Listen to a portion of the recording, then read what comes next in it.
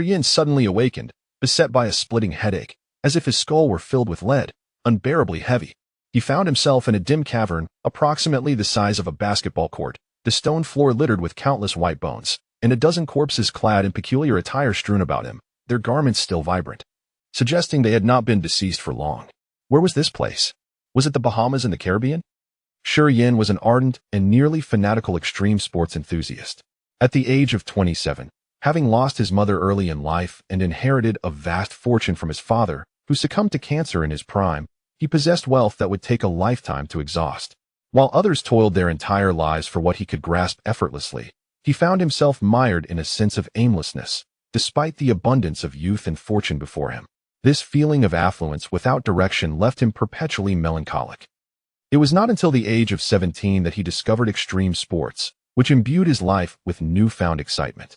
With his considerable wealth, he indulged recklessly in activities beyond the reach of ordinary people. Free solo climbing, crocodile bungee jumping, low-altitude skydiving, volcanic skateboarding, cliff diving, and ice skating beneath vehicles became his greatest pleasures. He reveled in the exhilarating thrill that danced on the precipice of life and death. Over the course of a decade, he pursued every perilous extreme sport imaginable, gravitating toward danger as if drawn by an invisible force. This relentless pursuit of thrills honed his physical prowess to an exceptional degree, and his hundreds of near-death experiences rendered his nerves inhumanly resilient. He often jested that he was the person closest to the Grim Reaper. The blue hole exploration in the Bahamas represented his ultimate challenge. These blue holes, some plunging to depths of hundreds of meters and others labyrinthine in complexity, were treacherous. Any sudden movement could stir the sediment at the bottom, obscuring visibility regardless of how bright the lighting gear. Thus, even the most skilled divers were required to tether themselves to a steel cable before plunging into the abyss. This cable served as a lifeline. Reaching its end signified the limit of safe exploration. To venture further without it was tantamount to suicide, for no one could navigate the maze without it. According to Bahamian maritime statistics, an average of 20 extreme divers perished in blue holes each year, the majority due to becoming lost. In this realm of the world's most perilous adventures, Yin made the reckless decision to sever his lifeline, plunging into a suicidal escapade, ultimately becoming lost in the enigmatic blue hole. In this place, to be lost equated to death. Yin lay prostrate upon the cold stone floor, utilizing the eerie flicker of light emanating from the cavern walls to survey his surroundings. Suddenly, he felt as if fragments of memories not his own surged within his mind. These were the memories of another Yin, a boy of the same name, aged merely 17, who exhibited an obsessive fascination with archaeology, dedicating his life to the exploration of ancient relics. Armed with a tattered ancient map, he had traversed countless hardships alongside a few family guards to reach this very spot. Furrowing his brow, Yin gradually rose to his feet, feeling utterly drained and weak. In that moment, he comprehended that this body was not his own. It belonged to another Yin, the 17-year-old whose memories now flooded his consciousness. His expression shifted in shock, and he stood there, astonished and bewildered. Indeed, he had perished in the blue hole, yet, paradoxically, he was alive, existing in a manner both unfathomable and extraordinary. Through the fragmented memories of this other Yin, he learned that he was now in a land known as the Divine Grace Continent, devoid of technological civilization, plagued by incessant warfare, and dominated by martial artists. Here, many possessed extraordinary talents, revealing mysterious abilities from an early age, some wielding the power of lightning, others commanding flora, traversing the earth with ease, or possessing an innate sensitivity to communicate with mystical beasts. Some were even born with the power of frost within them. These extraordinary abilities, collectively referred to as martial souls, were believed to be divine gifts. Martial souls were predominantly innate, with only a minuscule fraction of individuals acquiring them through rare fortuitous encounters. Consequently, the continent was named the Divine Grace Continent, as martial artists believed their martial souls were bestowed upon them by the gods. Not every martial artist possessed a martial soul. In fact, the vast majority did not. Ordinary individuals could cultivate their martial prowess through hard work, yet they could never obtain a martial soul through training. Conversely, possessing a special martial soul could significantly accelerate a martial artist's training speed and enhance their combat capabilities. As such, martial artists of the same realm would find those endowed with a martial soul to be vastly superior, promising greater achievements in the future. Those fortunate enough to possess a martial soul enjoyed distinct advantages on their path to mastery. Moreover, martial souls could be inherited through bloodlines, with a high probability. Generally, if one parent possessed a martial soul, their offspring had a considerable chance of inheriting it as well. If both parents had martial souls, the likelihood of the child inheriting one increased even further, though typically they could inherit only one. In rare cases, there existed the possibility of a child being born without inheriting either parent's martial soul, rendering them an ordinary persona probability so low that it occurred roughly once in 100 such couples. Even more improbable, by a factor of 100, was the occurrence of a child inheriting both of their parents' martial souls. Such dual-soul individuals were referred to as children of the divine, with their occurrence being exceedingly rare, manifesting only once in every 10,000 pairs of parents possessing different martial souls. Shurian stood there, piecing together the fragmented memories within his mind. The original owner of this body hailed from the Shur family of the Merchant Alliance, which boasted a petrification martial soul that rendered their bodies as hard as stone in battle, providing resistance to the invasion of vital energy. As their realm advanced, the petrification martial soul grew increasingly formidable, rendering them nearly impervious to weapons. Regrettably, this individual had failed to inherit the petrification martial soul and was deemed unsuitable for martial cultivation by the Shur family. Lacking any interest in martial arts, he had devoted his energies solely to the exploration of relics. His journey had been prompted by a tattered ancient map, guiding him through countless perils to this very location. Without the map, he would never have been able to uncover this ancient cave, shrouded by dense foliage. Suddenly, a mournful wail reminiscent of a ghostly lament echoed within the cavern. Shurian jolted in alarm, his gaze darting toward the source of the sound, a pool of blood. The blood pool, situated at the cavern's center, spanned merely 10 square meters, filled to the brim with a horrifying liquid of crimson hue. Bubbles surfaced in the pool, bursting with a ghastly shriek, producing an eerie cacophony. He understood that the newly deceased guards had succumbed to madness due to the wails emanating from the blood pool, leading to their fratricidal demise within the cavern. It was the same dreadful sound that had caused the other Shurian to faint. All of this stemmed from the blood pool. Shurian's gaze fixed upon the pool, his expression grave. The haunting sounds resonated through his very being, igniting a primal urge for violence deep within him, instilling an overwhelming impulse to annihilate everyone around him. Shurian's head throbbed painfully, tormented by the howling from the blood pool, making it difficult for him to concentrate. The blood pool was undoubtedly peculiar. With a solemn expression, Shurian steadied his mind. The resilient nerves forged through years of grappling with life and death came into play. Although his headache was excruciating, he remained composed and steadily approached the blood pool. Crack, crack. Fragments of grayish-white bones crumbled beneath his feet. Shurian's expression grew grave. The mountains of bleached bones within the cave indicated that many souls had perished before their arrival. The blood pool was the source of malevolence. Did he truly wish to delve into its mysteries, risking his own demise? The closer he drew to the blood pool, the more intense the piercing howls became, like daggers stabbing mercilessly into his mind. The murderous frenzy embedded within the wails threatened to obliterate all his reason and calmness. Were it not for his years of pushing limits and the extraordinary resilience of his nerves, he would have long succumbed to the pressure. Beside the blood pool lay a sea of corpses, and in its center, pale bones faintly surfaced, the modest pool reminiscent of a hellish sea of blood, having devoured countless lives. As he approached the blood pool, Shurian suddenly noticed a remarkable phenomenon. The blood within the pool was a deep crimson, thick and viscous, yet he detected no hint of a metallic scent. On the contrary, the air here was surprisingly fresh, even carrying an inexplicable exotic fragrance. Upon closer examination, he realized that the alluring scent emanated from the blood pool itself. Filled with curiosity, Shurian became increasingly convinced of the pool's strangeness. After a few more steps, an image of an endless sea of blood materialized in his mind, where countless bones formed islands, some remarkably preserved like the fossils of dinosaurs from the Cretaceous period, towering like hills. A voice echoed from the blood sea, incessantly repeating, "Kill, kill, kill, kill, kill." Shurian clung to his resolve, yet his heart raced uncontrollably, and a suffocating sense of dread enveloped him. He sensed the familiar scent of death. Never before had he felt so close to the brink of demise. He understood that the next step could very well lead to his end. However, years of confronting death had not instilled fear in him. Instead, he relished this moment. To face death directly, seeking survival amidst it, was the very essence of extreme sports. Step by step, he pressed on. Under the overwhelming pressure of the blood pool, Shurian finally reached its edge. Gazing into the modest expanse of the pool, his wild side was ignited, and he bellowed, "I shall see what mysteries this insignificant blood pool conceals." With that, Shurian let out a cold laugh and leaped into the blood pool. Chapter 2. Metamorphosis, aberrant changes in the blood pool. Shurian stood in the blood pool, the sanguine liquid reaching his waist. The blood within the pool, however, seemed to awaken, congealing into tendrils that coiled around his body. In mere seconds, he was entirely enveloped, encased in a crimson cocoon. The blood in the pool transformed into scarlet serpents, continuing to entwine him, solidifying into a massive blood cocoon.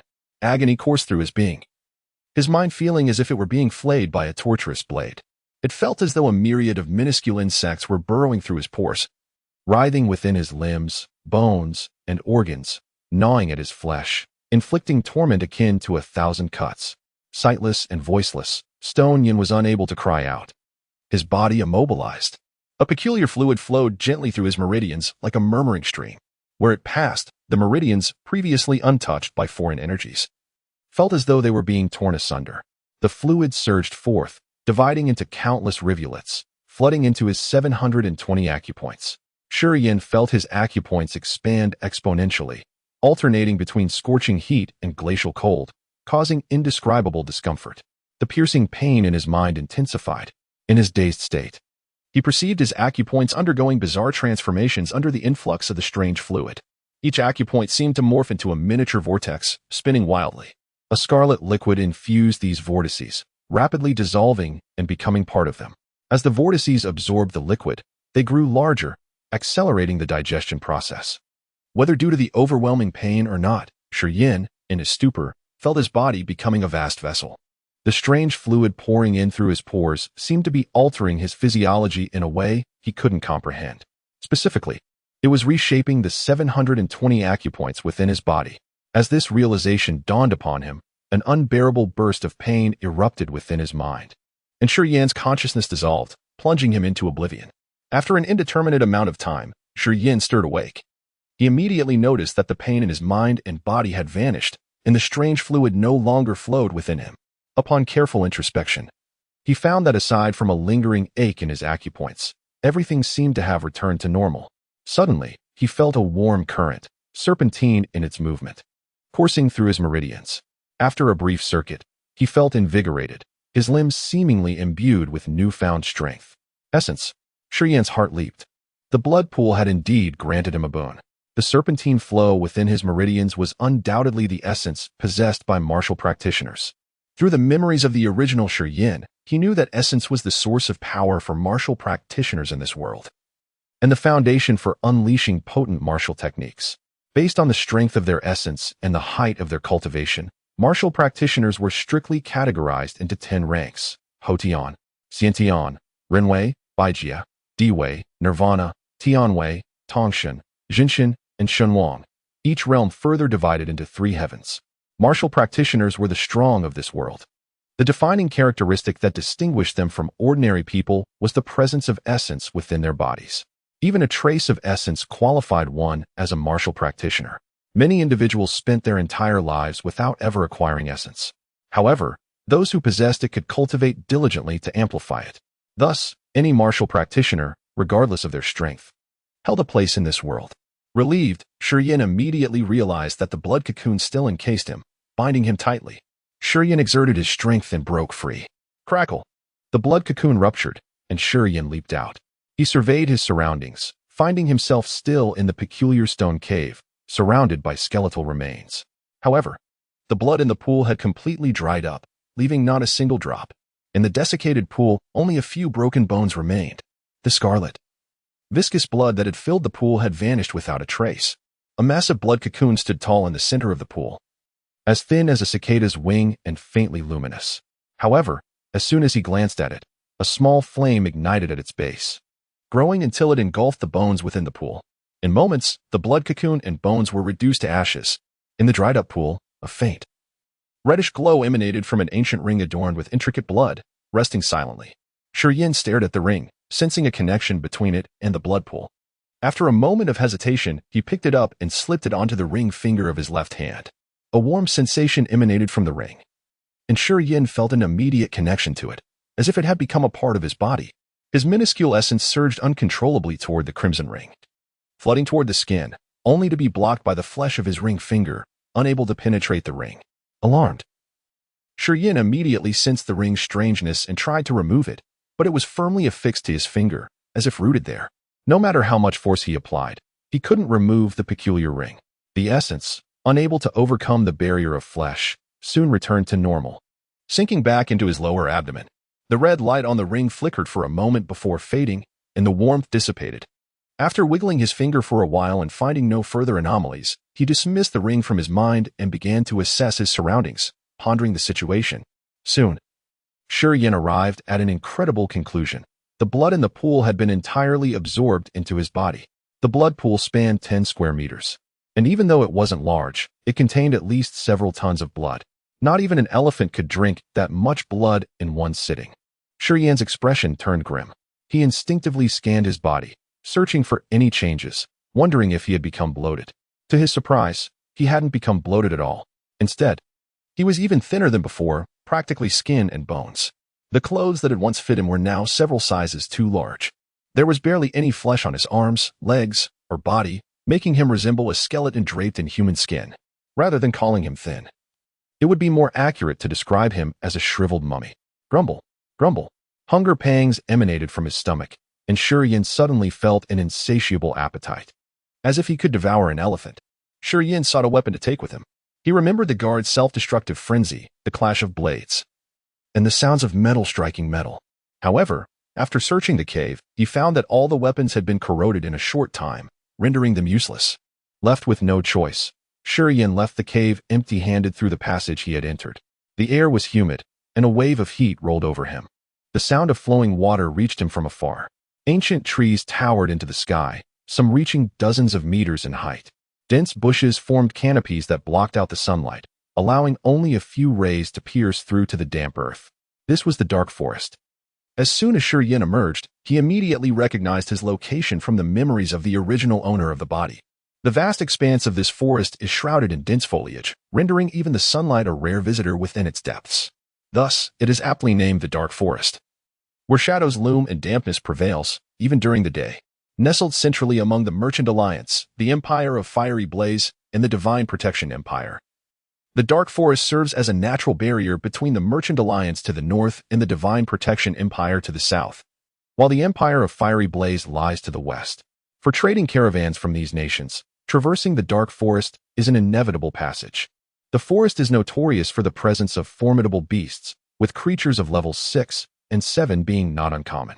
However, seasoned merchants, mercenaries, and warriors have learned to navigate the forest's paths, fully aware that the more powerful beasts typically confine themselves to specific areas, while the lesser creatures roam aimlessly. Generally, as long as caravans adhere to the designated routes and avoid the territories dominated by high-level beasts, they can expect to encounter minimal danger. It is the adventurers who specifically seek out these powerful beasts who often find themselves in peril, suffering grave consequences. The allure of high rewards accompanies the inherent risks. Mercenaries and adventurers who succeed in slaying a level 6 or 7 beast are instantly rewarded with a fortune in crystal coins. The bodies of these creatures harbor precious demon crystals, invaluable to both warriors and artisans alike, while their pelts, fangs, bones, and even venom hold significant worth. High-level beasts, therefore, are treasures in their own right. This entices many reckless warriors and mercenaries to venture into the Dark Forest in pursuit of these formidable creatures. Though the spoils are rarely shared equally, as many underestimate the intelligence and might of the beasts, often becoming their prey instead. Emerging from a rocky cavern, Shurian surveyed his surroundings and was drawn to the cacophony of voices drifting from the direction of a nearby stream, predominantly discussing women, punctuated by occasional raucous laughter. Just as he hesitated to investigate further, he noticed a faint rustling from a thicket ahead, as if someone were stirring the leaves. Instinctively, Shurian turned his gaze towards the sound. Within the thicket, he beheld a woman of graceful stature, delicately removing her white sash as she squatted with her back to him, playfully swatting at the bothersome mosquitoes with her slender hands while humming an unfamiliar tune, clearly oblivious to her observer.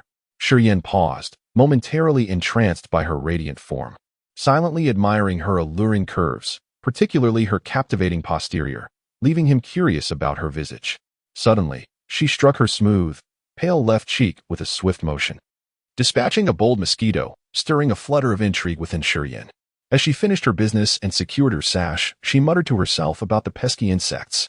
Without warning, she spun around, her hands crackling with azure lightning, ensnaring the mosquitoes that had gathered around her, swiftly eliminating them amidst a crackling sound. With her turn, her true beauty was revealed, an exquisite countenance akin to a luminous moon, in her 20s, standing approximately 1 meter 68 tall. Possessing an enchanting figure with a slender waist and well-rounded bosom, draped in a soft gray armor that clung to her form, accentuating her mesmerizing curves reminiscent of a legendary woodland vixen. Shurian's gaze burned with fascination, secretly lauding her beauty, rivaling even the most renowned starlets of his world. As Shurian's hungry eyes roamed over her captivating figure, the woman suddenly sensed his presence. Despite the considerable distance, she locked her gaze onto his, her eyes shimmering with an intense light, as if piercing through the vast expanse of foliage. Chapter 3. The Initial Clash. Did you witness it all? The beauty gritted her teeth, her eyes brimming with malevolence. Everything that is revealed, I naturally saw. Shurian nodded, acknowledging the truth laid bare before them. Denial would change nothing, so it was better to admit it candidly. Is it beautiful? Her skin, fair and supple, was indeed striking. Shurian spoke with utmost seriousness, his gaze unflinching, devoid of any guilt.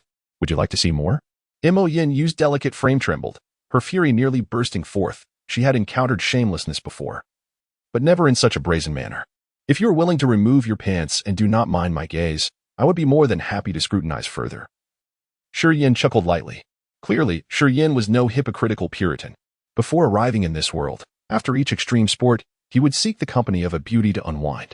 Extreme sports were his greatest passion, and women were an indispensable diversion in his life. Mo Yin felt an urge to erupt. What kind of person is this?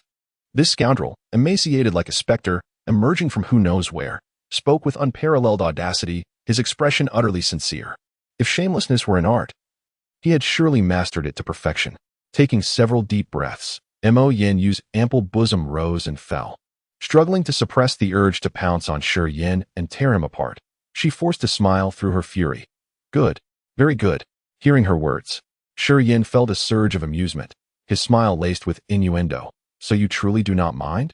Then go ahead and undress. I shall await with bated breath. I must admit, I did not observe closely before, but this time I shall pay more attention. Mo Yin paused, initially bewildered by his words, then suddenly realized. She had intended to ascertain his identity before taking action, but now she could no longer contain herself, unleashing a string of curses. You son of a...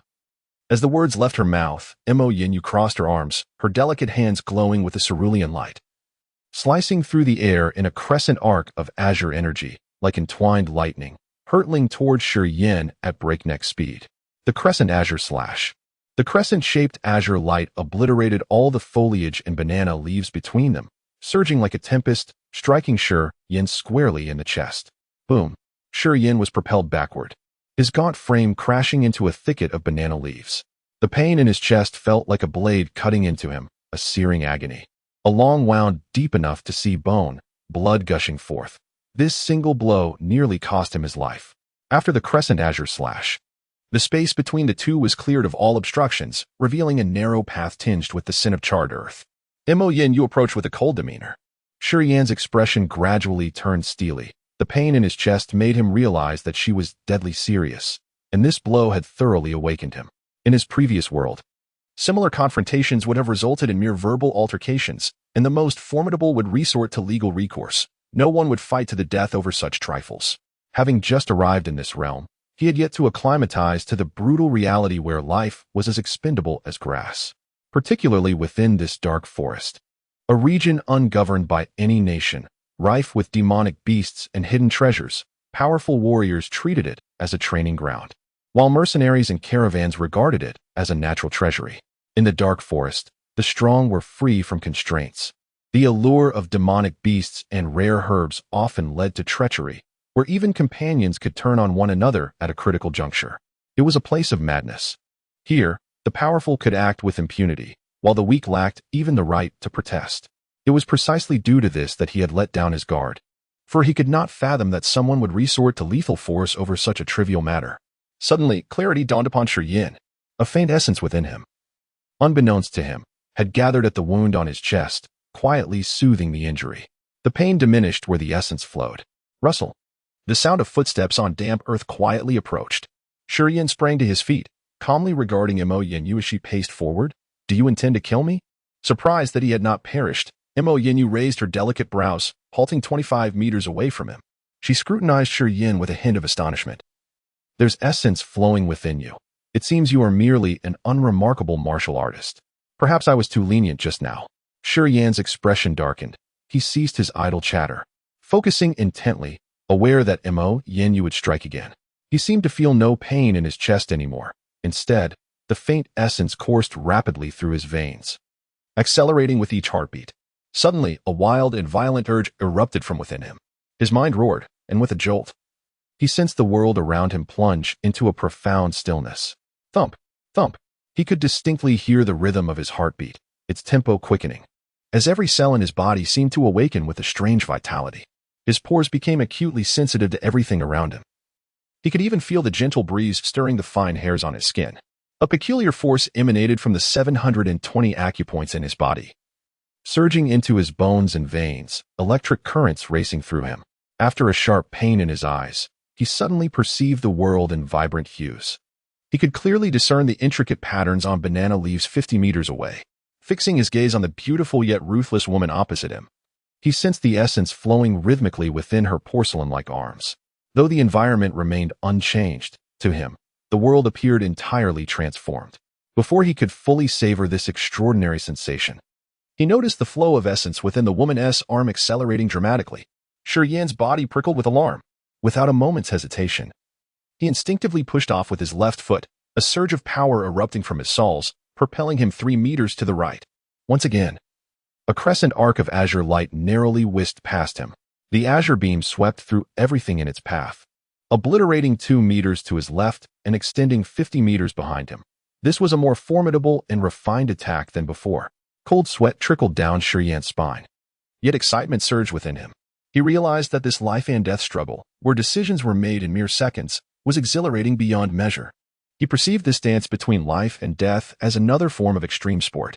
In his previous life, he could challenge various extreme sports, yet laws, morals, and reason confined him like a vast prison. He could not act without restraint, could not indulge freely, nor trample upon the boundaries of law and ethics. But here, in this world where the strong ruled supreme, nothing seemed impossible.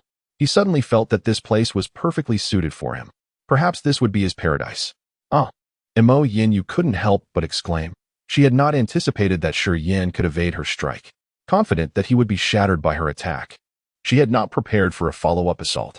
Without hesitation, Shi Yin leaped like a monkey, grasping a vine that hung from an ancient tree, swinging forward.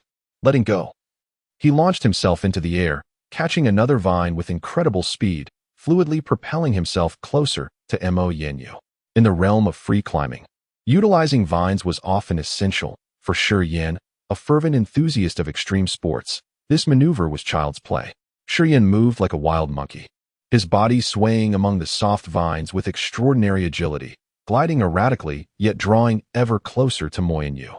With a cold huff, Mo Yinyu unleashed a crescent-shaped strike that sliced through the air, severing the vines around Shi Yin's position, which fell like long serpents from the sky.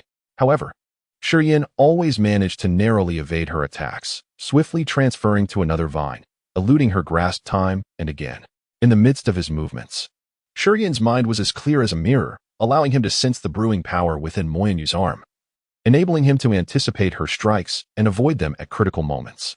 As he maneuvered, he began to realize that the blood from the blood pool had transformed him. This originally frail body not only did not hinder him in high-speed movements, but also heightened his perception, granting him clarity of mind. Remarkably, his strength and flexibility surpassed that of the body he had honed for over a decade. With a sharp whoosh, a crescent strike severed dozens of vines behind him, causing Mo Yinyu's gathered essence to momentarily stall. This was his chance. Shi Yin suddenly descended like a hawk, fiercely lunging at Mo Yinyu before she could gather her new essence, colliding with her precisely. With a thud, Mo Yinyu fell to the ground. Shi Yin pinned her down, his limbs clinging to her soft form like an octopus. Her curvaceous body was firmly locked in place, her ample bosom pressing against Shi Yin's still bleeding chest. He was enveloped in a fragrant aura, overwhelmed by an inexplicable comfort, secretly praising the woman for being genuine, unlike those from his own world, who often relied on heavy padding to create the illusion of fullness. "Let go of me," Mo Yinyu said with disgust, though she did not struggle vigorously. "If you want to die quickly, then release me at once." Vile creature. Shurian scoffed. Having nearly lost his life, he had no intention of letting her go so easily. Moyanyu's expression shifted, and before she could react, the sanctity of her untouched face was suddenly invaded by a forceful kiss from the rogue, whose hands had also begun to wander, brazenly caressing her exquisite form. Fury ignited within Moyanyu, and the terrifying power of her martial soul erupted. Shurian, reveling in the moment, was suddenly struck by a surge of overwhelming energy from her, rendering his body paralyzed, his limbs weak, and his strength utterly depleted. With a fierce shove, Moyanyu pushed Shurian away, her gaze as icy as the depths of winter, staring down at him for a long moment before gritting her teeth and declaring, "Don't think it will be so easy to die." She hoisted the incapacitated Shurian, her countenance cold as she swiftly made her way through the thicket toward the distant sounds of bustling voices. Chapter 4. The drug slaves, a babbling brook, verdant foliage, and a terrestrial dragon imbibing at the crystalline riverbank, its form laden with parcels of varying sizes. Adjacent to the dragon, a score of robust warriors feasted with gusto, regaling each other with ribald jests. Behind the dragon, a similar number of gaunt figures, their limbs shackled with weighty irons, squatted on the ground, consuming meager rations with vacant gazes. Within a palanquin borne by the dragon, an elder with a chilling mien, clad in a somber gray robe adorned with 5 exquisite white medicine vials embroidered upon its breast, surveyed the shackled throng with a predatory gaze, as if appraising swine for slaughter. The elder's gaze flitted restlessly, occasionally settling upon the feasting warriors, eliciting expressions of acute trepidation from those scrutinized, as if they were gripped by profound dread. Finished eating? Then we continue onward. Moyanyu, escorting Shurian, emerged from the thicket, her countenance frosty. The warriors chuckled nervously, hastily stowing their unfinished repast. "We are replete," they chorused. Moyanyu, her visage stern and impatient, softened her expression upon nearing the elder. "Master Kalu, have you also concluded your meal?" The elder nodded curtly. "Miss Mo, we are still 3 months distant from the Merchant Alliance. Yet your procured drug slaves have dwindled to a mere 16. I fear they shall not endure until our arrival. Rest assured, Master, we shall replenish their ranks en route." Moyanyu avowed earnestly, casting Shurian to the ground. "Behold, we have acquired another." Kalu grunted, his gaze, sharp as a serpent's fang, swept over Shurian. "The lad is emaciated. I doubt he'll last more than a few days. His frame is indeed slight, but he possesses inner essence," Moyanyu countered. "A martial artist?" Kalu's eyes gleamed with newfound interest. "Indeed, a martial artist," Moyanyu affirmed. "That is more like it." Kalu's sinister smile deepened as he scrutinized Shurian more intently, finally nodding slowly. "Excellent. Miss Mo, nourish him well. I require him to regain his strength. A grievously wounded warrior is ill-suited to my purposes. It would be a lamentable waste if he were to succumb prematurely. Have no concern, Master." Moyanyu's brow furrowed with animosity. "Jiangxin, why do you tarry? Secure his limbs with shackles. At once." A hulking brute, nearly 7 feet tall, with a face like a butcher's block, responded, retrieving a set of pristine shackles from the dragon's back. He clamped the irons upon Shurian's limbs with brutal indifference to his pain. The brute, clad in heavy armor, his muscles bulging with explosive power, bore the dark armor as if it were weightless, his movements unimpeded. "Jiang-san, ensure his well-being, lest he fall behind." Moyanyu glared at Shurian with loathing before striding toward the vanguard of the procession, as if loath to linger in his presence. "Have no concern, Mississippi. Such tasks are my forte." Jiangxin grinned savagely, pounding his chest in assurance. Shurian, his limbs numb, observed the unfolding events with detached indifference. He recognized the futility of protest in this brutal world where might reigned supreme. He understood that survival depended on adaptation, lest he become another forgotten skeleton. "Crack. Move. You wretched drug slave. Would you savor another lash?" Jiangxin roared with mirth. As Shurian turned, Jiangxin's laughter subsided, replaced by a peculiar expression. Neither fear nor animosity. Only this man, when regarding him, displayed neither fear nor the expected hatred, but rather an unnerving composure, a chilling serenity. The man seemed oblivious to his captivity, whether due to a failure to grasp his predicament or some other cause. The tranquil gaze instilled in Jiangxin the unsettling sensation of being the prey, a feeling he found profoundly disquieting. However, as Shurian complied without resistance, he found no pretext for violence, though he vowed to elicit fear from the youth. He reveled in the terror in others' eyes, a sensation that imbued him with the exquisite thrill of dominion over their lives. In the ensuing days, Shi Yin remained taciturn and compliant, moving and halting as bidden, offering no resistance or emotion, seemingly indifferent to his surroundings. Among the recalcitrant slaves, Shi Yin was an anomaly. Even Jiang San, eager to torment him, struggled to find cause. So readily did Shi Yin acquiesce, leading Jiang San to suspect some hidden motive, though he could not discern it.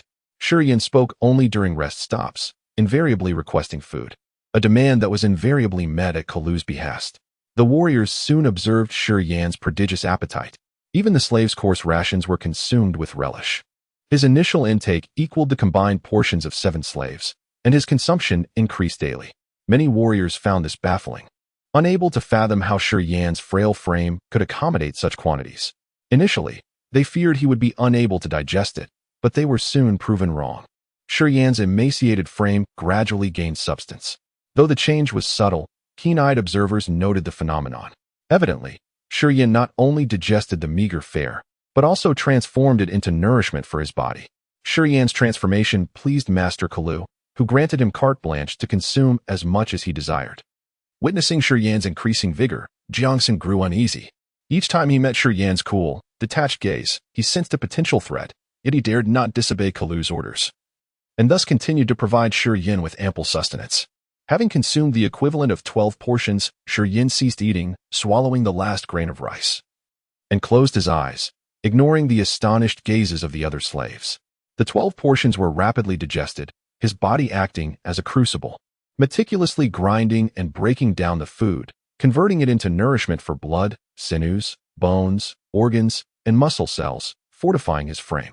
The chest wound had healed swiftly, the long gash mending in a mere day and a half, leaving no trace, a miraculous feat that revealed his altered state.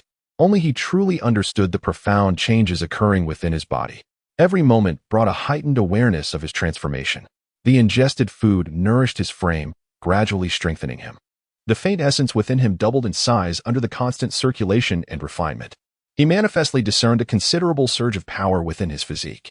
The fetters, once ponderous as mountains, no longer posed a significant encumbrance. With focused concentration, he distinctly perceived the essence within him commencing naturally from the lower dantian, ascending along the Du meridian, descending along the Ren meridian, traversing the 3 passes to connect Ren and Du, harmonizing the heart and kidneys, and achieving a balance of water and fire.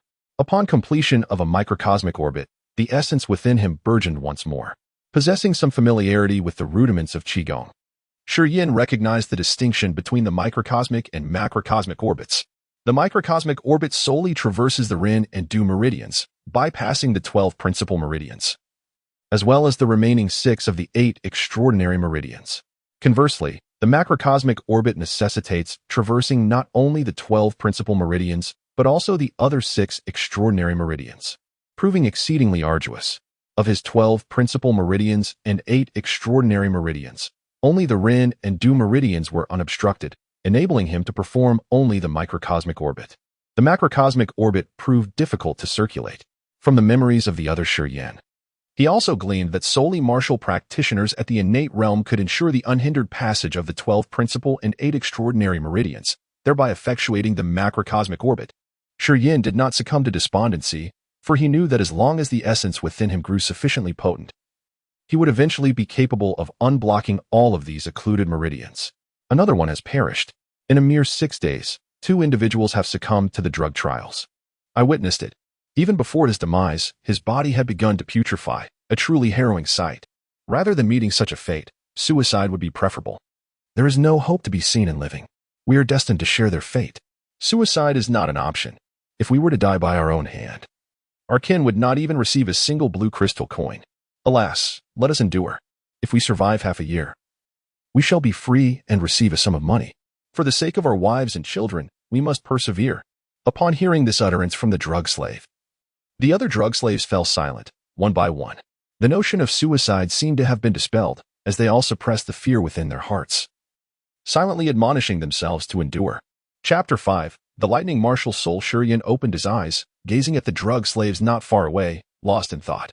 Most of these individuals, driven by impoverished circumstances, had reluctantly entered into an agreement with Mo Yinyu to become drug slaves.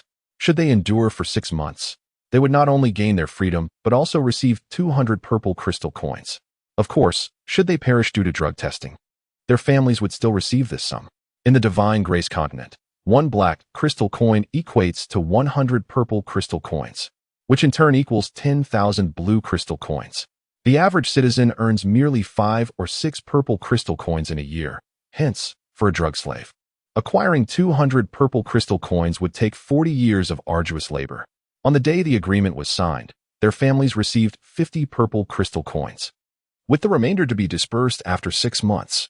If misfortune befell them, the coins would revert to their kin. For these individuals, 200 purple crystal coins might represent a lifetime's earnings, a fact that compelled them to take such desperate risks. However, when they entered into the agreement, they had not anticipated the brutal nature of drug testing, where nearly every few days, one among them would die in a horrific manner. This engendered a pervasive sense of dread, leading to various unsettling thoughts. Regrettably, the contract was explicit. Once signed, withdrawal was prohibited. Thus, for 6 months, they had surrendered their lives to the MO family. Should they defy the agreement or attempt to escape, the MO family held the right to end their lives. Fortune does not fall from the sky. By the time they realized the severity of drug testing, it was far too late. Shiyan understood that none of these individuals would survive until the end. He knew that sooner or later, they would perish. Perhaps even tomorrow, one would succumb to the drug trials. Aware of his limited abilities to alter their fates, he refrained from forming connections with them, ensuring that he would not mourn their deaths. From the 5 white medicine bottles embroidered on Karu's chest, Shiyan deduced that he was a 5th-rank medicinal alchemist of the mundane level. Alchemists were a rare and revered group in this world, often comparable to martial artists. Each alchemist was typically a martial artist, as the pills they concocted could enhance a warrior's cultivation. A select few exceptional alchemists could even create unique pills that augmented martial souls. Unlike the 10 realms of martial artists, alchemists on the Divine Grace continent were categorized into 5 levels based on their proficiency in pill crafting: mundane, mysterious, spiritual, holy, and divine, each further divided into 7 ranks. Each level bore a distinct emblem. Mundane alchemists wore white medicine bottles, mysterious alchemists adorned flames, spiritual alchemists displayed herbs, holy alchemists showcased pills, and divine alchemists exhibited cauldrons. Karu's 5 white medicine bottles clearly indicated his status as a 5th-rank mundane alchemist. Due to the transformative power of alchemical pills, alchemists held a prestigious position among martial artists. Their rarity further elevated their status, making each alchemist a coveted asset for various factions. Karu, the 5th-rank mundane alchemist, had been summoned by Mo Yenyu from the Valley of the Medicine King of the Divine Favor Empire. Like the Shurjia family, the Mo family was one of the 5 major families within the Merchant Alliance. They too possessed a martial soul, specifically the power of lightning, with many members naturally endowed with this ability, which grew stronger with their cultivation. Mo Yenyu was a young prodigy from the Mo family, possessing a lightning martial soul. The Mo family operated a medicinal business within the Merchant Alliance, constantly seeking to recruit alchemists from various regions. However, due to the eccentricities and prideful natures of alchemists, few were willing to be bound by the constraints of a family, causing the Mo family to face continual obstacles. Though Karu was merely a 5th-rank mundane alchemist, persuading him to join their cause was no small feat. It remained unclear how Mo Yenyu managed to convince Karu to leave the Valley of the Medicine King and agree to produce pills for the Mo family. Yet, Karu appeared to tread a dark path. He harbored a significant interest in the nefarious art of poison, which required precision and detail during its concoction. Unlike the testing of pills on beasts, it necessitated the use of living subjects, thus resulting in the plight of the drug slaves. "Let us depart," came Mo Yenyu's soft command from afar. The resting warriors promptly gathered their belongings, preparing for the journey ahead, while the drug slaves hastily rose, fearful of falling behind and incurring punishment. Shiyan silently stood up, casting a cold glance at the elegant yet venomous figure at the forefront of the group, emitting a barely audible scoff before obediently following the procession. Within the Merchant Alliance, the relationship between the Mo and Shur families had always been fraught with tension. 3 years prior, Mo Yenyu's uncle had been slain by Shurda when they vied for a mine, leading to a violent retaliation from the Mo family, who eliminated several of Shur's guards. Consequently, a clandestine struggle ensued between the 2 families. Shiyan was acutely aware that revealing his true identity would not only deny him freedom, but might also lead to a swifter demise. Fortunately, the original owner of this body lacked a martial soul and had no affinity for martial pursuits, rarely participating in the activities of the Merchant Alliance. Thus, Mo Yin-yu remained oblivious to his existence, sparing him from an even more dire predicament. As night fell, the moon hung like a silver disk, adorned with twinkling stars. The Mo family's contingent set up camp by a small river, the sound of the earth dragon echoing softly as they rested. The warriors indulged in dried meat, engaging in raucous laughter as they recounted tales of infamous courtesans from the Merchant Alliance. Several audacious warriors, when Mo Yin-yu's back was turned, would occasionally steal glances at her shapely figure, swallowing hard as they understood that a woman of her status and caliber was beyond their reach, merely a fleeting temptation. Shervin sat quietly, preparing to circulate his internal essence when he suddenly noticed Mo Yin-yu and Karu approaching him from the forefront of the group. A chill ran down his spine as he sensed impending trouble, and his expression darkened. The potency of the heartbreak powder was too strong. Ordinary citizens could hardly withstand it. In just 6 days, 2 had already perished. It appeared only martial artists could endure its effects. That boy has shown considerable recovery. It is time to put him to use, Karu chuckled ominously, holding a bowl of thick, dark concoction in his left hand. Do not hold back, master. Feel free to toy with him, but ensure he does not die too easily. Mo Yin-yu laughed lightly. Rest assured, Miss Mo, since he has fallen into my hands, he shall not meet a swift end. As you witnessed, the heartbreak powder causes a gradual decay, leading to a drawn-out demise. The stronger his body, the slower the decay, and consequently, the greater the torment. Just watch closely, Karu guffawed, showing no regard for Shurian's presence nearby. Nothing could be better, Mo Yin-yu replied, her lovely eyes flashing with cold light, revealing her deep-seated hatred for Shurian. The pair continued their banter, soon arriving by Shurian's side. Without further ado, Karu thrust the bowl of murky heartbreak powder before Shurian, coldly commanding, "Drink this." Mo Yin-yu extended her delicate left hand. Radiant arcs of electricity danced around her fingers, coiling from her pinky to her thumb like a nimble electric serpent. The fusion of her lightning martial soul and essence created a palpable energy wave that crackled in the air. Haha. A mocking voice echoed from behind Shurian. Boy, you know what will happen if you dare refuse to drink. Kalu's eyes sparkled with excitement as he rubbed his hands together and exclaimed, young man, the heartbreak powder is truly fascinating. It will cause your insides to decay gradually. Mo Yin-yu cast a cold, unwavering gaze at Shurian.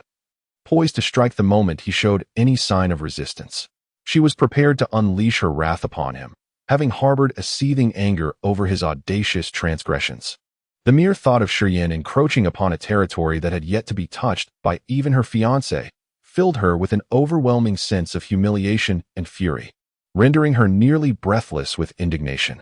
Chapter 6. Undying martial spirit. The lethal intestines severing powder coursed through his digestive tract, causing Stone Rock's stomach to clench with excruciating pain. It felt as though his entrails were being slowly corroded by a potent acid, intensifying his suffering. Though excruciatingly potent, the poison was designed for a gradual assault. In a typical individual, internal decay would commence within 2 days, spreading throughout the body and leading to a gruesome death within 3. Karu, his eyes narrowed, remarked with unhurried malice, patience, let's observe him for a day. Agreed. We shall return at this hour tomorrow, echoed Mo Yin-yu, her gaze sweeping over Stone Rock with undisguised glee as she and Karu departed in high spirits. Haha, brat, your days are numbered, cackled Johnson, his teeth bared in a grotesque grin. The thought of Stone Rock's impending demise brought him a perverse sense of relief, as if a great weight had been lifted from his shoulders. Stone Rock, his head bowed, harbored a chilling resolve. He could distinctly feel the poison taking hold within his digestive system. It was as if countless ants were warring within his gut, relentlessly gnawing at his flesh. The wisp of essence within his abdomen stirred, swiftly flowing into his stomach. Like a soothing stream, it gently cleansed the poison, slowing its corrosive effects. Stone Rock felt a surge of relief. A damp breeze caressed his skin. Stone Rock inhaled deeply, oblivious to Johnson's presence, and seated himself on the ground. He focused his entire being on channeling his essence to combat the poison's insidious assault. This essence, recently strengthened, became his lifeline, circulating ceaselessly within his digestive tract. Each revolution seemed to diminish the poison's potency, preventing it from accelerating its destructive course. In that moment, Stone Rock grasped the true marvel of his essence. His resolve to cultivate it and become a formidable martial artist solidified. If mere essence could offer such aid, What wondrous effects could a martial spirit, revered as a divine gift, possess? With a martial spirit, he could undoubtedly become more powerful and endure less suffering. A wave of resentment washed over Stone Rock as he lamented the fact that his body had failed to inherit the Stone family's petrification martial spirit. Had he possessed it, he might have risked a desperate gamble, using it to withstand Mo Yenyu's lightning martial spirit and escape his predicament, thus avoiding the ingestion of the deadly poison. Time slipped away, and the moonlight grew ever more serene. As the night deepened, the weary martial artists sought solace, each finding a comfortable spot to cultivate their essence, striving to break through their physical limitations and achieve greater power. The medicine slaves, their gazes fixed on the heavens, found themselves consumed by thoughts of distant loved ones and haunted by a creeping dread. The prospect of becoming a test subject, a fresh corpse, filled them with despair, sending icy shivers through their bodies. Beneath the moon's glow, Stone Rock sat cross-legged, his tranquil countenance gradually hardening with determination. 5 hours of essence cultivation had stemmed the rapid spread of the poison. However, he realized with growing unease that his essence had dwindled by a third and continued to diminish. Yet, the poison within his stomach showed no signs of abating. Instead, it seemed to possess a tenacious vitality, biding its time, waiting for his essence to be depleted before launching a final, devastating assault. A chilling premonition gripped Stone Rock. Once his essence was exhausted, he would be defenseless. Like any ordinary person, his body would succumb to the poison, starting with his stomach and spreading throughout his body. He was trapped, with no escape.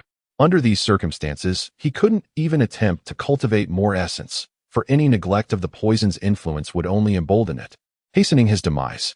Thus, knowing that this path also led to death, he had no choice but to continue. 2 more hours passed. The poison not only refused to relent, but was growing stronger, and his essence was being consumed at an even faster rate. He could feel death closing in on him. He envisioned his stomach rotting away, but death would not come instantly. The decay would spread to his internal organs, granting him perhaps 5 or 6 days before he, like the other medicine slaves, would perish in a putrid mess. Stone Rock's face darkened, his eyes gleaming with icy resolve as he fixed his gaze on Mo Yenyu. Perched upon a distant ancient tree, bathed in the ethereal moonlight, Mo Yenyu sat gracefully on a thick branch, her skin like frost, her face serene. Her long hair danced gently in the breeze, like a nocturnal spirit. Oblivious to Stone Rock's venomous stare, she cultivated her essence, nurturing the spiritual meridians that housed her lightning martial spirit. Karu lingered at the rear of the group, his left hand concealed within his loose sleeve. Leaning against another ancient tree, his right hand held a volume of poison scriptures, which he perused with keen interest. Periodically, Karu would glance in Stone Rock's direction, a malicious smirk playing on his lips. "This won't do," Stone Rock muttered, his brow furrowed, while continuing to circulate his essence to resist the poison. He frantically sought a solution. At this rate, his essence would be depleted before dawn, and his death would be certain. With the poison raging within him, escape was futile. The only solution was Karu. As the creator of the intestine-severing powder, Karu undoubtedly possessed the antidote. Only by obtaining it could Stone Rock escape his impending doom. However, Karu was not only an alchemist but also a martial artist of the initial element realm. Attempting to seize the antidote from him was tantamount to suicide. Stone Rock discreetly observed Karu, noting that while he appeared engrossed in his scriptures, he frequently glanced in Stone Rock's direction. Clearly, Karu was not caught off guard and may have even anticipated Stone Rock's actions, waiting for him to walk into a trap. A series of thoughts raced through Stone Rock's mind. He knew that the odds of success were slim, but he had to act against Karu, and he had to do it quickly. The longer he waited, the more his essence would be depleted, and the smaller his chances of survival would become. Just as Stone Rock was about to make his move, a sudden change occurred within his decaying stomach. The cells in the rotting tissue abruptly became active, and faint strands of energy began to envelop the decaying area. It was as if an invisible hand was mending his ravaged stomach with needle and thread, gradually healing the damaged tissue. Stone Rock was stunned. He had been about to launch his attack, but now he paused, regaining his composure and focusing all his mental energy on observing the strange changes within his body. The cells were incredibly active, as if they had suddenly come to life. The decaying flesh twitched ever so slightly, and the damaged area began to heal. Within half an hour, the decay had vanished, and he no longer felt any pain. A surge of electricity coursed through his body, and Stone Rock felt a surge of elation, though he betrayed no emotion on his face, remaining as still as water, as if lost in a deep slumber. Any unusual talent, that doesn't require the circulation of essence must be a special martial spirit. The definition of a martial spirit flashed through his mind. After a moment of contemplation, Stone Rock realized that the changes in his body were indeed the result of a unique martial spirit taking effect. Fleshly autonomy. This is a special talent. Perhaps an undiscovered, miraculous martial spirit. The poison struck again. Once again, turmoil erupted within his digestive system. Without the defense of vital essence, the poison rapidly caused parts of his intestines to ulcerate. Miraculously, those afflicted areas underwent a remarkable transformation through the vigor of cellular activity. The ulcers healed in a remarkably short span of time. The potency of the poison relentlessly surged, repeatedly ravaging Shurian's intestines. Yet, each time his digestion was compromised by the toxin, his body's self-healing spirit would spring into action, mending the damaged regions before the next assault of the poison could occur. The spirit, or Wu Soul, would evolve alongside the martial artist's cultivation, potentially undergoing extraordinary changes. The higher the martial artist's realm, the more pronounced the extraordinary talents exhibited by the Wu Soul. An enlightening thought regarding the characteristics of the Wu Soul flashed through Shurian's mind, filling him with elation. Given the remarkable talent demonstrated by his self-healing Wu Soul, it was evident that as his cultivation advanced, his body could swiftly recover even from severe injuries. Perhaps upon reaching the celestial realm or other formidable stages, this self-healing spirit would restore even severed limbs to their original state. If he could attain such heights, even a fatal stab to the heart might merely serve as a catalyst for this Wu Soul to restore him to life, averting death itself. If this were to come to pass, upon achieving the realm of true divinity, would he not possess the potential for eternal life? A cascade of thoughts coursed through Shurian's mind. After careful contemplation, he silently designated this extraordinary spirit as the immortal Wu Soul. After a moment of introspection, convinced that the immortal Wu Soul could withstand the poison from the broken intestines, Shurian finally felt at ease. He abandoned the reckless notion of seizing the antidote from Karu. Remaining seated and motionless, resolutely focusing on recuperating his vital essence while disregarding the tumult within his digestive tract. Chapter 7. Dual Heavens. The following morning, as dawn broke and the sun had yet to rise, the team was fully prepared to set off. Shurian blended among the drug slaves, his demeanor calm and unremarkable, silently following the procession. Johnson, who had anticipated witnessing his disgrace, was taken aback by Shurian's tranquility, his expression one of astonishment. During the past few days, every drug slave who had ingested the heartbreak powder appeared pale as paper and utterly weakened after a night's rest. Those of frail constitution could hardly walk, and even the stronger ones displayed signs of agony and unease. Yet, Shurian moved with steady strides and a rosy complexion, clearly unscathed, which filled Johnson with confusion. After observing for a while and confirming that Shurian was indeed unharmed, Johnson furrowed his brows and approached the front of the line to relay Shurian's condition to Mo Yinyu and Karu. "Do not concern yourself with him," Karu replied confidently. "Since that lad is a martial artist, he will not easily show signs of distress. Once his internal essence is depleted, he will be just like the others. I am well aware of the potency of the heartbreak powder." "Very well, keep a close watch on him," Mo Yinyu instructed coolly. "Master, how long do you think it will take for him to suffer?" After Johnson departed, Mo Yinyu hesitated before inquiring of Karu, wishing fervently for Shurian to writhe in agony, as that would bring her satisfaction. "Rest assured, tonight should be about right," Karu replied. As day faded into night, the moon quietly ascended the heavens.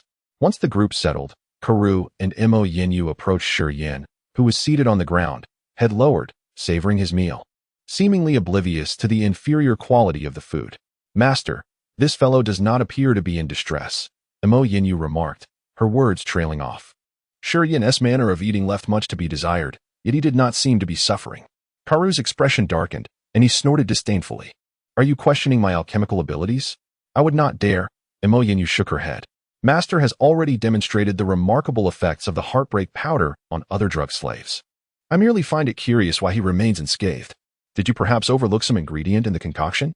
"Miss Mo, while I am not a top-tier alchemist, I am certainly not prone to such oversights," Karu replied, visibly displeased. "If you doubt my capabilities, we can part ways right now. Master, please do not be angry. Yinyu did not mean it that way. She simply finds it puzzling. Please do not misinterpret." Mo Yinyu offered a conciliatory smile. "Humph." Karu ignored her and swiftly darted towards Shurian. Shurian, feigning ignorance of Karu's approach, was inwardly astonished by his speed. relieved that he had not acted recklessly the previous day, for had he done so, he would have faced dire consequences. Karu was not only an alchemist but also a martial artist who had entered the innate realm. While Shi Yin had only recently mastered the basics of channeling his internal essence as a postnatal second-tier martial artist, the disparity between them was vast. Leaving no hope for victory, any rash attempt to engage would be akin to seeking one's own demise. With a whoosh, Karu approached, the air crackling with an unusual sound, and in an instant, he stood before Shi Yin. Shi Yin steadied himself, placing his food aside to meet Karu's gaze.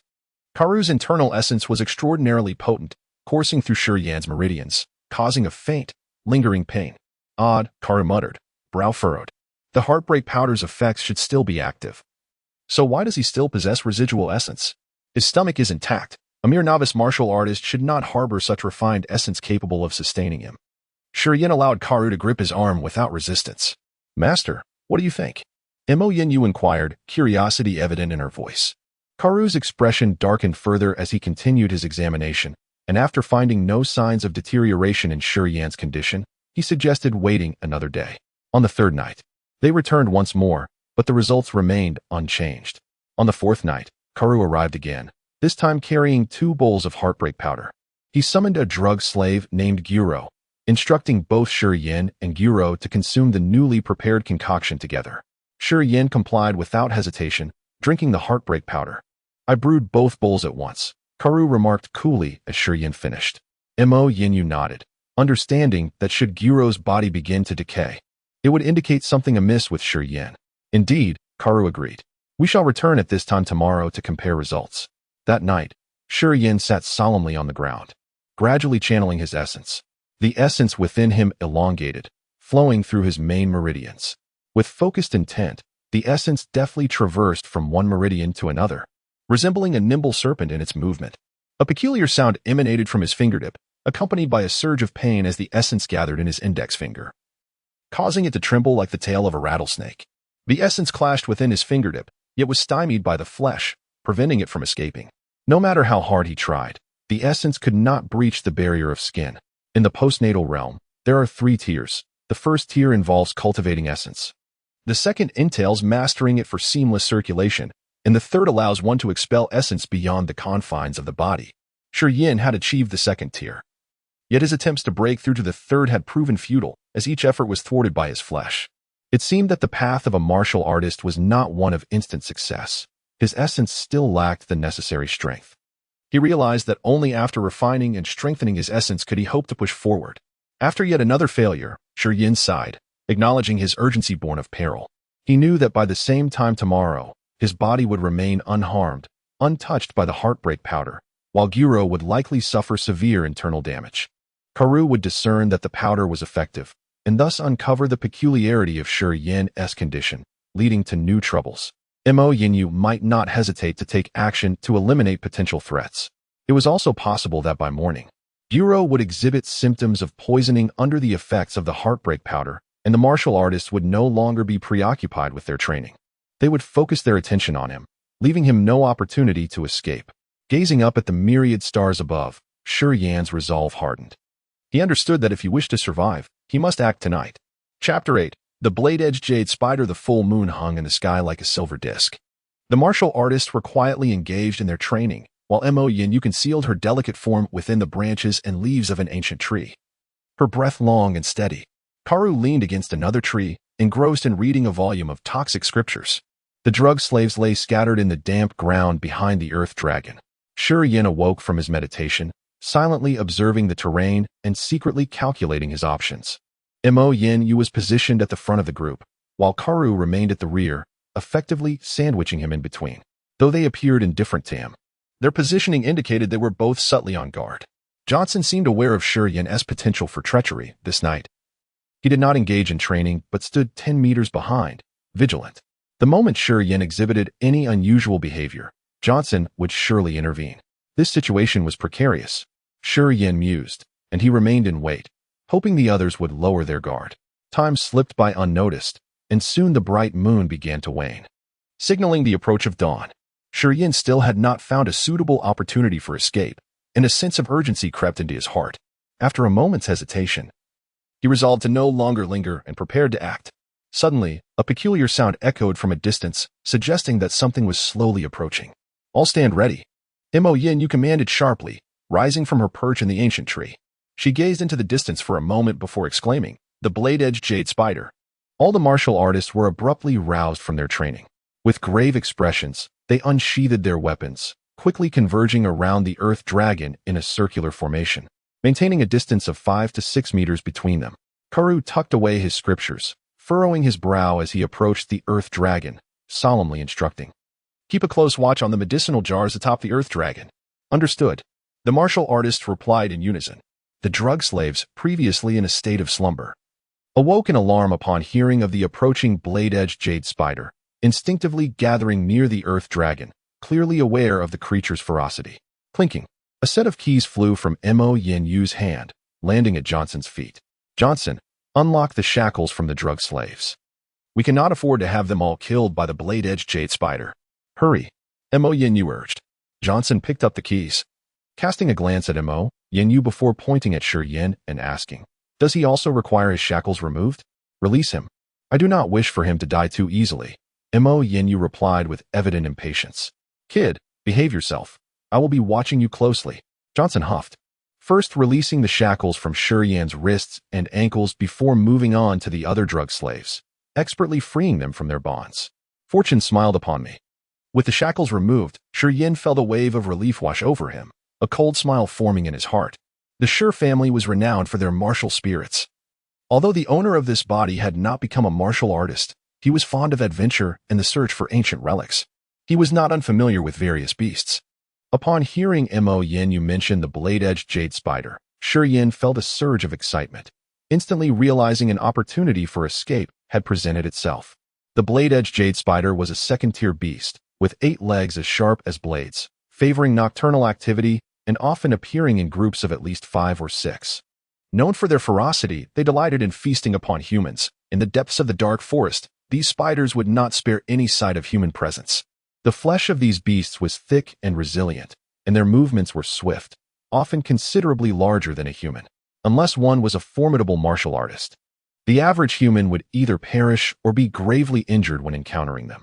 Although the blade-edged jade spider was merely a second-tier beast, the fact that they often appeared in groups rendered them a significant threat, as their speed would outpace most martial artists. In the dark forest, encountering a blade-edged jade spider was a stroke of misfortune. They bore no valuable loot, yet were exceptionally aggressive and agile, always eager to provoke an attack on humans.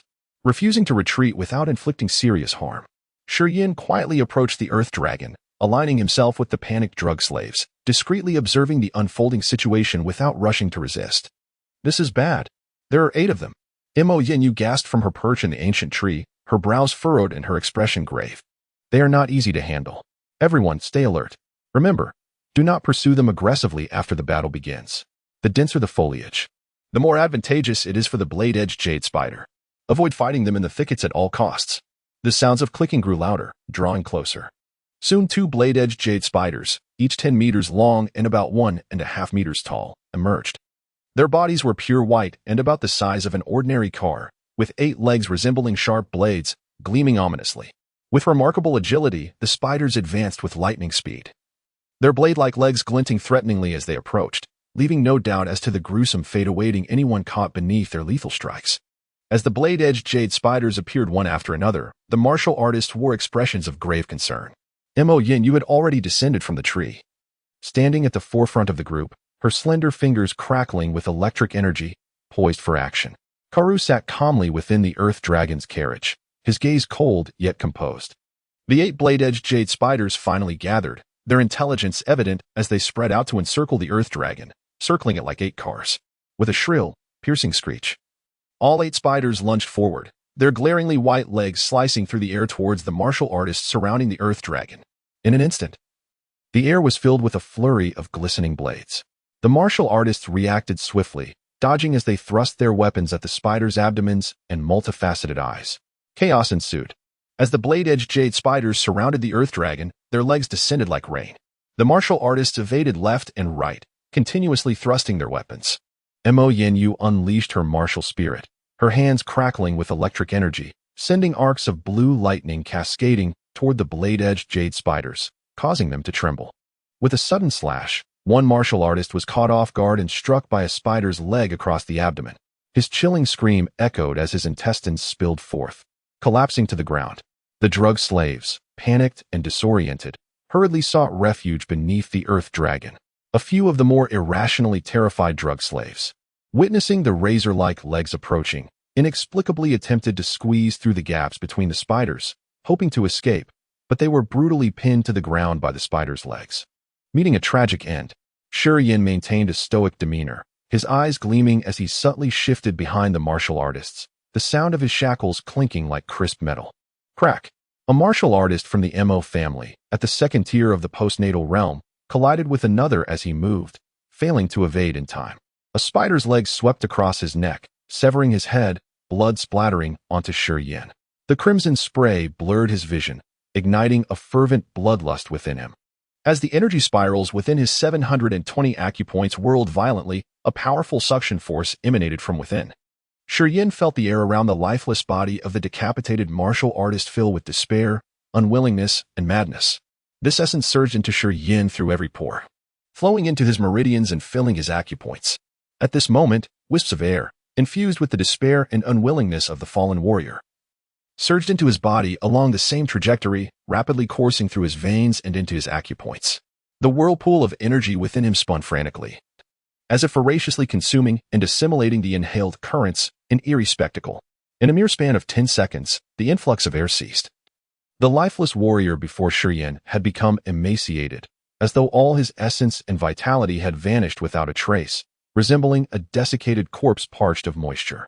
A surge of bloodthirsty rage erupted from the depths of Yin's heart. Within his body, the 720 acupoints whirled, nurturing feelings of despair, fear, ferocity, and malevolence, seemingly urging him to unleash a massacre. Suddenly, a razor-sharp leg of a white-bladed jade spider sliced through the air, aimed directly at Yin's head. Startled, Yin forcibly suppressed his bloodlust and sidestepped perilously beside another warrior, narrowly evading the lethal strike of the spider's leg. With a swift motion, the warrior was confronted by a white-bladed jade spider, his weapon thrusting fiercely into the creature's multifaceted eye. The spider's eye was blinded, and in a frantic counterattack, it struck the warrior at the waist, cleaving him in two, leaving a gruesome sight in its wake. As Yin had just positioned himself beside the unfortunate warrior in search of a safer refuge, he suddenly sensed a renewed anomaly. The peculiar suction force from his acupoints erupted once more. From the bisected warrior's body, a tumultuous flow of rage and unwillingness poured forth, wildly surging into Yin's veins and filling his acupoints. In no time, the dismembered warrior had transformed into a desolate corpse. Yin was struck with horror. Without hesitation, he realized that another form of martial soul resided within his body, one that, rooted in his acupoints, could absorb the power of the deceased in life. This martial soul was exceedingly sinister and strange, leaving even Yin shaken and unsettled. At that moment, a white-bladed jade spider emitted a strange, piercing shriek. The remaining 6 spiders retreated simultaneously, soaring back toward the dense thicket. It was clear that the spiders recognized the formidable nature of this group. After the demise of 2 of their companions, they finally chose to withdraw. Yin's expression shifted. Thoughts of the peculiar martial soul were immediately cast aside. Without a moment's contemplation, he channeled his essence into his feet and, like a flash of lightning, dashed after the white-bladed jade spiders. Only by mingling with them could he hope for survival. A warm current suddenly surged from his acupoints, infusing his essence with renewed vigor. Yin's previously meager essence was suddenly refined and amplified more than twofold. After them, Mo Yin urged, her graceful form trembling, her eyes ablaze with intensity as she pursued Yin. Outpacing her was Karu. The poison alchemist had yet to strike the earth dragon, seemingly biding his time. As Yin dashed toward the retreating white-bladed jade spiders, Karu soared from the dragon's back like a hawk, the first to dive toward Yin. Boy, I have awaited your escape for quite some time. Karu cackled ominously from midair. Chapter 9. Escape. As Karu landed, he darted towards the stone cliff with the speed of lightning. His rapid pace a testament to the profound essence of a practitioner at the innate realm, far beyond the capabilities of an ordinary practitioner at the acquired realm. Mo Yin Yufeng's eyes glinted with malice as she relentlessly pursued him, disregarding the Mo family's team behind her, intent on capturing and slaying Yin. Yin maintained a composed expression, channeling all his essence into his legs. Each powerful stomp propelled his lean form forward several meters, closing the distance to the 6 white blade spider. Crack, crack, crack. The white blade spiders embedded their legs into the damp earth, their 8 appendages moving in unison as they swiftly burrowed into the dense underbrush. Yin plunged into the thicket that towered 6 meters high, his countenance growing increasingly grave as he focused intently on the foremost white blade spider, undeterred by its terrifying presence. Upon entering the thicket, the speed of the white blade spiders suddenly diminished. 2 of them abruptly turned, their multifaceted eyes shimmering with fury as they sensed the chase. Yin remained unfazed, accelerating towards the white blade spiders with renewed vigor. His concentration sharpened. It was as if he had entered a remarkable state where everything around him became extraordinarily vivid. He could hear the low murmurs of the white blade spiders communicating, and even the sound of Karoo's rapid movements behind him reached his ears. Whoosh! As Yin surged forward, the air around him swirled, the sound of rushing wind growing louder. Just as he was about to crash into the center of the white blade spiders, he abruptly changed direction in midair, narrowly evading a glaring spider leg, and zipped past the swarm without hesitation, darting ahead. The white blade spiders were incensed. It seemed they felt mocked by this audacious human, and with a shrill screech, they all lunged after Yin. Karoo and Mo Yinyu, who had entered the underbrush behind him, found themselves at a loss as they lost sight of Yin. Witnessing only the 6 white blade spiders in a frenzied chase, Karoo halted abruptly, his eyes gleaming with cold light. That brat must be hiding somewhere in the thicket. Could he have slipped through the white blade spiders and reached the front? Mo Yinyu inquired, her brows slightly furrowed in uncertainty. Humph, Karoo scoffed disdainfully. Even if he had the audacity, there's no way he could survive among the white blade spiders. The 8 legs of those creatures are like a meat grinder. This thicket is their territory. If he becomes their target, it's a certain death. True. Mo Yinyu nodded, then separated from Karoo to search for Yin's trace among the surrounding underbrush. Yin dashed recklessly through the shadowy forest, pursued relentlessly by the 6 white blade spiders, the distance between them diminishing. In this patch of underbrush, there were no towering ancient trees, only a continuous expanse of shrubs. These shrubs were not particularly sturdy. As the spider legs sliced through, they snapped easily under the assault of the white blade spiders. With no high ground to take refuge upon, Yin could only flee desperately, hoping to increase the distance between himself and the white blade spiders. Fortunately, he had previously experienced a surge of peculiar power within his body, which infused his essence, enhancing its purity and potency significantly. Otherwise, under the relentless pursuit of the white blade spiders, he feared he would have already succumbed to their lethal attacks. Essence surged within his leg meridians, and Yin felt as if his legs were inflated. With each stomp, he could surge forward several meters, quietly marveling at the efficacy of his essence, further solidifying his resolve to become a formidable warrior. Time passed, and gradually, Yin began to feel fatigued. The essence flowing through his legs had diminished significantly due to prolonged exertion, and his speed began to wane. However, the white blade spiders showed no signs of slowing. These formidable beasts, relying on their physical prowess, could move through the thicket with ease, their 8 legs making them deadly in this terrain. The distance between them continued to close, and Yin's heart raced, sweat accumulating on his back. If this continued, it would not be long before the white blade spiders caught up to him. Once his essence was depleted, how could he contend with them? Suddenly, a damp mist wafted from the left, and Yin, feeling invigorated, inhaled deeply. His spirits lifted as he abruptly veered left, racing towards the source of the water. Water. His heightened awareness captured every sound emanating from the left. After a few minutes of sprinting, he heard the melodious rush of flowing water in the distance. Moments later, his vision cleared as he beheld a waterfall cascading like silver silk into a deep pool below, its waters splashing against the massive rocks, creating a misty spectacle. With a leap, Yin plunged into the icy depths of the pool, feeling an overwhelming sense of relief, convinced that he had found safety. Splash, splash, splash. One after another, the 6 white blade spiders leapt into the deep pool, appearing like small boats afloat on the water, their sharp legs thrashing violently as they charged towards him. Cursing under his breath, Yin, having just caught his breath, hastily sank to the pool's bottom. Holding his breath, he descended about 7 or 8 meters before daring to surface. From beneath the water, he could clearly see the razor-sharp legs of the 6 white blade spiders. relentlessly slashing down into the pool. The white blade spiders were unafraid of the water, their bodies buoyant, yet they seemed hesitant to dive to the depths, instead thrashing their legs above the surface. At that moment, Yin truly felt a sense of relief, holding his breath as he remained submerged. He had often challenged himself to hold his breath underwater, and with experience, he knew he could stay submerged for over 10 minutes. The white blade spiders did not linger long above the water. After a flurry of strikes and finding no sign of Yin, they began to retreat one by one. Yin cautiously floated upward until he could glimpse the 6 white blade spiders on the shore, at which point he halted his ascent, discreetly observing them from below. Once the 6 beasts had departed, Yin surfaced, inhaling the moist air deeply before sinking back down. He repeated this process, surfacing only to take a breath before descending again, vigilant against the possibility of the white blade spiders returning, and concerned that Karu and Yenyu might follow their trail. At the bottom of the pool, Yin pondered the peculiarities he had encountered earlier. When the 2 warriors had perished, he had been right beside them, and it felt as if their essence and blood had been drawn into his meridians, conferring upon him a mysterious benefit. When he fled alongside the white blade spiders, he distinctly felt an unusual power emanating from his meridians, a pure force that, upon merging with his essence, had magnified it more than doubled. This left Yin perplexed. Could it be that the strength absorbed from the 2 warriors had been purified and reinvigorated within him? Chapter 10. Dragged into the water. At the bottom of the pool, the essence within his body flowed gently.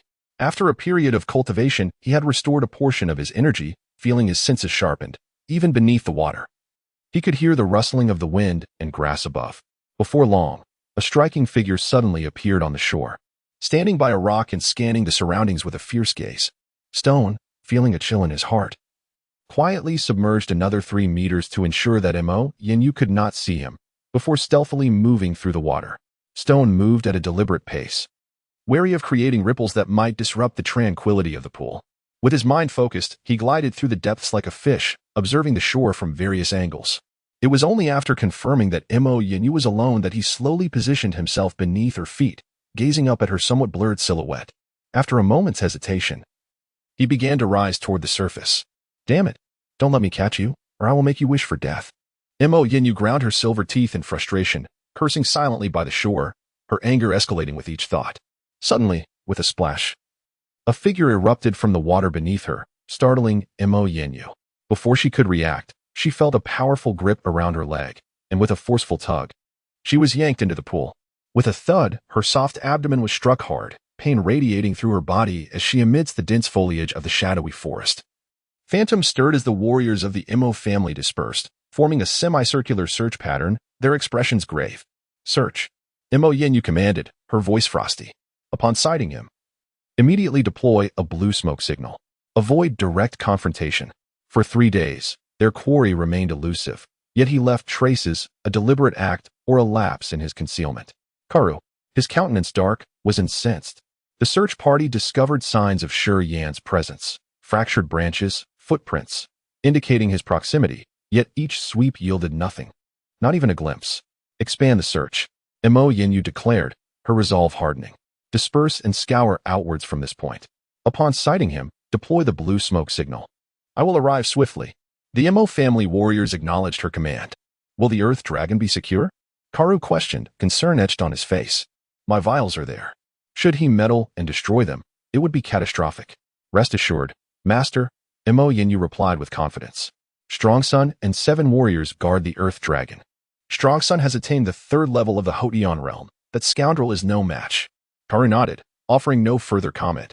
As the family's search party stretched further, the distance between individuals widened. Each warrior carried a blue smoke signal, a safeguard against unforeseen circumstances. Upon spotting Yin, they could deploy the signal and await reinforcements. One warrior, his face grim, muttered under his breath as he traversed the shaded forest, occasionally glancing at the ancient trees and surrounding shrubbery. 3 days of fruitless searching had eroded their conviction. They doubted Yin would linger, presuming he had long since fled. Their search felt futile, a waste of their time. As the warrior passed beneath the dense canopy of an ancient tree, a murderous, frigid, and malevolent aura descended from above. Yin materialized, lunging like a predator, his knee aimed at the warrior's face. Thud! The force of the blow sent the warrior reeling, blood streaming down his face. Tears mingled with blood, obscuring his vision. He flailed wildly with a dagger, crying out, "He's here! He's here!" As he reached for the blue smoke signal in his left hand, a sharp pain shot through his wrist. His grip loosened, and the signal was snatched away. Thud, thud, thud. Shi Yin, his eyes now tinged crimson, moved with ruthless efficiency. He dodged the warrior's wild strikes, delivering a series of brutal kicks to the head. With each blow, his refined essence surged through his meridians, each kick carrying the weight of a hammer. After 5 strikes, the warrior lay lifeless. Shi Yin retrieved the dagger, calmly delivering a final blow to the neck.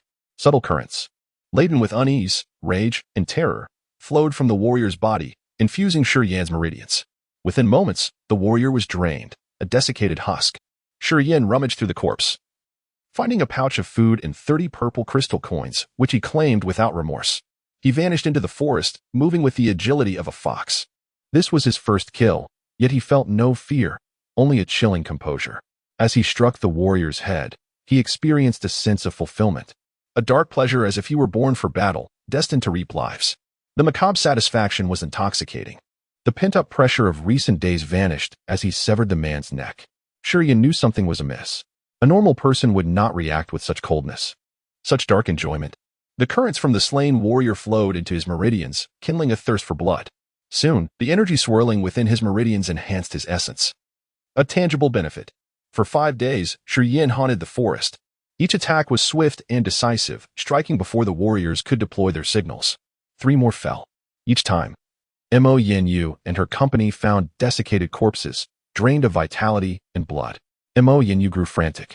She and Karu scoured the forest, hoping to corner Shi Yin, both sensing the growing peril. The first victim's face was mangled, his head crushed, with signs of struggle. The next 2 were ambushed, stabbed repeatedly in the torso, though they managed to put up a fight. The 4th was killed with a single, clean cut to the neck, showing no signs of resistance. Shi Yin's skills were sharpening. The forest was his arena, where he honed his deadly talents, using the terrain to conceal himself, stalking them like a seasoned hunter. The deaths spread fear among the remaining warriors. Mo Yin Yu and Karu responded with caution, ordering them to move in pairs. This way, if one was ambushed, the other could react, preventing a silent demise. In the dense, shadowed forest, atop a towering tree, concealed by layers of leaves, Shi Yin sat in lotus position, peering at the distant figures. They've grown wise, Shi Yin thought, a cold smile playing on his lips.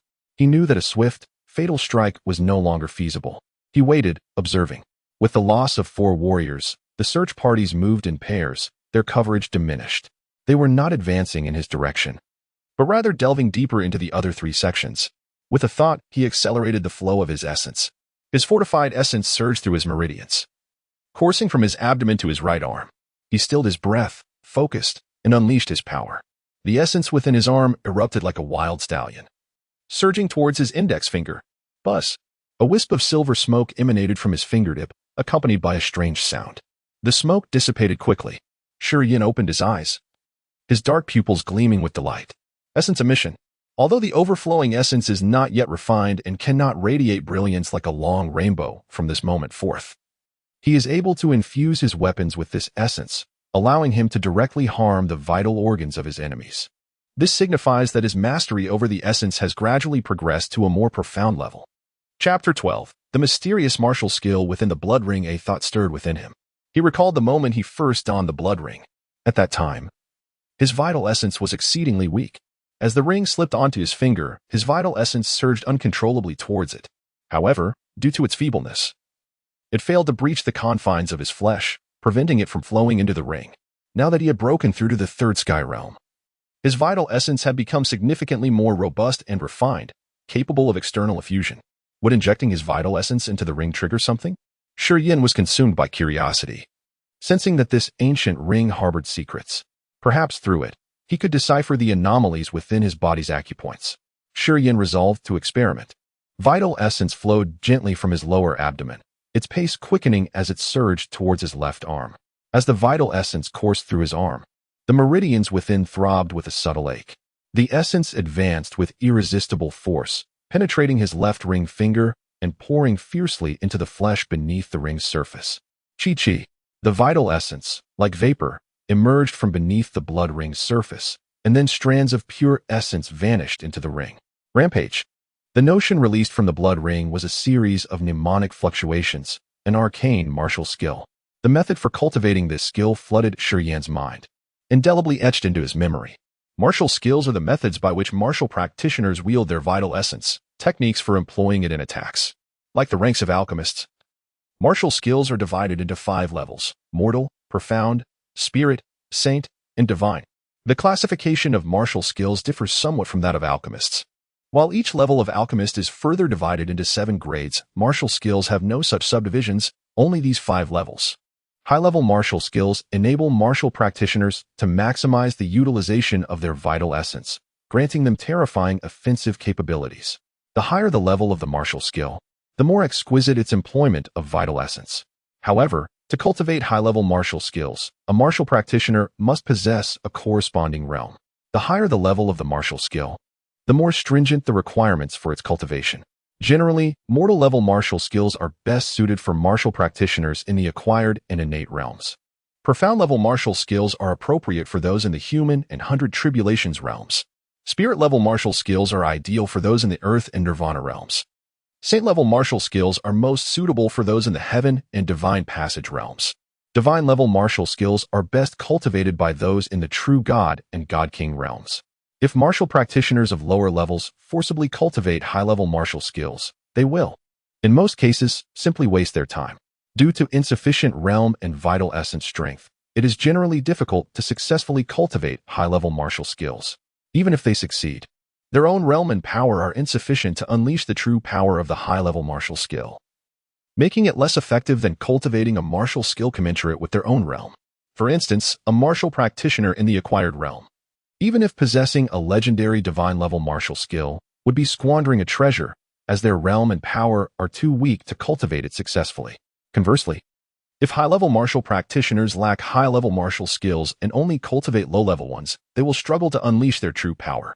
If a true God realm martial practitioner only possesses mortal or profound-level martial skills, their strength will be greatly diminished. Their power will be constrained by the low-level martial skills, allowing them to unleash only 70 to 80% of their true strength. In the grace of God continent, martial skills are even more precious than alchemists' spiritual elixirs. Martial skills are arguably the most valuable treasures on the continent.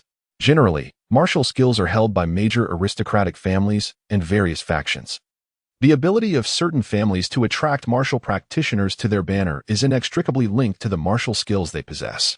The higher the level of the martial skill, the greater its value. Some martial practitioners with profound realms, lacking high-level martial skills, will be at a disadvantage in combat, feeling stifled and possibly even being killed. Therefore, martial practitioners with profound realms will stop at nothing to obtain a high-level martial skill suited to their needs. Shiyan sat cross-legged amidst the leaves, slowly sorting through the rampage martial skill in his mind. After organizing his memories, he realized that rampage was divided into 3 levels. But he only possessed the cultivation method for the first level. He did not know the level of this rampage skill, or whether it would be suitable for him.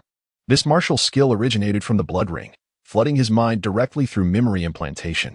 Its arrival was peculiar, and its cultivation required vital essence to flow in reverse, diverging greatly from the cultivation methods of ordinary martial skills. Shiyan hesitated, unsure whether to cultivate this skill, whose details were unknown and incomplete. The Shur family, as one of the 5 major families of the Business Alliance, naturally possessed its own martial skills. The highest level martial skill of the Shur family was a single spirit-level skill, treasured by the family head, Shiyan. Currently, only the old patriarch, whose realm had reached the Earth realm, was qualified to cultivate it. However, in addition to this highest-level spirit-level martial skill, the Shur family also possessed various mortal and profound-level martial skills. With a somber expression, he once again condensed his vital essence and attempted to pour it into the blood ring. However, he found that the vital essence was blocked by a barrier within the ring. No matter how hard he tried, the vital essence could not break through this barrier. He vaguely sensed that something lay beyond this barrier, but his inability to break through prevented him from knowing what it was behind the barrier. There might be more information about Rampage, and possibly the cultivation methods for the other 2 levels. Unfortunately, it seemed that only when his vital essence reached a certain strength could he break through the barrier.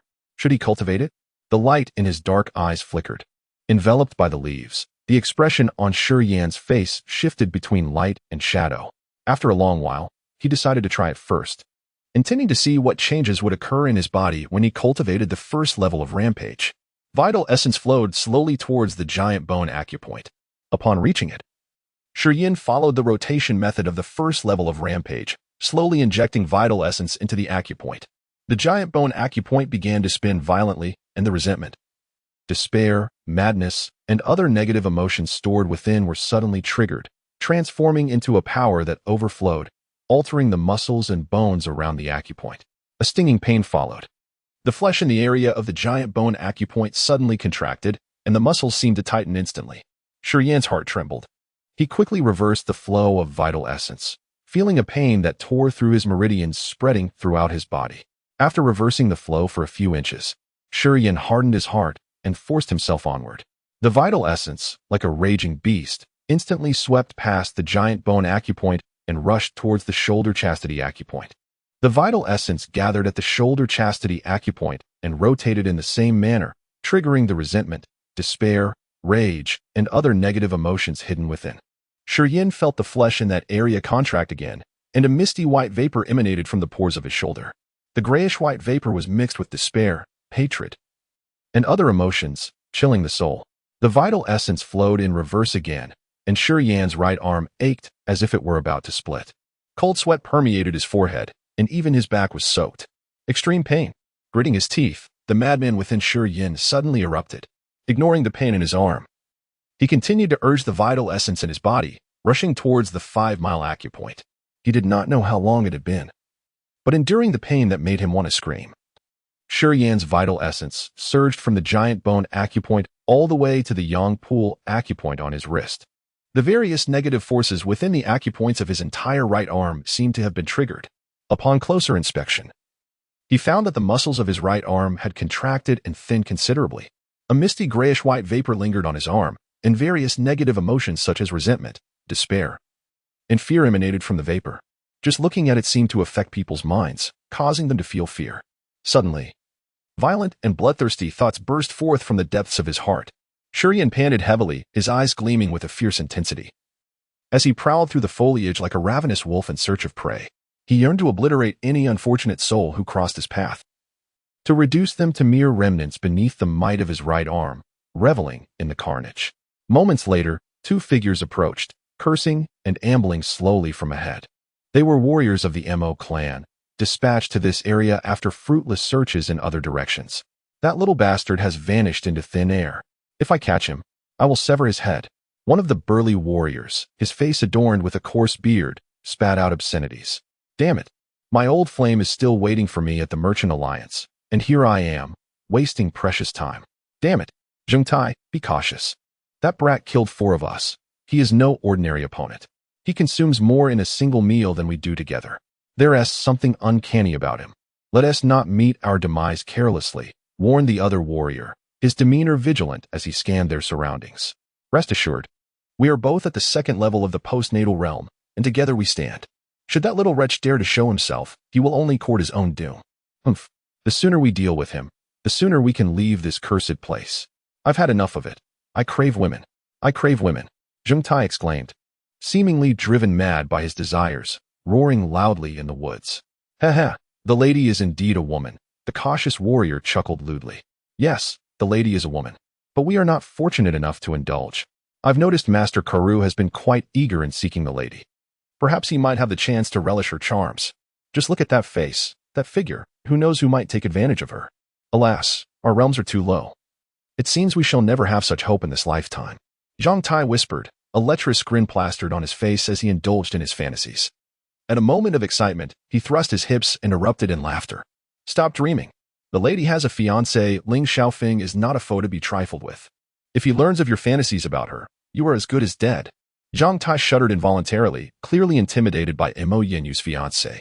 As the 2 men whispered about Ling Xiaofeng, their expressions soured. They gradually made their way toward Shi Yan's position, entirely oblivious to the bloodthirsty beast lurking just above them, concealed within the dense leaves. Chapter 13. Transcending rank assassination. No longer able to restrain the bloodthirsty desire within, Shi Yan exhaled roughly and descended swiftly from the dense foliage. Refined essence chi surged within his right arm like a tumultuous tide, a fierce and violent aura threatening to erupt forth. Not good. A vigilant martial practitioner's expression shifted dramatically. He looked up abruptly and cried out. Shurian descended like a sharp sword, the dense mist enveloping his arm preceding him, swiftly engulfing the man's head. Boundless resentment and despair flooded his senses. He felt as though he were drowning in a sea of blood, countless ghouls lunging to ensnare him. Paralyzed by terror, he was incapable of resistance. Crack! Shurian's iron fist collided with his skull, the sound of shattering bone echoing through the air. The man managed a single, agonizing scream before succumbing, his essence chi uncontrollably surging into Shurian's body. Another martial practitioner, Zheng Tai, his face etched with horror, instinctively launched a blue smoke grenade into the sky. It detonated, casting an ethereal azure glow like a miniature sun. There! Mo Yin-Yu exclaimed, her spirits lifted. Without hesitation, she turned and raced towards the origin of the blue smoke. Carl hesitated briefly, then followed with a sneer. Shurian breathed heavily, his eyes gleaming with a condensed murderous intent. The essence chi from the fallen martial practitioner intensified his savage aura, as if a voice within urged him to unleash carnage. Observing Shurian's labored breathing and lack of immediate action, Zhang Tai felt a surge of confidence. He maintained a 10-meter distance and sneered, Boy, Miss Mo and Master Carl will arrive shortly. Your demise is inevitable. How? Shurian roared, lunging at Zhang Tai like a caged beast unleashed. A tendril of white mist shot forth from his right arm, snaking towards Zhang Tai's neck. Anticipating the attack, Zhang Tai retreated another 10 meters, avoiding direct confrontation. The serpentine mist relentlessly pursued, its spectral form refusing to relent, determined to ensnare him. Zhang Tai was inwardly alarmed. With a cold snort, he brandished his dagger, slashing at the encroaching mist. The mist severed, dividing into two, yet it did not dissipate. Instead, it wrapped around Zhang Tai's arms, malevolent thoughts flooding his mind. He shuddered. Visions of blood-soaked landscapes and floating corpses filling his eyes, rendering him powerless. Bang! Shurian surged forward, channeling his full strength into his right arm, delivering a devastating blow to Zhang Tai's face. A torrent of bloodthirsty essence chi erupted from his fist, invading Zhang Tai's skull. Blood streamed from Zhang Tai's orifices, his eyes wide with disbelief and terror. His limbs grew cold as he collapsed, his life force draining away. The corpses withered, their faces losing all vitality as their essence chi was depleted. The insatiable bloodlust within Shurian raged, yet he suppressed the urge to indulge, opting instead to calmly gather the food and crystal coins from the fallen. He ascended the ancient tree with simian agility, concealing himself amidst the dense foliage, repeatedly reminding himself to remain composed. The bloodthirsty thoughts persisted. Circulating his essence chi, he gradually drew the turbulent energy within his right arm back into his abdomen, restoring it to its normal state. Breathing evenly, Shurian concealed the negative energy within his meridians, even diminishing the murderous glint in his eyes. He observed the scene below through the gaps in the leaves. Soon, figures appeared beneath the tree. Two martial practitioners from the Mo family arrived first. Like Zheng Tai, they possessed the strength of the second heaven realm of the acquired stage, their essence chi unable to manifest externally. They maintained a vigilant watch, wary of another attack. After a while, Mo Yin-Yu and Carl arrived in succession. Mo Yin-Yu glanced at the corpses and declared, it was him. Her phoenix eyes gleamed with cold light as she searched for signs of his departure, scrutinizing the surrounding branches. Had he fled in a panic? He would have broken branches or left heavy footprints. In such a desperate situation, he would not have had the opportunity to conceal his tracks. Mo Yin-Yu's reasoning was sound. However, he remained hidden in the ancient tree, never having left. Mo Yin-Yu completed her search without success. Her beautiful face contorted in frustration. Damn it, it's uncanny. He didn't leave a single trace. Carl stroked his chin, his eyes scanning the surroundings. He suddenly looked up and sneered, Boy, come out now. Do you really think you can hide? Shurian was startled, his dark eyes flashing with cold light as the suppressed murderous aura within him erupted. He's above. Carl sneered, a dark, otherworldly light coalescing in his hands. Flickering with chilling luminescence, it was launched towards Shurian's hiding place. Little bastard, where do you think you can escape? Mo Yin-Yu hissed, her crescent blade crackling with electricity as it surged towards the foliage where Shurian was concealed. Whoosh! Shurian burst from the leaves, ignoring Carl and Mo Yin-Yu. He dashed towards the densest part of the forest. Both Mo Yin-Yu and Carl possessed the strength of the initial heaven realm, surpassing him by an entire realm. Unable to launch a surprise attack, he was no match for either of them. let alone both. Pursue. Mo Yin commanded, taking the lead. Followed by the two martial practitioners from the Mo family. The two Mo family martial practitioners quickly fell behind as Mo Yin and Carl relentlessly pursued Shi Yin, gradually closing the distance. Bang! A burst of blue light erupted in front of Mo Yin and Carl. The dazzling light momentarily blinded them, causing them to collide with trees. By the time their vision returned, Shi Yin had already gained 100 meters. Blue smoke grenade. Damn it! Mo Yin cursed, resuming the chase in frustration. Carl, equally enraged, spat out a curse and accelerated, surpassing Mo Yin and revealing his true power. Boy, I'll make your life a living hell. Bang! Another blue smoke grenade detonated. This time, Carl was prepared, closing his eyes in time. Once the light dissipated, he resumed the pursuit. Possessing the power of the initial heaven realm, Carl was far superior to Shi Yin. He moved with the grace of a willow, light as a feather. After the blue smoke cleared, he quickly closed the distance.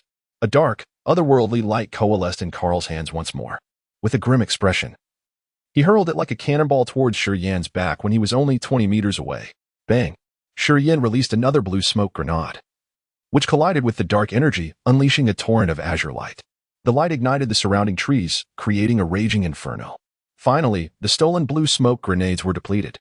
A surge of warmth flowed from his meridians, the essence chi from the fallen martial practitioners purified and infused into the essence chi in his abdomen, further strengthening and refining it. Shi Yin whirled around, charging directly towards Carl.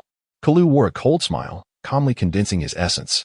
In an instant, a layer of dark light enveloped him, extending half a meter and shrouding his entire being. Essence shield. Shi Yin was taken aback, yet he did not halt his advance. He concentrated his essence in his left hand, refraining from unleashing his full power. His iron fist, clenched into a cone shape, aimed for Kalu's waist. Kalu regarded him with disdain, remaining motionless, seemingly waiting for Shi Yin to approach for battle. Bang! Shi Yin's punch struck the dark light emanating from Kalu. Feeling as though he had hit a mass of cotton, the dark light merely shrank back momentarily. His punch failed to penetrate and reach Kalu. Huh. A mere postnatal martial artist thinks he can shatter my dark light shield. Kalu scoffed, a surge of dark, otherworldly energy erupting from his palm and striking Shi Yin's chest. Shi Yin felt as if struck by a mountain. A torrent of force surged into his chest, causing him to spit out blood involuntarily. His body flung backward, and he even heard the sound of his ribs fracturing. Upon hitting the ground, Shi Yin was left bloodied, feeling as though his body had come apart. Pain coursing through him. Overestimating yourself, Kalu shook his head, a cold expression on his face as he approached Shi Yin step by step. Kid, you might as well accept your fate as my medicine slave. I held back with that strike. Otherwise, you would already be dead. Come again. Shi Yin stood, wiping the blood from the corner of his mouth, his eyes resolute, suddenly charging toward Kalu once more. Humph. You seek your own demise. Kalu sneered, unyielding as he summoned his dark light shield once again, the dark radiance flickering around him, enveloping him entirely. Shi Yin clenched his right hand, seemingly undeterred, delivering another blow in the same manner. Kalu chuckled and said, since you seek death, do not blame me. As he advanced, Shi Yin's right hand suddenly appeared gaunt and emaciated. Just before his punch made contact with Kalu's dark light, a misty white vapor emanated from his fist, and a surge of despair, fear, and murderous intent erupted forth. Kalu's expression changed drastically, unable to react in time. In the next moment, a frenzied and desperate force surged into the dark light shield, which was capable of withstanding a full-force strike from a postnatal martial artist, shattering it in an instant. The malevolent energy enveloping Shi Yin's right fist penetrated through, rushing toward Kalu like a river breaching its dam. Under the onslaught of this mad and bloodthirsty power, Kalu's thoughts seemed to freeze, leaving him no time to defend. A dagger concealed within the sleeve of Shi Yin's left hand swiftly sliced across Kalu's neck, a torrent of warm blood gushing forth and splattering over Shi Yin. A severed head flew high into the air, landing 3 meters away with a thud. The essence within Kalu suddenly dissipated, merging with his final moments of unwilling terror, frantically flowing into Shi Yin's acupoints. Feeling the extraordinary essence coursing through him, Shi Yin trembled with excitement. Unlike Zheng Tai and the others, Kalu was a congenital martial artist, his essence remarkably refined and abundant. The essence flooding into Shi Yin after Kalu's demise was immensely stronger than that of Zheng Tai and his companions. Shi Yin stood still for a full minute, absorbing all of Kalu's essence. Upon removing Kalu's solitary satchel, Yin felt a profound weariness, as if his limbs had lost all strength, particularly his right arm. Having been pushed to its limits, felt utterly powerless, as if suffering the after-effects of a frenzied state, rendering his body difficult to manage. Chase. A voice called out from a distance. It was Mo Yinyu, who, after being delayed by a few smoke bombs, finally caught up after more than a minute. Alongside her were several martial artists from the Mo family. At that moment, a portion of Yan's strength seemed temporarily confined, and he dared not confront Mo Yinyu and the others directly. Gripping Kalu's satchel, he hurriedly dashed into the dense thicket, fleeing in a state of panic without a clear direction. Chapter 14. Celestial Melody. Mo Yinyu came to an abrupt halt. For Mo family martial artists, panting, emerged from the forest and stood beside her, their expressions grave.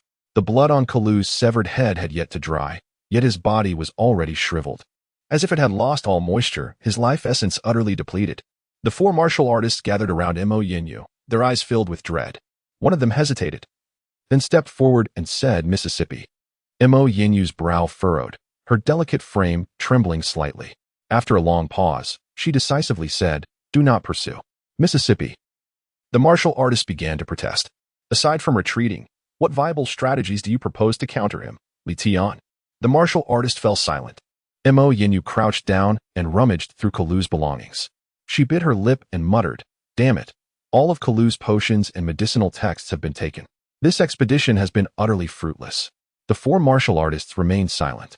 Yin fled through the shadowy forest, his path erratic.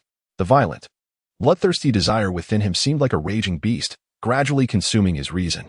A savage, murderous, and frenzied emotion galloped through his mind like a wild horse. His vision blurred, and he felt the negative forces within him spiraling out of control.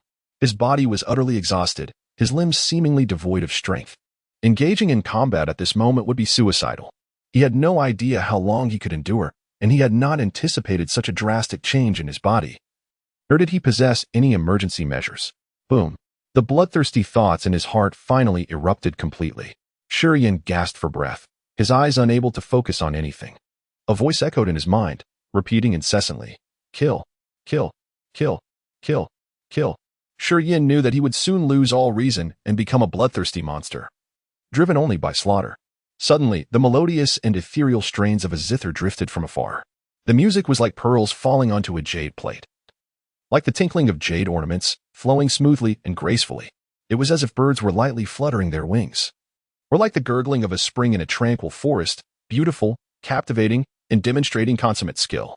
Each note of the elegant and ethereal zither music seemed like a tender, boneless hand gently caressing his heart, soothing his violent, bloodthirsty desires, and gradually restoring his crumbling reason.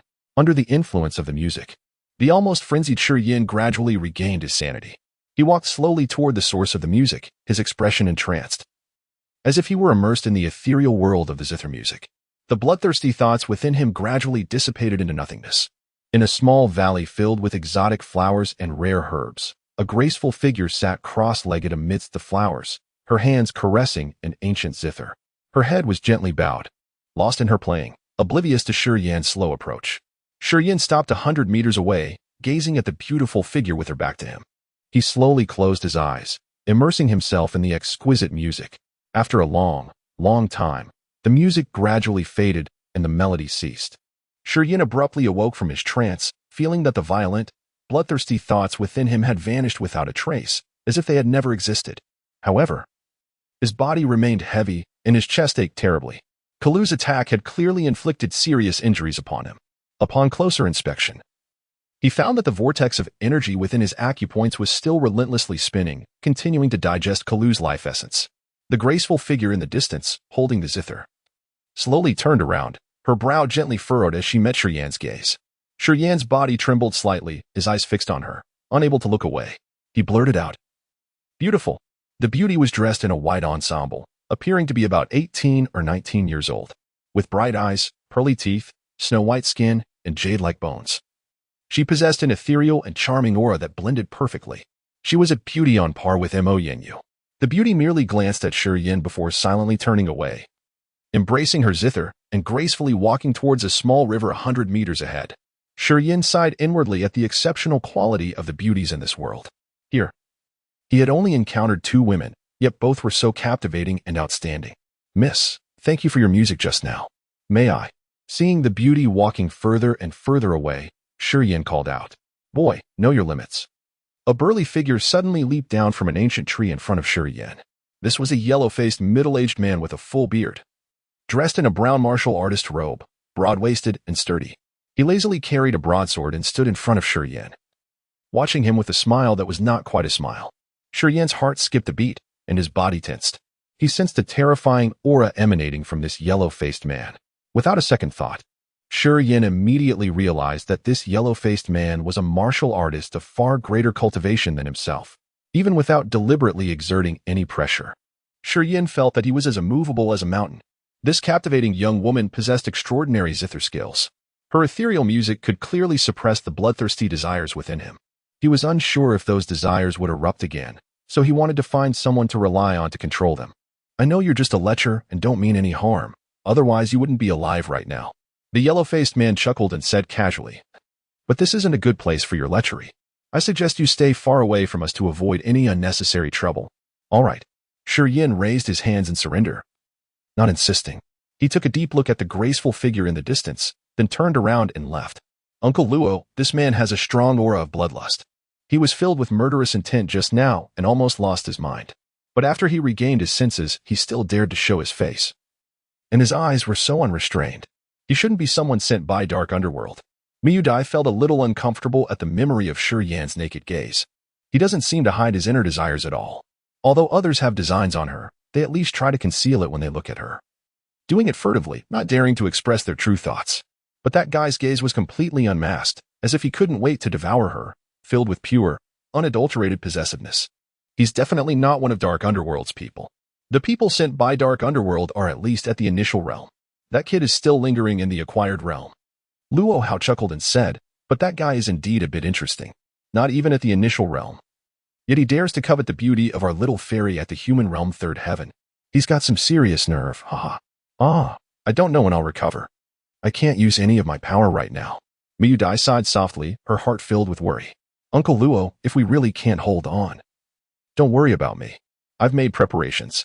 What are you saying? Luo Hao's face darkened, and he scolded. We're not far from the Lishang Alliance. As long as we can hold on for another 10 days or half a month, we'll definitely be able to cross the Dark Forest. Once we reach the Lishang Alliance, Dark Underworld will be out of reach. Coo. Coo. A strange whistling sound came from afar. Soon, 3 mercenary-like youths, 2 men and 1 woman, emerged from the forest. The leader had a grave expression and immediately said, Uncle Luo, we didn't catch up with the trackers from Dark Underworld. Luo Hao nodded, frowning. We need to leave immediately and choose a new location. Otherwise, Dark Underworld's people will soon surround this place. The group of 5 packed up their belongings and left in a hurry, not lingering any longer. As soon as they left, the bloodthirsty desires in Shiyin's heart slowly began to rise again. This surge of bloodlust was related to Kalu's life essence.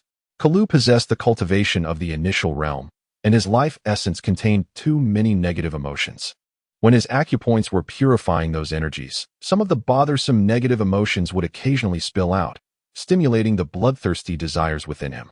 The melodious strains of the young girl's music forcibly suppressed the overwhelming desire within him, preventing him from succumbing to a state of chaotic madness. However, the meridians within his body continued to purify the remnants of Karu's power, and until this purification was complete, the possibility of relapsing into insanity loomed ever present. As long as Karu's potent essence remained unrefined, that enchanting girl became his sole anchor to lucidity. Feeling the resurgence of a bloodthirsty yearning slowly rise within him, Shiyin's heart sank. After a moment's hesitation, he pursued the direction of the girl. Her ethereal, celestial melodies offered him a temporary solace. Only by following her could he hope to once again revel in the beauty of her exquisite, flowing music. Chapter 15. Entering the Innate Realm. Uncle Luo. We are being followed. The leader among the 3 mercenaries suddenly darkened his expression and said with resentment, it must be that Dark Abyss scout who left earlier. This mercenary, brimming with youthful vigor, appeared to be in his mid-20s, standing at a height of 185 meters with a muscular build, possessing the prowess of the 3rd layer of the Innate Realm. His eyes sparkled with alertness, clearly indicating his formidable skill. He is not a member of Dark Abyss, merely a brazen scoundrel, so we need not concern ourselves with him. Luo Hao shook his head, frowning as he replied, Let us move quickly and shake him off. Zhao Xian's expression darkened as he coldly remarked, "Does he harbor ill intentions towards Miss Mu? Should I deal with him?" While speaking, he cast a concerned glance at Mu Yuti, who was being supported by Luo Hao. Mu Yuti's delicate face was pale, her forehead gleaming with a hint of perspiration, yet she smiled lightly and said, "Let us hasten our pace. It would be better to distance ourselves from him sooner, otherwise he might fall prey to the agents of Dark Abyss." Luo Hao sighed internally, feeling a twinge of reluctance, but obediently nodded, saying, "Little Dai, do not expend even the slightest essence. I will handle everything." With that, Luo Hao grasped Mu Yuti's fragrant shoulder, as if holding a feather, and deftly maneuvered through the forest. When they landed, his sturdy body suddenly softened, not a sound escaping his footsteps, demonstrating his exquisite control over his essence. Shi Yin gritted his teeth, his breath becoming labored. The insatiable desire for bloodshed tormented him, and his body, heavily wounded by Karu, ached painfully. Having unleashed his berserk state had consumed a vast amount of his essence, making recovery in the short term impossible. In this state, encountering Mo Yinyu would only lead to his demise. He needed to stabilize his condition swiftly. The girl's music was his only hope. Regardless of whether the girl despised him, Shi Yin felt he had no choice, even if it meant being shameless. He must follow her, hoping she would once again play her enchanting melodies. Suppressing his ever-mounting bloodlust, he directed the dwindling essence he had left into his legs and darkly resolved to catch up with the 5-person group. When his focus became unparalleled, fixated solely on the thought of keeping pace, he suddenly found his steps considerably lighter. "Uncle Luo, is that person truly only at the post-heaven realm?" Zhao Xian asked, astonished as they sped along. Luo Hao too felt perplexed. Logically, a warrior at the post-heaven realm should not be able to match their speed. Yet, despite the growing distance, Shi Yin displayed remarkable tenacity, not falling behind, leaving Luo Hao uncertain if he had misjudged him earlier. "Uncle Luo, I can endure. You may accelerate further." Mu Yuti, suppressing her pain, said with a sheen of sweat. "No, we cannot go faster." Luo Hao firmly denied, frowning as he said in a low voice, "We need not concern ourselves with him. If he seeks death, that is not our fault." At that moment, a ferocious, beast-like roar echoed from behind them, unmistakably emanating from Shi Yin. Yet the growl carried an inhuman quality, filled with a murderous frenzy that sent shivers down their spines. "Is he even human?" The fiery-eyed mercenary Dian exclaimed in shock. "How can a human produce such a terrifying roar? Even a mad beast pales in comparison." The madness within him surged. Luo Hao's expression shifted, urgently advising, "Keep your distance, otherwise he will attack us in a frenzy.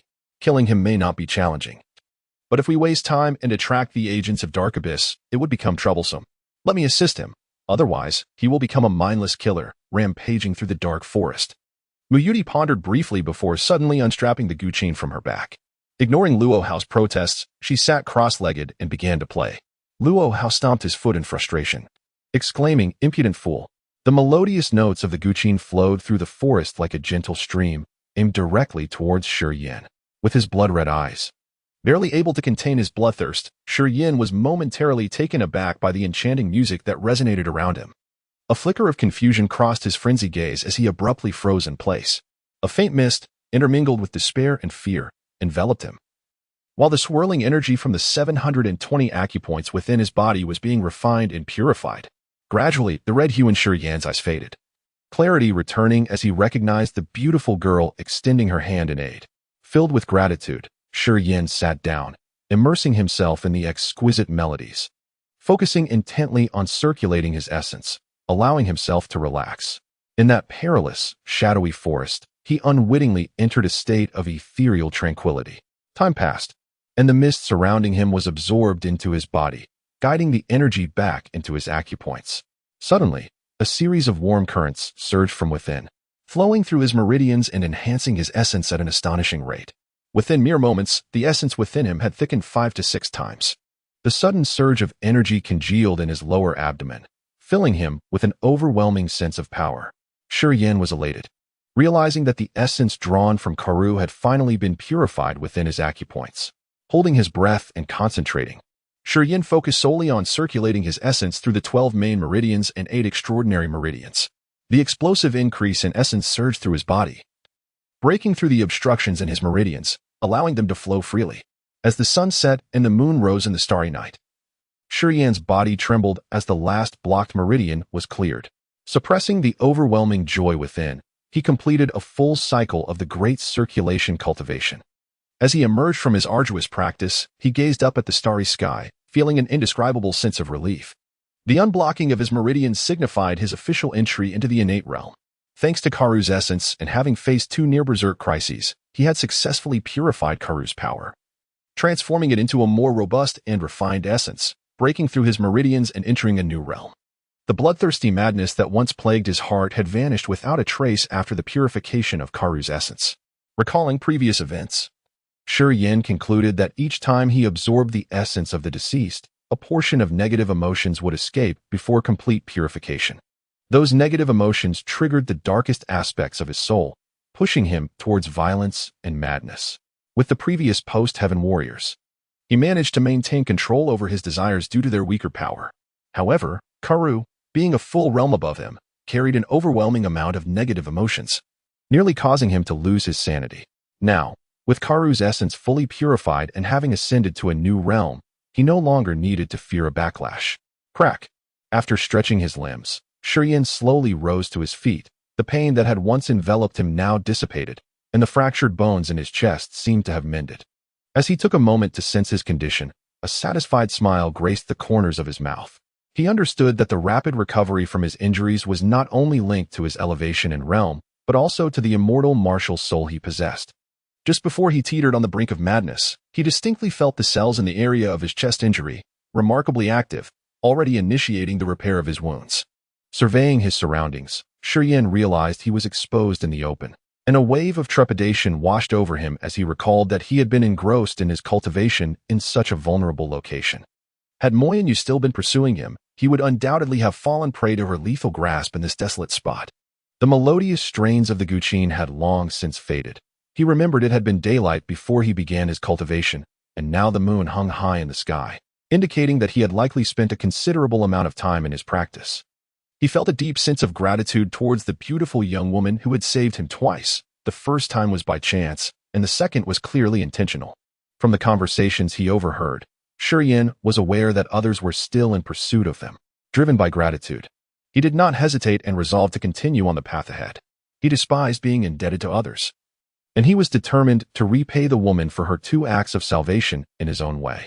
Chapter 16. The Treasure Map Beside a Gentle Stream. The earth dragon quietly quenched its thirst, its massive body adorned with various jars and bottles. Moyinyu sat high in a palanquin atop the earth dragon, idly toying with a blue smoke bomb, lost in thought. In recent days, the shadow of Shurian often flickered in her mind, refusing to be banished. The mere thought of the possessiveness reflected in Shurian's eyes left her restless, wishing fervently to capture him and extract his very essence for her relief. With the death of Karu, the medicinal servant who had accompanied her had become of little use and was released early on. Now, only 11 warriors from the Mo family, all in the post-heaven realm, remained with her. This meager force was insufficient for her to continue her pursuit of Shurian. She could only await reinforcements from her clan. Suddenly, a plume of ethereal blue light surged into the sky 5 miles ahead, surrounded by swirling mist that gradually dispersed. They had finally arrived. Moyinyu's spirits lifted as she hastily threw the blue smoke bomb into the air, which erupted into a similar haze of blue light above her. The warriors beside the earth dragon wore expressions of joy, eagerly preparing for battle. Within a quarter of an hour, 3 figures soared from the distance. The foremost, an elderly man with a flowing beard and a nonchalant smile, quickly approached Moyinyu and exclaimed, "Where is Master Karu?" "Third uncle, Master Karu has perished." Moyinyu replied, her voice firm despite the weight of the news. "We encountered a small thief along the way, though merely in the post-heaven realm. He somehow managed to behead Master Karu." Imo Chowga's expression darkened at this revelation. "Did you manage to retrieve anything from Karu?" Moyinyu shook her head, her heart sinking. "That boy took everything." "Fool," Mo Chowga scolded. "What do you mean? You didn't pursue him?" Moyinyu's face was one of shock. How could such a thing happen? Had he not stolen the treasure map from his master, Karu would never have agreed to leave the Medicine King's Valley with you. "Do you truly believe he was tempted by the wealth of our Mo family?" "No, he feared Musun's pursuit and sought refuge within our merchant alliance." Mo Chowga's countenance grew darker as he pondered, then commanded, "Relate the events in detail. That boy should still be in the shadowy forest. We must find him." The treasure map is of utmost importance, and our Mo family must possess it. Fool. Mo Chowga cursed again, his anger palpable. You should have followed him. That boy, despite having killed Karu, must have paid a heavy price. He may be gravely injured. If you had pursued him, you could have easily slain him. I feared incurring greater losses, Mo Yin admitted, her head bowed in shame. Meanwhile, Shurian had been in pursuit for 2 days without a trace of the elusive figure. Beneath the cool moonlight, he leaned against an ancient tree, furrowing his brow as he temporarily abandoned the chase. Retrieving the backpack he had taken from Karu, Shurian opened it and stared at its contents in bewilderment. Inside lay a scroll of poisonous scriptures, several vials of poison concocted by Karu, and 2 volumes of mundane martial techniques, the Blacklight Shield and the Profound Een technique. Beyond these, only a yellowed fragment of a map remained, depicting 2 peaks resembling a woman's bosom. Shurian had examined it over the past few days, but found nothing of significance, and thus dismissed it. The Profound Een technique required the collection of Een energy, and despite his contemplation, Shurian could not discern a suitable location for its acquisition. He similarly set it aside. The Blacklight Shield, however, required no additional aids. It could be practiced simply by circulating his vital essence according to the meridian chart. With determination, he extracted the Blacklight Shield technique from the backpack, closed his eyes, and committed the method to memory, resolved to practice it. The Blacklight Shield was purely defensive, creating a layer of black light around his body by utilizing his vital essence to fend off attacks. As a martial skill of the mundane level, it posed no threshold for training, provided one had flowing vital essence within. After stowing the backpack, Shurian surveyed his surroundings, quietly climbed the ancient tree, and concealed himself within its dense foliage before commencing his practice of the Blacklight Shield. Upon entering the innate realm, his meridians flowed freely. With a mere thought, his vital essence surged through his body. He closed his eyes, focused his mind, and silently drew on his vital essence. Following the meridian flow chart of the Blacklight Shield, streams of vital essence coursed through him, which he carefully controlled, then suddenly accelerated its flow. With a whoosh, a misty black light erupted from his body, forming a translucent membrane around him, akin to gossamer wings. Shurian felt a surge of confidence, knowing he was on the right path, and intensified the circulation of his vital essence. Gradually, the black light enveloping him expanded, first half a meter, then a full meter, mirroring the scene when Karu had demonstrated the Blacklight Shield. After some time, Shurian exhaled a breath of stale air, having circulated his vital essence through 6 complete cycles, and slowly opened his eyes. Success, he murmured with a smile, realizing the Blacklight Shield was not difficult to master. In just one night, he grasped its essence. With the increase of his vital essence, all he needed to do was enhance the speed of its circulation to bolster the shield's defensive power. Glancing upward, he noticed the moon had waned, signaling the approach of dawn. Not rushing to leave, Shurian calmed his mind and again summoned his vital essence, directing it toward his left arm. Upon contacting the first acupoint, he focused his intent, causing the essence to whirl within the acupoint. 3 breaths later, he shifted his focus again, prompting the essence to flow in reverse. A piercing pain suddenly shot through the meridian. This was a characteristic phenomenon of practicing a violent technique. Enduring the agony in his arm, Shurian gritted his teeth and continued to channel his vital essence, employing the same method he had used on his right arm. His left arm's muscles began to shrink, gradually withering as a faint white mist seeped from it. This mist harbored fear, fury, and despair, negative emotions entwined with an insidious power, originating from the acupoints within his arm, temporarily confined within the mist. When engaged in combat, it could be unleashed upon his adversary. As the sun ascended high, Shurian, drenched in sweat, fixed his sharp gaze upon his left arm, where the mist coiled around it, exuding an aura of malevolence, provoking a sense of irritation within him. Breathing heavily, he struggled to control his inner turmoil, gradually withdrawing the vital essence from his arm, channeling it back to his dantian. The arm returned to normal, the mist entwined around it retracting along his meridians until it vanished completely. Leaning weakly against the tree trunk, Shurian's complexion paled, his emotions a tangle of complexity. This violent technique could unleash the negative forces harbored within his acupoints. However, these very forces could also disturb his mind. This technique was a double-edged sword. While it held tremendous power for vanquishing foes, it bore the risk of plunging him into irrationality. Yet, recalling the overwhelming force with which the technique had shattered Karu's Blacklight Shield, and the strange phenomenon when negative energy invaded Karu's mind. Shurian resolved to hasten his mastery of this sinister technique throughout his body. He yearned to witness the transformation that would unfold when all the negative forces within his acupoints were unleashed. He faintly sensed that once he thoroughly mastered the first level of this fierce cultivation, his body would undergo a tremendous transformation, potentially causing his strength to surge by 1 or even 2-fold in an instant. Suddenly, the sound of something piercing through the void echoed from afar. Shurian furrowed his brow, discreetly retracting his aura, even halting the flow of vital energy within him, silently observing below. Before long, 7 figures clad in gray robes, adorned with pale masks, abruptly halted beside an ancient tree beneath him, seemingly awaiting something. On the shoulders of these 7 figures, 6 bore a silver star emblem, while one displayed a silver crescent moon insignia. A peculiar sound wave resonated from the forest ahead, resembling a form of communicative signal. Beneath the ancient tree, the tall, gaunt figure in gray, marked with the silver crescent moon, had icy, malevolent glimmers flickering in his eyes beneath the mask. After listening intently for 5 seconds, he coldly declared, "The dark agents have set their sights on them in the valley 20 miles away. Follow me." With urgency, the 7 figures hurried past.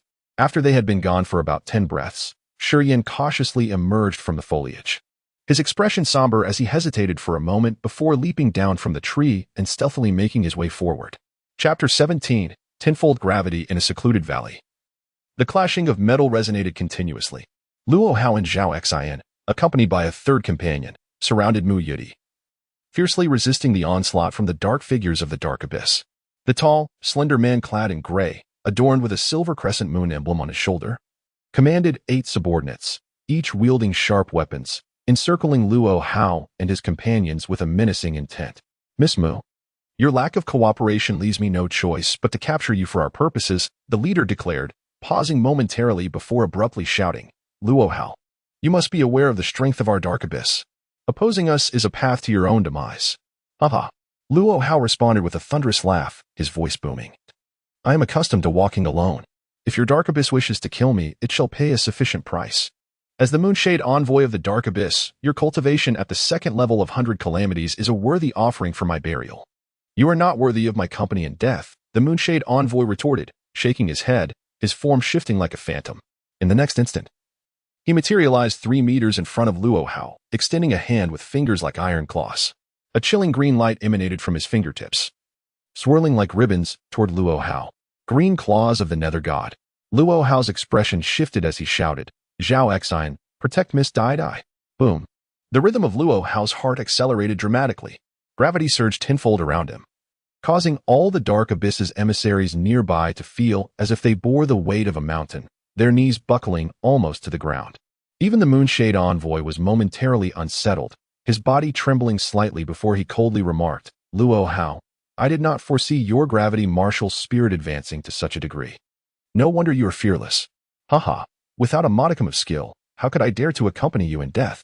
Luo Hao retorted with a hearty laugh, his face adorned with an unconcerned smile, yet the broadsword upon his shoulder radiated a brilliant blue light, a formidable aura surging forth like a mountain from his being. Luo Hao laughed uproariously, brandishing his sword and positioning himself before Mu Yudi, effectively blocking the Moonshade Envoy's advance.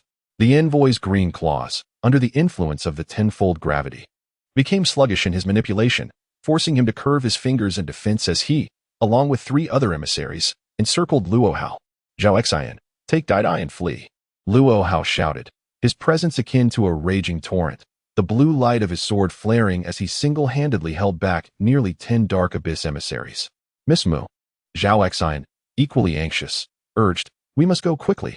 Mu Yudi, her demeanor serene yet resolute, replied calmly, "I will not leave. If you 3 remain and fight, perhaps we can emerge victorious. If you abandon us, Uncle Luo will inevitably fall, and without him, we stand no chance against the Dark Abyss. Our fate will remain unchanged." "Very well. We shall fight to the bitter end." Zhao Xian, realizing the gravity of the situation, rallied, "Dylan, Hulong, let us advance." The trio positioned themselves protectively around Mu Yudi, their weapons suddenly slicing through the air as they launched a fierce assault against the Dark Abyss emissaries besieging Luo Hao.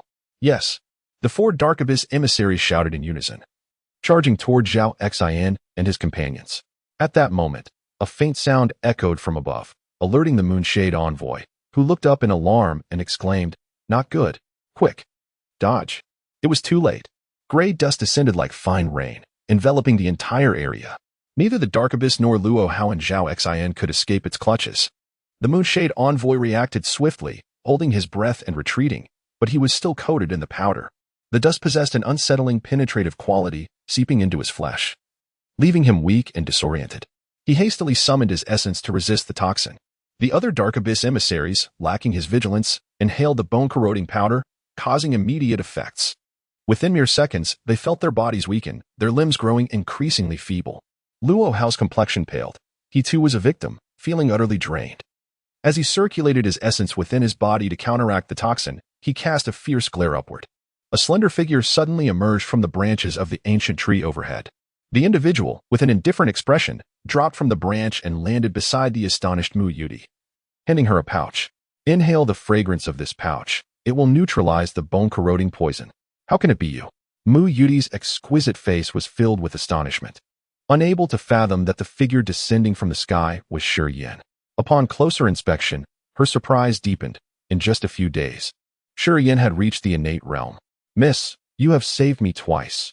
Once inadvertently, once intentionally, and I shall remember it," Shi Yan said with a smile, noting her acceptance of the pouch.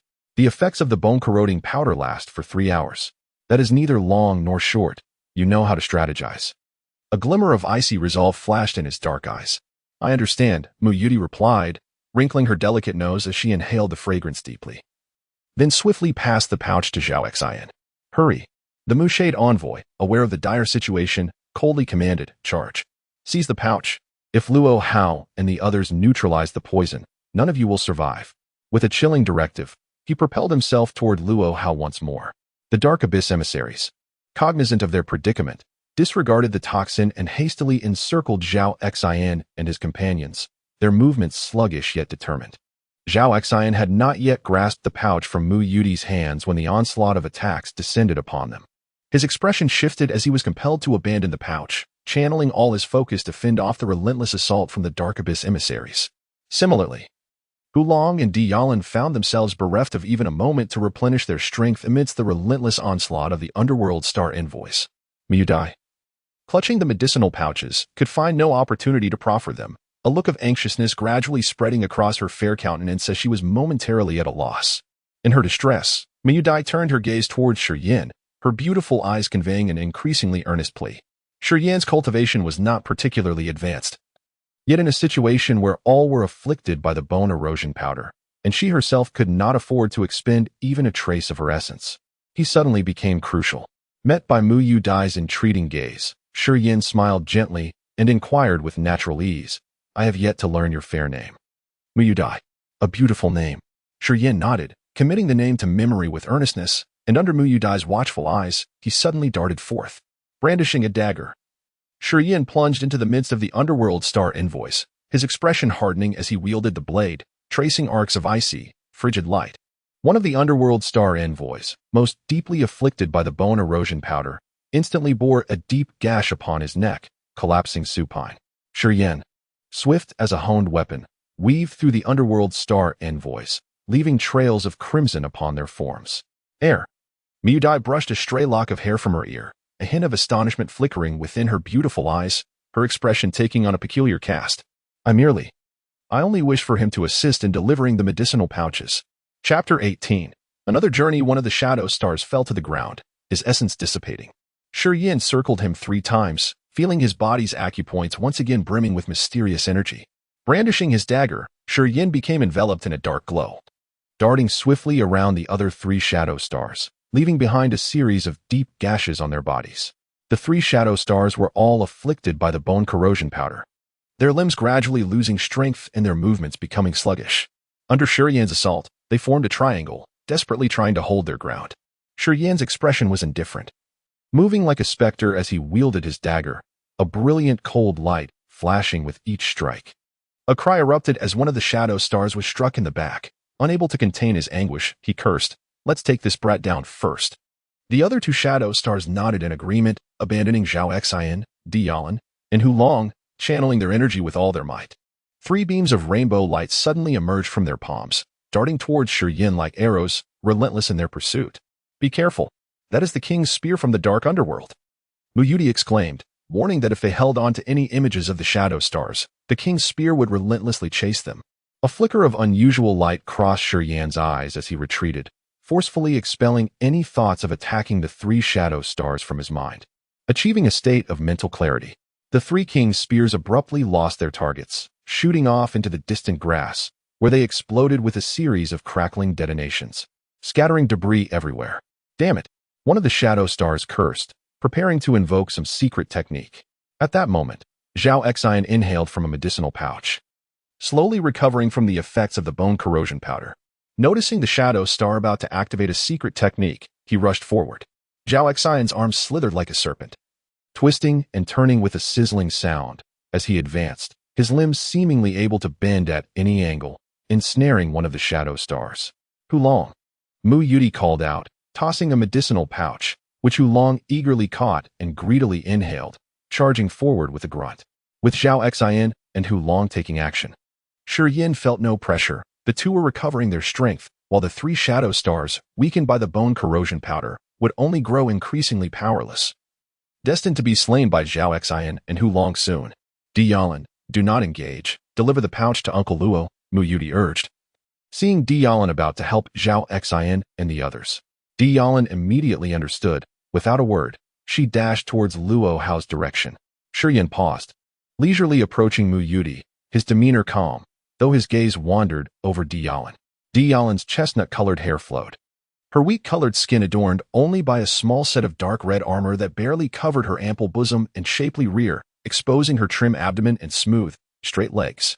Though Deicide's visage was merely above average, her figure was undeniably alluring, her attire radiating a wildness that ignited men's desires for conquest. Shi Yin stood beside Mu Yudi, yet his gaze was firmly fixed on Deicide, unabashedly revealing his nature. Do you find her beautiful? Mu Yudi asked, slightly frowning, her tone tinged with displeasure. Mu Yudi's enchanting eyes sparkled as she gazed at him for a moment before covering her mouth and chuckling lightly. You truly have a way with words. How old are you? Can you even call yourself a man? Shi Yin was taken aback. Her words reminded him that this body was indeed only 17 years old. And due to his recent emaciation, he must appear merely 14 or 15 to others. How peculiar it was for such a youthful form to claim manhood while discussing such mature topics. Shaking his head with a silent laugh, Shi Yin refrained from explaining, pretending to nonchalantly walk a few meters away towards Zhao Xian and Hulong. A cry pierced the air as one shadow star, bloodied, was crushed in heart and lung by Zhao Xian's darkened technique, staggering twice before succumbing to death. Shi Yin stepped forward, feeling the essence from the fallen body surge into him in a manner only he could perceive. As he absorbed this essence, his eyes glinted with ferocity, and a bloodthirsty impulse began to rise within him. He understood that until the essence of these 2 was purified, such thoughts would occasionally surface. Having experienced the situation with Karu, Shi Yin was now familiar with it. After a moment of reflection, he realized that since he had broken through to the innate realm, his body's acupoints, having absorbed the essence from 2 similarly ranked foes, allowed him to suppress the inner madness, maintaining his sanity. Shi Yin vaguely understood this was due to his elevated level. His previous insanity likely stemmed from being in the acquired realm, while Karu was in the innate realm. And the overwhelming purification of the opponent's essence had unleashed those terrifying negative forces. Chase! Zhao Xian shouted, leading Hulong in pursuit of the fleeing shadow star. Do not pursue. We must leave immediately. Luo Hao shouted, observing the leading shadow moon retreating and not taking advantage of their bone corrosion powder malady to attack. Instead, urgently halting Zhao Xian and Hulong. Uncle Luo, why? Zhao Xian asked, puzzled. Luo Hao inhaled deeply from the medicinal pouch, speaking rapidly. Others are approaching. It must be another squad sent by the dark underworld. If both squads converge, it will be too late for us to escape. Remember, our goal is not to kill how many from the dark underworld, but to ensure Mu Dai's safety.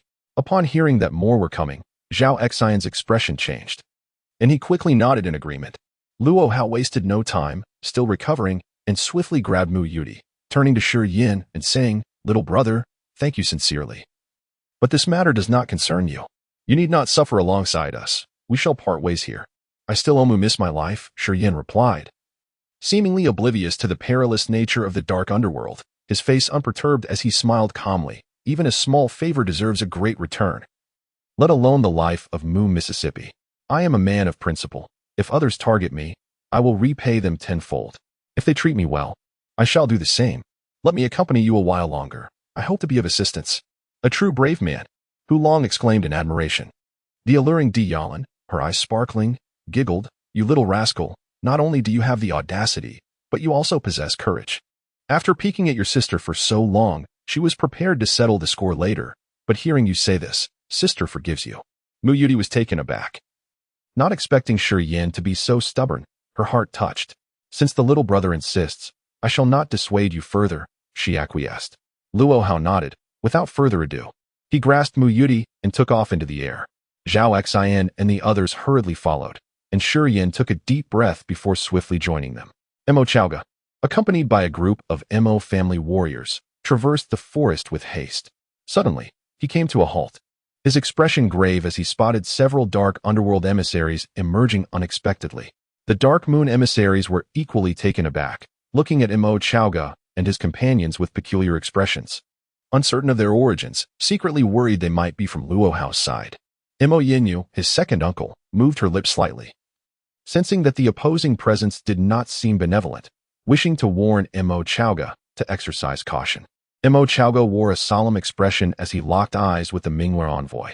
After a moment of silence, he took the initiative to speak.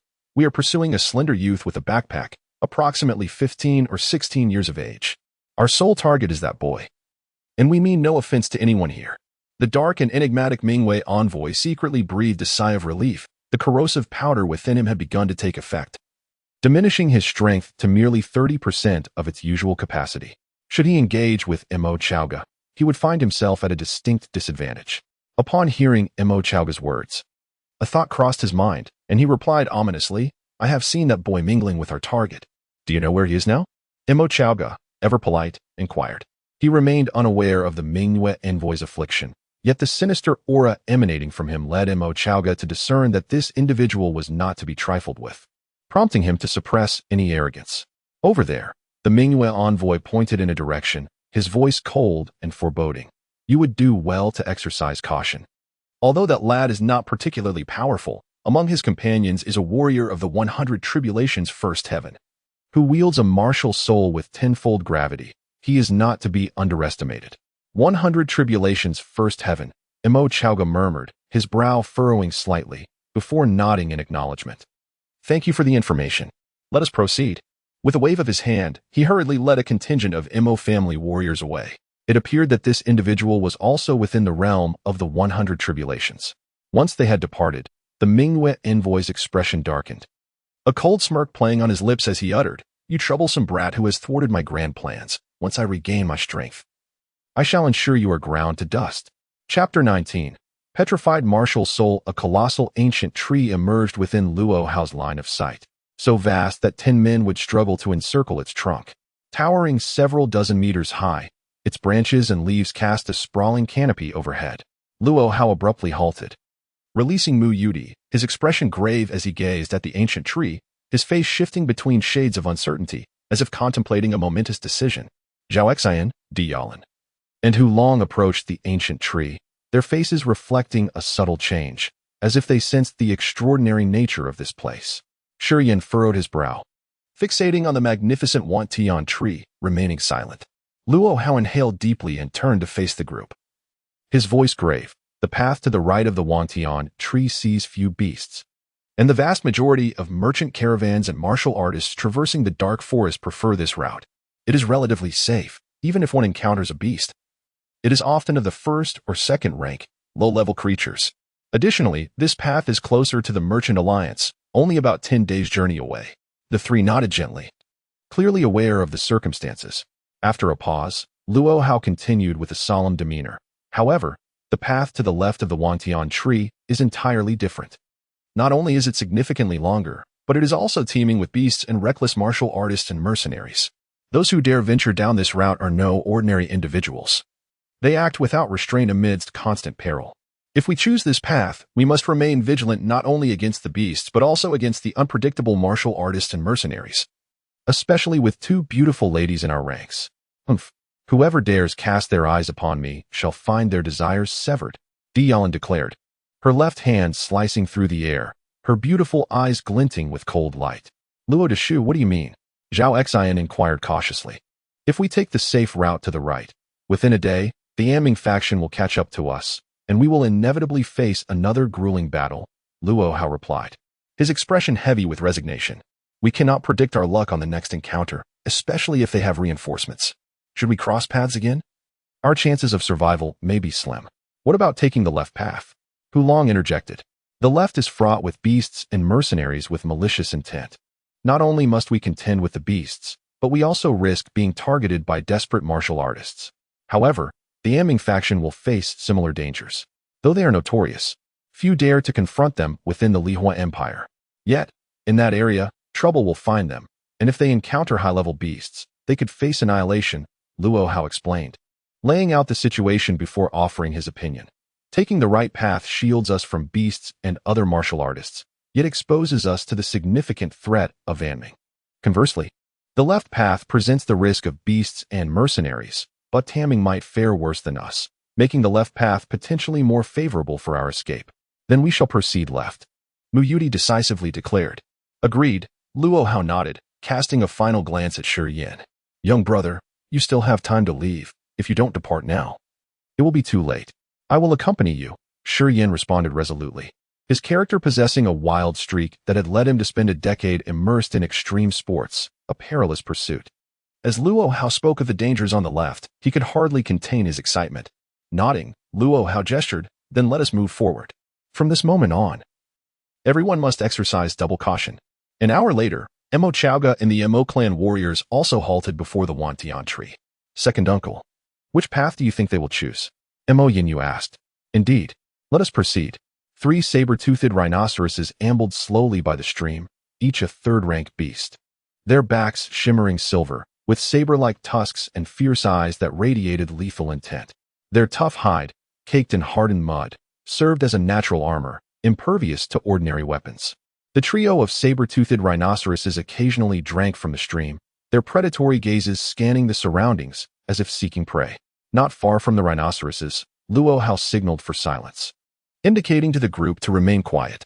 Once the rhinoceroses had moved further away, Luo Hao let out a sigh of relief, stating, the saber-toothed rhinoceros is a third-rank beast, comparable to a martial artist at the human realm. These creatures are swift, and their tusks are razor-sharp. Any low-ranking martial artist who encounters one is likely to face death or severe injury. Shi Yan's cold gaze lingered on the retreating figures of the saber-toothed rhinoceroses, revealing a keen interest in a potential confrontation. He smiled faintly, signaling his understanding. Let us proceed cautiously.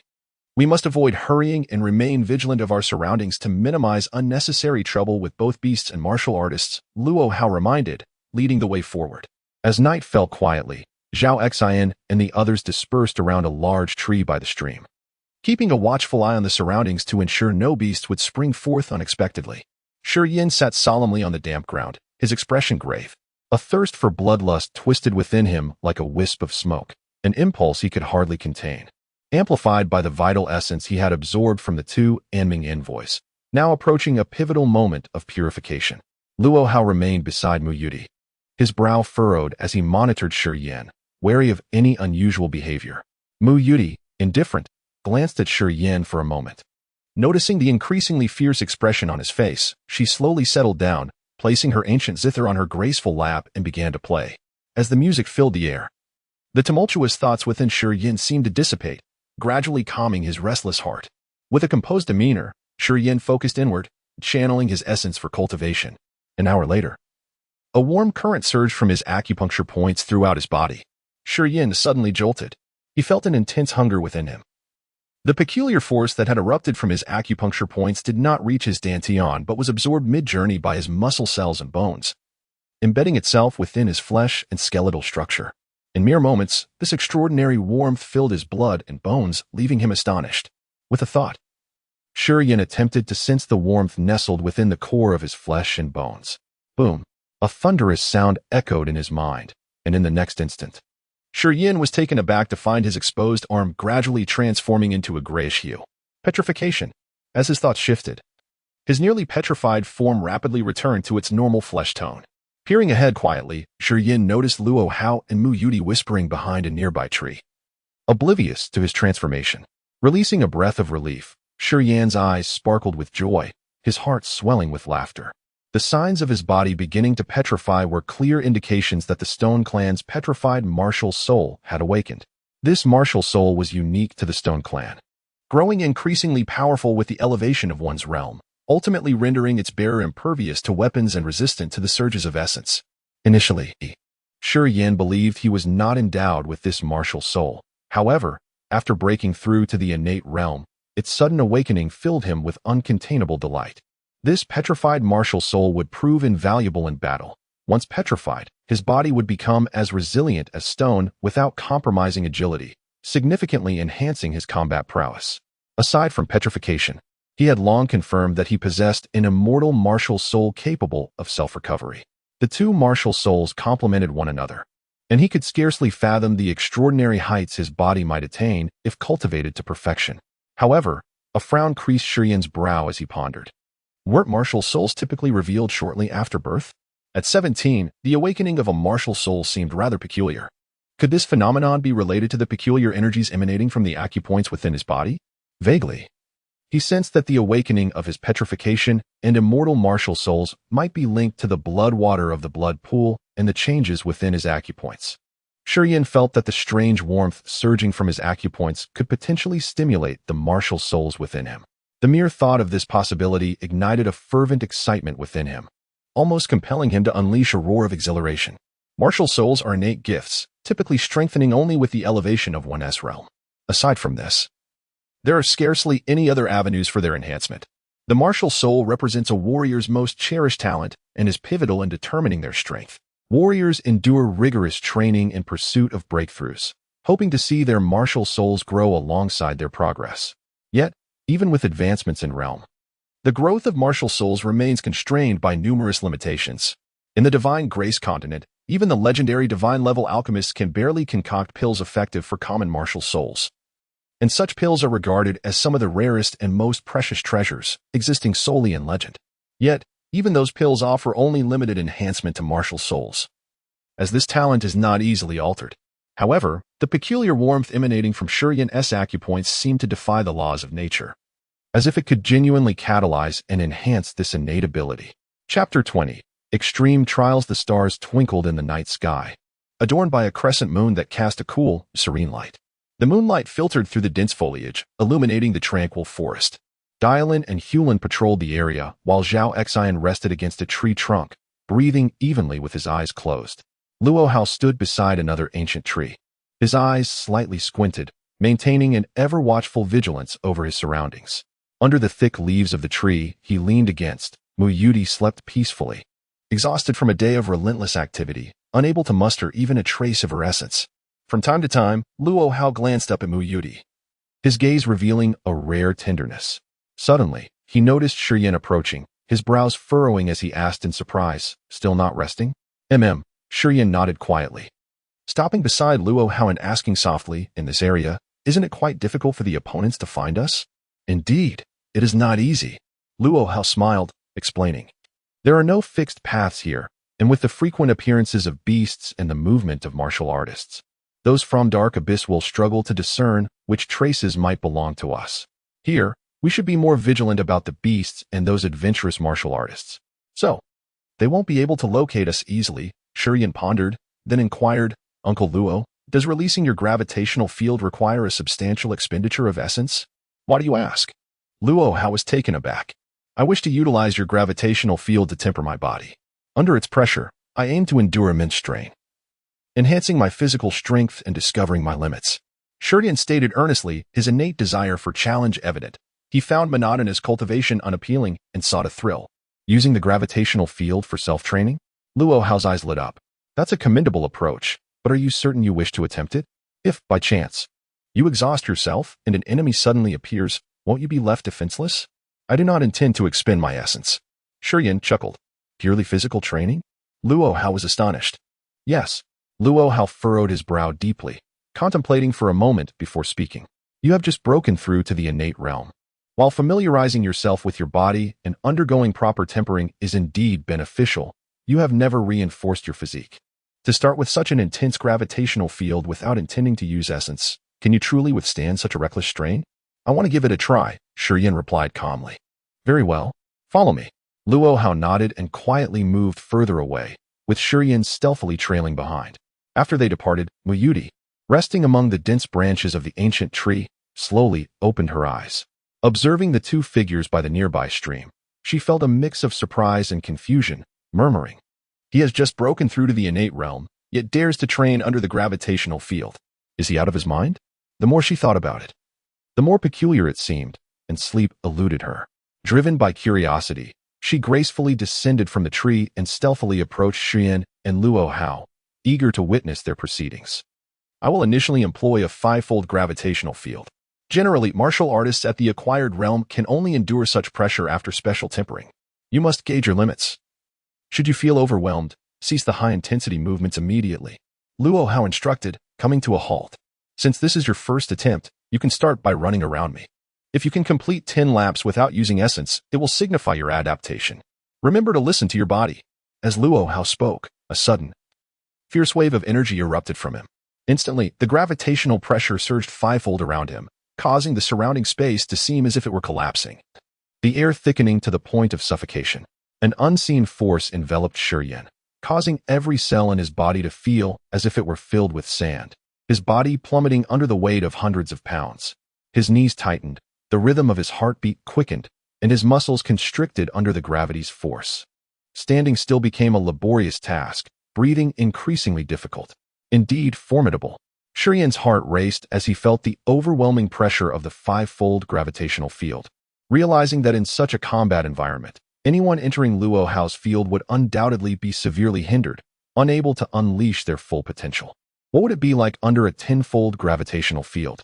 Understanding the terrifying nature of this martial spirit, Shiyan took a deep breath, clearing his mind of chaotic thoughts, and suddenly let out a roar, sprinting around Luo Hao.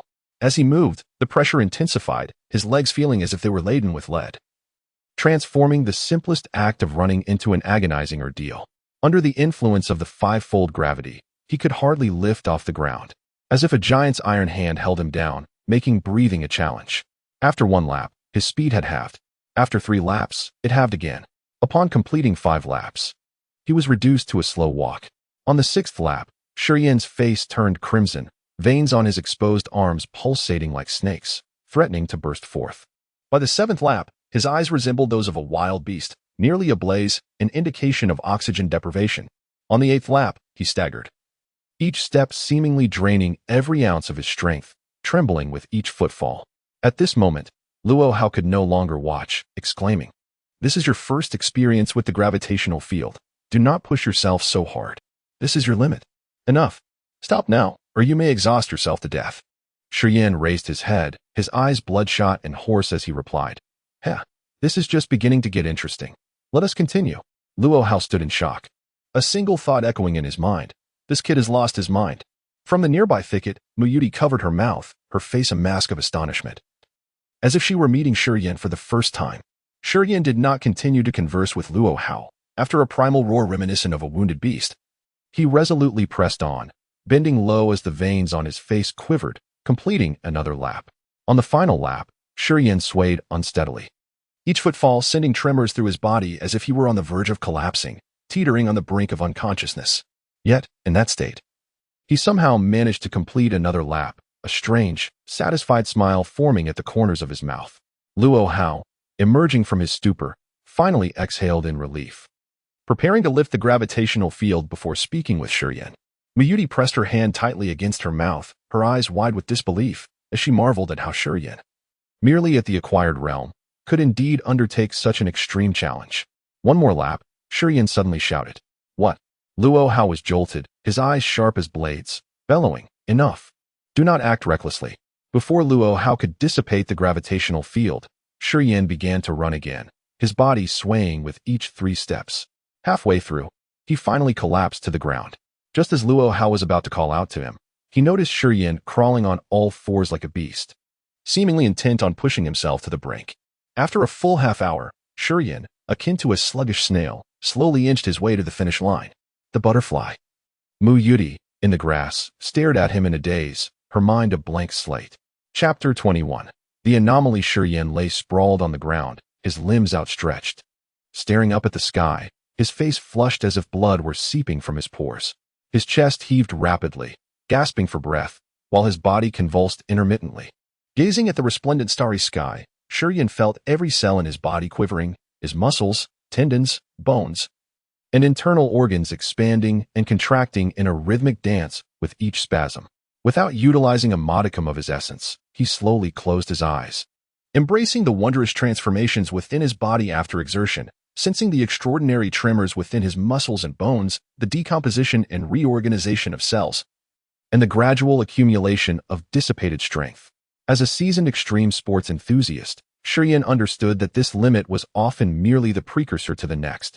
The boundaries of the human body could be continually transcended, limits could be surpassed time and again. The potential of the human body is boundless, with no end in sight. His experiences in extreme sports had taught him that only by breaking through limits could one achieve substantial progress. With his eyes closed, and without expending a single ounce of essence, he could distinctly feel the changes occurring within his muscle cells. Upon deep reflection, he quickly realized that the immortal martial spirit within him was awakening, mending his body in a manner he could scarcely comprehend, causing his torn muscle tissues to reassemble, growing even more resilient and robust. Overloading his physical capacity through gravity-enhanced exercises could indeed bolster explosive power. Only in the face of extremes do muscles tear, and it is through subsequent reformation that they become stronger and more potent, their mass increasing along with their explosive capabilities. As an aficionado of extreme sports, Shurian was well-versed in the truths born out of repeated practice, fully aware of the methods that would most rapidly augment physical strength. Savoring the soreness in his muscle cells and earnestly contemplating the effects of his immortal martial spirit, a smile gradually spread across Shurian's face. He mustered the strength to sit up, retrieving food from his pack and indulging heartily. Intense physical exertion drains considerable energy to expedite recovery and gain greater strength. Ample nourishment is indispensable. Chunks of dried meat were devoured, swiftly digested by his stomach, transforming into nutrients that nourished his body. In no time, he consumed the entire 5-person ration from his backpack. As he felt the transformations within his body, the smile on his face deepened. After moving his limbs for a while, he finally closed his eyes, silently channeling his essence in a circular motion. The moment he stirred his essence, his body involuntarily trembled slightly. As anticipated, the flow of essence through his meridians was undeniably swifter than ever before. After pushing his body to its limits, it had become exceedingly sensitive. The meridians were exceptionally active. As strands of essence coursed through them, they seemed to absorb faint traces of essence, causing his meridians to swell slightly and become remarkably resilient. Shurian had long surmised that the tempering of the body is as vital as the cultivation of essence, with both processes complementing one another. A sufficiently robust body accelerates the gathering of essence. The stronger the body, the more it aids in the accumulation and utilization of essence. The two martial spirits hidden within his body might also strengthen accordingly. Today's experience confirmed Shurian's hypothesis, prompting him to grin broadly. From a distance in the grass, Mu Yuti appeared. "Why are you here? You should be resting. Only with ample sleep can your martial spirit recover swiftly." Luo Hao had sensed Mu Yuti's arrival while managing the gravity field against Shurian and quietly approached, chiding her for her presence. "I couldn't sleep, just wandering around. I happened to see you all training," Mu Yuti replied, clearly unperturbed by his admonition, offering a gentle smile. After a pause, she suddenly remarked with a hint of mischief. "Luo uncle, didn't you go a bit too far? I recall when you trained Zhao Xian, you only used a 3-fold gravity field. Back then, Zhao Xian was already at the 2nd level of innate talent, with a foundation in physical training. But you hit this guy with a 5-fold gravity right off the bat. What were you thinking?" Luo Hao could only manage a wry smile, shaking his head as he sighed. "I applied 5-fold gravity from the outset to prevent him from wasting energy at this juncture. I intended to make him retreat in fear. Who would have thought he would be so reckless? I was left dumbfounded, and I tried to call it off several times, but he refused." "You mean your original plan was to scare him off immediately? So he wouldn't dare come back for training?" Mu Yuti rolled her eyes, nearly speechless. "Exactly," Luo Hao lamented. "You know, controlling the gravity field consumes essence and requires focus. I didn't want to squander my energy or leave him unable to move the next day, as that would impede our progress. Who would have guessed he would turn out to be such a madman? Luo uncle. How many laps did you expect him to complete before giving up? 4 laps. Luo Hao raised 4 fingers, his tone serious. Typically, a martial artist just entering the innate realm, without systematic physical training, can only manage 4 laps under 5-fold gravity. I thought with his frail physique, he would stop after 4 laps. He actually completed 11 laps. Mu Yuti's expression was one of incredulity as she couldn't help but glance over at Shiyin, who sat there, calm as a mountain, seemingly ready to resume his training. He actually sat up again. What? He can still move? Luo Hao was taken aback, glancing toward Shiyin before shaking his head with a bitter smile. A lunatic. This guy is truly insane. If he keeps this up, he'll likely find every part of his body aching tomorrow. I suppose we'll need to adjust our itinerary for tomorrow. Well, it seems we have no choice. He truly is a reckless fellow. Mu Yuti shook her head, a peculiar smile adorning her lips. Early the next morning, before the sun had fully risen, a thick fog enveloped the surroundings. Shout I, let us descend. It's time to embark. Under the ancient tree, Luo Hao softly called out, let me sleep a little longer. Mu Yuti mumbled in a dreamlike daze. Why must we set out so early today? Surely that fellow will be unable to move. He is already waiting for you. Luo Hao whispered, his face still displaying traces of astonishment. Just 10 minutes prior, Shiyin had approached, vibrant and full of energy, demanding 3 portions of food. Before Luo Hao's very eyes, Shiyin devoured the 3 servings with remarkable speed, then patted his belly, declaring, we can depart now, leaving Luo Hao momentarily speechless. He gazed at Shiyin with a chilling look for several minutes before recovering, muttering under his breath, freak. Is he also waiting for me? Mu Yuti murmured, reluctantly rubbing her eyes. Indeed, he appears more spirited than any of us, Luo Hao replied with a wry smile. What? Mu Yuti suddenly awoke, her beautiful eyes sparkling with curiosity as she searched for Shiyin beneath the tree.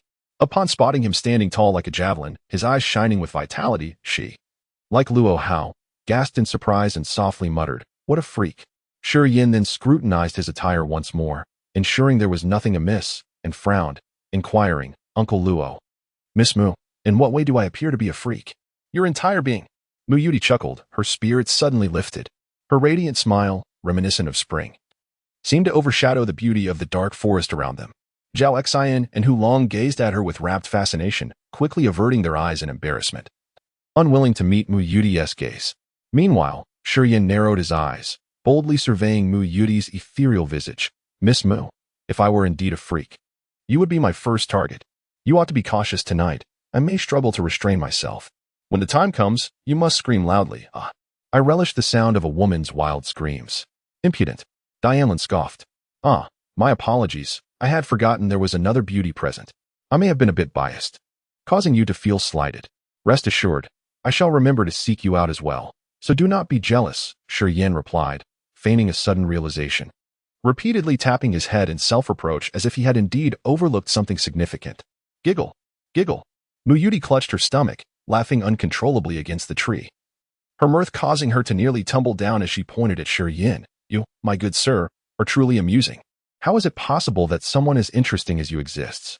Dianlin paused for a moment, unable to suppress her own laughter, appearing to be at a loss when it came to Shiyin. Zhao Xian and Hu Long exchanged bewildered glances, their expressions a mixture of astonishment and confusion.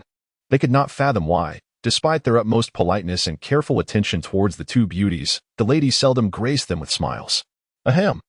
Luo Hao cast a curious glance at Shiyin, smiling, all right, enough of the antics. We should set off.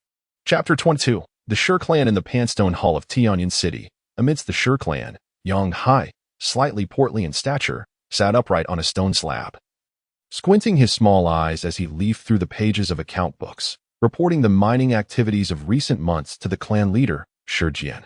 At 70 years of age, Shi Jian exhibited remarkable vitality, his hair as dark as night, clad in a simple coarse linen garment meant for training. He sat majestically upon a piece of gray-brown rock, his demeanor calm and his eyes glinting with intelligence as he attentively listened to Yang Hai's words. With a sigh, Yang Hai lamented the loss of skilled miners to the Mo and Ling families, who had lured them away with enticing offers, leaving them understaffed. In our clandestine skirmishes with these 2 families, we have suffered considerable losses. The miners fear we cannot compete with them, especially since they offer higher wages. Humph. Shi Jian interjected sharply. It is evident that these families are deliberately targeting us. Ever since the engagement between Mo Yanyu and Ling Xiaofeng was finalized, their interactions have grown increasingly frequent. Recently, during our clandestine confrontations with the Mo clan, the Ling clan has also intervened.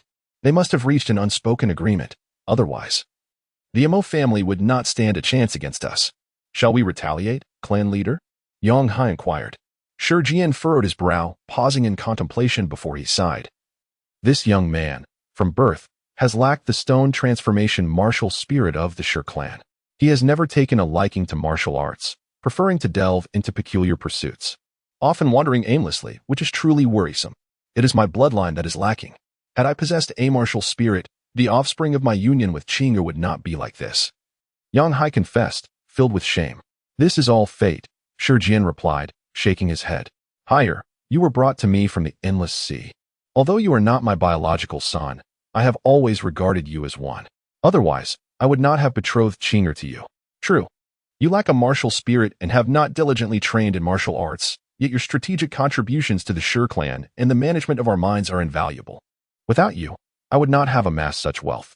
Though you may not excel in martial arts, your contributions to the Shi clan are no less than anyone else's.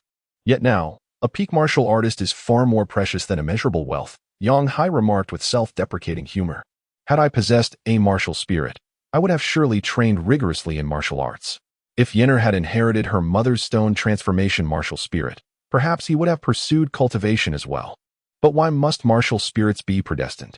Alas, Shi Jian nodded, sighing. Indeed, a peak martial artist is currently worth far more than wealth. This is a harsh truth. Do you think that young man might encounter any misfortune? Yang Hai still harbored concerns. I believe he will be fine, Shi Jian pondered. His disinterest in martial arts means the Mo family has likely overlooked him. Neither Mo Chaoga nor that Mo Yanyu should have ever laid eyes upon him. If they do not recognize him, they cannot target him. Very well, I will instruct those stationed in Quiet Town to keep a watchful eye. The town is adjacent to the dark forest, and as soon as that young man appears, news will reach us. You need not worry. Thank you, clan leader. Thank me. That young man is your son. Is he not also my grandson? Shi Jian exclaimed, his eyes widening. How many times must I tell you? Do not call me clan leader. I am your adoptive father and your father-in-law. You may refer to me however you wish, but not as clan leader. Adoptive father. I shall remember. Good. In the dark forest, under the quiet night sky, on a secluded patch of grass, Luo Hao stood tall like a mountain.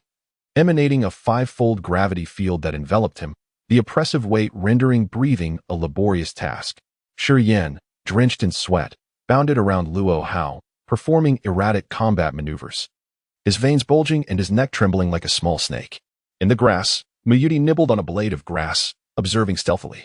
How long do you think that young man can endure today? Dialin whispered as she crouched beside Muyuti. Have you completed your task for today? Muyuti chuckled softly, not providing an answer. Zhao Xian has taken over. It was quite perilous. A silver snake coiled around a branch, and I nearly didn't notice it. Almost getting bitten. Luckily, I reacted in time. Otherwise, I would not be here to see you. Dialin said, visibly shaken. Recently, we have encountered more and more beasts. We must be cautious. In the past 3 days, we have faced 5 waves of beasts, particularly at night when their activity is heightened. Next time you sneak a peek, ensure you bring me along. Otherwise, danger may lurk. You were primarily aiming to convey that last sentiment, weren't you? Mu Yudi teased with a gentle laugh. Haha. You saw right through me, Dialin admitted candidly. That young man is truly remarkable. Each day he pushes beyond his limits, his endurance growing stronger. Even as a cultivator of the innate third layer, I dare not act recklessly in Luo Uncle's 5-fold gravity field. That fellow is simply insane. He won't stop until he nearly collapses. What a madman. His most frightening trait is not his endurance. Muyuti shook her head, her eyes shimmering with intrigue. Indeed, his recovery ability is even more astonishing. It is hard to believe he possesses only the cultivation of the innate first layer yet showcases such terrifying recuperative powers. Dialin echoed, equally puzzled. This fellow harbors many secrets, Muyuti mused softly. I have never encountered anyone with such an insatiable appetite. In just 3 days, he has nearly devoured all our provisions. I am beginning to worry about our food supply. He truly is a glutton. Haha, Dialin laughed.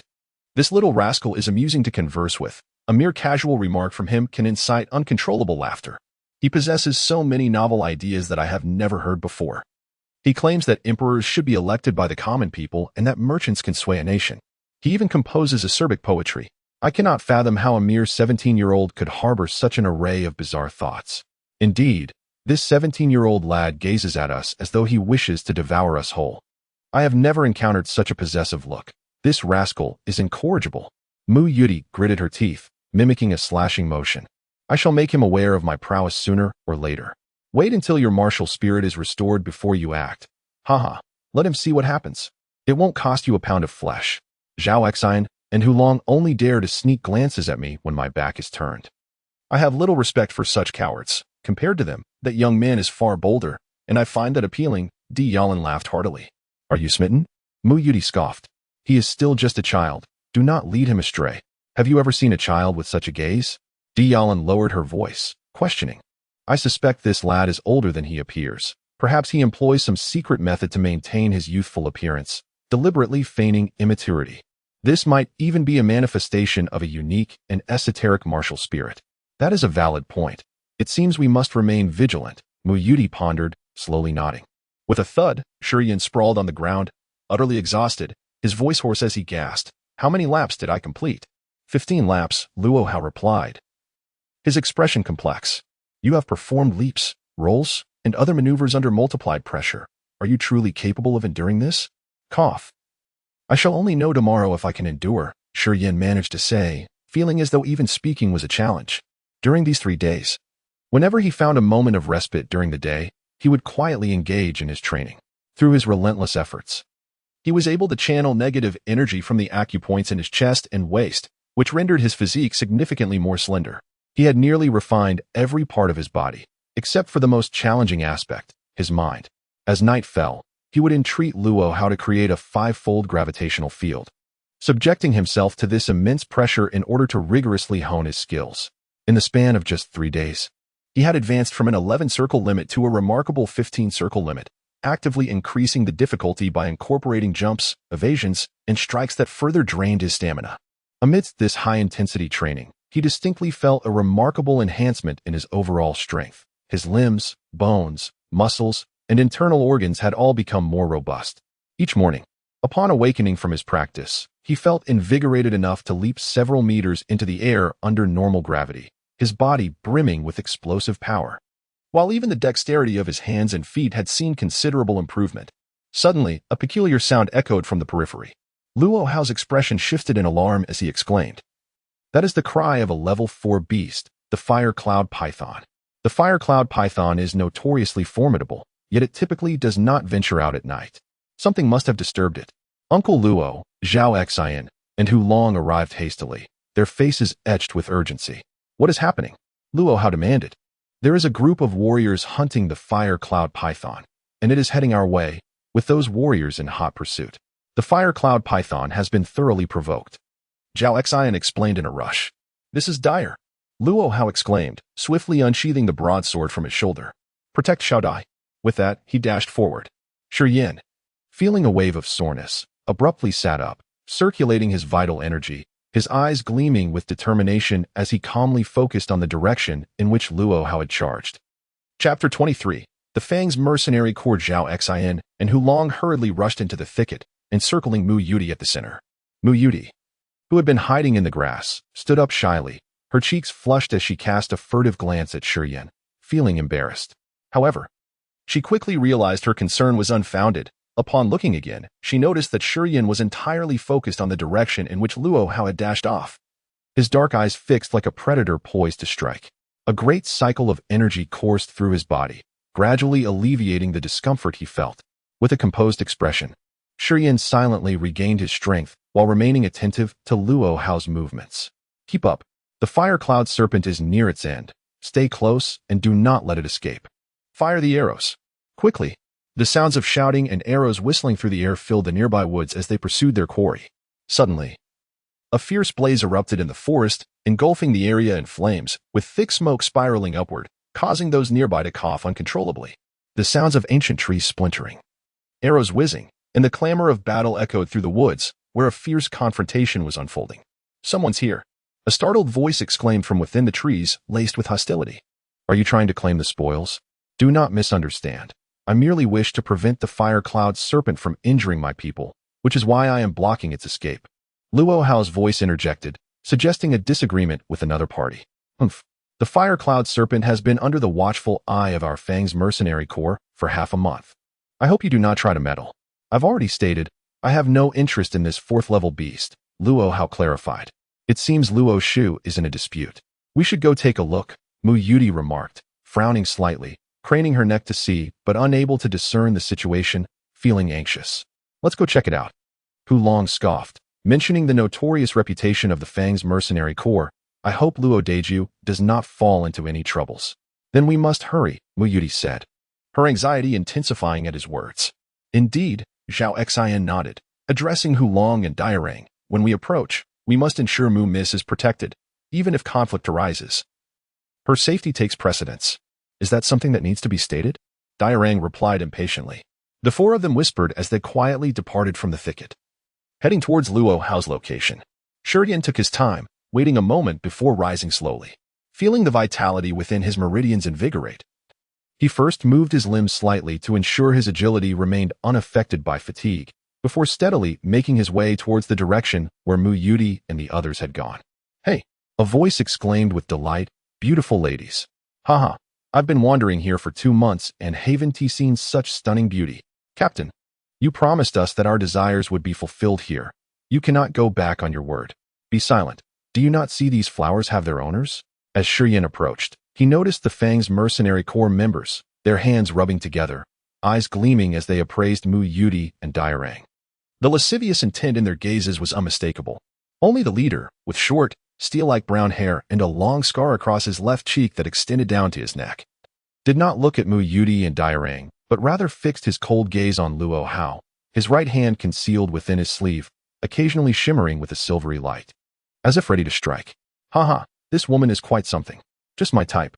A burly mercenary with a bare chest and a thick mane of hair laughed boisterously, slapping his thigh. Captain, I want her. Come over if you dare. Diarang unsheathed her short sword, adopting a combat stance. Let us see what you've got. Haha, here I come. The man exclaimed, ready to charge forward. Tumu. Bernard, the leader, called out sharply, everything can be discussed. Do not act rashly. Understood, Captain Tumu. The hairy giant chuckled, leering at Diarang. Darling, let us strip down and have some fun. You'll soon know my prowess. I'll chop off your bits, Diarang retorted coldly. Mu Yudi frowned, her pretty face marred by disgust, yet she said nothing, as if accustomed to such behavior. Who allowed you to come here? Luo Hao's heart sank.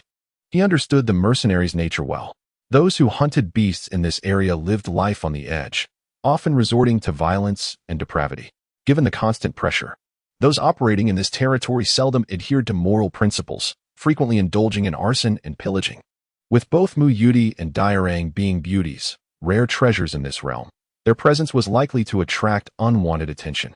Shurian approached silently, standing alongside Luo Hao, observing the Fang's mercenary members. Tumu. Bernard called, the scar on his face twitching as he spoke with a sinister expression, prepare to harvest. His cold gaze swept over Luo Hao and Shurian, his sleeve shimmering with silver. Yes. Tumu seized his banner with Diarang, signaling to 3 other mercenaries who approached with daggers. Bloodied, they began to expertly skin and dismember the fire cloud serpent, meticulously extracting its eyes and fangs. Bernard and the remaining 3 mercenaries kept a watchful eye on Luo Hao and Shurian's group, ready to strike should they make any sudden moves. Upon seeing that Luo Hao and his companions were genuinely preparing to leave, Bernard paused slightly, then said, Wait a moment. Luo Hao turned, his expression suddenly cold. Everyone, we do not wish to have any disputes with you, but do not overreach. Haha. Bernard chuckled, his demeanor softening. My friend, there has been a misunderstanding. I simply wish to propose a trade. What trade? Luo Hao inquired, taken aback. I will exchange 1 eye of the fire cloud serpent, 3 fangs, and 2 meters of its skin for those 2 women, Bernard said, pointing at Mu Yudi and Diarang, his smile broadening. My brothers have been holding back for too long. They need some relief. Women here are valuable, and I believe this offer is fair. What do you think? Hu Long's eyes practically ignited with fury. Zhao Xian scoffed, while Mu Yudi clenched her teeth and Diarang brandished her short sword, shouting, Come and try to take us. Only Shurian squinted, remaining silent. Restraining Yalin's impetuous actions with a gentle shake of his head, Luo Hao turned and stated with composure, "My apologies, they are my companions, not chattel to be bartered." Regardless of the enticement. "Ah, a pity," Barnard remarked with nonchalance. "Farewell, then." "Farewell," Luo Hao responded, casting a profound gaze upon him before uttering, "Let us depart." Luo Hao fixed Yalin with a stern look, silencing her protests and urging her to hasten their departure. Zhao Xian and Hu Long, simmering with resentment, suppressed their ire under Luo Hao's commanding gaze, dutifully escorting Mu Yudai away. Shi Yan, refraining from comment, followed suit. "Chieftain, shall we proceed as before?" Tu Mu inquired, a grotesque grin spreading across his face as Luo Hao's party vanished into the forest. "We are cognizant of the chieftain's predilections and would not vie for the young maiden. However, might we sample the fiery woman?" Barnard's gaze grew increasingly malevolent. He nodded curtly. "First, gather the spoils from the serpent. We shall proceed according to custom shortly." "Understood." Tu Mu cackled with a sinister grin. "That vixen dared to threaten my manhood. I shall ravage her. She is a thorny bloom, though not quite your equal, possessing the strength of the third level of the innate realm. Exercise caution lest you be undone," Barnard cautioned with a snort. "Remember to dispatch the males first. Do not become solely preoccupied with the woman. Let none escape." "Yes." Chapter 24, Trouble Uncle Luo, Why Must We Leave? As they pressed on, Diarang vehemently slashed at the branches with her dagger, exclaiming, "That cad dared to harass me and Miss Mu. I wish I could run him through with my sword. It infuriates me. Had you two not appeared, there would have been no trouble at all. Now we're in a predicament." Luo Hao sighed, his expression one of helplessness. "Stop your rambling and move away quickly. Let us hope we can evade them." "Uncle Luo, did we not leave already? What further trouble could there be?" Mu Yudi asked, perplexed. "It's not as simple as you think," Luo Hao replied, shaking his head.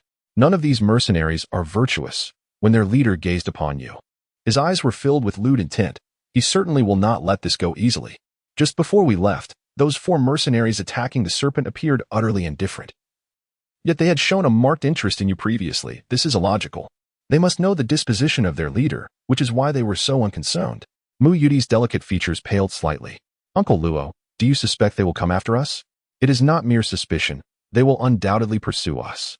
Luo Hao lamented inwardly. Their hesitation to act was due to their interest in the materials from the serpent. They fear that in dealing with us, other mercenaries or warriors might seize their spoils. Once they have collected what they desire, they will surely follow us. The Fangtooth mercenary group has a notorious reputation. I've heard they frequently engage in plunder and murder. Hulong concurred. "Uncle Luo's judgment cannot be wrong. Forgive us, Uncle Luo. Our concern for you is genuine," Mu Yudi murmured softly. "I understand," Luo Hao replied.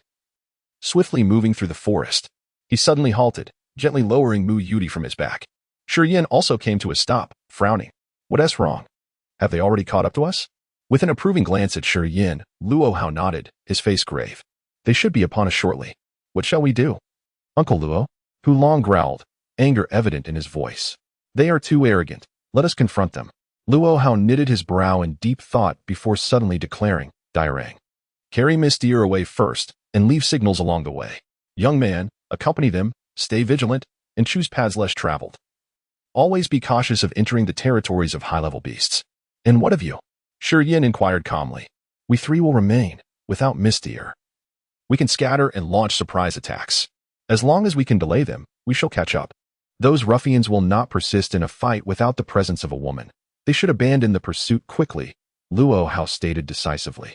"Understood," Shi Yan nodded, a carefree smile gracing his features. "Uncle, do not worry. Wherever these 2 beauties go, I shall follow." "Go," Luo Hao urged with a firm voice. Diarang wished to stay and fight, but under Luo Hao's steadfast gaze, she acquiesced. With a frustrated stomp, she squatted down and hoisted Mu Yudi onto her back, rushing towards the densest part of the forest without further ado. Shi Yan hesitated for a moment, retrieving a small paper pouch from his pack and thrusting it into Luo Hao's hand. "This is a poison powder I stumbled upon, known as 7 serpent venom, crafted from the venom of 7 different snakes. The application is simple. Smear the powder on your weapon, and as long as you draw a drop of blood, it will suffice." Before Luo Hao could respond, Shi Yan chuckled and dashed after Diarang. "Uncle Luo, is this method not a tad too insidious?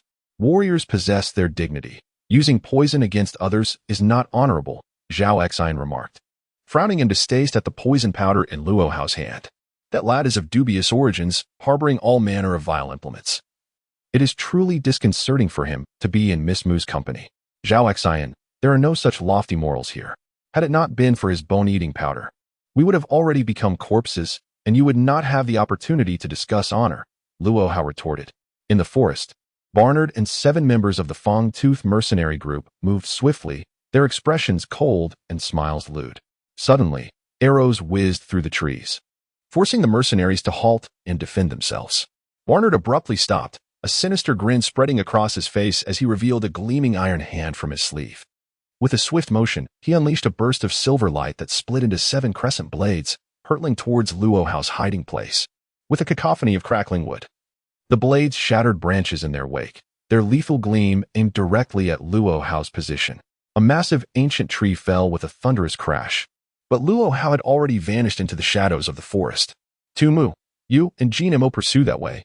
We shall handle this side, Barnard instructed. His face darkened with a smile. All the skilled fighters are here. The only ones who fled are 2 women and a boy. Remember, I want the woman alive. If you kill her, you won't see a single coin from this venture. Rest assured, I guarantee to deliver that little woman to you unscathed. Await your turn to enjoy her. Tu Mu laughed heartily. Jin Mo, let us go? That fiery lady shall be my first prize. You were fortunate to get a taste of her too. I can hardly wait, another grotesque mercenary echoed, following Tu Mu as they departed. This is bad. Luo Hao's heart sank as he prepared to signal his companions. He had not anticipated Barnard's acumen in such matters. This fiend had discerned his plan and dispatched men to pursue Dairang. Stay behind, Barnard sneered, charging toward Luo Hao. Friend, did you not wish to delay us? Now, I shall not leave. You need not rush to escape. Let us engage in a bout and stretch our limbs. As Barnard moved, the other mercenaries spread out, commencing their search for Hu Long and Zhao Xian. With Mu Yudi on her back, Dairang darted through the forest, her every step propelled by her powerful legs, akin to a mother leopard on the hunt. As she raced, the short skirt beneath her armor billowed in the wind, accentuating her alluring curves and remarkable elasticity. Shi Yin trailed behind, admiring her form, secretly marveling at Dairang's breathtaking physique, and understanding why the mercenaries were so entranced by her. Little brat, stop staring at my backside and pay attention to your surroundings. Look for any signs of beast activity, Dairang suddenly remarked, as if sensing his gaze. Noted, Shi Yin chuckled, scanning the vicinity for signs of beasts. For the moment, there appears to be no signs of activity, but I believe we are being pursued. I can hear faint footsteps. Someone is following us? Dairang's heart raced. Could it be? Uncle Luo and the others surely must have intercepted those hounds. Shi Yin abruptly halted, crouching down to listen closely, his expression darkening. Uncle Luo has indeed not deterred all the hounds. 2 of them are closing in. Dairang froze, her expression grave. Young man, you must continue carrying Miss Mu forward. I will stay behind to deal with them. No, I shall remain, Shi Yin replied, his smile unwavering. Because of you. This matter concerns me. I owe you a debt of gratitude that remains unsettled. Once I feel it is repaid, even if you wish to keep me by your side, I shall resolutely depart. With a wave of his hand, Shi Yin urged Dianlin, Sister, why do you linger in hesitation? Dianlin, filled with reluctance, turned her head away forcefully and murmured, You little rascal, make sure to live well. If you truly manage to catch up with me again, I might allow you to touch my backside. With that, Dianlin stamped her foot and dashed off fiercely. Heh, then make sure to clean yourself up and wait for me, Shi Yin exclaimed, grinning widely as he called after her. Dianlin's body trembled, nearly causing her to stumble, and with a flushed face, she gritted her teeth and cursed under her breath. That damned little brat. Chapter 25. Spectre brandishing his dagger. Shi Yin hastily etched crude butterfly patterns onto 2 towering trees. He then swiftly ascended one of the trees, using the dagger to sever arm-thick branches, dividing them into 5 sections. He rapidly sharpened these and haphazardly coated the tips with 7 serpent venom. This entire sequence consumed a mere 2 minutes. Precisely 2 minutes later, Tu Mu and Jin Mo, the 2 Wolf Fang mercenary group members, arrived as expected. Disregarding Shi Yin and the 2 women, Tu Mu and Jin Mo traversed the forest, their faces contorted in lewd grins as they discussed their plans to defile Dianlin. Shoo, shoo. The sharpened branches pierced through the foliage, hurtling towards Tu Mu and Jin Mo like stubborn rays of sunlight. Tu Mu, unconcerned, casually deflected 2 of the branches with a wave of his battle axe, bellowing with laughter. These fellows are truly pathetic, resorting to tree branches to greet us. Such disrespect. Pitiful wretches, Jean Imo echoed mockingly, shaking his head. Shoo, shoo, shoo. 3 more branches stubbornly hurtled towards them. Growing impatient, Tumu swept his arm, describing a silver arc with his long-handled battle axe, sending the 3 branches crashing to the ground once more. Emerging slowly from the foliage, Shi Yin fixed the 2 with a cold stare, inquiring, Gentlemen, will you face me one at a time, or shall I take you both on together? Tumu narrowed his eyes, sizing up Shi Yin with a glance. He shook his head, dismissing him with disinterest. Merely a callow youth, barely having entered the initial realm. A boastful tone, yet limited power. I have no interest. With that, Tumu turned to leave, his voice carrying back. Jinimo, he's all yours. Deal with him quickly and catch up. If you're late, I'll take that woman a second time. Ha ha. Jinimo snorted derisively, slamming his enormous mace into the ground. The mace sank deep into the earth. Boy, come down. Spare me the tree climbing. I'm pressed for time, so make it quick. Indeed, I too am pressed for time, Shi Yin replied, his gaze imbued with a profound indifference to life and death. He leapt from the ancient tree, his dagger flying from his hand to lodge in the earth next to the mace. Thump. Shi Yin halted 10 meters from Jinimo, displaying his empty hands with a flourish. I shall forego weapons as well. Heh, the boy has guts, Jinimo sneered, his face a mass of contorted lumps. His eyes blazed with a fierce light as he charged towards Shi Yin. Jinmo's hands suddenly swelled, veins writhing like worms upon his fists. As he clenched his fists and unleashed a blow, the air crackled with a resounding whoosh. A series of fist imprints materialized in the air, growing in intensity as Jinmo advanced. Mortal-grade martial skill, chaotic star fists. Shi Yin's eyes narrowed slightly. He focused his essence, expelling all extraneous thoughts. His vision honed in on the myriad fist imprints, his mind solely focused on killing Jinmo. Boom. A thunderous jolt resonated within his mind. An epiphany that transported him to an extraordinary state.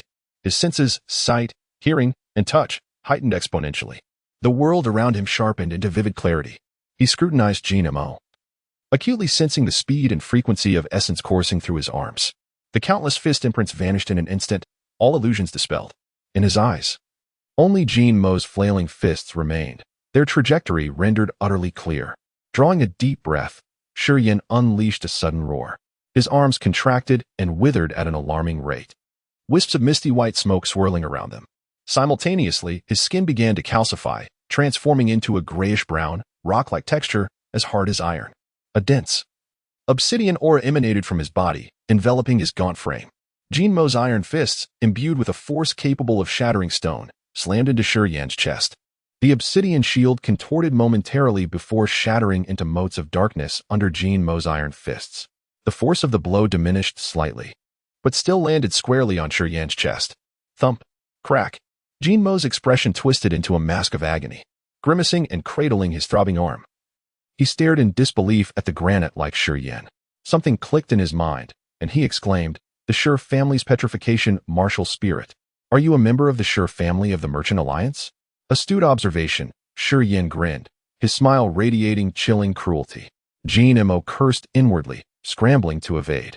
But he realized he was too close to Shi Yin. With lightning speed, Shi Yin seized Jinmo's neck. The white mist, laced with fear, madness, violence, and despair, instantly seeped into Jinmo's body. Jinmo appeared to plummet into an infernal abyss, his face contorted in terror as he screamed, No, no, please, no. Lost in a haze, Jinmo screamed, flailing his fists aimlessly, as if warding off approaching specters. Shi Yin released his grip, the white mist dissipating from his arm. His composure restored. He silently counted the seconds. 1, 2, 3, 4, 5, counting to himself. Shi Yin leisurely retrieved his dagger from the earth, then tiptoed nimbly towards Jinmo. As he reached 17, Jinmo seemed to acclimate to the terrifying vision, his emotions stabilizing, his eyes gradually regaining clarity, poised to awaken. 17 seconds, ample time to kill a man several times over. Nodding slightly, Shi Yin understood. He suddenly lunged forward, his dagger slashing across Jinmo's neck with deadly precision. As blood spurted forth, Jinmo's eyes cleared, fixing Shi Yin with a hateful glare before he slumped backward, succumbing to death. Shi Yin crouched down, wiping the blood from the dagger with Jinmo's clothing. He then searched Jinmo's person, discovering some food, several hundred purple crystal coins. and 2 sharp fangs from a fire cloud demon python. Without hesitation, he stowed these items in his backpack. Shurian inhaled deeply, sensing Jin Mo's essence flowing into his acupoints. He then stood, muttering to himself, the initial realm, second heaven. Even he succumbed to the berserk negative energy for 17 seconds. This martial skill is indeed perverse. Perhaps the more negative energy gathered, the greater its power composing himself. Shurian steeled his resolve and darted off in pursuit of Tumu. That wench is truly fiery. Haha, but I like it. Tumu roared with laughter, parrying Deicide's attacks with his battle axe. Miyudai's eyes flashed with cold light. Clutching her zither, her fair face clouded with uncertainty. As if she were making a difficult decision, Tumu wielded his heavy battle axe as if it were a feather fan. Deicide's short sword was no match for the flashing axe. Each time they clashed, Deicide's delicate frame trembled. Clearly, Tumu's essence was far more abundant. Tumu's battle axe spun like a wheel, its shadows ensnaring Deicide. The glinting blade left tears in Deicide's flowing hair and numerous slashes in her short skirt, revealing tantalizing glimpses of skin. Wench, now you know my power. Don't fret. Soon you'll discover that my greatest strength lies not in martial skills. Ha. Tumu cackled, seemingly intent on toying with Deicide. Elder sister, shall I lend a hand? Shurian's indolent, teasing voice suddenly echoed from the forest. In the next moment, Shurian, wielding a dagger, emerged into view. His gaze briefly lingered on the breathtaking beauty of Deicide, and he exclaimed in awe, sleek, full, perky, and round, truly splendid. Deicide, taken aback, momentarily abandoned their verbal sparring, stepping back and exclaiming, "You rascal, how are you still alive?" Tumu's expression shifted, his demeanor suddenly grave. Rather than pursuing Deicide, he turned to Shurian and asked somberly, "Is Jin Mo dead? What do you think?" Shurian replied with a smile, advancing step by step. As he moved, his arms withered once more, a faint aura imbued with various negative energy seeping from the pores of his skin, coiling around his limbs and proving inescapable. Jin Mo's essence remained unpurified, but as Shurian unleashed his fury, the despair and resentment from Jin Mo's final moments surged forth, coalescing before him into a vivid and menacing specter. Jin Mo, Tumu gasped, his robust frame trembling involuntarily. It was all too uncanny. Before Shurian, the specter of Jin Mo appeared as a vengeful spirit, clawing and howling, its shadowy eyes reflecting a profound hatred, as if it yearned to eradicate all of humanity. Deicide and Muyuti shared expressions of horror, their delicate forms quaking as they could not help but scream. What on earth is that? Not only were the others stunned, but even Shurian himself appeared astonished, staring blankly at the apparition before him, uncertain of how to proceed. Jin Mo, what has happened to you? Under the piercing gaze of Jin Mo's vengeful spirit, Tumu took a step back, exclaiming, "We are allies. Your enemies are behind you." Tumu's cry jolted Shurian from his stupor. A singular thought of eliminating Tumu surged within him. The negative energies entwined around his arms suddenly erupted, shooting forth like a pale serpent, eerily coiling toward Tumu. The specter of Jin Mo, seemingly spurred by those negative forces, glided forward, striking at Tumu like a vengeful wraith. "Kill!" Shurian shouted coldly, launching himself forward. Deicide, momentarily taken aback, lifted her sword to strike at Tumu. Chapter 26. Life and Death. Tumu's expression darkened as he stared in astonishment at the ethereal figure of Jin Mo, a chill creeping into his heart. Jin Mo was not a corporeal entity, resembling the spectral apparitions of legend. Such an abnormality even made a valiant mercenary like Tumu feel a twinge of fear, prompting him to step back, wishing to assess the situation further. As he retreated, Shurian immediately sensed his trepidation, seizing the opportunity with the swiftness of a leopard as he charged forward with his dagger, calling for Deicide to join him. Though Deicide was somewhat frightened as well, her knowledge that the ghostly figure was conjured by Shurian emboldened her to attack Tumu from behind. A ghastly pale mist, coalescing from various negative energies, slithered toward him like a venomous serpent, with Jin Mo's spectral form following closely behind, reaching Tumu in an instant. A sense of dread enveloped Tumu, and he could no longer afford to hesitate. Channeling the profound essence of his innate peak, he invoked a secret technique, unleashing a torrent of radiant red light from the palm of his left hand. In that fleeting moment, a shield, purely formed from his essence, materialized in his grip. The shield, glowing fiercely and only the size of a basin, radiated intense heat. This shield, crafted entirely from his essence, was evidently Tumu's ultimate skill, requiring immense energy to manifest. As the shield took shape, Beads of sweat began to form on his forehead, indicating a significant expenditure of his essence. With the shield affixed to his left hand and sensing the oncoming negative energies released by Shiyin, Tumu instinctively raised the shield to defend against both the negative force and Jin Mo's ghostly visage. With a hissing sound, the white mist, rife with negativity, collided with Tumu's shield, erupting into sparks. Within the sparks, the mist dissipated, and the ghostly figure appeared to melt away, scattering into the void. A chilling, malevolent aura seeped from the vanishing remnants, penetrating Tumu's body through his pores, unbeknownst to him. After a cold sneer, Tumu's expression suddenly faltered, revealing confusion and panic in his eyes. A glimmer of realization flashed in Shiyan's eyes. From Tumu's change in demeanor, it was evident that although he had dispelled the energy laden with negativity, he had failed to cleanse his mind of the negative emotions that had infiltrated his consciousness. Attack! He bellowed as Shiyin surged forward with utmost speed, leaving a faint afterimage in the air before suddenly materializing before Tumu. The blue glowing dagger struck like lightning toward Tumu's neck. The energy within Tumu's shield surged, awakening him from his stupor. With a fierce roar, he suppressed the flood of negative emotions invading his mind, swinging his battle axe in a graceful arc. The clang of metal echoed as Shiyan's dagger clashed against the axe, unleashing a torrent of explosive energy that surged back towards Shiyan's arm. Feeling a numbing sensation, Shiyin swiftly withdrew his dagger. Tumu paid no heed to Shiyin, spinning like a whirlwind to block Deyalin's approaching short sword with his axe, coldly declaring, "Soon, I will reduce you to 100 pieces." Shiyan's expression darkened, his murderous intent surging uncontrollably. As he brandished his dagger, the muscles in his legs tightened, and negative energy surged forth, enveloping his limbs in a pale mist. With both hands and feet transformed, Shiyan's fury could no longer be contained.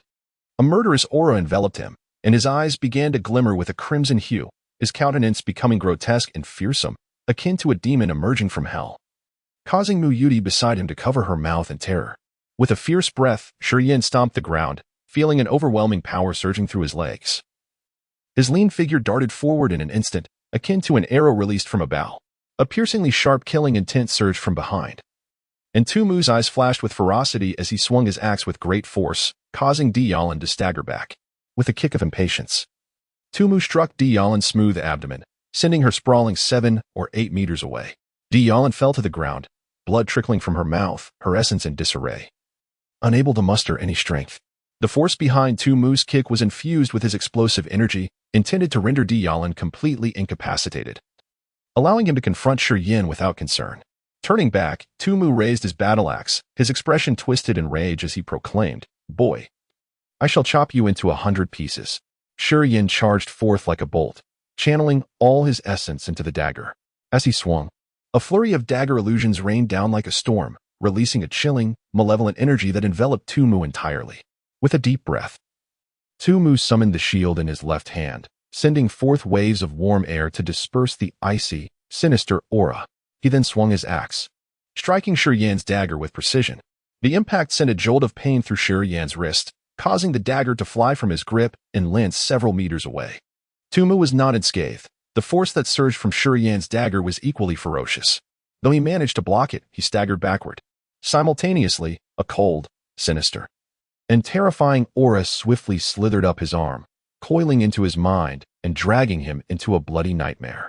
Shiyin stood firm, witnessing Tumu's dazed expression as he staggered back toward Deyalin. At that moment, Shiyan's dagger lay several meters behind him.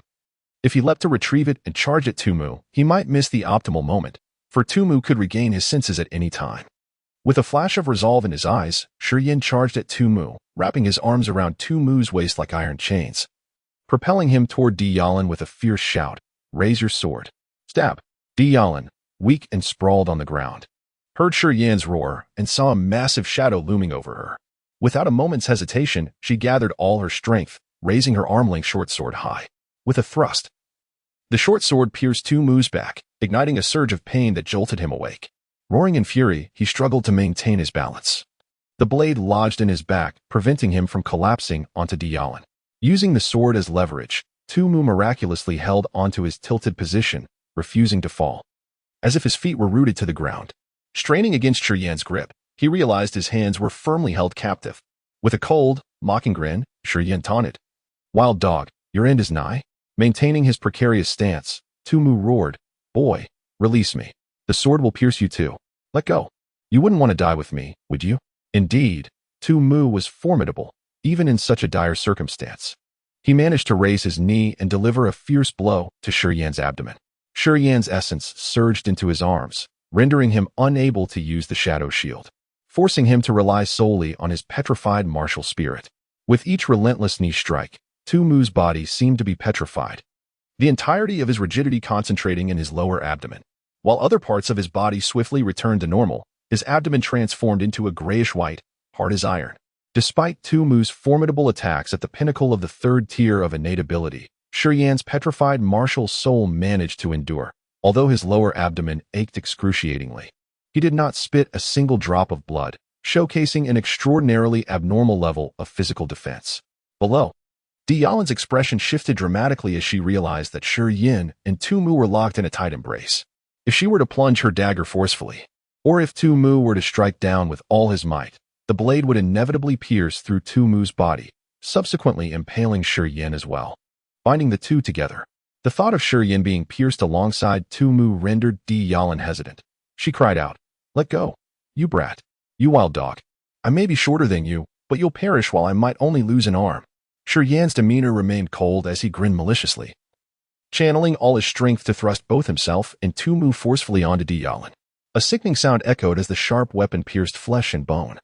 With Deicide lying on her back, the weight of Tu Mu beneath her, and Shi Yan pressing down upon him. As anticipated, her dagger penetrated the bodies of both men, driving through Tu Mu's heart from behind and continuing unabated into Shi Yan's right shoulder, effectively impaling him as well.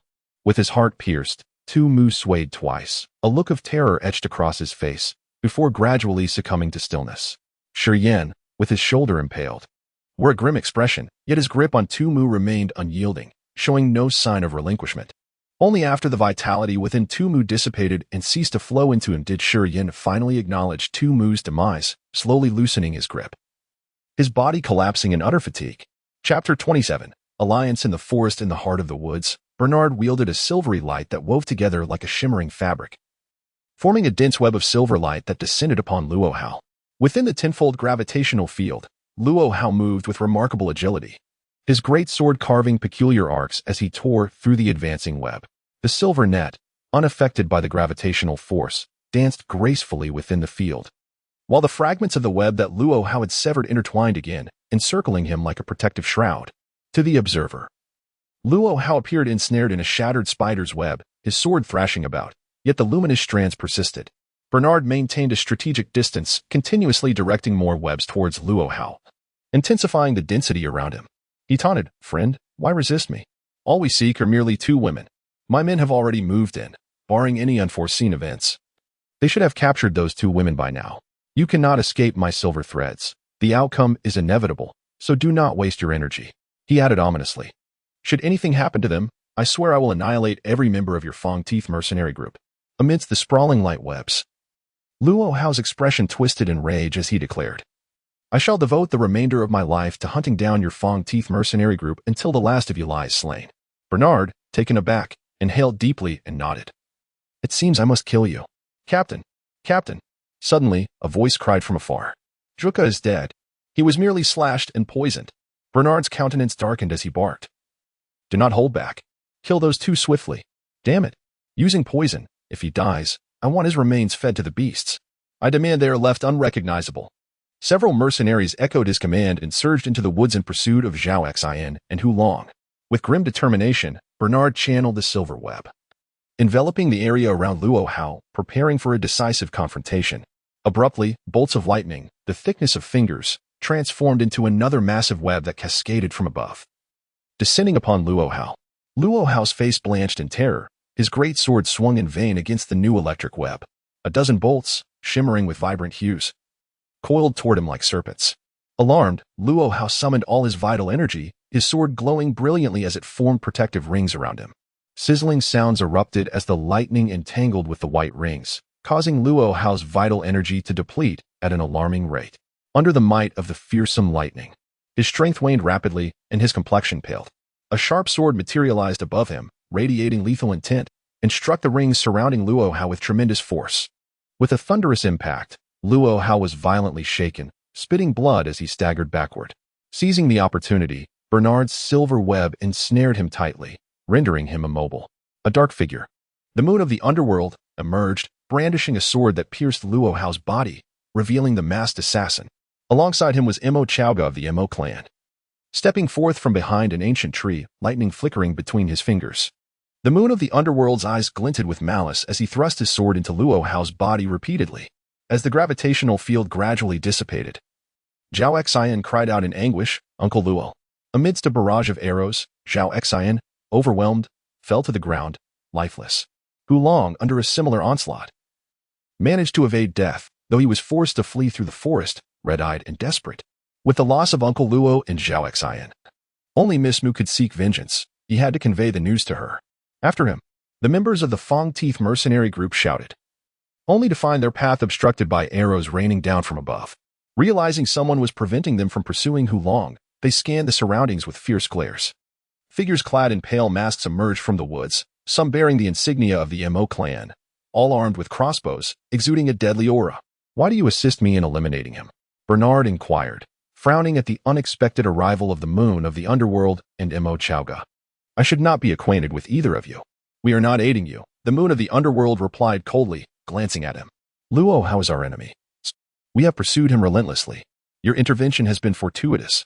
Mo Chowga, observing from a distance, queried, "Messenger, you mentioned this man is the strongest protector of that youth. Since he is now dead, shall we not waste further time?" "Indeed," the moon of the underworld nodded. "Be patient. I have left dark moon fragrance on Hulong. I intentionally allowed him to escape, hoping he would lead us to our target. We will follow the scent and undoubtedly discover what we seek." "Agreed," the moon of the underworld affirmed. In a matter of days, they had formed a clandestine alliance, establishing a secret pact. "What is your motive in killing this man?"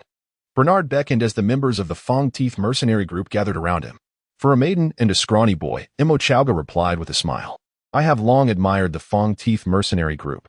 Today, I find your reputation well-deserved. I am Mo Chowga of the Mo clan. May I inquire if your captain is interested in conducting business with us?" "What business?" Bernard furrowed his brow. "Why, a profitable venture." Mo Chowga chuckled. "If you are interested, we can discuss it in detail, ensuring your satisfaction." "Let us set that aside for now," Bernard contemplated. "If all goes as planned, my men should have captured the individuals you seek. You desire that fiery maiden and the boy. We cannot labor in vain. The alluring female mercenary shall belong to us." "The Fang Teeth mercenary group, what say you?" Recognizing that the other party was not to be trifled with, whether from the dark underworld or the Mo clan, both of significant power, Bernard understood the need to concede. The moon of the underworld and Mo Chowga were both formidable figures, their strengths comparable to his own, and he realized that resisting their combined force would be futile. Mo Chowga remained silent, turning toward the moon of the underworld. The latter's eyes flickered with a cold gleam as he nodded slowly. "No problem." "Very well, let us go retrieve them," Bernard exhaled in relief, having witnessed their ruthlessness firsthand. He had no desire to confront them in battle. Mu Yudi knelt down, meticulously tending to Shi Yan's wounds. With a solemn expression, Shi Yan sat silently on the ground, intently observing the changes in his shoulder's injury and the purification of the vital energy within his body, remaining wholly focused without casting a glance at Mu Yudi. At times, he was maddeningly lecherous, yet at others, he surpassed even the most virtuous gentleman in his propriety, a truly perplexing individual. Mu Yudi found herself musing over this peculiar dichotomy. Ordinarily, when Shi Yan gazed upon her, his eyes were unreserved, betraying not a hint of coyness. Now, in such close proximity that she could discern his very scent, he remained steadfastly averted, betraying not the slightest impropriety, leaving her utterly bewildered. Mu Yudi's heart was filled with doubt, uncertain of how to assess Shi Yan's true character. Shi Yan's eyes were slightly narrowed, his consciousness immersed within the depths of his own body. The cells around the wound on his shoulder were remarkably active. Even without conscious effort, he could perceive the gradual healing process initiated by the undying martial spirit. The essence emanating from Tu Mu was being purified within the acupoints of his body, subtly giving rise to peculiar negative emotions. After unleashing the berserk state, he felt a debilitating weakness and soreness in his limbs. His strength seemed temporarily diminished, a familiar after-effect that left him deeply uncomfortable yet utterly resigned. Not far away, Deicide, having rested for a short while, regained her composure and began to rummage through Tu Mu's corpse. A minute later, Deicide approached Mu Yudi and Shi Yan, a small pouch in her hand. This fellow had some food on him, along with materials from some demonic beasts. And 3-star thunders. The demonic beast materials are of no use to us, but these star thunders are quite insidious. Star thunders? Shi Yan's eyes suddenly sparkled with interest as he gazed at the fist-sized, cyan-colored metal lumps. What are they for? He inquired. These devices detonate upon impact, unleashing a spray of star-like shards in all directions. These shards are incredibly sharp and possess immense force, capable of piercing even the essence chi shields erected by human realm martial practitioners. They are truly malevolent treasures. These 3 alone are worth at least 4,000 to 5,000 black crystal coins. Dialon explained. Indeed, quite wicked. Give them to me, Shi Yan said, extending his hand to Dialon in a natural, unceremonious manner. Thump thump, thump thump thump. Heavy footsteps suddenly echoed. Dialon's expression shifted as she gripped her short sword, her posture alert. Shi Yan, with a touch of roughness, pushed Mu Yu Dai aside, letting out a cold snort. He, too, rose abruptly, brandishing his dagger, his gaze fixed on the direction from which the sound originated. Hulong, his chest stained with blood, stumbled forward, his eyes bloodshot. Upon seeing Dialon, Hulong was overcome with emotion, his voice choked with sobs. Uncle Luo and Zhao Xian are dead. Miss Mu. They died a gruesome death. You must avenge them. Chapter 28. A staggering detonation. Mu Yu Dai's delicate frame trembled as she leaned weakly against a tree trunk, tears streaming down her face uncontrollably. Throughout their journey, Luo Hao and Zhao Xian had been tirelessly protecting her. Her ability to persevere was largely due to Luo Hao, her pillar of strength. Upon hearing of the demise of both Luo Hao and Zhao Xian, Mu Yu Dai was overwhelmed with grief, losing all will to escape. Dialan's eyes blazed with fury as she gritted her teeth, her voice trembling as she demanded, who is responsible for this? Hulong, his voice choked with emotion, swiftly recounted the events, adding, besides Dark Abyss and the Fong Mercenary Corps, the Mo family from the Merchant Alliance was also involved. The lightning power that fellow unleashed wasn't condensed from essence. It must have been the Mo family's lightning martial soul. Fong Mercenary Corps, Dark Abyss, Mo family. Dialan hissed through clenched teeth. They will pay the price. Shi Yan frowned. Upon hearing Hulong mention the lightning martial soul, he immediately suspected that he was the Mo family's target. A peculiar scent suddenly wafted into his nostrils. Shi Yan abruptly stood up and circled Hulong, his expression changing drastically. Brother Hulong, you have a strange fragrance about you. You shouldn't have escaped alive. Alas, boy, what do you mean? Dialan glared. Do you wish Hulong had been killed? Hulong, however, understood immediately after a moment of stunned silence. He chuckled bitterly. So that's it. They spared me to track you down. I thought it was just my good fortune. Haha. Without waiting for Dialan to dissuade him, Hulong suddenly knelt before Mu Yu Dai and kowtowed 3 times forcefully. Miss Mu, please, you must live on. You must avenge us. Abruptly standing, Hulong sprinted away, his sorrowful voice echoing back. Leave this place quickly. Take another route. I'll lure them away and buy you some time. Hulong. Dialan and Mu Yu Dai cried out in unison. We must leave immediately. Miss Mu, remember this hatred. We must live on. Shi Yan said grimly, extending his hand to Dialan. Give me the Star Thunders. Take Miss Mu and leave at once. I'll catch up later. Distraught by the deaths of her friends, Dialan hesitated for a moment before handing over the 3-Star Thunders to Shi Yan, her voice hoarse. What are you planning? To collect some interest for the uncle. Shi Yan's face was like ice as he quickly approached Tu Mu's corpse. He drew his dagger and cut open a bloody hole in Tu Mu's abdomen. He first stuffed 2-Star Thunders inside, then carefully smeared 7 serpent saliva on them. Gently, he turned Tu Mu over, placing him face down on the ground. People are naturally curious. When the Fong Mercenary Corps arrives and sees Tu Mu like this, someone will surely be tempted to turn him over to see what's going on. The Star Thunders will detonate upon impact. What do you think will happen when Tu Mu's body is forcefully flipped over? Shi Yan sneered. I understand. Dialan's face hardened as well. I hope they die in droves. I've also added poison powder to Tu Mu's body. After the Star Thunders explode, shards of shrapnel will be coated with the poison. Anyone whose skin is pierced will surely die.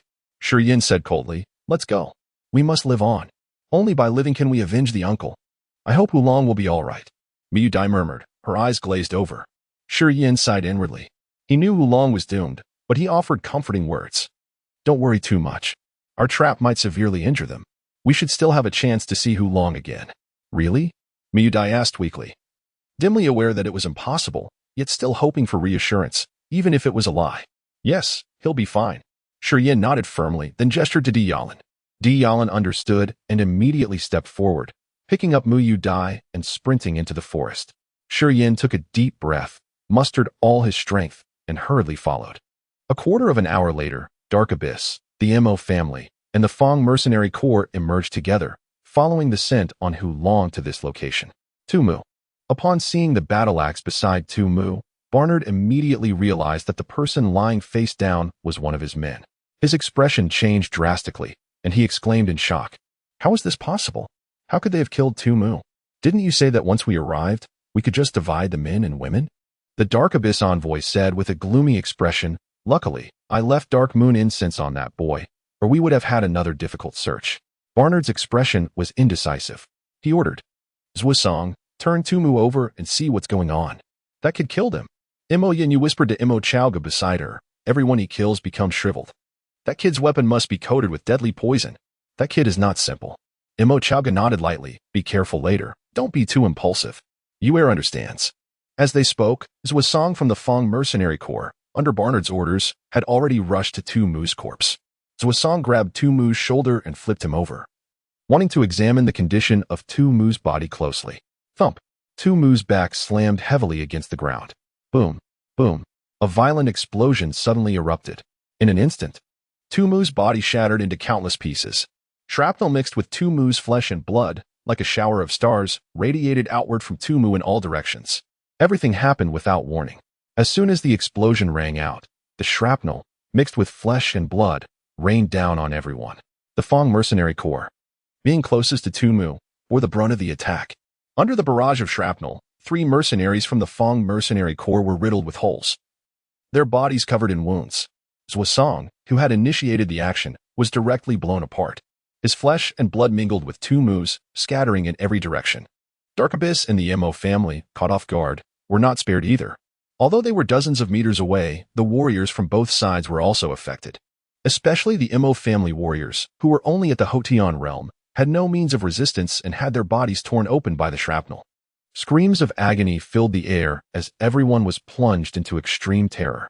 Terrified cries echoed through the area, as the sudden explosion of the 2-star thunders turned the area into a living hell, with blood and flesh flying everywhere, and the ground littered with organs and limbs. Mo Yenyu, protected by Mo Chaogu, couldn't bear the sight of the flying flesh and blood. Her face turned pale, and she bent over, vomiting uncontrollably. Several warriors from the Mo family and Dark Abyss, who had only suffered minor cuts, were secretly rejoicing, but they gradually felt numb and weak, and their vision blurred. "Damn it. The shrapnel is poisoned." Mo Chaoji's face looked as if it had been trampled on. He stared at the Mo family warriors and shouted, "Cut off the flesh that was scratched, quickly. Quickly." Giant Johnson's arm was also pierced by shrapnel, bleeding profusely.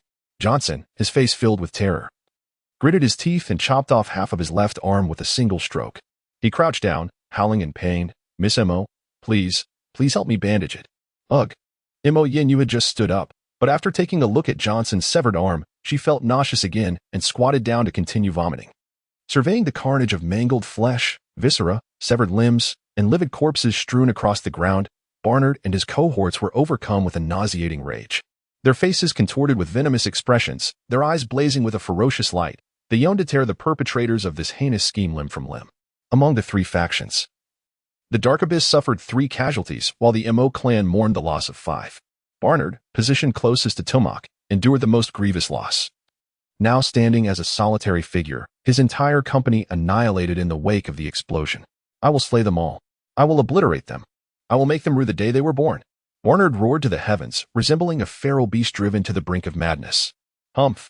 The Dark Abyss's moon envoy scoffed, addressing Mo Chaoga, "We shall continue our pursuit," disregarding him. Harboring resentment towards Barnard for prompting Zhuosong to disturb Tomak's corpse, which he believed triggered the cataclysmic explosion, he held him accountable for the losses. "We proceed," Mo Chaoga affirmed, dismissing the nearly ranged Barnard, and departed alongside the Dark Abyss contingent. "I shall ensure their utter annihilation." Barnard gasped, his sinister gaze darting between the vanishing figures of the Dark Abyss and the Mo clan. After a prolonged moment, he followed in their wake, seething with murderous intent. Chapter 29. The cannibalistic beasts within the dense forest. Dylan carried Mu Yudi on her back, traversing alongside Shiryan. Shiryan wore a serious expression, calmly surveying their surroundings. At the slightest indication of nearby monstrous creatures, he would alert Dylan to change course and avoid any encounters.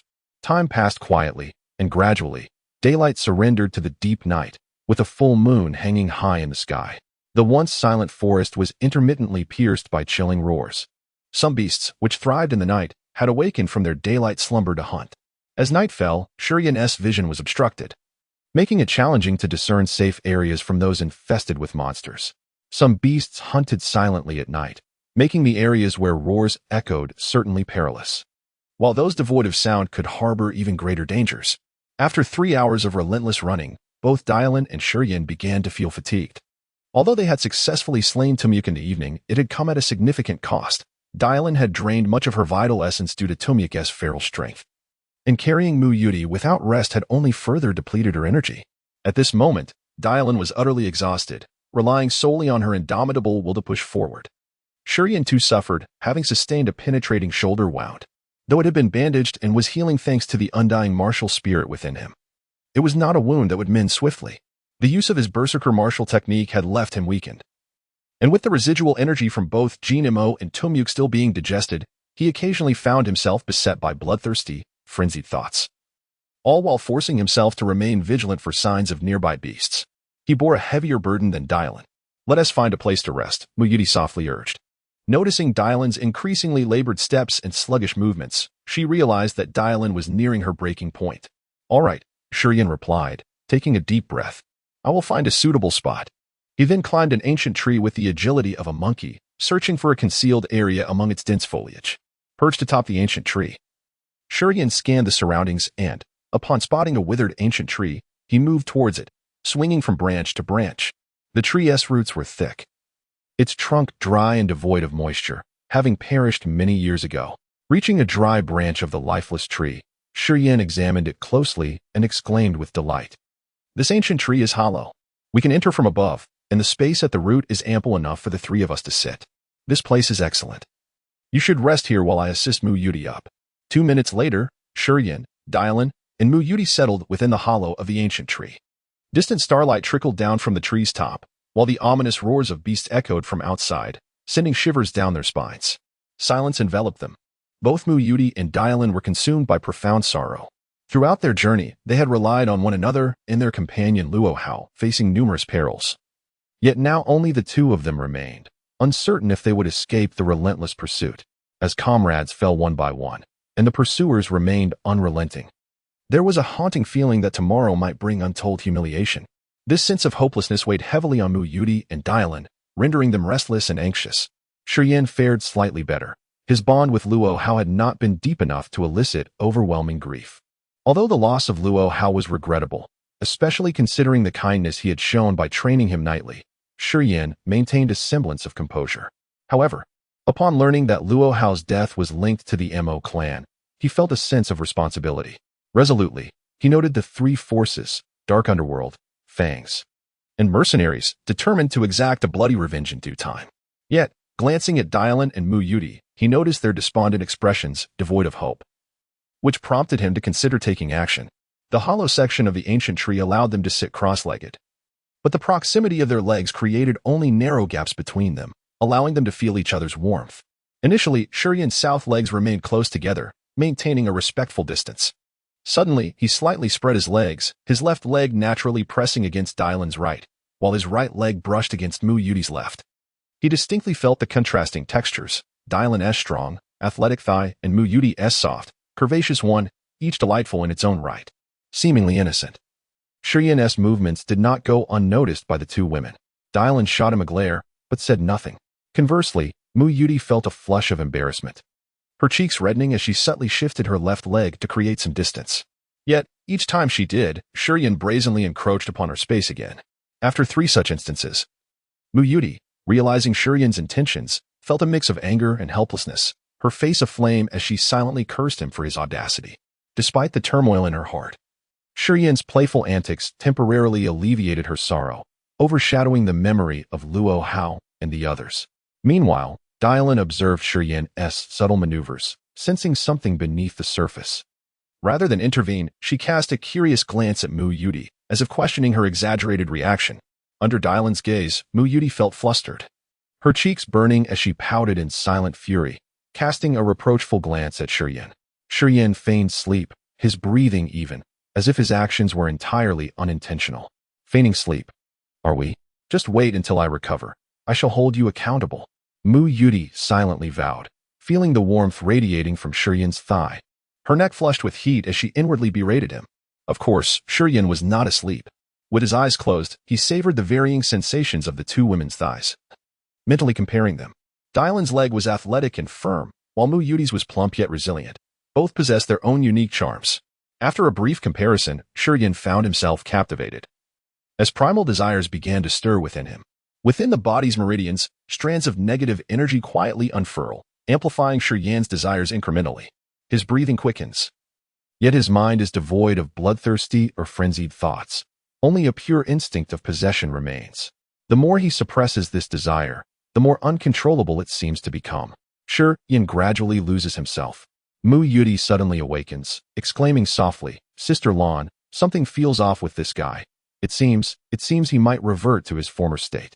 Shiyin's breath becomes hurried, beads of sweat appearing on his forehead, his body trembling slightly as if struggling to control something.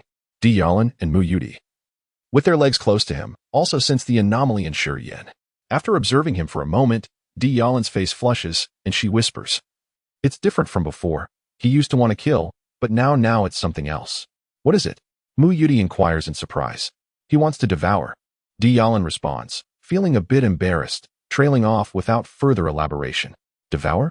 Mu Yuti's expression changes drastically, exclaiming, "This is even more serious.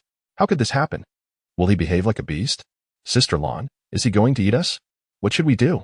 Clearly, she fails to grasp the true implication of Dylan's words. "You silly girl, where is your mind wandering?" Dylan retorts, her expression awkward. He is about to go into heat. Mu Yuti pauses, then quickly comprehends, her pretty face turning crimson, stammering, "Sister Lan, I'll play some music to help him calm down. Do you want to step outside for a moment?" "I need to go out too." "All right, I'll see you out." Dylan nods, her beautiful eyes shimmering as she prepares to take flight. At that instant, Shiyin abruptly opens his eyes, bloodshot and wild, and suddenly embraces Dylan like a beast. The tree hollow, already confined, leaves Dylan pressed against the tree wall, unable to escape. "You scoundrel! Let go!" Dylan cries out. "Silly girl, pull me away. Quickly!" Mu Yuti's face is filled with panic as she reaches out to tug at Shiyin, but he stands immobile like a mountain, unyielding regardless of her efforts. Exhausted from the day and still recovering her vital energy, Dylan finds herself unable to break free from Shirin's powerful embrace. The sound of fabric tearing echoes harshly in the lonely tree hollow. Chapter 30. In the tree hollow, Shirin gradually moved away from Dylan, pulled up his trousers, and silently sat down to regulate his breathing. Dylan lay limply on the ground, her body flushed. After a long while, she finally regained her composure, blushing as she adjusted her short leather skirt and settled herself in the tree hollow. The three of them returned to their original positions. Mu Yuti was the first to recover, her cheeks flushed, her beautiful eyes drifting between Shirin and Dylan, seemingly waiting for something.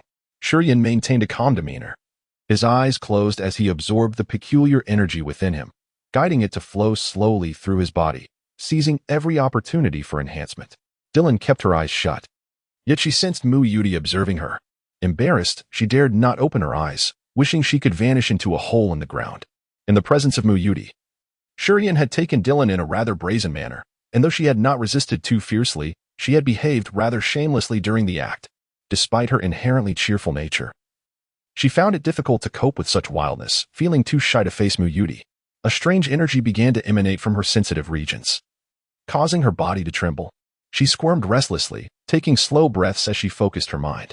Upon careful reflection, Dylan realized that the peculiar energy was slowly flowing to her lower abdomen, while another part rooted itself within her chest, subtly altering that area. She could distinctly feel the bones, flesh, and veins in her chest undergoing an incomprehensible transformation. The strange energy that surged into her lower abdomen mixed with her essence, releasing a torrent of vitality. Dylan's beautiful form quivered as she concentrated all her attention on guiding the transformed essence, directing it along a special path within her. The moonlight poured into the tree hollow, illuminating the space and preventing it from feeling dark. Shirin gradually awakened, inhaling deeply. With the aid of that peculiar energy, He had successfully advanced to the realm of the second stage of innate cultivation. Upon waking, he noticed that the pain in his shoulder had dissipated. The damaged tendons and bones were slowly mending with the help of the undying martial soul. At this pace, he would be fully recovered in a matter of days. As he slowly opened his eyes, he caught sight of a pair of bright eyes gazing intently at him. When their eyes met, those eyes quickly averted their gaze. "Miss Mu, why are you still awake?" Shurian asked with an unperturbed demeanor. Seeing Shurian awake, Muyuti quickly turned her head away, her alluring face flushed. "You two made such a commotion. How could I possibly sleep?" "Ah, my sincerest apologies for disturbing you. I shall be more mindful next time." Shurian replied with a sheepish chuckle, naturally explaining, "A sudden ailment struck me, and I lost my senses. Truly unfortunate. Do you dare claim you were completely unconscious?" Muyuti retorted with a cold smile. "I was watching you both intently. You must have been aware at some point. Otherwise, your actions wouldn't have been so." Flushed, Muyuti could no longer continue, having witnessed Shurian exhibit various antics. A person who had truly lost their mind would not have remembered such details during the act. Shurian paused, momentarily taken aback, before wryly conceding. "So Miss Mu was observant all along. I shall not make excuses. I truly am a scoundrel. How could someone like you exist?" Muyuti exclaimed, pinching Shurian's thigh, to which he theatrically cried out in pain.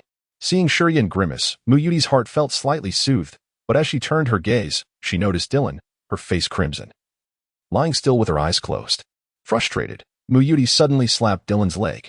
Dylan, feeling guilty, trembled but kept her eyes tightly shut, mistakenly believing it was Shurian playing tricks on her. Internally, she cursed Shurian for being a rogue, daring to tease her at such a moment. "Longia, how long do you plan to pretend to be asleep? Your face is beet red, yet you still feign meditation? Do you take us for fools? Unable to see through your act?" Muyuti huffed, her cheeks puffed in annoyance. "Ah." Dylan gasped softly, reluctantly opening her eyes. "I just woke up." "What were you two discussing?" Suddenly, Muyuti fell silent, her bright eyes shining as they darted between Dylan and Shurian, clearly conveying the message, "Do you intend to act as if nothing occurred?" Under Muyuti's piercing gaze, Shurian remained unfazed, his expression unchanged, his confidence unwavering as if nothing had transpired. He sensed that Dylan was not overly perturbed by the incident, even seeming to harbor a hint of fascination. Knowing that Dylan would not overreact, he felt entirely at ease. Dylan, however, could not match his composure. Under Muyuti's scrutinizing gaze, she hesitated but felt compelled to express her anger, lest she appear shameless. Although she had experienced an indescribable pleasure, one that her former partner had never provided, she couldn't overlook her sense of propriety. "You little rascal." Dylan suddenly stood up, pointing at Shurian, her voice filled with indignation. "What did you just do to me? How could you act that way? Keep your voice down. We don't want to attract any beasts. In the Dark Realms people are still pursuing us," Shurian cautioned. "Oh." Dylan nodded, her fury dissipating as she lowered her voice. "You scoundrel, what do you suggest we do?" Seeing her reaction, Shurian confirmed his suspicion that she was indeed not too bothered by the incident. The only reason she confronted him was the innate modesty of a woman. Amused, Shurian feigned regret, hanging his head with an expression of contrition. "I was wrong. Longia, what do you think we should do?"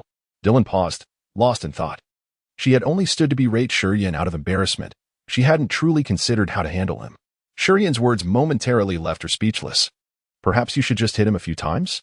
Muyuti suggested playfully, realizing that Dylan had never genuinely intended to harm the rogue. "Fine. I shall hit him a few times," Dylan agreed, her voice fierce. "Once he's healed, I will ensure to teach him a proper lesson, satisfying you, shout I." Muyuti rolled her eyes in exasperation, speechless. "What does this have to do with me? Are you planning to punish him solely to appease me? Handle it as you wish. I'm going to sleep." Muyuti finally realized she had meddled in affairs that did not concern her, muttering under her breath. A blazing fire, a blazing fire. There has long been an affair. Oh, how pitiful I am, not only poisoned in spirit, but also sullied in sight." Her murmurs were soft, yet Dylan and Shurian, sitting closely together, naturally heard her. Shurian chuckled softly, squinting his eyes to rest. Dylan, however, couldn't bear it, lightly scolding. "You little brat." Muyuti shot her a sidelong glance, huffing. "You two better behave. I truly need to sleep. I implore you not to cause any more commotion." "I can't handle it." Dylan's face was flushed with embarrassment as she retorted. "Fine, go ahead and sleep, you little brat." Chapter 31. Azure Demon Flame Indeed. Muyuti remained silent, creating an awkward atmosphere between Di Yalan and Shurian. They exchanged glances, unsure of what to say. Daybreak approaches, Shi Yin remarked, gazing upward. How fares your constitution? How much essence has been restored?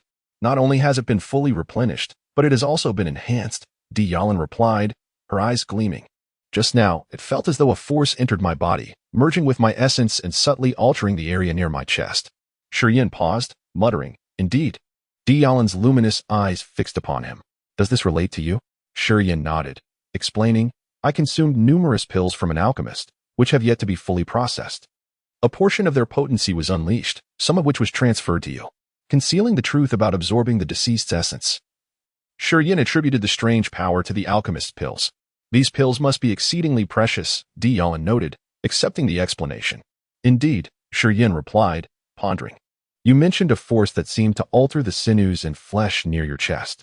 Could you attempt to sense any transformations? He suspected that the power might trigger martial spirits, recalling his own petrification martial spirits awakening. I shall attempt, Deicide responded, focusing her attention on the changes in her chest.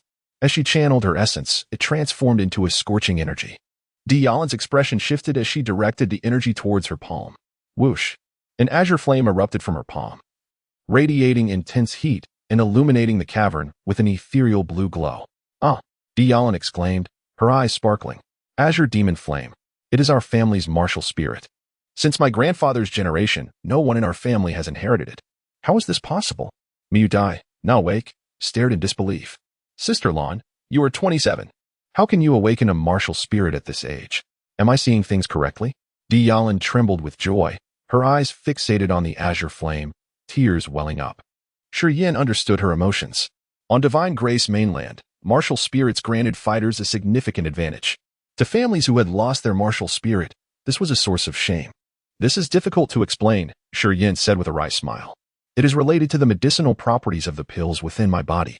I am uncertain of their exact nature, but their effects are peculiar.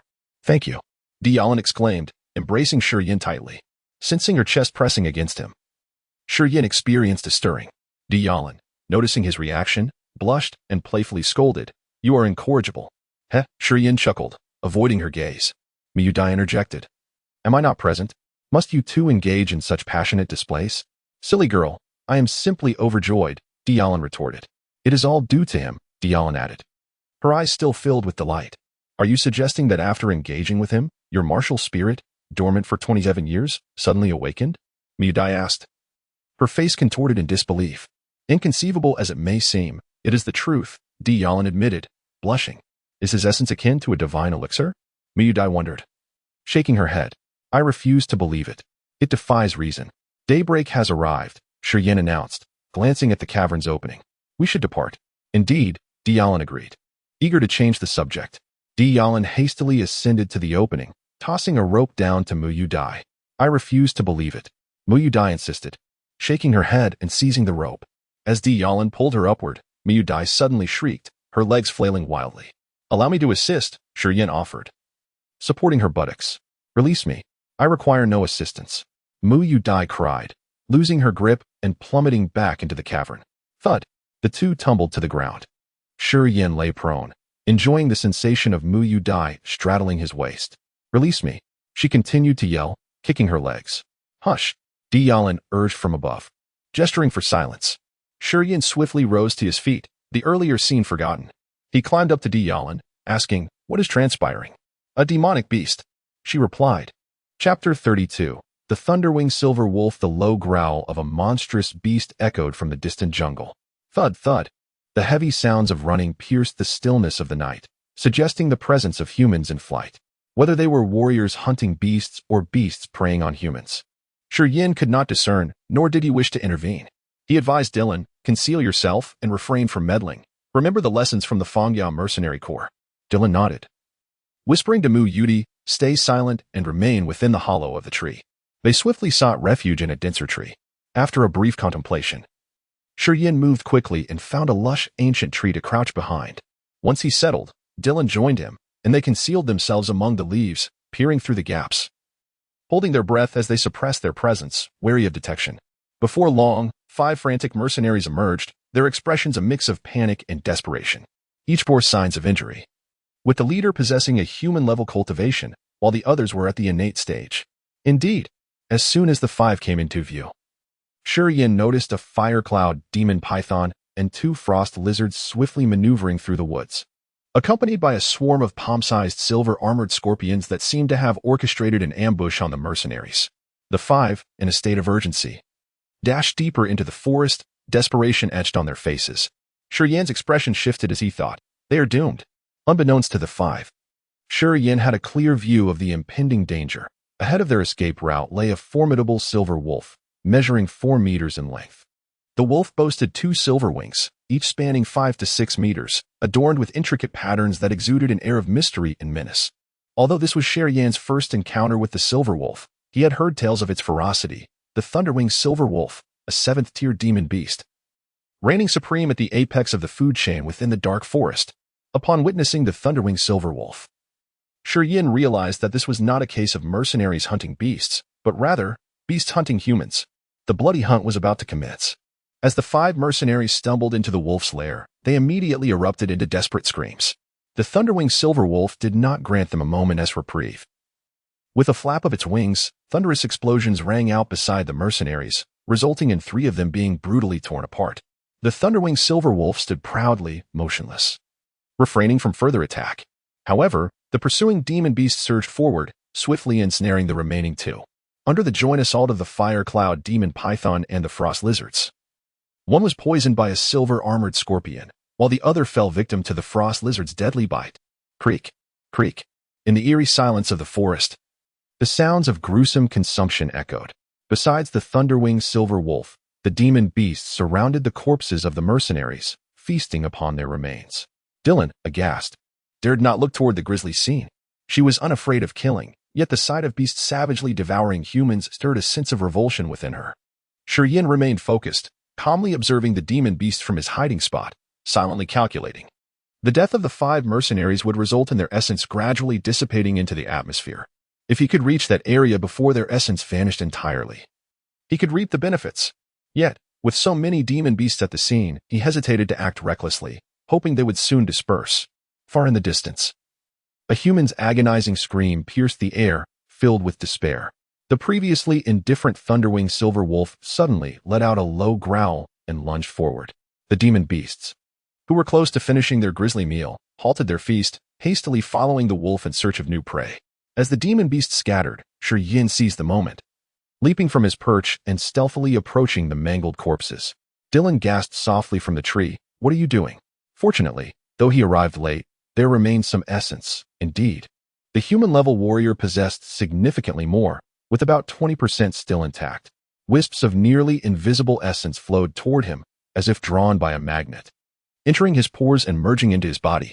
Feeling the latent power within the essence, Yin allowed a satisfied smile to grace his lips. Soon, all the lingering essence was absorbed into his body. Gazing at the carnage around him, he furrowed his brow, suppressing the nauseating stench of blood as he rummaged through the bloodied satchels of the 5 corpses. The food was tainted with too much blood, and likely venom from the silver-armored scorpions, rendering it inedible. Crystal coins were of little use here. Carrying too many would hinder his speed. Thus, the mercenaries had not stashed away much wealth in their bags. After searching for a while, he retrieved only some materials from the demon beasts and a bit of healing powder. Poor fools, Yin muttered under his breath. He cleaned his bloodied hands on one of the bags and then moved into the shade of a large tree, heading toward the ancient tree where Dylan was concealed. Howl, howl. The dark forest reverberated with the roars of demon beasts. As dawn approached, they seemed to be on the move, seemingly organized in their pursuit of human warriors and mercenaries lurking in the woods. Listening to the chilling roars, Yin felt a surge of exhilaration. The actions of the demon beasts would undoubtedly disrupt those pursuing them. Those daring enough to roam the night would inevitably stir the wrath of the beasts. The larger the group, the more conspicuous their target became.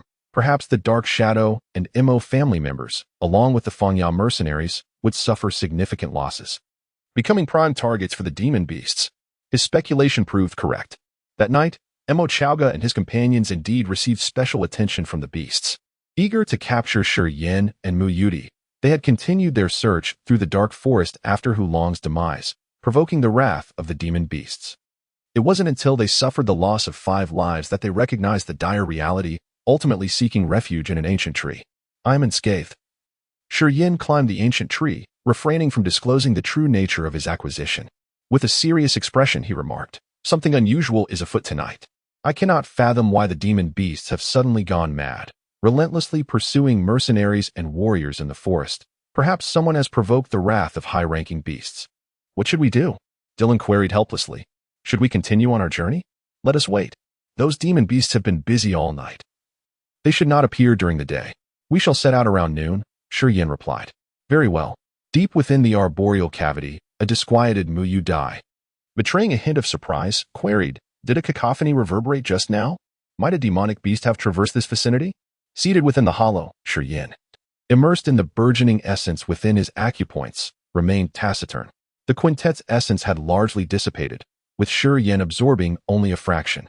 Yet, owing to the presence of a human realm adept among them, even a modicum of essence proved substantial. A sense of trepidation gnawed at Yin, unsure of when the malevolent forces might manifest, hence his circumspection. Observing his reticence, Deicide elucidated the sequence of events. Her visage clouded with melancholy upon hearing the explanation. Mu Dai lamented their precarious situation, exacerbated by the presence of marauding demonic beasts. As dawn broke, the trio, forgoing further repose, engaged in hushed conversation within the arboreal haven. Previously, the presence of Luo Hao and company had precluded extensive interaction between Yin and the two women, leaving him largely ignorant of their circumstances. With Luo Hao and his cohorts now vanquished, Yin deemed it prudent to glean more insight into their lives, lest he find himself at a disadvantage. "Why does Dark Underworld seek your capture?" Yin inquired, his brow furrowed in concern. "Are you both denizens of the Fiery Empire?" Mu Dai nodded somberly, a sigh escaping her lips. "It is all because of me." "What transpires?" Aware of Mu Dai's exceptional nature, Yin pressed for a detailed explanation. "Sister Lan, please enlighten him," Mu Dai implored, casting a sidelong glance at Deicide before sighing softly once more. "You remain ignorant of little Dai's origins?" Deicide exclaimed, a mixture of astonishment and incredulity in her gaze. "Even if you hail from the Merchant Union, surely you have heard of General Muku of the Fiery Empire?" "Muku? Commander of the Fiery Empire's Azure Falcon Legion? The Iron-Blooded Hawk King?" Yin recoiled in shock, his countenance darkening as he nodded slowly. "So she is the granddaughter of the Iron-Blooded Hawk King. I comprehend now." Memories of the Iron-Blooded Hawk King Muku surfaced from the depths of Yin's mind. In another Yin's recollections, Muku was the commander of the Fiery Empire's Azure Falcon Legion, a Nirvana realm cultivator, and a figure of immense power within the Fiery Empire. The Iron-Blooded Hawk King was renowned not only within the Fiery Empire but also among the Merchant Union and the Divine Grace Empire. A master strategist, Muku's presence was indispensable in the clashes between the Fiery Empire and the Divine Grace Empire. On the battlefield, he was notorious for his ruthless demeanor, shedding blood without compunction. While ruthless towards outsiders, Muku was equally defiant within the Fiery Empire, incurring the displeasure of numerous influential figures. 3 years prior, during a confrontation between the Fiery Empire and the Divine Grace Empire, Muku was ambushed by 5 Nirvana realm warriors, having offended many during his lifetime. Muku's demise triggered a swift and devastating reprisal against the Mu family. Within days, many of its direct descendants were executed, and the once mighty Mu clan crumbled into oblivion. Little Dai is the Hawk King's granddaughter and the sole survivor of the Mu family. Dark Underworld, the Empire's assassin organization, directly participated in the Mu family's tragedy. Little Dai has survived thus far because, on the day of the massacre, her martial spirit unleashed its formidable power. Her martial spirit is linked to music, and her melodies can slay without trace. "You mean to say, Miss Mu's martial spirit can kill through music?" "I understand," Yin affirmed with a nod. Dark Underworld directly participated in the slaughter of the Mu family, and Mu Dai desires nothing more than their annihilation. Now that the Underworld Lord seeks to exploit her for nefarious martial arts cultivation, Mu Dai would rather die than comply. However, Dark Underworld wields immense power within the Fiery Empire, forcing her to seek refuge in foreign lands. Having ascertained Mu Dai's lineage and identity, Yin inquired, "Why is Miss Mu currently unable to utilize her martial spirit?" Little Dai's martial spirit is unique. Each time she unleashes its power to kill, several of her meridians snap like lute strings. Until those meridians reconnect, essence struggles to flow freely, and any attempt to mobilize it results in severe injury, further impeding the martial spirit's recovery. Deicide's expression turned somber. 2 months ago, as we attempted to cross the Imperial border into the dark forest. We were ambushed by dark underworld. We lost several comrades then, and Uncle Luo could no longer endure. Little Dai had no choice but to invoke her martial spirit, slaying many of dark underworld, but at the cost of her own severed meridians, which have yet to heal. Your martial spirit requires the coordination of meridians during activation? Shiyin exclaimed in surprise. Are you strumming lute strings or meridians? Frowning, Shiyin pondered the martial spirit's impairment for a moment before interjecting. Perhaps I can be of assistance. Miyudai and Dialon exchanged a look of sudden hope, their gazes fixed upon him. Ahem, Shiyin stammered, taken aback by their intense scrutiny. Didn't Sister Lan awaken her martial spirit suddenly? The medicinal properties within me might aid in the martial spirit's recovery. I was thinking. Do not even contemplate it. Dialon had witnessed the circumstances of her martial spirit's awakening firsthand and would sooner die than surrender her chastity. I merely spoke idly. Pay it no mind, Shiyin retorted, his expression impassive. He glanced towards the mouth of the arboreal cavity. It is nearly noon, and I have heard no further commotion from demonic beasts. Let us resume our journey. Very well, Dialon replied with a gentle smile. The trio emerged from the arboreal haven, with Dialon continuing to carry Muyu Dai as they traversed the dark forest. Following a night of predation, the demonic beasts appeared to have retreated into slumber. The trio encountered no high-level demonic beasts along their path, but the scattered remains of human corpses served as a grim reminder of the previous night's savagery. As evening approached, the rate at which Shiyan's acupoint's purified essence increased, and the malevolent forces began to resurface, stirring within him an urge to unleash his pent-up aggression, aware that Muyu Dai's melodies could pacify his inner demons. Yet mindful of the risk of attracting demonic beasts and pursuers from dark underworld, Shiyan hesitated, recalling his previous experience with Dialon. Shiyan's gaze lingered upon her alluring form, and a plan began to take shape in his mind. As night descended, Muyu Dai huddled among the dense foliage of an ancient tree, her cheeks flushed with indignation as she glared at a thicket 10 meters away. Within the thicket, the leaves rustled ceaselessly, accompanied by suppressed moans that echoed intermittently. Scoundrels! Muyu Dai hissed through gritted teeth. Following a prolonged cry, the thicket gradually fell silent. Minutes later, Shiyan and Dialon emerged from the thicket, their garments disheveled. Shiyan strode with unwavering steps, his countenance serene, as if nothing had transpired. Dialon's hair was adorned with blades of grass, her skin flushed with a rosy hue, her eyes shimmering with a wanton glint, and a hint of a smile played upon her lips. Miss Mu, are you not yet resting? Shiyan inquired with a casual smile, glancing upwards to find Muyu Dai regarding him with disdain. Humph, Muyu Dai retorted, her face rigid. Shameless. Oh, Shiyan chuckled, unfazed. Perhaps none of us will witness the dawn, so who cares? Embrace joy and revel in it. Why concern ourselves with trivialities? Indeed, who knows, perhaps by this time tomorrow, we may find ourselves as 3 lifeless bodies, and I shall care little for such matters. Dialon approached with grace, her countenance marked only by a hint of shyness. Upon hearing her words, Muyudi was momentarily taken aback, seemingly reminded of their precarious situation, at a loss for how to respond. Sister Lan, focus on your cultivation. Perhaps you may ascend to a higher level, Shiyan remarked with a knowing smile. Yes, I understand, Dialon replied, her expression shifting as she broke into a radiant smile. You are truly remarkable, you know. With that, she ascended the ancient tree where Muyudi sat, choosing a lush branch to settle upon, disregarding Muyudi's puzzled gaze as she commenced her tranquil meditation. Shiyan opted not to climb the tree, instead sitting cross-legged at its base. Through the connection with Dialon, the negative emotions that had been festering within him dissipated entirely, while an extraordinary power surged forth, nourishing his martial soul. A small fraction of this energy flowed into Dialon, allowing her to benefit alongside him. With his eyes closed, Shiyan felt the transformative influence of this peculiar power upon his flesh and blood, gradually circulating his essence in a grand cycle. After an hour, he sensed that the extraordinary energy had thoroughly infused his body, prompting him to subtly activate his petrified martial soul. As his thoughts shifted, the exposed skin of his arm began to slowly petrify, gradually taking on a deep brown hue. Deep brown?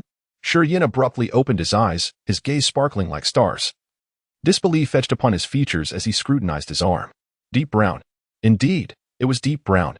A surge of exhilaration nearly compelled him to laugh aloud to the heavens. In that moment, he comprehended the wondrous aid that this extraordinary power bestowed upon his martial soul.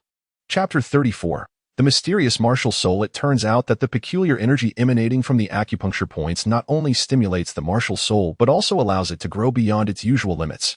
Typically, the enhancement of a martial soul is directly linked to a breakthrough in one's realm.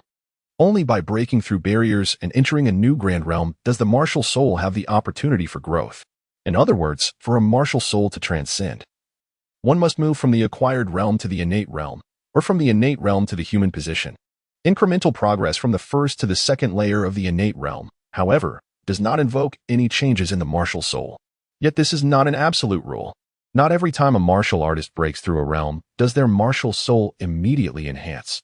Sometimes, it requires crossing 2 or even 3 realms across the divine grace continent. The vast majority of martial souls follow this pattern. Only a select few divine-grade elixirs can alter the fundamental rules governing special martial souls, enabling them to elevate beyond their usual limitations. Such elixirs exist only in legend on the Divine Grace continent. Warriors from the Fire Empire, the Divine Protection Empire, and the Merchant Alliance have only heard tales of such occurrences, yet none have witnessed them firsthand. Even the 3 esteemed alchemists of the Fire Empire's Valley of the Medicine King are merely spirit-level alchemists, far from achieving the mastery required to concoct divine-grade elixirs.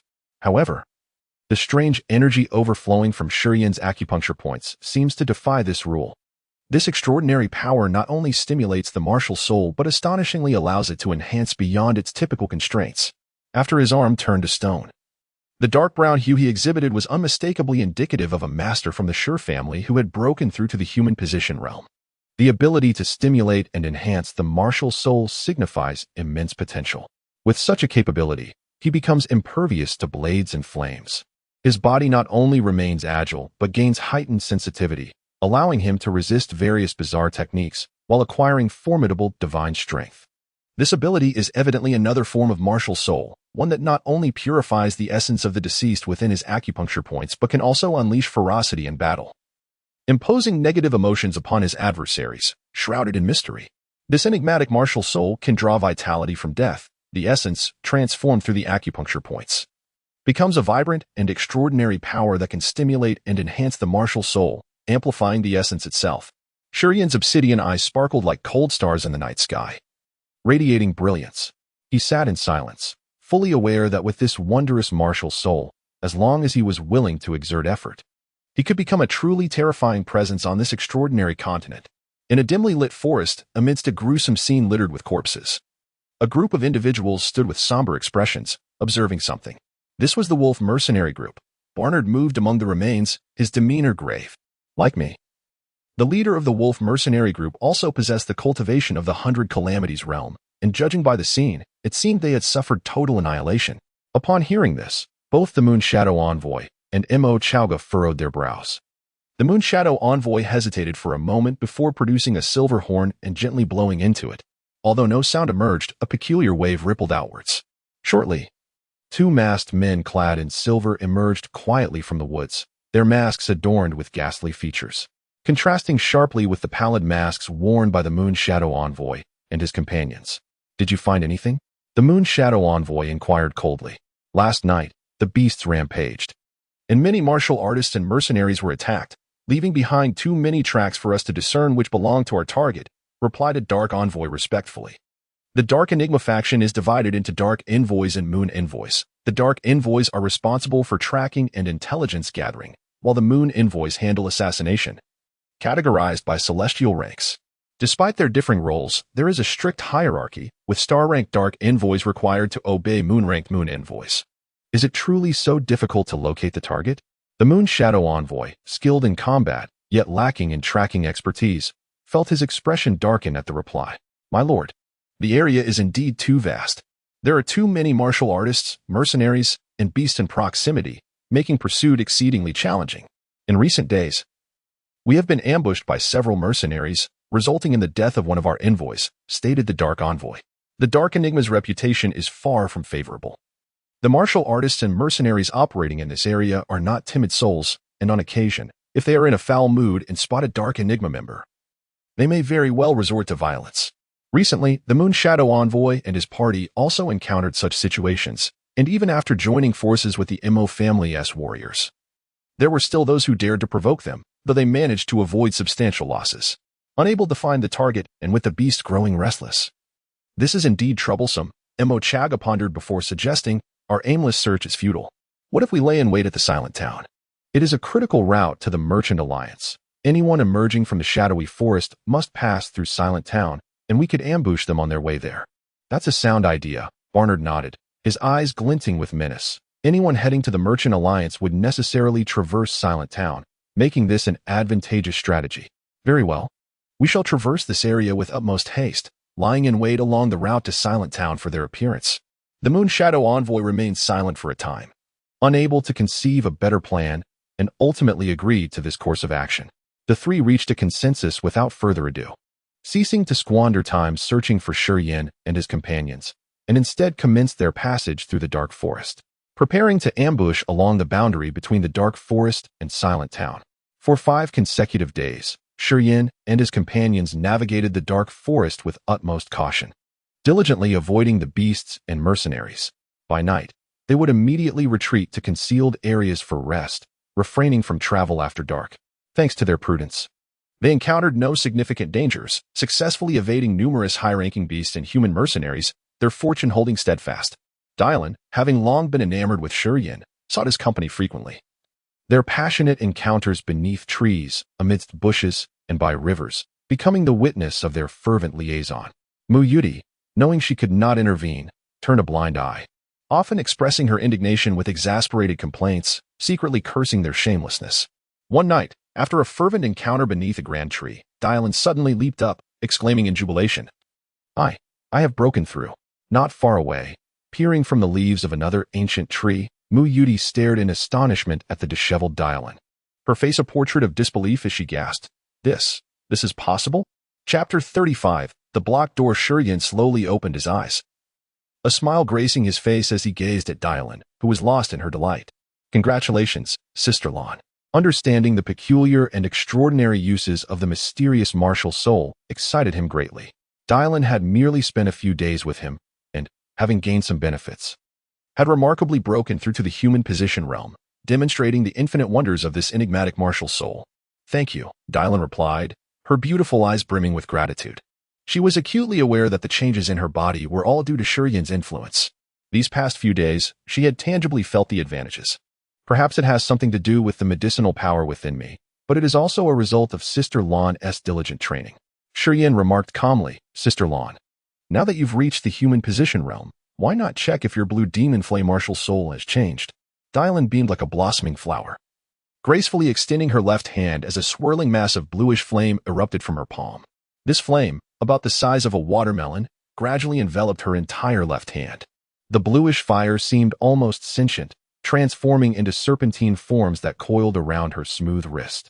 With a mere flicker of Dylan's thoughts, the mesmerizing blue demon flame morphed into various shapes, at times resembling ethereal serpents or vibrant birds, so lifelike that they appeared ready to take flight from her hand. Is this the materialization of the martial soul? Shurien nodded, quickly realizing that Dylan's blue demon flame was indeed extraordinary. This calls for even greater congratulations, Sister Lon.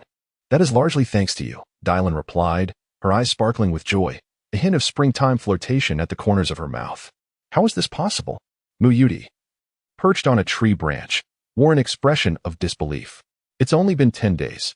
How could Sister Lon have so swiftly broken through to the human position realm? I recall you stayed at the Innate Triple Heaven realm for merely half a year, correct? Indeed, Dylan responded cheerfully, pride evident in her voice.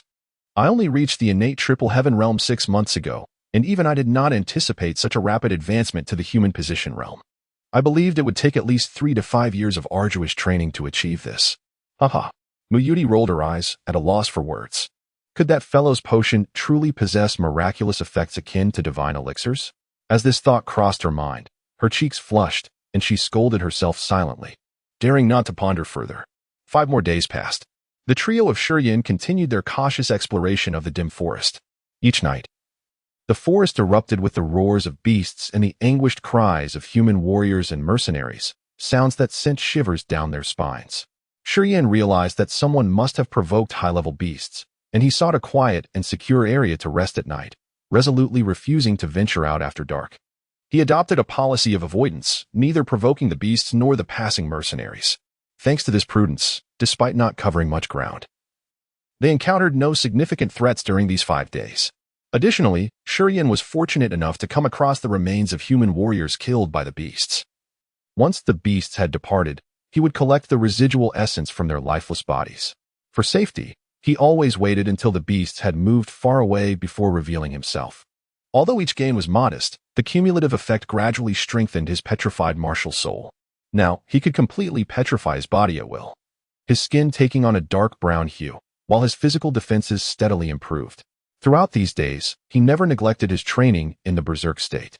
However, the final hurdle proved particularly challenging. Whenever he attempted to activate the negative energies within the acupoint on his head, he was struck by excruciating headaches. As the vital essence surged backward, the pain would render him unconscious almost instantly. After several attempts, he guessed that perhaps his method was flawed. So he decided to take a few days to contemplate a different approach. Once again, it was deep night. The trio of Shurian concealed themselves in a shadowy cave within a valley, covering the entrance with foliage while whispering among themselves. Outside, the sounds of beasts echoed in waves, their low growls and howls seeming to fill the surroundings. It was unclear how many beasts were roaming about.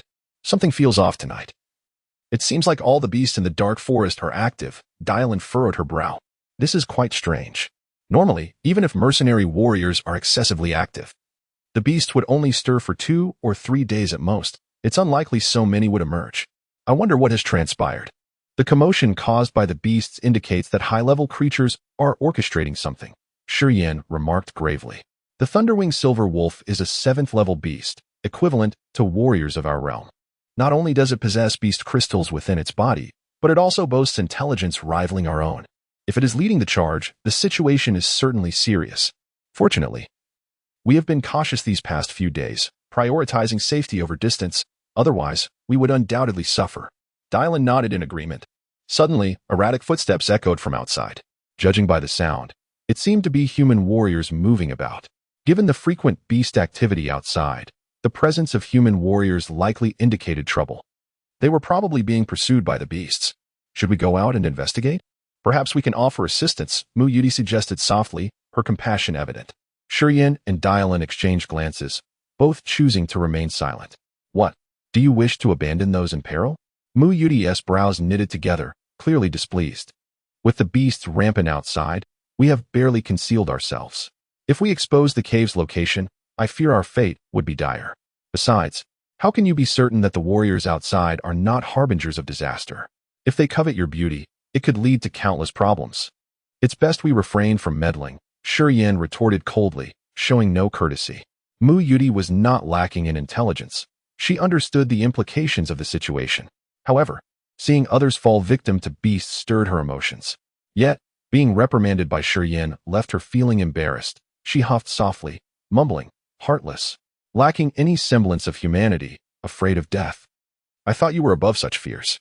This isn't cowardice, it's courting death. Shurian chuckled icily, his lips curving into a smirk. Miss Mu, you've saved me twice, but I believe I have repaid your kindness. Remember, my presence here is no longer for you, but because of Uncle Luo's admonition. Pausing for a moment, he continued in a low voice, I am not your servant. Do not provoke me with your ladylike temper. If I become displeased, I shall simply take my leave, and you can stir up whatever chaos you wish. You. Mu Yudi felt wronged, her eyes glistening with unshed tears. Her voice trembling as she stammered. You only know how to bully me. Enough. At this moment, we should unite. We all aim to reach the Merchant Alliance. It's prudent to stick together for mutual support, so let us refrain from quarrels, Dylan interjected, attempting to mediate. Suddenly, Shurian sprang to his feet, his expression darkening. No good. Those individuals seem to have discovered our cave. They are coming this way. What? Dylan exclaimed, hastily drawing her short sword and standing alongside Shurian at the cave entrance. What should we do? The roars of beasts echoed from outside. Growing closer as it appeared more and more creatures were converging upon their location. Block the entrance. Shurian's expression shifted abruptly as he pressed his hand against a boulder obstructing the cave's entrance, exclaiming, Please help me hold this. We cannot allow anyone to enter the cave. If anyone steps inside, the demon beast will undoubtedly sense something amiss and will focus their attention here, leading to our unfortunate demise. Upon entering this cave, Shurian had not only concealed the entrance with leaves and shrubs from the outside, but had also moved a stone to block the entrance from within. all to prevent such a situation from arising. To his surprise, it had indeed proven useful. All right. Diane was taken aback and quickly extended her hand, joining Shi Yin in holding back the stone that sealed the cave's entrance. Chapter 36. Bang. Thud. Thud. The resounding impacts against the rock echoed, one after another. The sheer force reverberated through the obstructing stone, leaving both Shi Yin and Di Yalan with numb arms and expressions of dismay. Friends inside, please relinquish your hold. Otherwise, I will be forced to act. A chilling voice emanated from the cave entrance, icily demanding, my martial spirit can sense life imprints within 200 meters. I know there are 3 of you. We only seek temporary refuge. Please grant us this convenience. This cavern is ours. Seek your own salvation and do not bring calamity upon us, Shi Yin retorted, his face grim, as he frantically channeled essence into his arms. His limbs contracted, becoming gaunt, with wisps of white mist swirling around them. Quickly make way. In a few more minutes, the demonic beast will converge, and inevitably, high-level beast will emerge. If you wish to live, immediately let us in. A boisterous voice urgently implored. Get lost. Our cavern is too small. It cannot accommodate you. Shi Yin responded with a stern countenance and without mincing words. The cavern where the 3 were concealed was not large, capable of holding only 6 or 7 individuals. Including the rock blocking the entrance, the cavern could only shelter a maximum of 5 people. From the breathing outside, it was evident that there were 6 individuals, a number the cavern simply could not contain. Second brother, let us combine our strength and blast it open. The initial chilling voice commanded impatiently. Very well. Boom. Boom. 2 explosive bursts of untamed power simultaneously struck the rock, the immense force erupting from within. Amidst the dull roar, the rock that Shi Yin and Di Yalan were jointly supporting shattered into over a dozen pieces. Crack. Crack. As the fragments of stone fell, the dim cave entrance was suddenly illuminated. 3 figures seized the opportunity to dart inside. The leader, a man in his 30s, adorned in silver martial attire, possessed a face as cold as ice and an arrogant demeanor. He merely glanced at Shi Yin and the others before sneering. Only one master of the human realm dares to obstruct us? How presumptuous. Elder brother, quickly slay them. Another robust young man urged anxiously. The cavern can only accommodate 6. They're occupying space, preventing a Nuwa and the others from entering. You 3, leave immediately, or I will kill you now. The silver-clad martial artist threatened coldly. You are no match for us. We have 2 human realm experts and 4 innate realm martial artists. Do not force us to act. The 3 newcomers stared coldly at Shi Yin and Di Yalan, faint auras slowly radiating from their bodies, indicating their readiness to strike. Elder brother, those 2 lassies, TSK, TSK.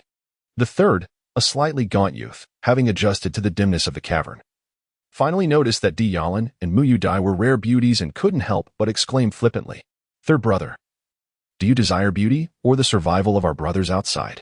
The leader rebuked with a snort. The gaunt youth chuckled awkwardly and quickly replied, Elder brother, do not be angry. I was jesting. Of course, I am concerned about the lives of our brothers. Women, they can be found anywhere, can they not? Haha, this time, we acquired treasures from the Thunderwing Silver Wolf Slayer. We need not worry about lacking women to enjoy, haha. Are you still not leaving? The leader's expression turned frigid, and he appeared ready to attack. We must fight. Di Yalan cried out in fury, raising her short sword, proclaiming, the outside is teeming with demonic beasts. Even if we leave, we will meet our end. Kiki, you can flee further away, preferably drawing the demonic beast away from us, ensuring our safety. The robust youth guffawed. Otherwise, did you think you could survive? Sister Lan, let us leave, Shi Yin said, taking a deep breath and regaining his composure, without allowing Di Yalan to interject. He seized her hand and stated, hurry, leaving quickly may allow us to escape this area.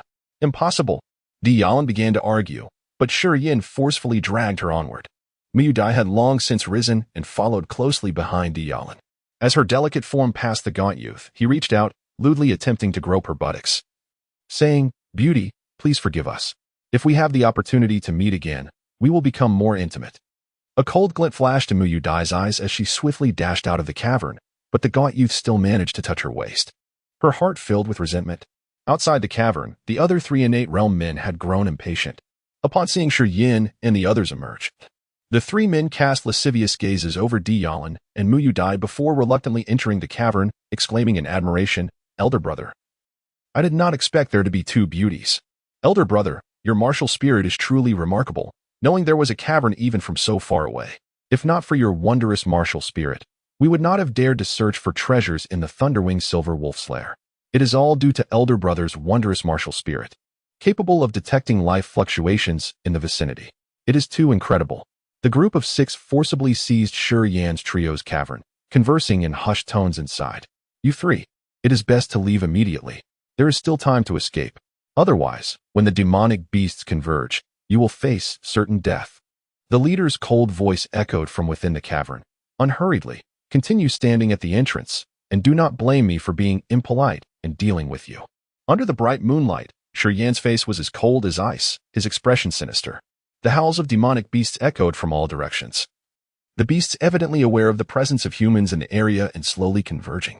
Judging by the current situation, it would not be long before the area was completely surrounded by demonic beasts. At this point, attempting to flee would only make them targets for the demonic beasts. Even if they managed to lure the beasts elsewhere, they would ultimately not escape their clutches. Shi Yan understood that the leader inside had refrained from killing them in the hope that they would flee, drawing the demonic beasts' attention and allowing them to hide in the cavern. Ding Yin, why did you not fight them? Are we not going to be killed by the demonic beasts if we leave? Fleeing will only lead to a pointless death, and we will not even be able to take them with us. Deicide glared at Shi Yan, her face filled with anger. To avoid unnecessary complications, Shi Yan had told them that his name was Ding Yin when they first met, but Deicide and Mu Yudai rarely used that name. The fact that Deicide was now specifically calling him by that name indicated her extreme dissatisfaction with Shi Yan's decision. Mu Yudai's face was ashen as she lamented. Rather than being devoured by demonic beasts, it would be better to be killed by the people of Dark Underworld. Sister Lan, let us commit suicide here and attract the demonic beasts, even in death. Come over here. Shi Yan frowned, grabbing one with each hand, pulling Deicide and Mu Yudai to a corner of the cavern entrance, shielding them from the opening. What are you doing? Deicide asked, her face full of anger. Do you truly intend to flee? Flee? Do I seem like someone who would compromise? Shi Yan grinned, his expression malevolent, as he suddenly produced a metal object from his chest and brandished it at the 2 women. Deicide and Mu Yudai were stunned before realizing what it was, their expressions shifting. They smiled coldly and quietly moved further away from the entrance. Shi Yan nodded, and after confirming that the 2 women had found suitable positions, he suddenly dashed towards the entrance. As his body appeared within the cavern, he hurled the metal object into the opening before swiftly retreating. Boom! A deafening explosion reverberated suddenly from within the cave, sharp blades whistling through the air, with dozens of them piercing out from the entrance, shattering the surrounding underbrush into fragments. A chillingly anguished scream erupted from the cave's mouth. Second brother. Fourth brother. Sixth brother. Oh, sixth brother. Eldest brother, I've been hit. The frantic cries echoed within the cave, a thick stench of blood wafting from its entrance. Shi Yan gestured towards Diamlin and re-entered the cave, standing at the entrance. He coldly surveyed the horrific scene within, mocking, well, gentlemen, how does it feel? On the ground lay 3 men, their bodies riddled with gaping wounds, resembling a beehive, while a robust fellow among them had a gaping hole through his head. Within the cave remained a leader, a diminutive youth, and a slightly plump man. The reason these 3 still drew breath was due to the others shielding them. Though they bore injuries, they had been spared from the fatal strikes of the star blades. The surviving trio was marked by bloodied wounds on their limbs, the leader's abdomen soaked in crimson, clearly gravely injured. The cave's confined space offered no refuge after the singular star explosion. Had it not been for the bodies that shielded them, none would have emerged alive from such devastation. I shall flay your skin. The leader raged, his eyes filled with a tumult of wrath. Such potent vitality Shi Yan inhaled deeply, a look of indulgence gracing his features. As he spoke, his muscles began to contract, his body slowly withering. A cold, frenzied, icy, and violent aura gradually coiled around him, forming a pallid mist that enveloped his entire being. Chapter 37, Kill. Within the stone cave, 3 fresh corpses lay alongside 3 wounded individuals, and a figure named Shi Yan stood within. Without making a move, he felt an incessant surge of vital energy emanating from the 3 corpses, flowing into his body through the 720 acupoints, causing a faint, painful sensation throughout his meridians.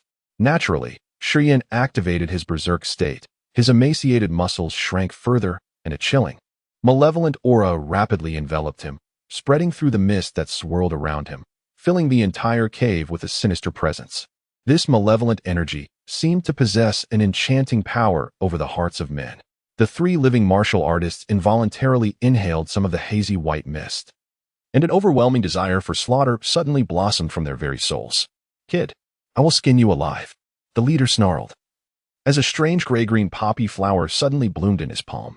This poppy, composed purely of vital essence, became vividly lifelike as it expanded in his grasp at an observable rate. In an instant, the gray-green poppy reached the size of a large fan, its center radiating a piercing cold light, with a faint green glow emanating from it. With a casual flick, the poppy flower shot from his palm, resembling a ferocious maw, lunging viciously towards Shurien, as if intent on swallowing his head whole. "Ha!" Shurien roared, the negative energy he had absorbed rapidly coalescing, swirling out from his pores to materialize three ghostly figures before him. These apparitions hovered ominously, their eyes harboring boundless resentment towards the world. "Urge. Siki. Liuzi." A diminutive youth gasped in horror, staring dumbfounded at the ghostly figures suspended before Shurien, unable to contain his fear. The three spectral forms unmistakably mirrored the appearance of the three fresh corpses on the ground. "Break." Shurien punched forward, strands of white mist swirling and condensing, the various negative energies converging into a pale silver serpent that violently darted into the heart of the poppy flower. Boom!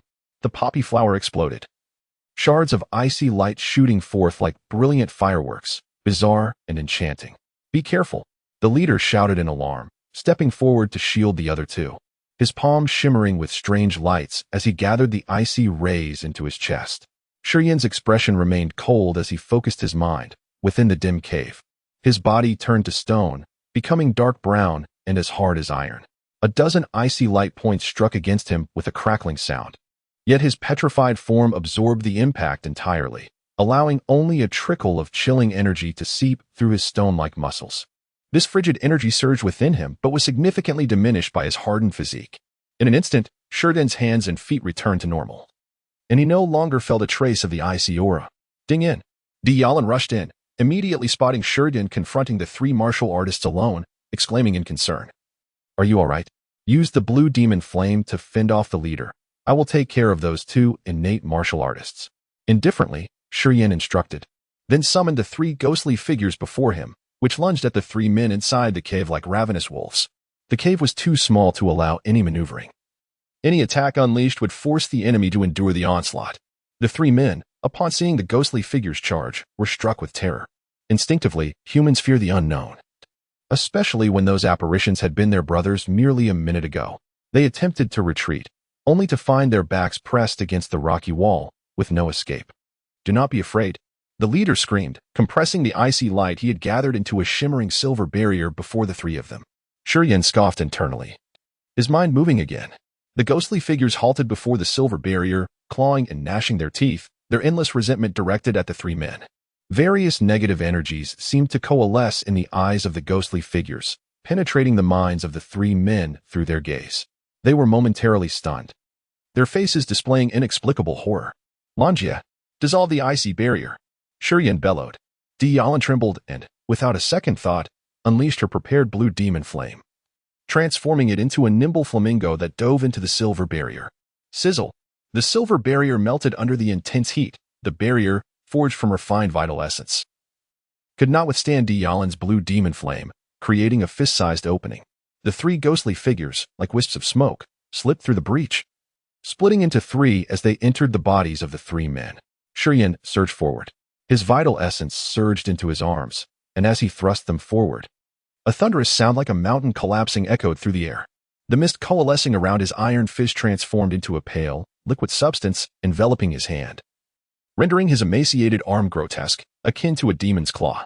Thud! Shurien's hand pierced the chest of the diminutive man who had previously tormented Mu Yudi, driving through his body and crashing against the rocky wall, which reverberated with a deep boom. "You seek death." The leader, a martial artist of human rank, awakened from his nightmare upon witnessing another brother perish before his eyes. He roared in rage, unleashing a blinding silver light that crashed into Shurien's chest. A torrent of gravitational force, accompanied by an icy chill, erupted upon impact. Staggering back 3 steps, Shurien regained his footing, having withstood the full force of the human-level martial artist's attack. He felt a dull ache in his chest, but upon inspection, he found himself unharmed. Aside from the chilling energy that left him momentarily numb, he bore no injuries. Laughing inwardly, Shurian circulated his vital essence, quickly dispelling the frostiness from his chest. Deicide charged forward with her short sword, now engaged in combat with the leader. The flamingo conjured by her blue demon flame became her strongest ally, aiding her in attacking the leader, not only neutralizing his icy power, but also subtly countering his enigmatic martial techniques. "Are you all right?" Mu Yuti entered, pinching her nose against the overwhelming stench of blood. Almost retching upon entering, she called out, "Gather the bodies." Little 5. The leader's face drained of color as he suddenly screamed in desperation, unable to fathom that Shurian, who had withstood his attack, not only survived, but still had the strength to fight back. He was a martial artist of the second level of human rank. "Brother," as the leader shouted. Little 5 suddenly jolted awake, instinctively calling out. But before the words left his mouth, his voice was abruptly silenced as he crashed heavily against the rocky wall, blood streaming from his 7 orifices. Fueled by the terrifying momentum from his berserk state, Shurian's body slammed into the man, killing him instantly against the wall. His bones shattered upon impact. Little 5. The leader wailed in anguish, helplessly watching as one brother after another fell to their demise. Regret washing over him for the first time. Regret washed over her for provoking the murderous Shurian and for venturing into the shadowy forest. "Miss Mu." The pile of corpses. Mu Yuti trembled at the piercing, frigid gaze of Shurian. She could no longer afford the luxury of disdain for the bloodied remains and reluctantly knelt to gather the dismembered bodies, relocating them to a corner and stacking them one by one. "Dingyan, assist me," Deicide cried out, realizing that this adversary, imbued with profound essence, was beyond her immediate capacity to tackle. Outside the cave, the number of ferocious beasts was escalating, their roars echoing in a cacophony. And it seemed that soon the valley would be teeming with them. Deicide understood the urgency of the situation. She needed to confront the lead beast sooner rather than later. "Here they come." Shurian surged forward, suddenly positioning himself defiantly in front of Deicide. Facing the lead beast head-on. Bang! The lead beast unleashed a blinding silver light, delivering a devastating blow to Shurian's chest. Hehe. The Firebird, formed from the azure demonic flame, seized the opportunity to swoop in and perch upon the shoulder of the lead beast. Tendrils of fire, like creeping vines, entwined around its shoulder, and a charred scent quickly filled the air as the flames intensified, wrapping around its waist and threatening its vital points. "Ah!" The lead beast let out a piercing scream, furiously battering Shurian in a desperate attempt to breach his defenses and escape the cave. "It is you who pressed us, insisting on intruding. Now you wish to flee? Heh, too late." Shurian raised his obsidian shield, channeling the petrified martial spirit, coldly enduring the onslaught. His emaciated form standing resolute like an ancient boulder, impervious to the tempest around him. Deicide shifted her stance, deftly thrusting her short sword, piercing through one of the lead beast's legs. "Spare me. I possess treasures pilfered from the Thunderwing Silver Wolf Den. If you let me go, I shall grant them all to you. I implore you." The lead beast grimaced in agony, pleading for mercy from Shurian. "The treasures I desire. Your life I demand." Shurian sneered, a pallid mist enveloping the creature, and with a swift motion, he pierced its throat. The lead beast's eyes dimmed swiftly, its body, pressed against the rock wall, began to slide downwards. Mu Yuti, suppressing her discomfort, continued to pile the corpses, though her obsessive cleanliness made the task arduous. Expecting her to work with any efficiency was futile. With a huff, Shurian refrained from further words, frowning as he stacked the bodies like a precarious tower, his hands stained with blood. "The beasts are converging into the valley. Whether we survive or not shall depend on fate." Chapter 38. Spirit-level martial arts. A multitude of corpses lay piled within the cave, each devoid of any lingering essence, under the influence of the mysterious martial soul of Shurian. The bodies had shriveled completely, their blood having solidified in a remarkably short span of time. With the blood congealed, the acrid scent of death within the cave became less pungent. Yet, Shurian remained uneasy. After a moment of contemplation, he hastily retrieved a pouch of powder from his backpack and unhesitatingly scattered it throughout the cave. This powder, known as purifying powder, possesses a remarkable absorptive quality, capable of trapping impurities in the air, including toxins, the thick stench of blood, and poisonous fumes. Once the pouch was released, the foul odor within the cave astonishingly vanished. The powder floated in the air, absorbing the blood essence, transforming into tiny crimson particles, reminiscent of droplets of blood reduced in size. "I need to find something to cover up," Shurian thought to himself. Observing that the stench had been mitigated, he still dared not relax his guard. Quietly, He approached the cave entrance and slowly began to pull the surrounding branches and leaves towards the cave's mouth. Although the 6 individuals had forcefully occupied the cave, they understood the necessity of camouflage for the entrance, thus leaving the foliage outside intact. However, the brush had been ravaged by the splatter of star lightning. Yet the branches on either side of the entrance remained untouched. Shurian's goal was to cover the central part of the entrance with these leaves. Breathing evenly, Shurian held his breath and focused intently, painstakingly inching the foliage towards the cave's mouth, fearful that the beasts outside might detect any irregularities. The roars of the beasts grew increasingly intense, and it was unclear how many had gathered in the valley outside. Shurian maintained a solemn expression, beads of sweat forming on his brow, his back damp with perspiration. As he drew the final cluster of leaves to the cave's entrance, his arms trembled slightly, as if the task had drained him. "What's wrong?" Dairang whispered. "Nothing, just a bit fatigued," Shurian replied, shaking his head, his complexion somewhat pale. After a moment's reflection, he added, "Be cautious shortly. If we are discovered by the beasts, you must guard the entrance." Dairang nodded, concern etched on her face. "I understand. What is wrong with you? I just saw you withstand a master of the human realm. Why do you seem so weak now?" "It is precisely because I withstood him that I feel so drained," Shurian explained as he settled into a cross-legged position, offering no further elaboration. At this critical juncture, he unexpectedly closed his eyes to rest. This was the onset of the side effects of his berserk state. Each time he unleashed the berserk martial technique, his body endured immense pressure. The technique required him to unleash various negative forces from his acupoints, a double-edged sword that granted him strength exceeding his usual capabilities for a brief period, yet left him utterly exhausted afterward. The malevolent nature of these forces was too insidious. As they flowed out from his acupoints, they also inflicted harm upon his body, and once the berserk state subsided, a tide of fatigue would wash over him, rapidly diminishing his strength.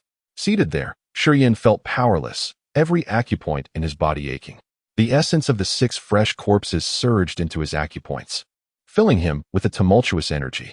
As his acupoints rushed to purify this essence, the negative forces began to manifest, slowly corroding his mind. In that moment, he could not harness his power, and with his acupoints still engaged in purification, it was essential to avoid further tension to allow his body to recover properly. Thus, he wisely opted to disregard everything else and focused on regaining his strength. Seeing him resting with closed eyes, Dairang and Mu Yudi adopted serious expressions, concentrating intently on the movements outside the cave. Beasts prowled the valley, some even drawing close to their cave, seemingly searching for something. Dairang, gripping her short sword tightly, peered through the gaps in the foliage at the entrance, alert for any sudden approaches from the beasts. They both understood the keen sense of smell possessed by the creatures and feared they might be drawn in by the scent of blood. They knew that should one beast discover the cave, they would have to defend the entrance with their lives. Suddenly, a 3-headed beast swayed its massive heads, seemingly detecting something as it approached at a leisurely pace, its 6 eyes scanning the surroundings, appearing to have made a discovery. "This is bad." Dairang's expression changed dramatically, her grip on the short sword tightening, her palms sweating profusely, her gaze unwaveringly fixed on the 3-headed dog, not daring to relax for an instant. Dairang was tense, fully prepared for combat. The 3-headed dog was a level 3 beast, equivalent to a master of the human realm. This creature possessed an acute sense of smell. While the stench of blood might evade other beasts, it would not necessarily escape the notice of the 3-headed dog. In her anxiety, every pore on Dairang's body seemed to stand on end, her hand trembling slightly as the essence surged rapidly through her meridians. At that moment, a howl from a thunderwing silver wolf echoed from a distance, resonating throughout the valley and drowning out the roars of all other beasts. "I am Gonshao, the Medicine King Valley. I have come to the dark forest solely for herb gathering. I have never intruded upon your territory, Thunderwing Silver Wolf. I am aware of your prowess, yet I fear you not. Should you continue to wreak havoc upon my kin, do not blame me for being ungracious." A chilling voice suddenly emanated from afar. Once more, the howl of the Thunderwing Silver Wolf resounded. The 3-headed dog, which had been on the verge of reaching the cave's entrance, abruptly halted, hesitated momentarily, and then spun around, racing toward the source of the wolf's howl. The beasts congregated in the valley began to disperse, drawn towards the Thunderwing Silver Wolf's call. It appeared that a confrontation was brewing between the Thunderwing Silver Wolf and Gonshao.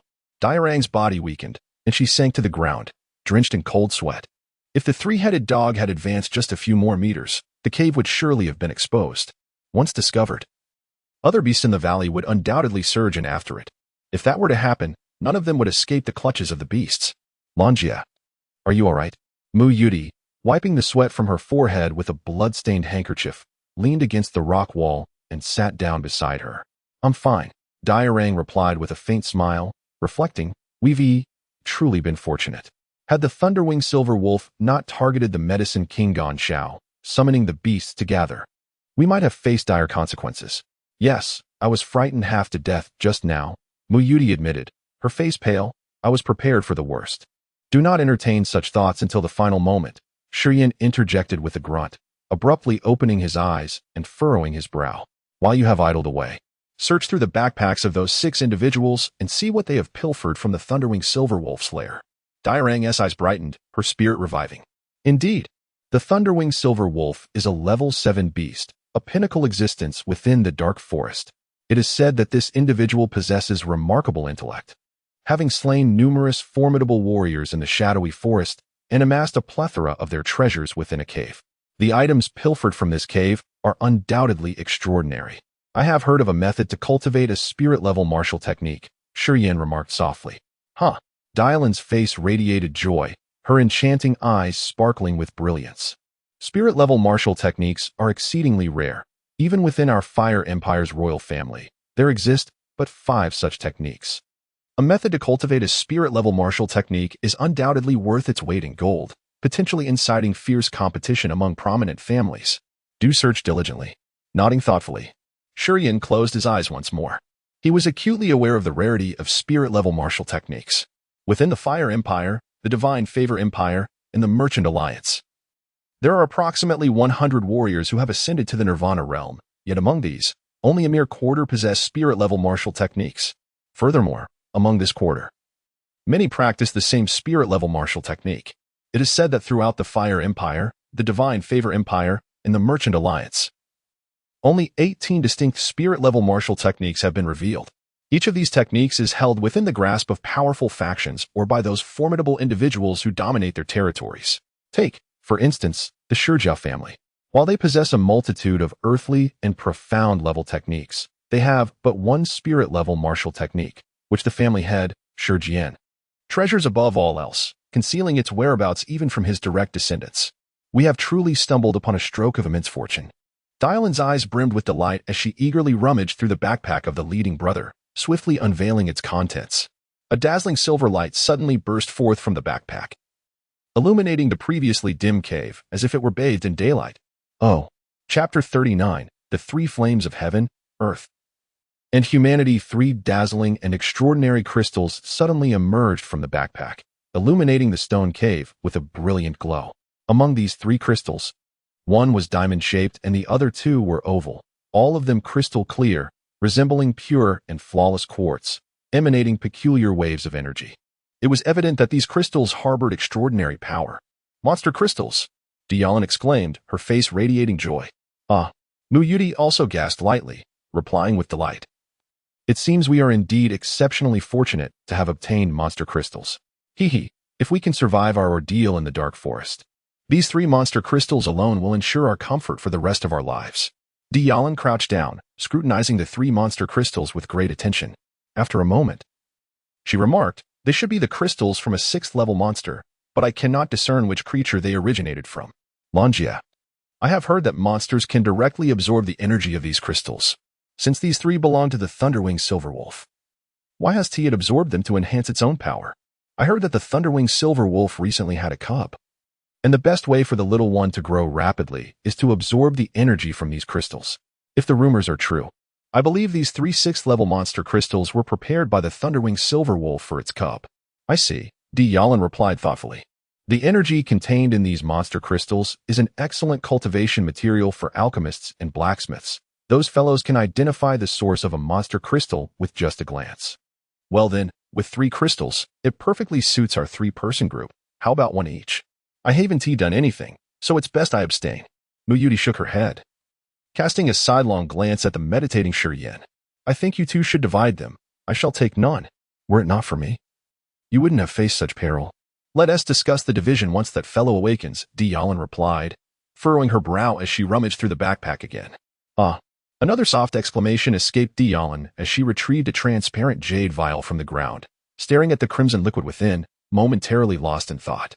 The liquid in the vial resembled streaks of flame, rippling like flickering flames as Dialin swayed it, quite a magical sight. Dialin seemed to recall something.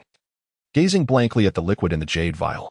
After a long pause, she trembled with excitement and suddenly exclaimed, "Earthfire liquid. Congratulations, Longia." Mu Yuti was momentarily stunned before she responded, her surprise evident.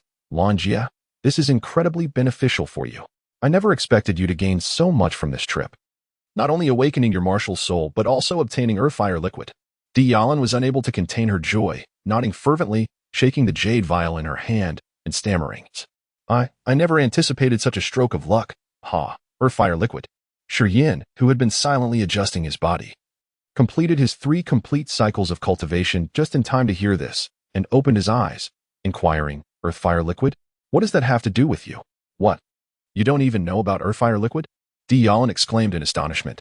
"How can you not know such common knowledge? Are you truly a martial artist?" Shiyin remained indifferent, merely stating, "Enlighten me.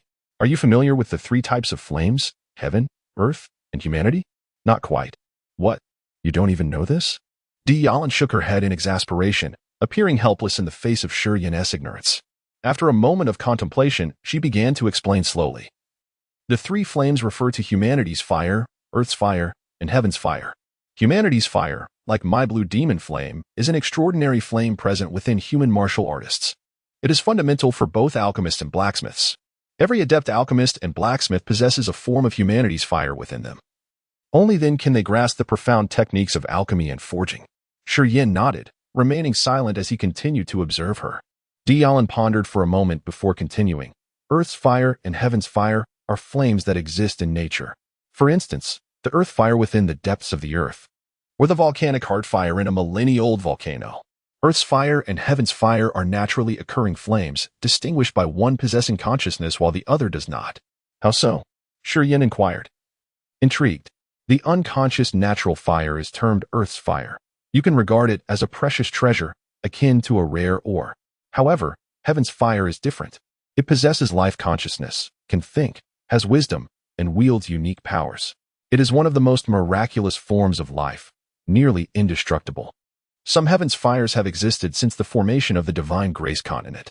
Shirin's expression remained impassive, yet tumultuous thoughts surged within him. He was not from this world and had received knowledge entirely different from that of this realm. Prior to this, he had never considered that flames could possess life, consciousness, and high intelligence. Dialin's explanation deepened his understanding of the wonders of this world, filled with mysteries he could scarcely fathom, such as martial souls and monsters. So this Earthfire liquid is Earth's fire? After a prolonged silence, Shirin spoke again. This is the residual liquid left over when Earth's fire transforms into Heaven's fire. It is neither Earth's fire nor Heaven's fire, but something in between. Earth's fire can transform into Heaven's fire? Shirin was taken aback. Of course, if Earth's fire exists for thousands of years, there is indeed a chance it may gain consciousness and transform into Heaven's fire. However, the likelihood is exceedingly low. And not all Earth's fires possess the opportunity to undergo such transformation. Dialin smiled brightly, saying, "But this Earthfire liquid is indeed the residual essence of Earth's fire before it transforms into Heaven's fire.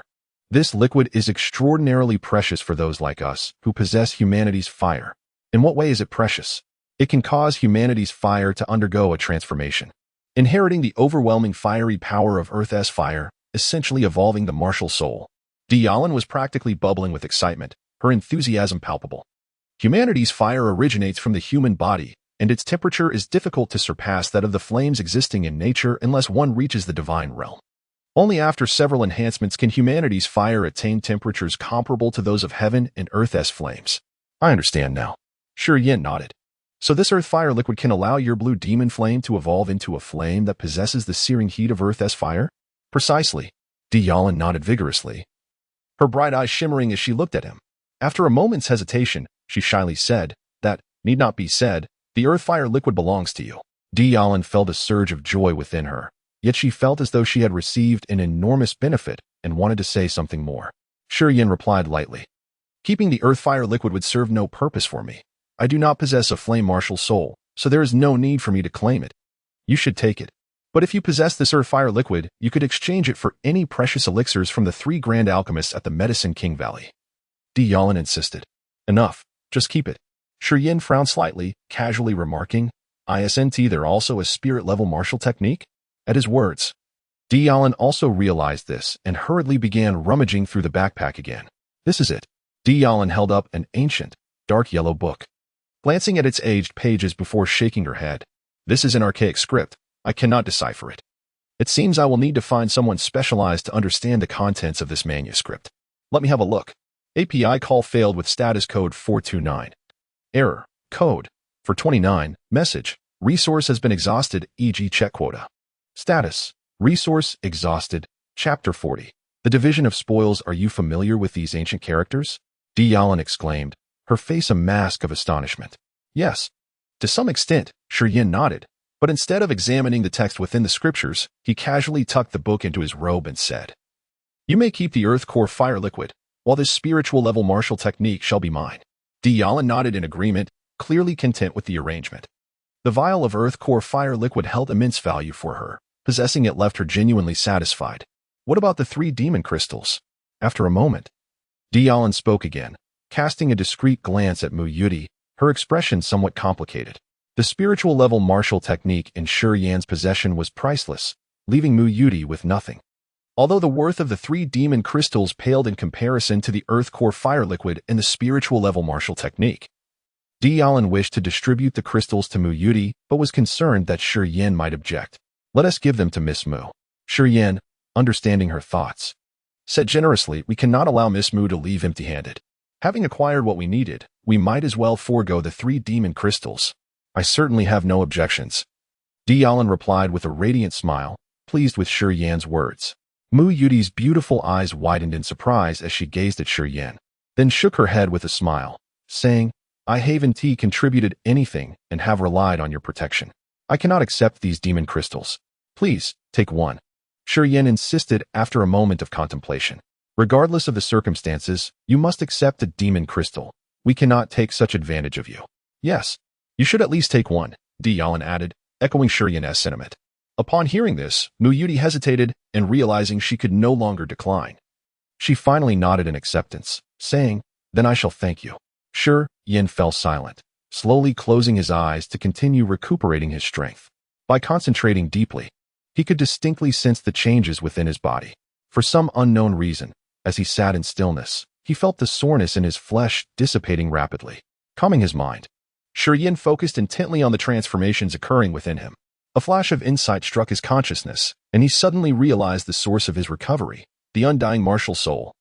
Within his body, blood, flesh, bones, organs, and meridians were undergoing subtle transformations. The undying martial soul was quietly mending his injuries in a manner he could scarcely comprehend, restoring his battered form to normalcy. Yin was filled with delight.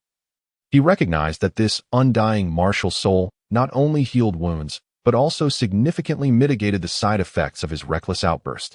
Had it not been for the undying martial soul's intervention, he would have certainly required 3 days to recover sufficiently for combat after such a strenuous exertion.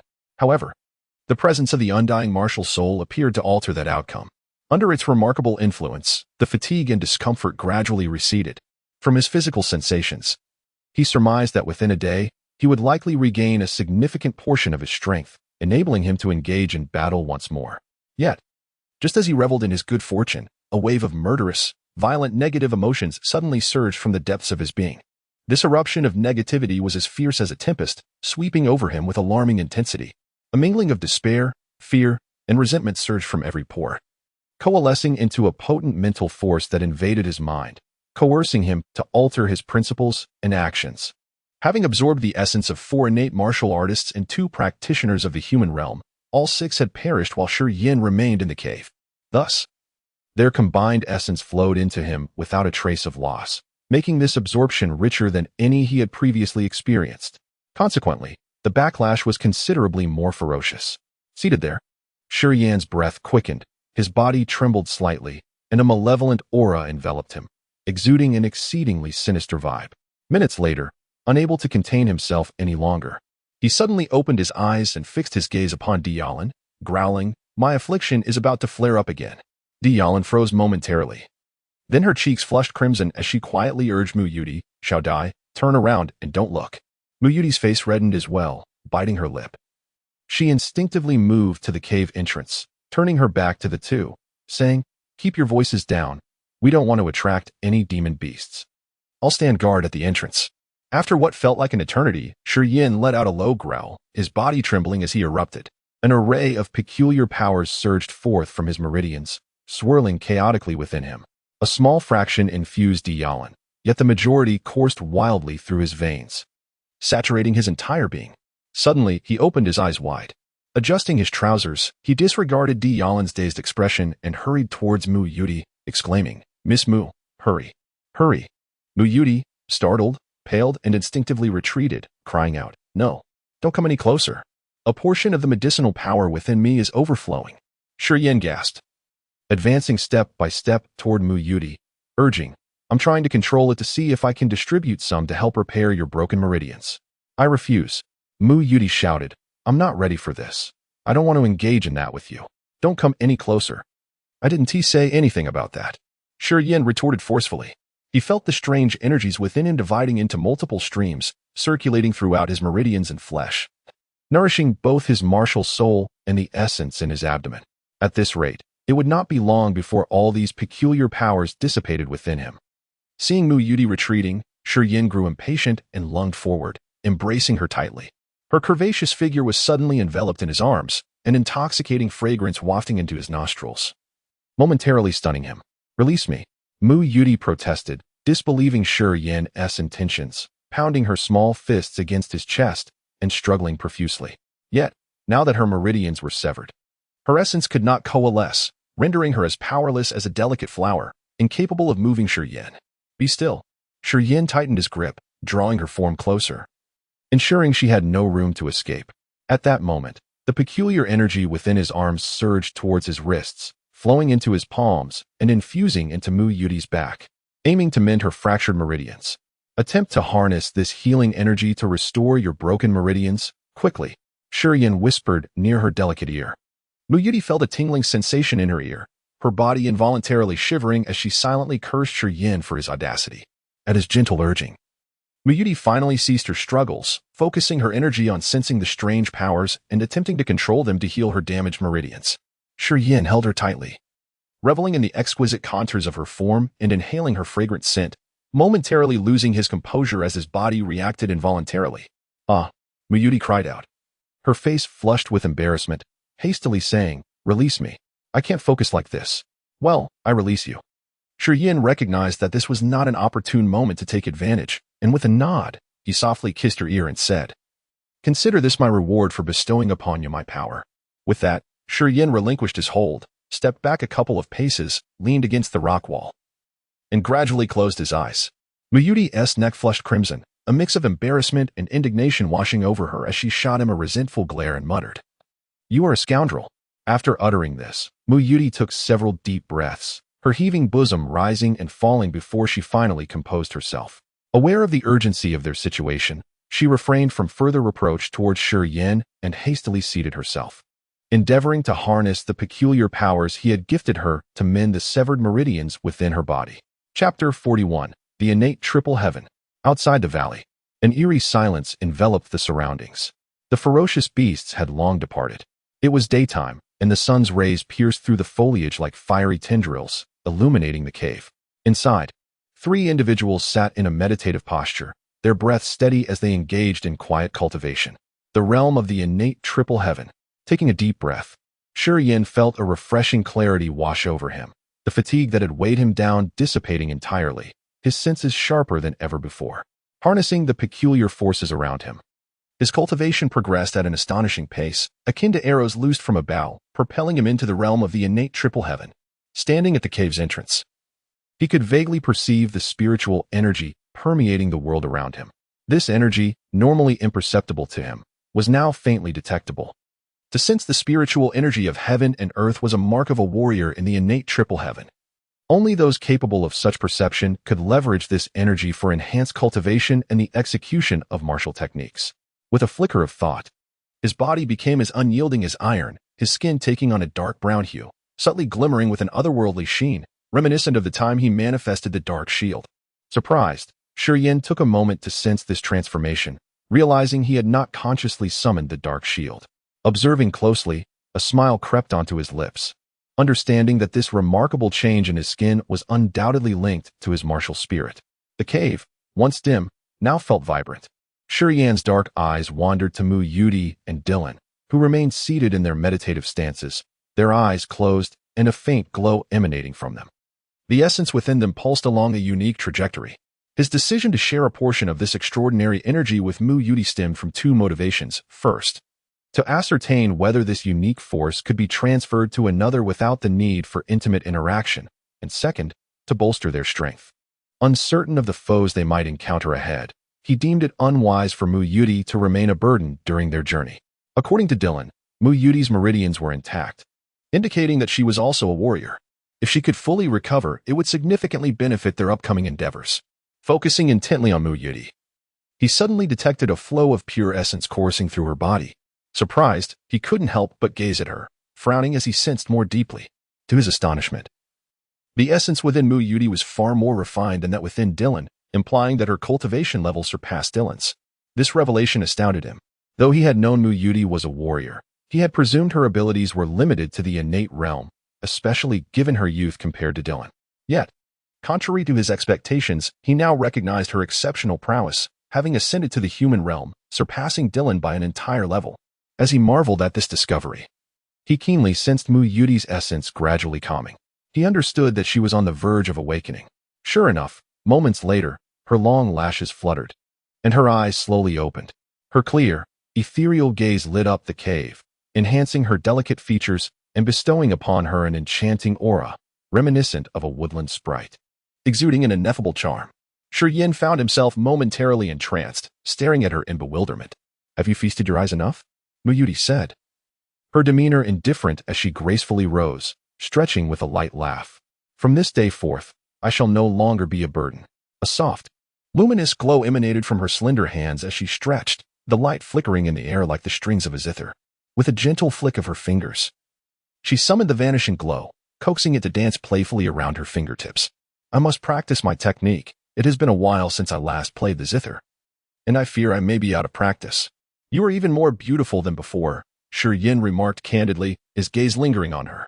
With her meridians reconnected and the essence of the pinnacle of the human realm flowing within her, Mu Yudi's skin radiated a newfound translucence, her complexion rosy, and her eyes bright and clear, exuding confidence as if no challenge could daunt her. The transformation was striking. She seemed to have become an entirely different person, her allure magnified beyond measure. In Shi eyes, Mu Yudi now eclipsed both Dylan and Mo Yinyu, not only in cultivation but also in grace and presence. "Thank you," she replied with a serene smile, casually inquiring, "How long has it been?" 2 days, perhaps?" Shi pondered, uncertain. "I feel we've been in this cave for more than just a day. Have you fully recovered?" "Indeed," Mu Yudi nodded confidently. "Once Sister Lan awakens, we shall depart from here." "Ah," Shi replied nonchalantly, yet he felt a twinge of discomfort. The previous Mu Yudi, despite her kindness, had retained a certain charm akin to that of a neighborly girl. However, the restored Mu Yudi, though exuding heightened allure, now bore an air of superiority that felt unapproachable. A shift that unsettled him. In his discontent, Shi chose to remain silent, stepping out of the cave to wander aimlessly through the valley. He retrieved a book titled Magnetic Domain Technique from his pack, casually flipping through its pages without delving into the contents. Satisfied that the text contained writing, he carefully stowed the martial technique back into his bag. After some time, Dylan and Mu Yudi emerged from the cave, both appearing refreshed and ready to continue their journey. "Kid, thank you. My realm has stabilized," Dylan exclaimed boisterously as she stepped out, having just broken through to a new level. It was crucial to accelerate the enhancement of her essence during this precarious period. Otherwise, instability could lead to catastrophic consequences during combat or cultivation. The essence Shi had infused into her body had indeed played a vital role in solidifying her newfound level, allowing her to engage in battle without fear of faltering. "Well then, let us set off," Shi smiled lightly, leading the way out of the valley without seeking recognition for his contributions. 7 days later, Shi and his companions finally emerged from the dense, shadowy forest. Gazing back at the towering ancient trees, they felt a profound sense of having survived a perilous ordeal. During these 7 days, they had encountered no further dangers. The warriors and mercenaries within the dark forest had either perished or fled, unwilling to linger in that treacherous area. The beasts, led by the thunder-winged silver wolf, had inexplicably ceased their roaming, falling into silence. With the beasts and mercenaries subdued, Shi Yin and his companions' journey progressed remarkably smoothly. Traversing the perilous territory without encountering any obstacles, easily exiting the shadowy forest. To reach the Merchant Alliance, they would need to pass through the town of Silent Valley, with a vast stone forest lying on the way to their destination. The stones in the stone forest are fantastically shaped, some as large as small hills, while others stand merely as tall as a person. Countless stone caves provide natural hiding spots. This area of the stone forest is often inhabited by ruthless warriors who engage in heinous acts of murder and theft. Those who emerge from the shadowy forest are either merchant caravans or adventurers and mercenaries exploring its depths. Foreign traders undoubtedly carry goods, while the daring warriors and mercenaries who manage to survive the forest are likely to possess medicinal herbs and materials derived from ferocious beasts. Both groups are laden with valuable commodities. It is precisely for this reason that the stone forest serves as a perennial refuge for skilled individuals who lie in wait to prey upon these two categories of people. Whenever they perceive an opportunity to exploit the vulnerable, they will ruthlessly spring forth to unleash a massacre. The stone forest can sometimes be even more perilous than the shadowy woods. Those who venture in alone, unless they are exceptionally powerful warriors, will almost invariably encounter trouble. The stone forest is fraught with danger, and it is possible that nefarious individuals lie in ambush. Dialin pondered for a moment before cautioning Mu Yuti. "Oh," Shi Yin replied nonchalantly, yet he did not relax his vigilance. Upon entering the stone forest, he became acutely aware, remaining ever watchful. From the memories of another Shi Yin, he learned that this region is exceedingly chaotic, teeming with various factions, and even major merchant families covertly participating. While he was unaware of Mu Yuti's preparations, he understood that any lapse in vigilance within the stone forest could result in a swift and lethal ambush. Chapter 42. Parting Ways Within the Stone Forest. Beside a colossal rock, 3 figures, Mo Chowga, Barnard, and the Moonshadow Envoy, stood with expressions of indifference, seemingly awaiting some news. Before long, a Dark Star Envoy emerged from the distant stone path, striding directly towards them. Upon arrival, the Dark Star Envoy bowed respectfully to the Moonshadow Envoy, reporting, "My lord." There is still no sign of the other party. The Moonshadow Envoy nodded and waved, commanding, "Continue monitoring those checkpoints. Do not relax your vigilance." "Yes." The Dark Star Envoy retreated silently, weaving through the rocky terrain until he vanished from sight. An hour later, the imposing figure of Johnson appeared from another stone path. After greeting Mo Chowga, he stated, "I have seen no one." Mo Chowga acknowledged, instructing, "Stay vigilant. I refuse to believe they won to show themselves." Third Master, could they have been slain by beasts in the dark forest? Johnson hesitated before responding, "I've heard that after our departure, the beasts in that area have become increasingly ferocious, and many warriors who were mingling there have reported fatalities.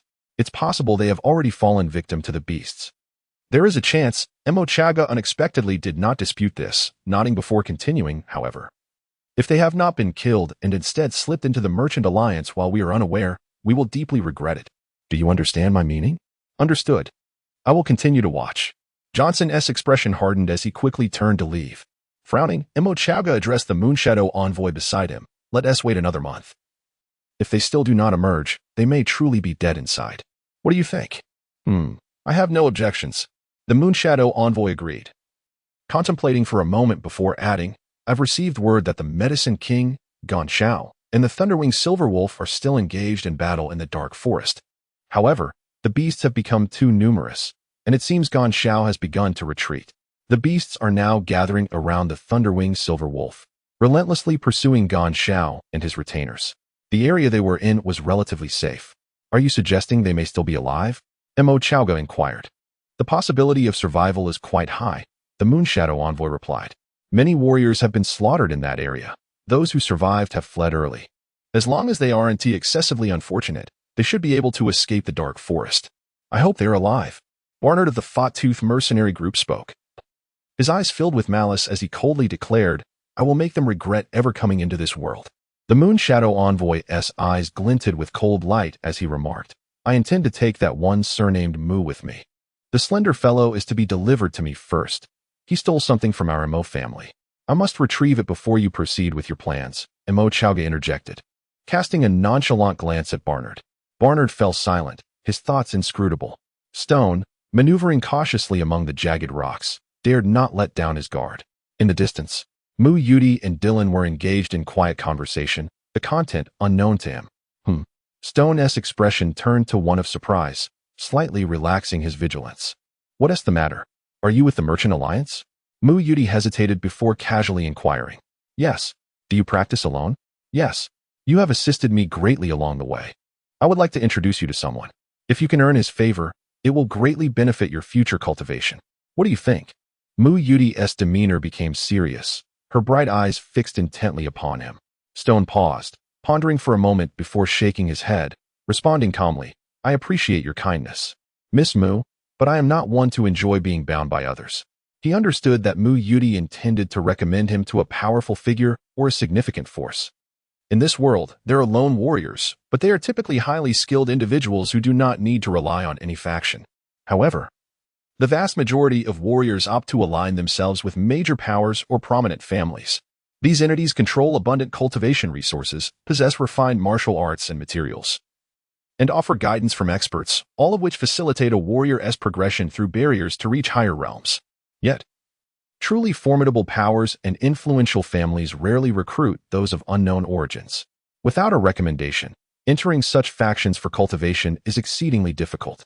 Mu Yudi was evidently acquainted with an important figure from a major force, and she wished to leverage her connections on Stone's behalf. Cultivating alone can be quite troublesome. Mu Yudi expressed, surprised by Stone's rejection. Only by aligning with a major force can one progress rapidly. When honing your skills in unfamiliar territories, having support is essential. A solitary warrior is an easy target in a strange land. Do you understand? Indeed, solitary cultivation has its many drawbacks. Little die means well. Why not meet that person and then decide whether to accept or decline? Dylan also urged. No need. I have matters to attend to and don't wish to become a servant of any family. Stone resolutely shook his head. Suit yourself. Mu Yudi's brows furrowed slightly, sensing Stone's lack of appreciation, but she did not press further. Dylan sighed, feeling a vague sense of disappointment. She wished to remain with Mu Yudi, and Stone's refusal of her invitation implied a separation that could lead to future estrangement. Ding Yin, I want to stay with Little Dai. Dylan finally could no longer contain herself, her eyes pleading as she looked at Stone. You can come with me. Stone hesitated, then added, if you wish. Dylan stammered, her expression tinged with sorrow. The force behind Little Dai can protect her from harm and allow my own cultivation to advance. Moreover, she has assured me that I would not only receive abundant cultivation materials but also a profound-grade weapon, and even the opportunity to learn spirit-grade martial arts. Well then, that settles it. Stone replied bluntly, coldly stating, you have your aspirations, and I have my goals. What you seek, I cannot provide. Once we reach the silent town, we shall part ways. It was evident that Dylan believed the faction supporting Mu Yudi would be far more beneficial to her future cultivation, and the terms offered were exceedingly tempting. She had no valid reason to refuse. Ding Yen, Dylan murmured, her heart heavy with regret. I'm sorry. There is no need for apologies. Stone shook his head, responding unemotionally, it was mutually agreed upon. And once this is over, we owe each other nothing. You. Dylan's expression shifted, a hint of resentment flashing in her eyes as she glared at him. Her chest heaved slightly, but she ultimately sighed, murmuring, think as you will. I have my own plans. You are still young and will not understand. Stone pursed his lips, his demeanor cold and dismissive. A glint of disdain in his eyes as he said nothing further. Unappreciative, Mu Yudi scoffed softly. The conversation has devolved. There is no point in further dialogue. Stone shook his head, disinterested in continuing the exchange. Turning away, he walked towards another path, his back to the two women as he coldly declared, May we never meet again. Ding Yen, Dylan exclaimed in surprise. Didn't we agree to part only upon reaching Silent Town? Miss Mu is at the third level of the human realm, and with strong allies supporting her in the Stone Forest, you can rest easy. I shall not share in your fortunes. Stone's voice gradually faded, his figure disappearing from view. A self-important individual like him will surely face misfortune in the future. Mu Yudi shook her head and said, in this world, one must sometimes learn to yield. Otherwise, it becomes exceedingly difficult to survive for long. especially for warriors like us who cultivate martial arts. Deicide felt a deep sense of disappointment, genuinely concerned for him. Sigh, isn't it better to stay with us? Why would he refuse? She decided to dismiss such thoughts, reminding herself that they were still part of the Merchant Alliance. And perhaps there would be another opportunity to meet again in the future. Muyudi comforted her, saying, Sister Lan, we are women. And we bear the weighty responsibility of revitalizing our families. We must seek vengeance for Uncle Luo and the others. We need to rely on formidable forces and powerful individuals. Only then can we achieve our aspirations. After a pause, complex emotions flickered in Mu Yudi's beautiful eyes as she recalled the cherished moments spent with Shiyan, including his domineering kiss in the cave. It seemed her words were as much for herself as they were for Deicide. He is not lacking either. He is on the brink of breaking into the human realm and is still quite young, Deicide murmured. To enter the 100 Tribulations realm, one requires a decade or so. As for reaching the Nirvana and Celestial realm, who knows how many years that would take? We cannot afford to wait that long. Moreover, he is but a solitary figure without a powerful force backing him. She sighed again. Well, I hope our decision is not misguided. I will not be mistaken. Chapter 43. The North Sea Family in the Stone Forest. Under the scorching sun, Mo Yinyu leaned against an oval stone, her voluptuous back resting against its cool surface. Her delicate brows furrowed slightly, as if deep in thought. Beside her, a rather unremarkable member of the Mo family, his face dotted with freckles, squinted his eyes, lost in his own musings. Heavy footsteps, somewhat disordered, gradually approached from a distance. Mo Yinyu's long eyelashes fluttered, her eyes opened. And she cast a cold glance at the hastily arriving Johnson, reprimanding him. What are you in such a hurry for? They appeared. Johnson snarled. 2 women. According to the intelligence from the Dark Star Envoy, they are our targets. Mo Yinyu's beautiful eyes brightened momentarily, but her expression swiftly turned icy. Is that boy with them? It seems not. Johnson paused, then composed himself. As long as we capture those 2 women, we will surely discover his whereabouts. Has the information reached Third Uncle? An envoy from the Dark Star has already gone over. In what direction? Mo Yinyu straightened her slender figure, slowly stretching her limbs. Are they closer to us, or to Third Uncle? They are somewhat farther from us. If nothing unexpected occurs, Third Uncle and the others should be arriving soon, Johnson replied. Oh, then there is no need to fret. Mo Yinyu furrowed her brows and turned to the freckled Mo family member beside her. Uncle Li. Should we go check it out? We need not rush, as the ones we're waiting for have yet to arrive. Li Han shook his head, smiling. Third Uncle and the Dark Shadows men are keeping watch over there. There shouldn't be any issues. This checkpoint is equally crucial. We ought to remain vigilant. Our target is that boy. If he slips past this checkpoint, all our efforts will be in vain. Indeed. Mo Yinyu nodded, refraining from further comment.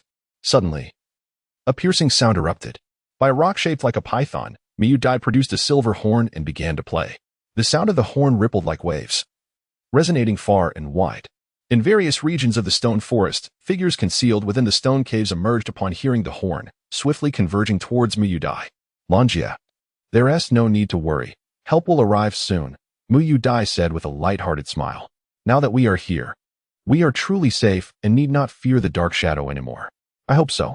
Deicide forced a smile, yet her heart remained troubled, sighing. I hope he is unharmed.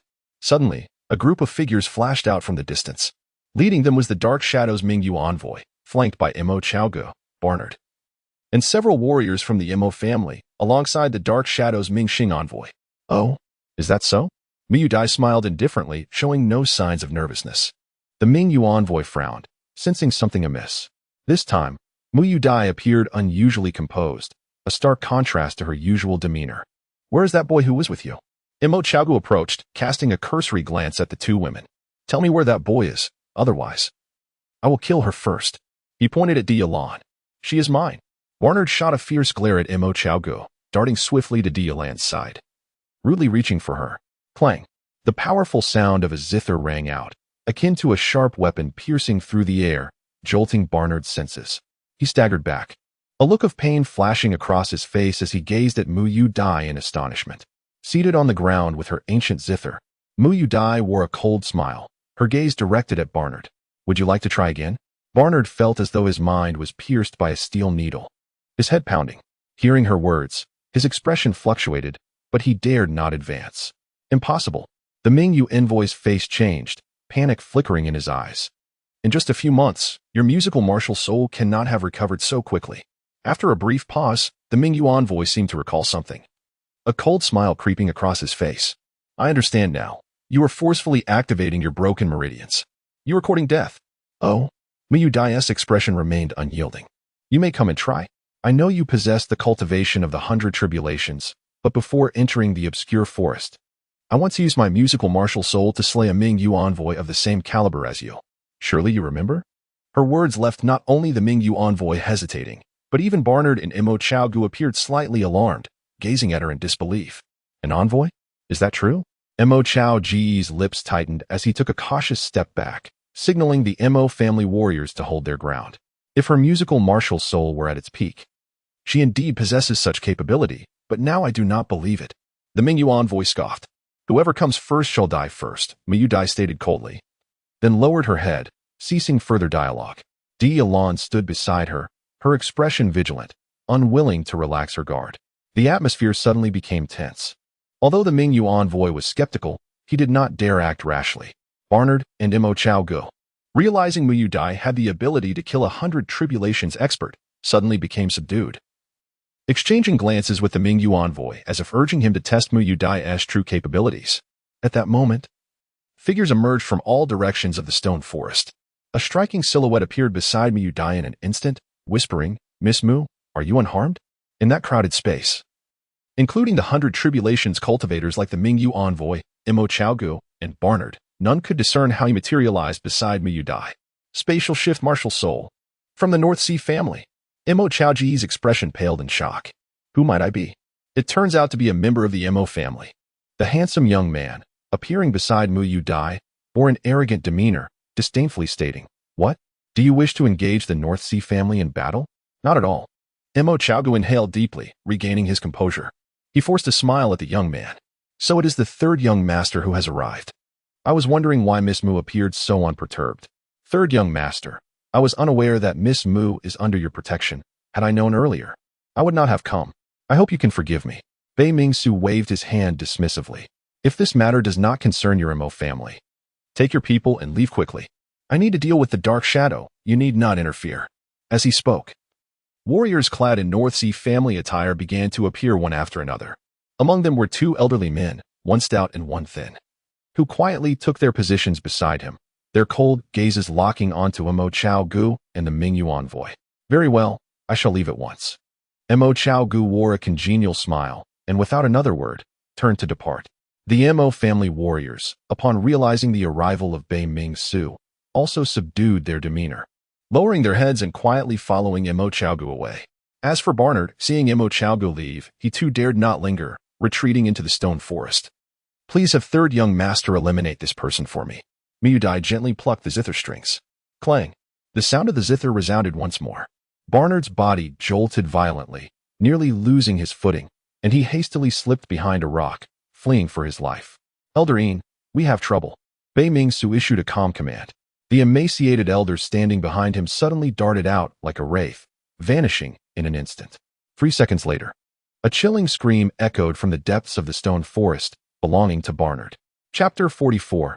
Silent Serenity Town. Thank you, young master, Mingyu Dai uttered, rising gracefully.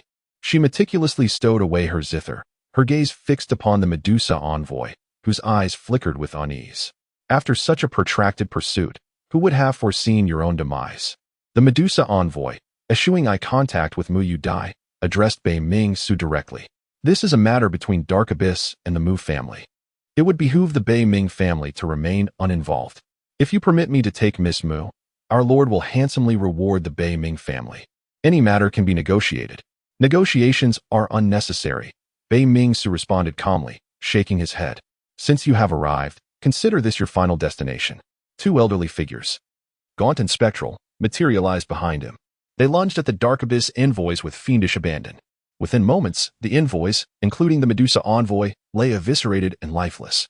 Having completed their grim task, the two sinister elders silently resumed their positions behind Bei Mingsu, like his spectral shadows.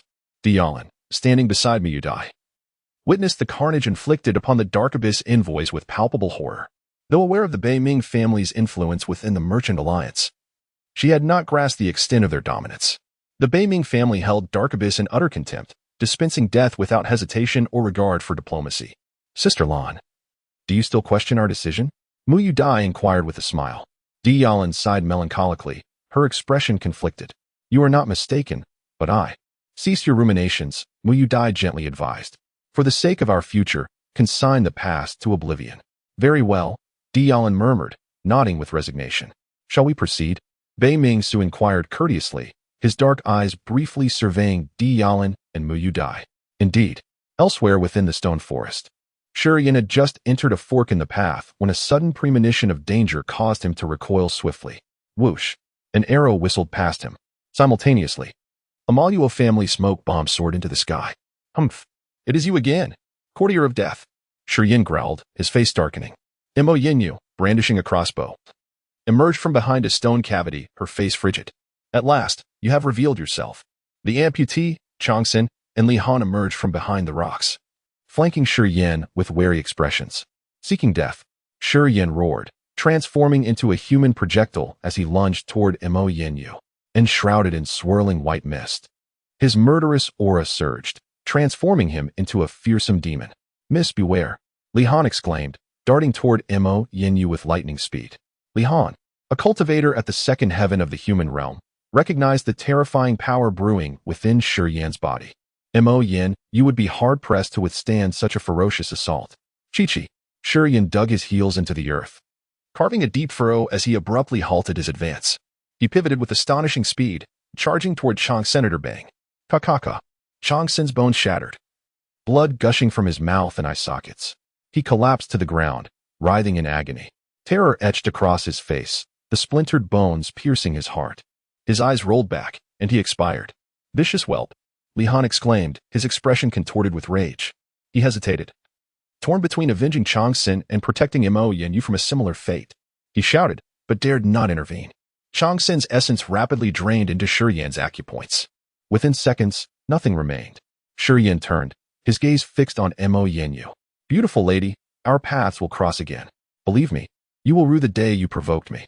With that, he ducked into a hollow stone and vanished into the labyrinthine stone forest. Elderly, why did you not slay him? Mo Yinyu demanded, her voice laced with frustration. Second heaven of the initial realm. Mo Yinyu gasped, her eyes widening in disbelief. How is this possible? A mere 2 months ago, he possessed only a wisp of essence, barely at the first heaven of the acquired realm. What? Li Han stammered, his body trembling. After a long pause, he said, if this is true, forgive my bluntness, miss, but you have brought a great calamity upon the Mo family. Shurian, composed and resolute, traversed the stone forest with haste, avoiding prolonged stays in any one area. He recognized Li Han's cultivation at the human realm. With the Maluo family's smoke signal already ascending, reinforcements would soon arrive. He had to escape before being encircled. His vigilance allowed him to evade Mo Chao Ji's party and escape the perilous area. The stone forest seemed devoid of lurking assassins. He encountered no ambushes during his flight, leading him to suspect that the peculiarities of the stone forest were related to the important figure Mu Yu Dai was awaiting. As dusk descended, Shurian emerged from the stone forest and approached the nearby Silent Serenity town. He slowed his pace, meticulously sorting through the memories of the body's original owner. Gaining a thorough understanding of the Shur family, he needed to assume this identity. As one of the Merchant Alliance's 5 great families, the Shur family possessed unparalleled advantages in cultivation resources, such as martial techniques, gravity training halls, rare medicinal ingredients, and guidance from accomplished experts. He needed to exploit these advantages to maximize his strength. He had decided to join the Shur family at the blood pool. This decision led him to decline Mu Yu Dai's invitation. His body's original identity was unique. Ingratiating himself with a foreign power would only create unnecessary complications. Moreover, a foreign power would be unlikely to bestow truly valuable resources upon him. The Shur family was different. As the Shur family's young master, he would be cultivated at all costs if he displayed sufficient talent. No cultivation resource would be spared. To squander such a unique advantage would be foolish. Upon entering Silent Serenity Town, Shurian headed straight for a shop that dealt in rare ores. He strode in and boomed, "Is anyone here?" The shop assistant smirked, glancing meaningfully toward the backyard.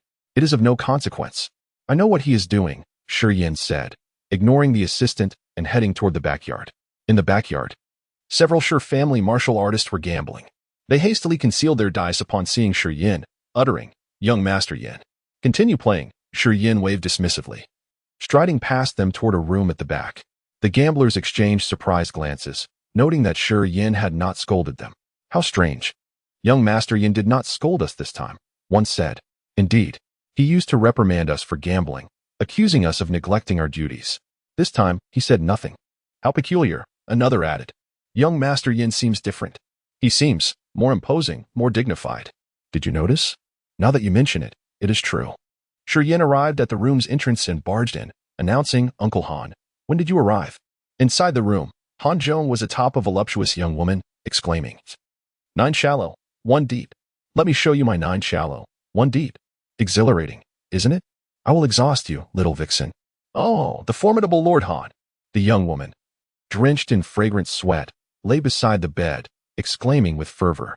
In a crucial moment, the two remained blissfully unaware of Shi Yin's entrance, continuing their exuberant cries. Shi Yin smirked, naturally taking a seat on a chair in the room, leisurely pouring himself a cup of tea, and, while sipping, he gazed at the couple with a cheerful smile. 2 minutes later, after a low growl from Han Zhong, he collapsed onto the young woman like a lifeless dog, languidly declaring, "So, what do you think? Am I impressive? Lord Han, how does it compare to your Wu Gui? How could that turtle possibly compare to you, Lord Han?" The young woman stretched lazily, her eyes casually glancing over. And she happened to spot Shi Yin enjoying his tea, prompting her to scream in surprise. "Ah." Han Zhong froze, hastily putting on his clothes, and with an awkward chuckle. He asked, "When did you arrive, young Master Shi Yin?" At this, Xiao Fengxian chuckled softly and cast a flirtatious glance at Shi Yin before gracefully exiting the room.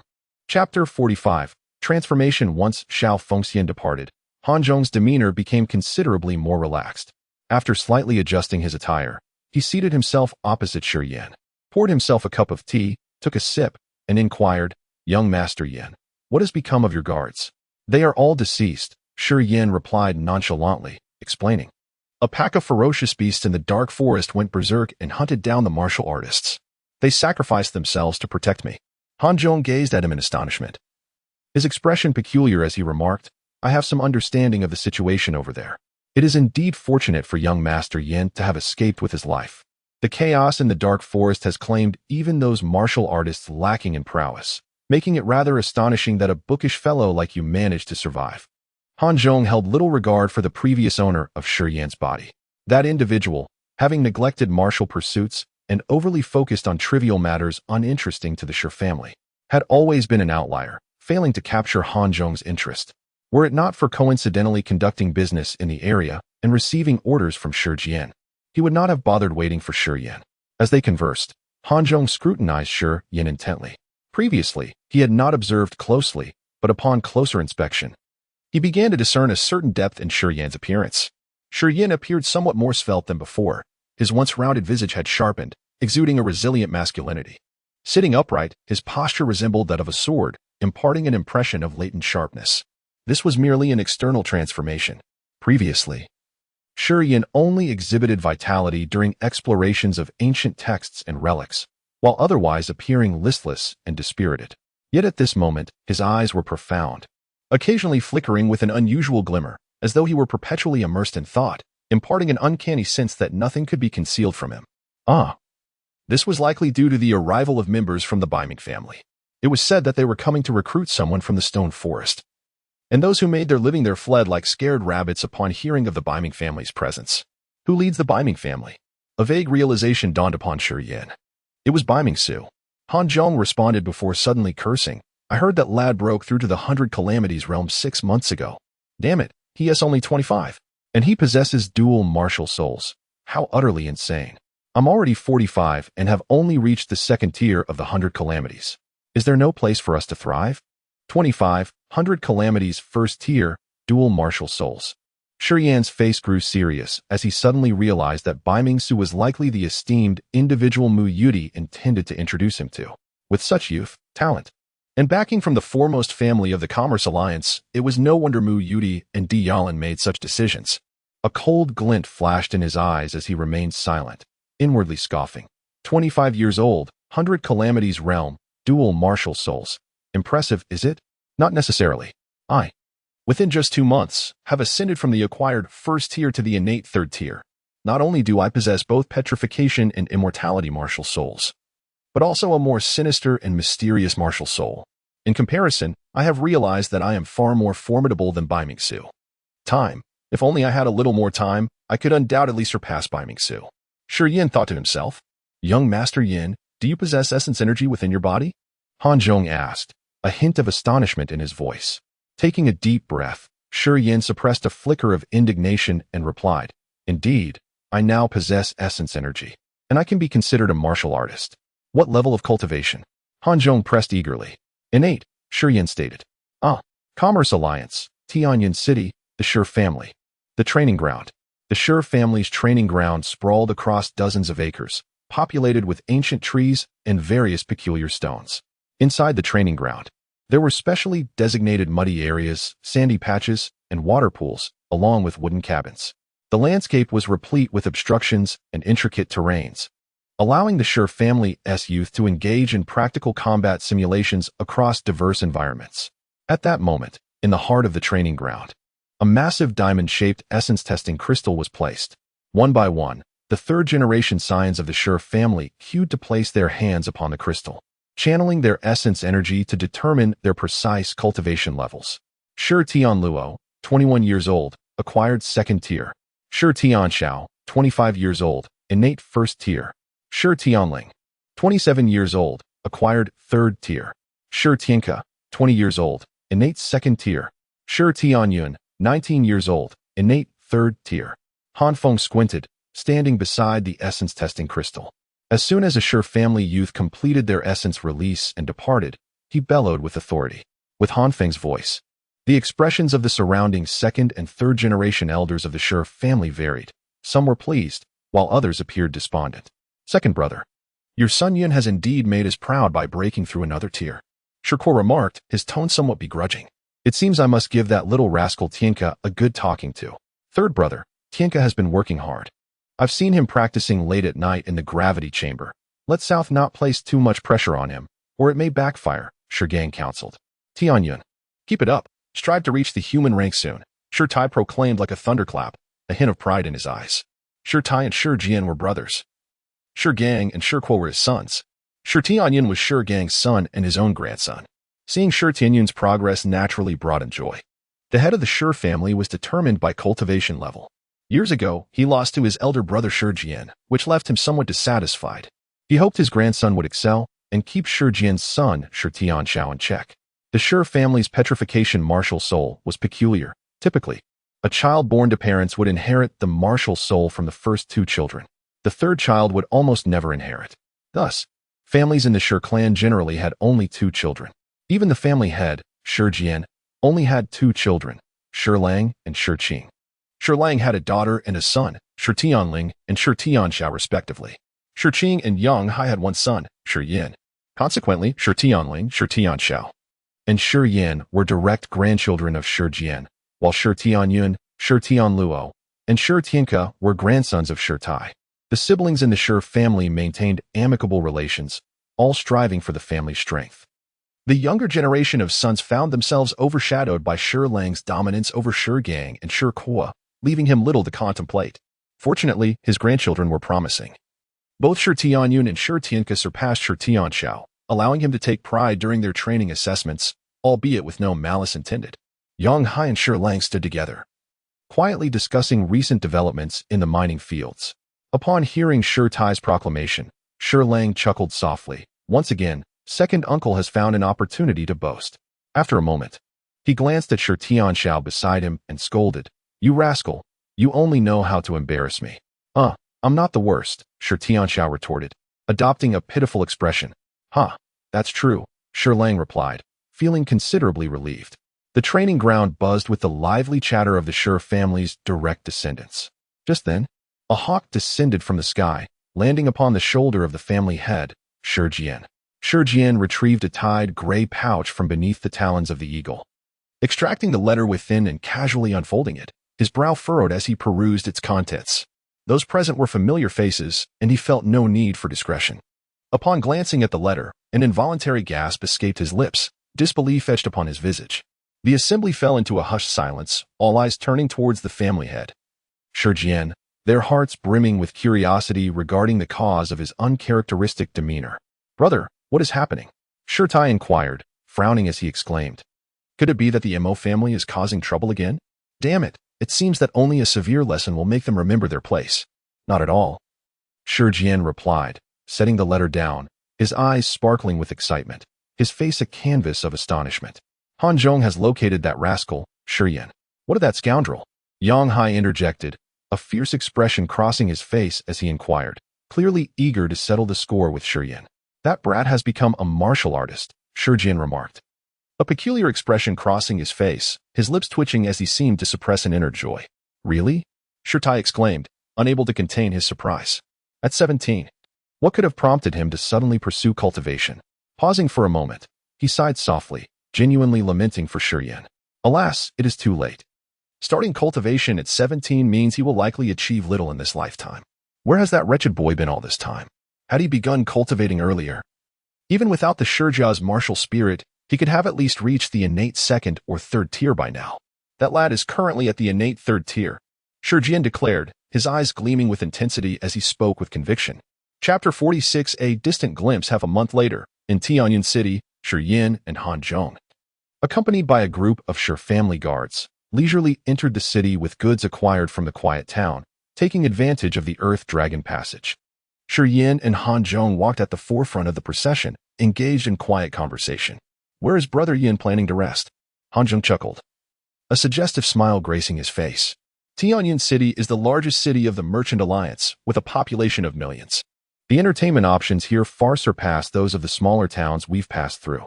Old Han, since you are familiar with the area, just lead the way. I fear I lack sufficient crystal coins. The cost in some places can be quite steep. Are you trying to swindle me again? Last time at the Dark Fragrance Pavilion, you pretended to be drunk, and I had to cover the bill. What, do you intend to pull the same trick again? Don't worry. Brother Yin, I'll treat. Is that not acceptable? Han Zhong lamented, his face a mask of despair. You know my elder brother's temper. If he discovers my escapades, he would surely beat me to a pulp. Sigh, is it easy for me to be out here? I toil for the family, and I can barely afford a little leisure. I heard that. The 7 Shi family warriors chimed in unison, their expressions brimming with excitement. Let us go. In merely half a month, Shi Yan had seamlessly integrated with Han Zhong and the Shi family warriors. Shi Yan displayed no airs of nobility. He was adept at indulging in food, drink, and merriment. In matters of women, he was equally uninhibited, showing no trepidation in the brothels, and at times, he was even bolder than the lustful Han Zhong. Throughout their journey, they visited numerous entertainment venues, with either Shi Yan footing the bill or Han Zhong being taken advantage of, never allowing the guards to bear any costs. In this short span, Shi Yan earned the admiration of Han Zhong and the guards, who felt a kinship with him. Han Zhong frequently remarked on how Shi Yan had truly awakened, noting a profound transformation with his rising cultivation level. Along the way, Shi Yan concealed most of his experiences in the dark forest, only mentioning the discovery of a crimson fruit in an ancient cave. After consuming 3 of those fruits, he obtained essence energy and awakened the petrified martial spirit of the Shi family. He omitted details about the blood pool, the undying martial spirit, and the mysterious martial spirits, as well as his encounters with Mo Yinyu and Mu Yuti. He spared no detail that could be omitted. Though Han Zhong was astonished by Shi Yan's experiences, he did not press for further information, merely believing Shi Yan had indeed stumbled upon great fortune with his awakening after consuming the fruit. Over the past half-month, through Han Zhong, Shi Yan had thoroughly grasped the situation of the Shi family. The original owner of this body had left him with considerable memories, mostly pertaining to ancient relics and texts. However, he had not acquired much regarding the Shi family. Fortunately, Han Zhong was entirely unguarded around him. During their outings to the brothels, Han Zhong divulged all the information Shi Yan sought. After a few escapades together, Han Zhong increasingly felt that Shi Yan understood him well.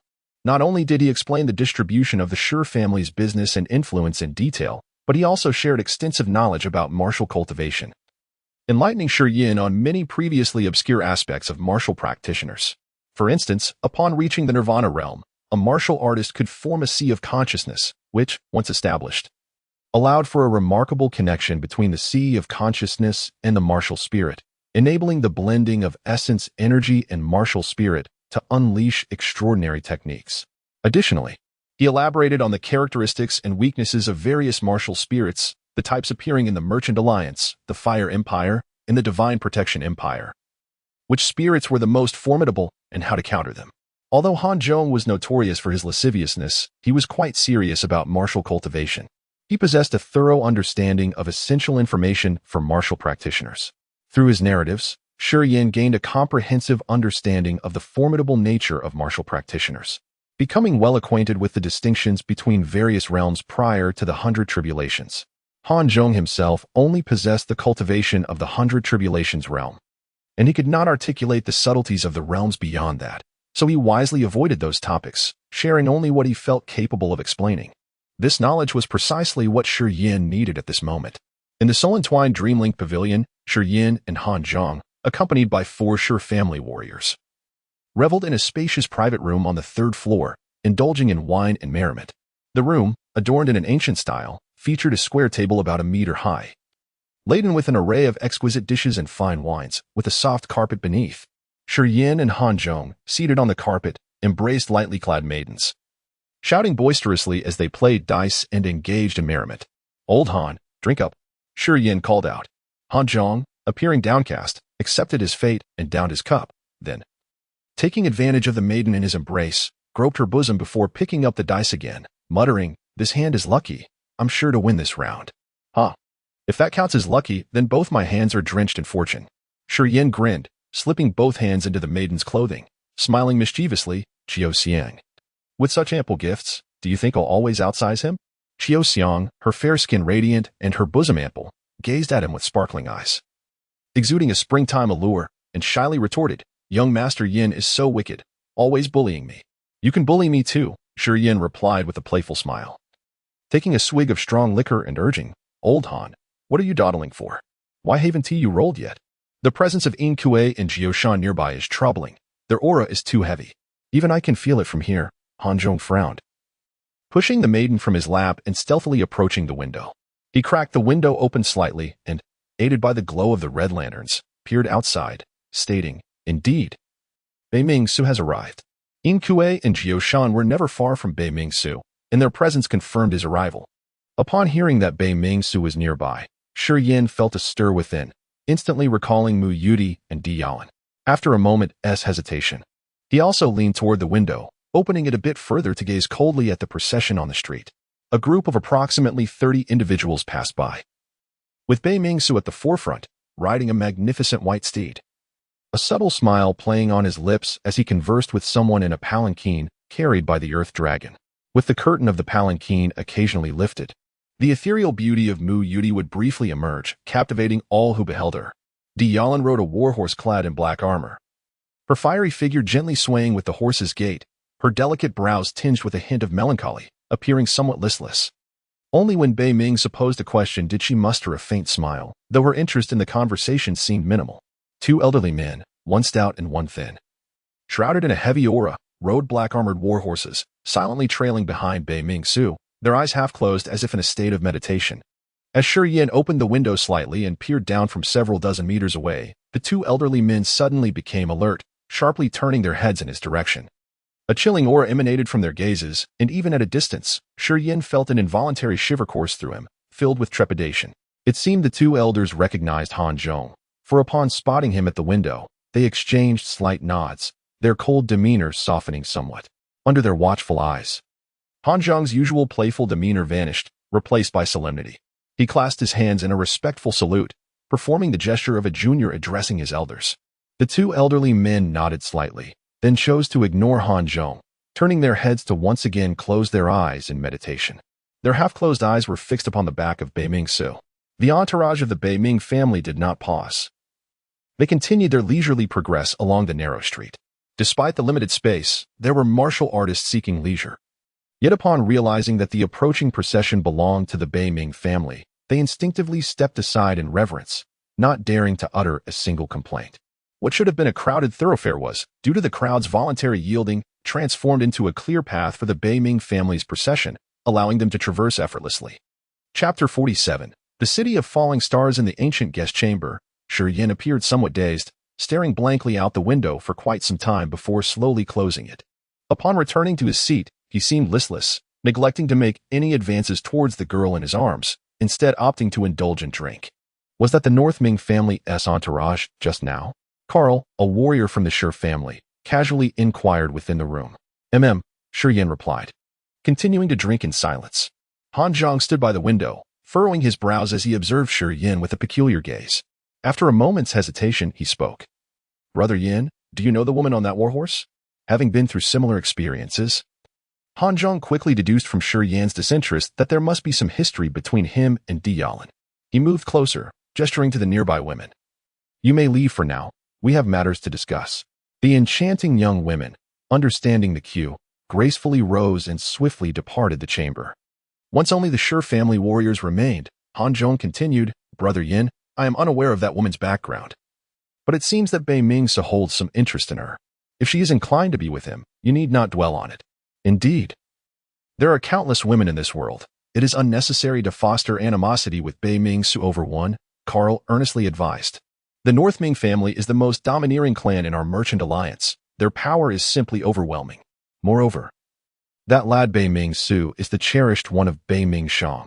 Provoking him would be unwise. As the small leader of the warriors, Carl possessed a cultivation level of the second stage of Nirvana. His good rapport with Shi Yin prompted his sincere counsel. Old Han, what is the origin of those two old men?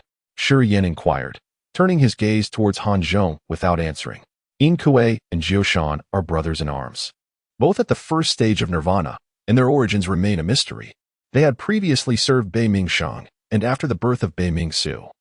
Due to his possession of two martial souls and his rapid cultivation progress, Bei Mingshang, fearing any unforeseen events during Bei Mingsu's growth, assigned Yin Kuei and Jioshan to protect him. The first stage of Nirvana. Shi Yin felt a jolt within. Shi Jian, the patriarch of the Shi family, only possessed a cultivation level of the third stage of Nirvana. In the vast merchant alliance, with its millions of inhabitants and countless martial practitioners, those who could ascend to the Nirvana stage were exceedingly rare, able to be counted on two hands. To have two formidable Nirvana practitioners solely dedicated to the protection of Bei Mingsu was indeed a testament to his favored status within our merchant alliance. The Northming family's influence surpasses that of any other two families combined. They are replete with experts, and their offspring consistently emerge as formidable talents. Furthermore, Bei Mingshang himself is at the celestial realm. Provoking the Northming family yields no favorable outcomes. Noticing Shi Yin's silence, Han Zhong, concerned that Shi Yin might act rashly, emphasized the might of the Northming family once more. Understood, Shi Yin finally responded after a moment of contemplation. Nodding as his demeanor returned to normal. Rest assured, old Han, I am aware of what actions are prudent and when it is best to exercise restraint. Well, as long as you understand, Han Zhong sighed in relief. Should we allow the young women to return? Never mind, I lack interest. Let us drink instead. Very well. Let us drink.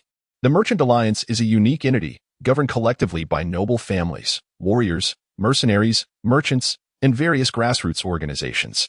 Here, there are no formal armies, no official ranks, and no diverse bureaucratic structures. The Alliance comprises numerous families, hundreds of mercenary groups, thousands of merchants, wandering warriors, and civilians weary of war. The Merchant Alliance refrains from participating in the conflicts between the Fire Empire and the Divine Empire, enjoying a relatively peaceful existence compared to those two realms. However, should any foreign nation attempt to disrupt the peace within the Alliance, all factions unite to resist. Historically, both the Fire Empire and the Divine Empire have coveted the wealth of the Merchant Alliance, having previously dispatched troops to invade. Yet they were invariably repelled by the coalition of noble families and hundreds of mercenary groups. This peculiar nation, though often decentralized with no discernible leaders, swiftly coalesces when faced with a common adversary. With numerous formidable families, hundreds of powerful mercenary groups, and wealthy merchants, the combined strength of these entities is terrifying, compelling even the Divine Empire and Fire Empire to yield. Were it not for the fact that the Merchant Alliance only unites against external threats, the collective power of all factions could easily overpower either the Fire Empire or the Divine Empire. The Merchant Alliance boasts a unique geography. To the south lies the Dark Forest, to the north, the Silent Marsh, to the west, the misty Cloud Mountain Range, and to the east, the boundless Endless Sea. Each of these regions harbors a wealth of resources such as ores, spiritual herbs, and metals. Positioned centrally, The Merchant Alliance naturally thrives on trade. However, the regions of the Silent Marsh, the Cloud Mountain Range, and the Endless Sea are fraught with peril, including miasma, monstrous beasts, toxic fog, and ferocious foreign races, along with rare natural disasters. Hence, to venture into these areas requires formidable martial prowess, which explains the plethora of mercenary groups and warriors within the Alliance. The Merchant Alliance comprises 19 cities, with the largest and most significant being the City of Falling Stars. Centrally located, it is surrounded by 18 smaller cities, covering an area almost equal to the total of the nearby 8 cities combined, with a population several times greater. Thus, the City of Falling Stars stands as the heart of the Merchant Alliance, with all major families regarding it as their primary hub of activities. The Schur family is no exception. Although they possess estates and businesses in various major cities, their roots are firmly planted in the City of Falling Stars. In the northern part of the City of Falling Stars, the Schur family occupies nearly 100 acres, housing thousands of structures, complete with artificial mountains, courtyards, lakes, and streams. The direct descendants of the Schur family reside in a tranquil area of the back courtyard, where a central artificial lake is surrounded by several pavilions, with training grounds and gravity rooms located behind them. While the direct lineage of the Schur family is modest in number, the collateral branches and retainers number over 100, alongside maids and guards, bringing the daily population of the Schur family to nearly 1,000. Every morning, regardless of whether they are direct descendants, retainers, or warriors, the members of the Schur family diligently practice in the various training halls. On this particular day, as the rooster crowed and dawn broke, a multitude of warriors began their morning exercises, honing their skills in various training grounds. Shi Jian emerged from the rock-solid hall and, calling out to Yang Hai beneath his pavilion, they proceeded towards the Schur family's main entrance. Along the way, numerous warriors bowed respectfully, to which Shi Jian merely nodded indifferently, his pace remaining unaltered by anyone. Shortly after their arrival at the Schur family's entrance, Han Feng silently appeared behind them, standing beside Shi Jian with narrowed eyes fixed on the corridor outside. Perhaps something delayed him on the way, Yang Hai thought to himself, mentally chastising Shi Jian for his lack of decorum, yet still offering a verbal explanation. Crazy, do you think Han Zhong's news could be erroneous? I hope not. This lad has disappointed me for 17 years. I hope he does not let me down again this time. After the morning training and nourishment, many of the warriors from the Schur family gathered curiously at the entrance upon hearing that the family head was waiting for someone. They whispered among themselves, speculating about the identity of the visitor, with conjectures leaning towards significant figures from the Baiming or Zhou families. For Shi Jian would not have ventured out to greet just anyone. However, as time passed without any sign of the expected guest, impatience began to settle among the warriors. They muttered under their breath, criticizing the guest for their apparent arrogance in keeping the Schur family head waiting. As the sun climbed higher in the sky and the awaited individual still did not arrive, Shi Jian began to feel a sense of unease. He turned to Yang Hai beside him and remarked, "It has been quite some time. Do you think something has gone amiss?"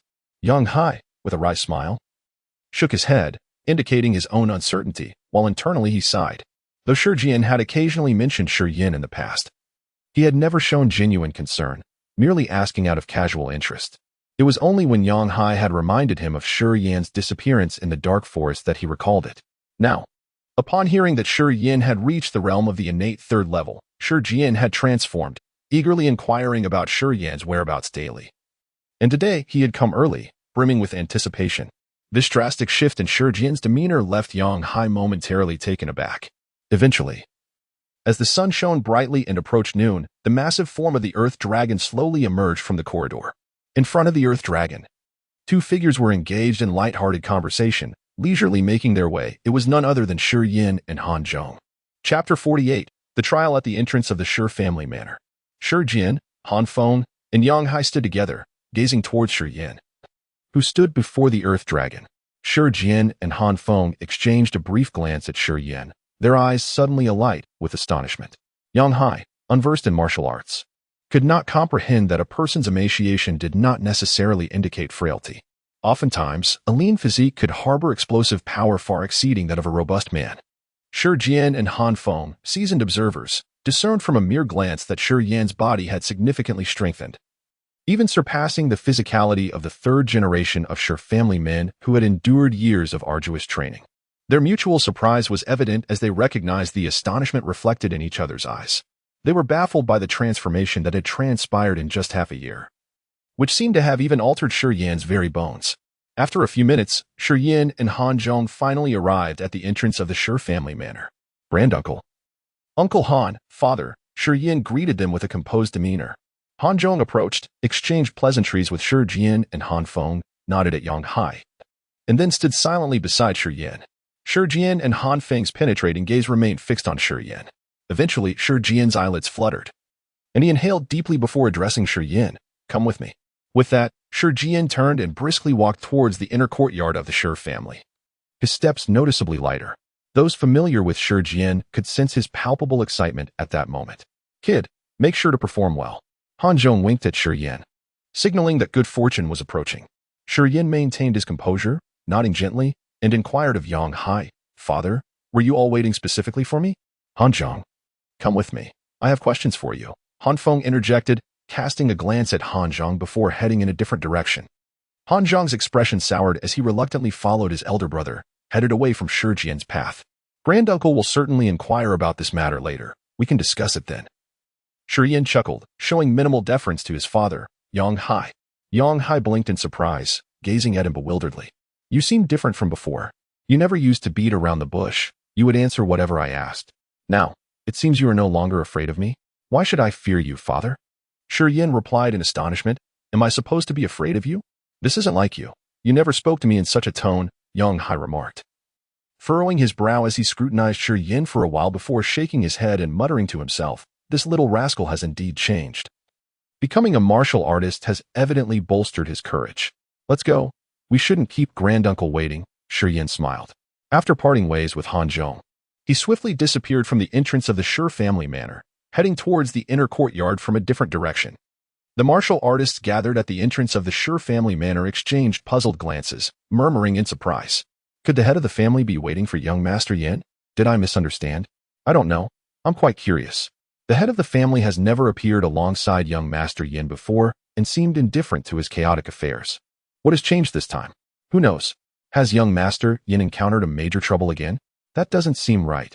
Young Master Yan's troubles are always resolved by the son-in-law, aren't they?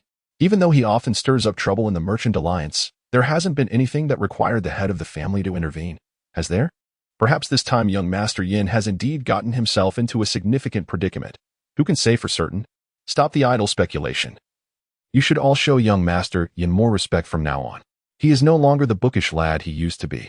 If you fail to recognize the gravity of the situation, do not blame me for not warning you, Carl remarked, having organized the Earth Dragon. As he noticed the ongoing chatter among the crowd. You will soon find out, Carl smiled proudly. Young Master Yan will astonish you all. What is happening? What could it be? The curiosity of the onlookers was piqued, and their inquisitive nature ignited as they surrounded Carl, bombarding him with questions. I can't divulge anything at the moment, but you will know soon enough, Carl replied, ignoring their inquiries as he maneuvered through the crowd, joining forces with fellow martial artists along the way. At the rear of the Shi family estate, in the vast central trial arena, the diamond-shaped trial crystal sparkled brilliantly under the sunlight, radiating dazzling hues reminiscent of a miniature sun. Shi Jian stood beside the trial crystal, and as Shi Yan and Yang Hai approached, he reached out and struck the crystal. A burst of light suddenly erupted from his palm into the crystal, causing its previously vibrant glow to dim, revealing its true color. Infuse your essence into the trial crystal, Shi Jian commanded, his eyes gleaming with intensity. Shi Yan approached with calm assurance, placing his left hand on the crystal, drawing forth his essence, which surged into the crystal. The silvery white crystal displayed intricate patterns, and a faint orange light gradually emerged, growing brighter and more pronounced. That's enough, Shi Jian remarked, his lips quivering as his gaze remained fixed on Shi Yan. I have heard that our Shi family's martial spirit has awakened within you. Indeed, Shi Yan replied. Let me show you. With that, Shi Yan rolled up his sleeve and, with a thought, his arm began to petrify, revealing a dark brown hue. Dark brown. Both Shi Jian and Yang Hai gasped in disbelief, their expressions one of astonishment as they stared at the exposed section of Shi Yan's arm. Is it just the lighting? Yang Hai blinked rapidly, rubbing his eyes, then squinting against the glaring sunlight. Could it be that I'm seeing things? Upon hearing his words, Shi Jian also appeared puzzled and seized Shi Yan's arm, saying, "Come with me to the shadow behind the stone. There, the lighting will not distort the colors." Shi Yan did not resist, calmly following him to the shaded side of a rock. "Indeed, it is dark brown." Shi Jian exclaimed, "Cough, cough, here's the situation." Shi Yan recounted the tale he had shared with Han Zhong. When he finished, he noticed Shi Jian remained motionless, his eyes fixed on him with a strange expression. "Granduncle, what is that expression?" "I have already explained." "You mean to say that 3 peculiar red fruits awakened your martial spirit, caused it to become so unusual, and enabled you to cultivate essence, propelling you swiftly into the realm of the innate third layer?" Shi Jian's expression grew increasingly bewildered. "All because of 3 fruits?" "Yes, precisely," Shi Yan affirmed. "Where did these fruits appear?" "I shall send someone immediately to see if we can find more of them." "There were only 3. I searched extensively afterward, but I never encountered those fruits again." "You little rascal, are you trying to fool me?" Shi Jian's expression was one of skepticism, clearly unconvinced. "I am, of course." "Pulling your leg." Shi Yan secretly pondered, though his expression remained solemn as he declared, "I truly do not understand the situation. In any case, after consuming the fruit, I transformed into this state. Beyond that, I am quite unclear, and I do not comprehend why my martial soul differs from others." He clenched his teeth, resolutely adhering to this narrative. Shi Jian probed several times, employing various methods to test him, but Shi Yan consistently shook his head, asserting his ignorance of any further details. "Let me give it a try." Shi Jian, impatient by nature, placed his hand upon Shi Yan's chest and said, "Young man, quickly envelop your body in petrification. Do not fear. I will gradually increase my strength and will not harm you." "All right." Shi Yan, well aware that Shi Jian meant him no harm, felt no trepidation and promptly petrified his body, calmly gazing at Shi Jian's hand. Gradually, a swirl of dark energy began to shimmer upon Shi Jian's hand, the power contained within becoming increasingly palpable, as if it were gently impacting Shi Yan's chest. Chapter 49, The Gravity Chamber of the Heavenly Gate and Divine Realm. Beside a colossal Wolfang mace, Shi Yan was clad in nothing but shorts, his body petrified as he repeatedly slammed into the weapon, drenched in perspiration. This mace, standing 7 meters tall and 3 meters wide, was deeply embedded in the stone floor of the gravity chamber, its protruding spikes resembling short rods glistening with a dark sheen. Shi Yan's physique was a deep brown hue. He panted heavily, circling the massive mace and relentlessly striking it with his shoulders, arms, waist, thighs, and back. The chamber resounded with a dull, thunderous roar. To fully unleash the potential of his petrified martial spirit, Shi Yan had to endure this self-destructive training method, clashing with the unyielding mace to maximize his capabilities. Only through this brutal self-discipline could the petrified martial spirit within him adapt to the relentless onslaught of his opponents. Surrounding the gravity chamber stood 7 gleaming gravity pillars, maintaining a gravitational force 7 times that of normal. Bang, bang, bang. Bare-chested. Shi Yan's expression was resolute as he immersed himself in the arduous exercise, determined to awaken the full potential of his petrified martial spirit. With each collision, a faint brown glow emanated from the point of contact between his body and the mace, flaring momentarily before vanishing the instant he disengaged. After 5,000 strikes to various regions of his body, Shi Yan lay exhausted, his limbs sprawled out, feeling utterly drained as sweat cascaded down, soaking the stone floor beneath him. For half a month, Shi Yan had resided in the gravity chamber, eating and sleeping there, seldom stepping outside save for necessities. This was by Shi Jian's design. Over the past 2 weeks, Shi Jian, Han Feng, Yang Hai, and other elders from the Shi family would occasionally visit. Notably, Shi Jian came every 3 days, meticulously examining Shi Yan's training progress and the subtle changes in his physique, offering guidance on the next steps and intensity of his training. Lying on the ground, Shi Yan gradually regained strength, and, once he sensed vitality returning to his limbs, he forced himself to sit up and circulate the essence within his body. Despite his fatigue, the pace of his essence flow quickened significantly. In this meditative state, he cleared his mind, finding clarity. During these moments, he felt as if his flesh, cells, and bones were quietly nurturing him in an incomprehensible manner. His nearly collapsed body rapidly regained vigor, driving away the overwhelming exhaustion. This was the self-recovery ability of the immortal martial spirit. At that moment, the stone door of the gravity chamber creaked open, revealing Han Zhong, who entered with 7 bamboo baskets of varying sizes, smiling broadly. Upon entering, Han Zhong set the baskets down, displaying an array of delicacies while exclaiming, "Today we have bird's nest, sea cucumber, century-old turtle, bear paw, and Ganoderma." Yin, you truly have an insatiable appetite. Other young masters from the Shi family consume far less in a day than you do in a single meal. Your appetite could bankrupt some smaller families. Han Zhong jested as he laid out the dishes, then discreetly produced a jar of wine from his robes, grinning. "This jar of flame is a cherished item of mine. Drink up quickly, I need to dispose of it soon." Yin, unabashed, settled next to Han Zhong and devoured the exquisite delicacies unavailable to the common folk, finishing with the jar of wine, tilting it back until it was empty. Wiping his mouth, he set the empty jar down and chuckled, "Old Han, bring 2 jars of this wine next time. 1 jar simply isn't enough." Yin, this flame is a fine wine from the Spring Pavilion, worth 500 purple crystal coins per jar. Han Zhong replied with a rueful smile. "I saved this jar for my last trip. Tomorrow, I'll bring you more burning knife wine. It's only 100 blue crystal coins per jar. And I can easily bring 4 at once. Isn't it just crystal coins?" Yin retorted nonchalantly, "Just keep sending me flame, it won't cost you much. I'll make it up to you next time." Han Zhong chuckled, "Yin, the head of the family is keeping your becoming a martial artist under wraps. Even most family martial artists and guards are unaware of your situation. Do you know why?" "Why?" Yin responded lazily, beginning to piece together the implications. "He wants you to participate in the martial arts tournament." Before Han Zhong could elaborate, Yin abruptly realized, exclaiming in surprise. The martial arts tournament was an event jointly organized by the 5 great families of the Merchant Alliance, open to all martial artists. The tournament was categorized into 5 ranks: postnatal, innate, human position, 100 tribulations, and earth position, where experts of each realm competed for the top 3 positions. The 5 families provided substantial rewards, such as pills, secret treasures, and martial techniques, with victors receiving corresponding prizes. The tournament served not only to scout talent for the families but also to encourage martial artists within the Merchant Alliance to maintain rigorous training, thereby enhancing their overall strength. Martial artists who did not belong to the 5 families, such as independent mercenaries, harbored a strong desire for the rewards offered, while some sought to catch the attention of the great families in hopes of joining them. Thus, each tournament attracted a multitude of participants, creating a lively atmosphere. In addition to the independent martial artists, the 5 great families would also send their own heirs to vie for positions in the tournament. This was a means to demonstrate their strength and guide outstanding martial artists on how to make their choices. The martial arts tournament was not only a prime opportunity for talent selection but also a stage for the subtle rivalries among the 5 families.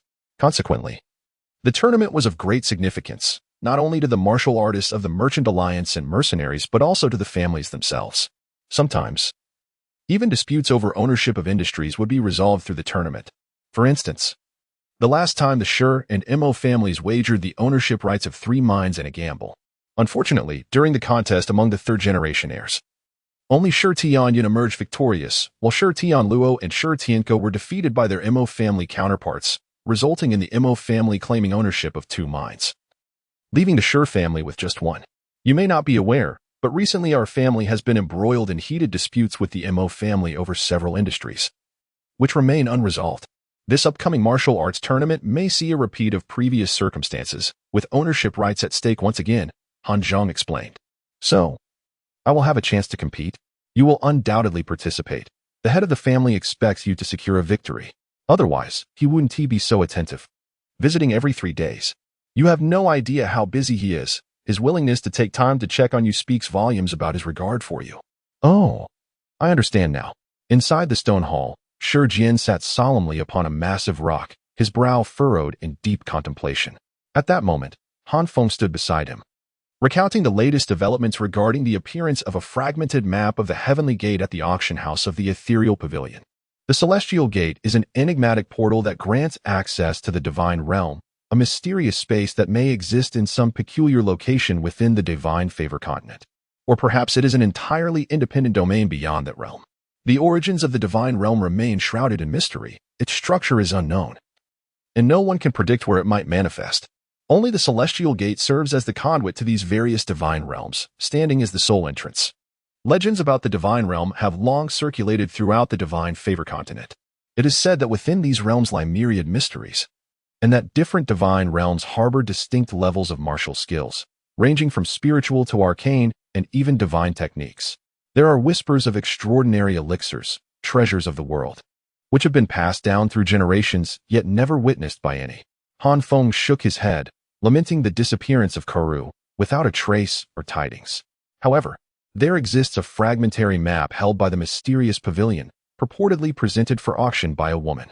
Acknowledging the gravity of the situation, the mysterious pavilion refrained from outright auctioning it, instead choosing to temporarily retain the map under the guise of authenticity verification. Is that fragmentary map still with the mysterious pavilion? Stone Jian inquired solemnly. Indeed, Han Feng affirmed with a nod. Following this news, the Baiming family, the Mo family, the Ling family, and the Zhou family have all proactively reached out to the mysterious pavilion, expressing their intention to acquire the map. However, the mysterious pavilion has stated that it will not be auctioned until its authenticity is firmly established. The four families, left with no choice, have only been able to convey their strong desire to purchase it without taking any covert action yet. This is because there is only a fragmentary map. Had it been a complete treasure map, the Baiming family would have never shown deference to the mysterious pavilion, but would have seized it long ago, Stone Jian scoffed. Should we intervene? We must keep a vigilant watch on this development, yet refrain from involvement for now. Ensure to share information with the Zhou family. Until the second fragmentary map appears, we shall not act recklessly. Agreed. Chapter 50, A Single Cut in the Gravity Room. Shi Yin leaned against a gravity column, his entire body aching and numb. His physique was robust and muscular, each contour sharply defined, as if forged from steel, exuding an astonishing explosive power. After a month of relentless training under ample nourishment, Shi Yin had not only grown considerably stronger, but had also gained a few centimeters in height. Suddenly, the door of the gravity room swung open, revealing Shi Jian, Han Feng, and Yang Hai standing at the threshold. Shi Jian's gaze was piercing as he scanned Shi Yin from a distance, nodding subtly, and remarked, "It seems you haven't been slacking off." "Of course," Shi Yin replied, his face weary yet maintaining his posture. "I believe I have nearly perfected the tempering of my physical form. It is time to select a martial technique for cultivation. Whether it's nearly enough or not is not for you to decide." Shi Jian strode over, his expression stern. "Extend your hand." Shi Yin complied, extending his left hand. And with a flicker of thought, it quickly turned to stone, taking on a dark brown hue.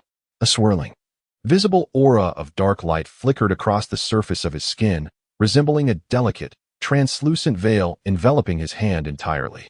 Ah! Yang Hai's heart leapt with joy as he stepped closer to observe. "Foster father, this phenomenon must be the pinnacle achievable at the human realm, right?" When Qing'er broke through to the third level of the human realm, her skin also exhibited this dark light after petrification, was it not? Indeed, Shi Jian nodded slightly, a hint of a smile tugging at the corners of his mouth. This young man, indeed remarkable. In just a month and a half, he had managed to awaken the potential of his martial soul to such an extent. Shi Jian, though wary of Shi Yin becoming arrogant, could not help but express his astonishment. "Young man, how did you achieve this?" "Simply by following your methods and continuing my training," Shi Yin replied, his expression indifferent. "How long do you train each day?" Even Han Feng, typically reticent, could not restrain his curiosity. "Approximately 15 hours. 15 hours. Both Han Feng and Shi Jian exclaimed in disbelief, exchanging shocked glances. "Impossible. You must be lying," Shi Jian retorted sharply. "After a single intense session, the body requires at least 18 hours to recover. Including mealtimes, managing 5 hours of training a day would already be commendable. Where do you find 15 hours for training?" Han Feng, too, wore a puzzled expression, shaking his head in disbelief. "Brat, speak the truth before your great uncle. Do not attempt to be clever," Yang Hai admonished. "Who said it takes 18 hours to recover?" Shi Yin smiled casually. "4 hours is sufficient for me." "Impossible." Shi Jian and Han Feng exclaimed simultaneously once more. Such intense exertion could not lead to such swift recovery. In my years of overseeing the Shi family, I have never encountered anyone capable of recovering so quickly. Even Shi Lang, with his exceptional physique, required 15 hours to fully recuperate after such intensity. Shi Jian shook his head repeatedly, scoffing. "Are you claiming you recover 4 times faster than him? Do you truly believe that? There is nothing impossible about it." Shi Yin chuckled, rising abruptly and walking towards a corner of the room. Retrieving a dagger from his satchel, he returned calmly. "Great uncle, I have a question I wish to resolve, and since my father is present, I would like to conduct a test, with your permission." "What test?" Shi Jian furrowed his brow. "Han uncle, I wish to make a small incision on your arm." "Presumptuous," Shi Jian exclaimed sharply. Do you seek to defy heaven itself? It is merely a light cut, Shi Yin replied, unwavering. I also intend to cut my father's arm and then my own. This will allow for a comparison. Head of the family, young Master Yin might have some intentions. Perhaps we should allow it. What precisely are you trying to accomplish? Shi Yin asked, now perplexed. You will soon find out, Shi Yin replied with calm assurance, approaching Han Feng. Please refrain from using any energy. The wound must bleed, and you cannot channel any energy. Understood? Very well. Shall I proceed? Yes. Shi Yin stepped forward and swiftly made a cut on Han Feng's outstretched left arm, blood immediately oozing forth. Father, it is your turn now, he stated, moving towards Yang Hai. Brat, what are you doing? Father is not a martial artist. Be gentle. Yang Hai protested. I am aware, Shi Yin replied, and with a swift motion, he made another incision on Yang Hai's arm. Yang Hai yelped, staring at the bleeding wound. You truly are ruthless. I was not prepared for this. Under the watchful eyes of Han Feng and Shi Yin, Shi Yin maintained a serene demeanor as he casually made a cut on his own arm, crimson blood flowing forth as well. What are you trying to illustrate with this? What significance does this hold? I see nothing, Yang Hai continued to exclaim. Just wait a moment, Shi Yin said solemnly, his expression growing serious. Han Feng and Shi Yin watched in bemusement, uncertain of Shi Yin's intentions, their gazes darting between him and the others. Shi Yin smiled, refusing to explain, and even covered his bleeding arm with his clothing, concealing his wound from Han Feng and Shi Yin. 10 minutes later. Han Feng was the first to notice something amiss, staring at Yang Hai's arm in astonishment. Foster father, look. Shi Yin, who had been focused on Shi Yin, turned his attention to Yang Hai's arm upon hearing Han Feng's exclamation. Upon closer inspection, he too noticed something peculiar. Hi air. How is it that the blood on your wound has congealed and formed a blood cocoon? Yang Hai exclaimed, suddenly aware of his own arm. I have no idea. My arm is still bleeding, Han Feng pointed out, gesturing for Yang Hai to examine it closely. Look at my arm, Shi Yin smiled as he finally revealed his arm, wiping away the congealed blood. To their astonishment, the cut on Shi Yin's arm had shrunk to the size of a pinprick. The flesh surrounding the wound appeared to be moving, steadily drawing together, healing at a visibly rapid pace. Shi Yin and Han Feng both jolted, their eyes wide with disbelief. This is a martial soul, a self-healing martial soul, Shi Yin proclaimed. My father possesses it too, but alas, he never pursued martial cultivation nor sustained severe injuries. So it remained undiscovered. Shi Yin's eyes gleamed with excitement as he clenched his fists tightly, remaining silent for a moment before bursting into laughter. A martial soul. A self-healing martial soul. I shall call it the immortal martial soul. Shi Yin explained softly. I believe that in its later stages, this martial soul could even allow for the regeneration of severed limbs, the reformation of vital organs. In essence, the body would not perish. Both Han Feng and Shi Yin paused, contemplating the terrifying implications of such a martial soul. Their excitement was palpable, breaths quickening with anticipation. Brat, are you saying you possess dual martial souls? Yang Hai exclaimed, unable to contain his joy as realization dawned upon him. Indeed, I possess dual martial souls. Is there truly any error in this? Shi Yin laughed heartily, suddenly slapping Yang Hai's shoulder, causing him to tumble to the ground. Higher. I never expected you possessed a martial soul as well. I must admit, had I known this earlier, I would have made a mark on you in your youth to see for myself. When I said I could recover in 4 hours. Do you now believe me? Absolutely. Without a doubt. Yang Hai replied, filled with conviction. Shi Yin had never felt such elation before. Disregarding Yang Hai's position on the ground as he continued, Come, young one. Follow me. I shall lead you to the martial soul hall. The martial arts secrets of the Shi family reside within. There, you may select any techniques you desire. Alright. Chapter 51. The Spirit Hall of the Stone Family. The Spirit Hall of the Stone Family comprises 5 levels, each corresponding to different realms and housing various tomes of martial skills. On the first and second levels, one finds martial techniques of the mundane grade. Generally, martial artists of the acquired realm select suitable skills from the first level, while those of the innate realm choose from the second. The third and fourth levels contain profound grade techniques. Martial artists of the human rank select from the third level, and those of the 100 Tribulations realm may choose from the fourth. It is said that the 5th level houses the Stone family's singular spiritual grade martial skill. Unfortunately, that level is not open to anyone. Only the family head, Shi Yin, occasionally ascends there. Spiritual grade martial skills are extraordinary, and even some of the family's vassals lack the privilege to peruse them. Only the direct descendants of the stone family who can reach the status realm are qualified to cultivate these skills. However, among the current descendants, even the most accomplished, Shi Lang has merely attained the third level of the 100 Tribulations realm, still one step away from the status realm. Shi Jian led Shi Yan to the spirit hall. At the entrance, an elderly crone with a face line like a canyon bowed as Shi Jian approached, addressing him as the family head. This crone, Yin Luo, is a long-standing vassal of the stone family, possessing martial prowess equivalent to the first level of Nirvana, and is said to be older than Shi Jian. She has served the family since Shi Jian's youth, which is why she has earned his trust and is tasked with guarding the spirit hall. Han Feng and Yang Hai nodded in acknowledgement. Yun Luo stepped aside, allowing Shi Jian and Shi Yin to enter. Once they had entered the spirit hall, she stood at the entrance and nodded at Han Feng, her expression somewhat peculiar. Not only Yun Luo, but even some of the direct descendants of the stone family are unaware of Shi Yan's circumstances. The fact that Shi Jian personally brought him to the spirit hall to select martial skills suggests that Shi Yin must indeed be a martial artist. Yun Luo had some knowledge of Shi Yin, realizing that this young master had no martial soul and had shown little interest in martial arts since childhood. Now, at 17, he had surprisingly become a martial artist, which struck her as exceedingly unusual. Yun Luo's curiosity deepened, yet she refrained from asking further questions.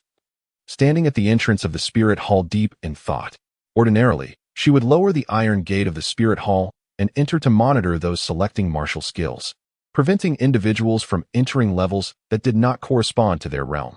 However, since Shi Jian was personally escorting Shi Yan, she felt no need for such caution. The first and second levels each contain 18 types of mundane grade martial skills. The third level has 8 profound grade techniques, while the fourth level houses 4 profound grade martial skills. Given that Shi Yan was at the third level of the innate realm, he could directly choose martial skills on the second level. After a brief introduction, Shi Jian led Shi Yin to the second level of the spirit hall. Within each level of the spirit hall, the walls are carved with stone recesses, each housing a tome of martial skills. Each recess is covered by a dark green crystal, with a small keyhole at its center, beneath which lies a page detailing a brief introduction to the martial skill contained within. As Shi Yin surveyed the 18 martial skills on the second level, he discovered that at least 10 of them were commonly known, widely practiced by many mercenaries and martial artists outside, such as the Falling Star's Fist employed by Jin Mo. Only 8 of the skills were rare, yet Shi Yin perceived them as lacking significant difficulty or challenge.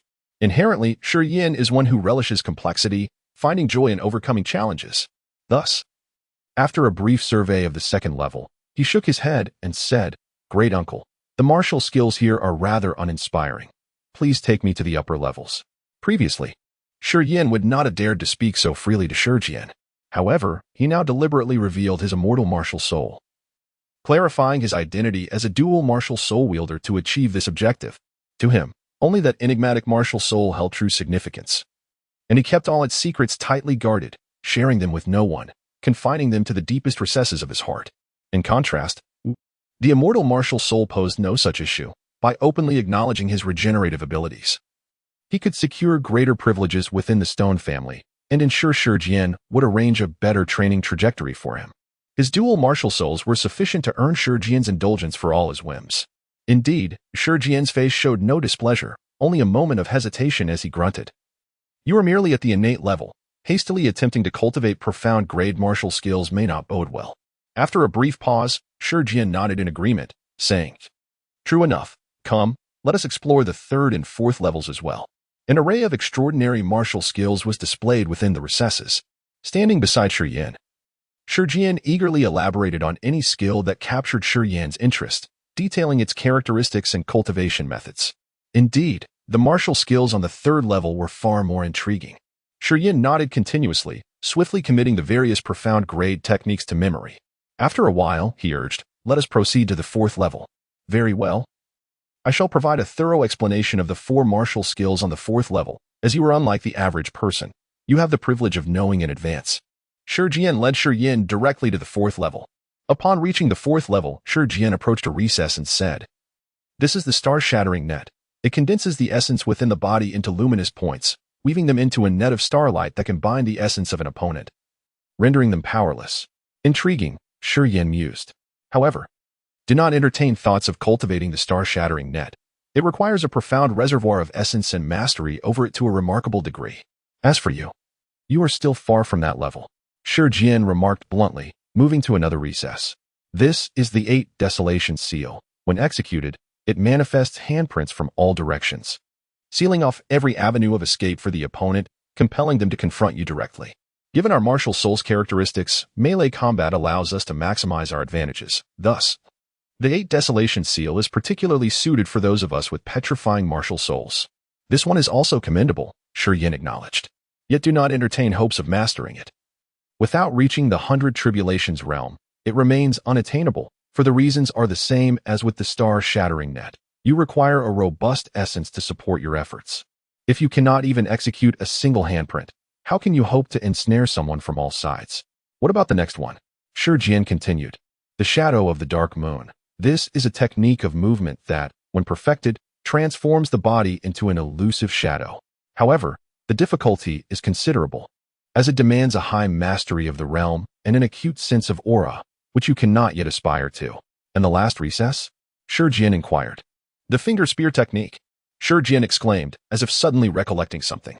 His eyes brightened, then hesitated, before finally stating, this technique cultivates the 10 fingers as weapons, once mastered.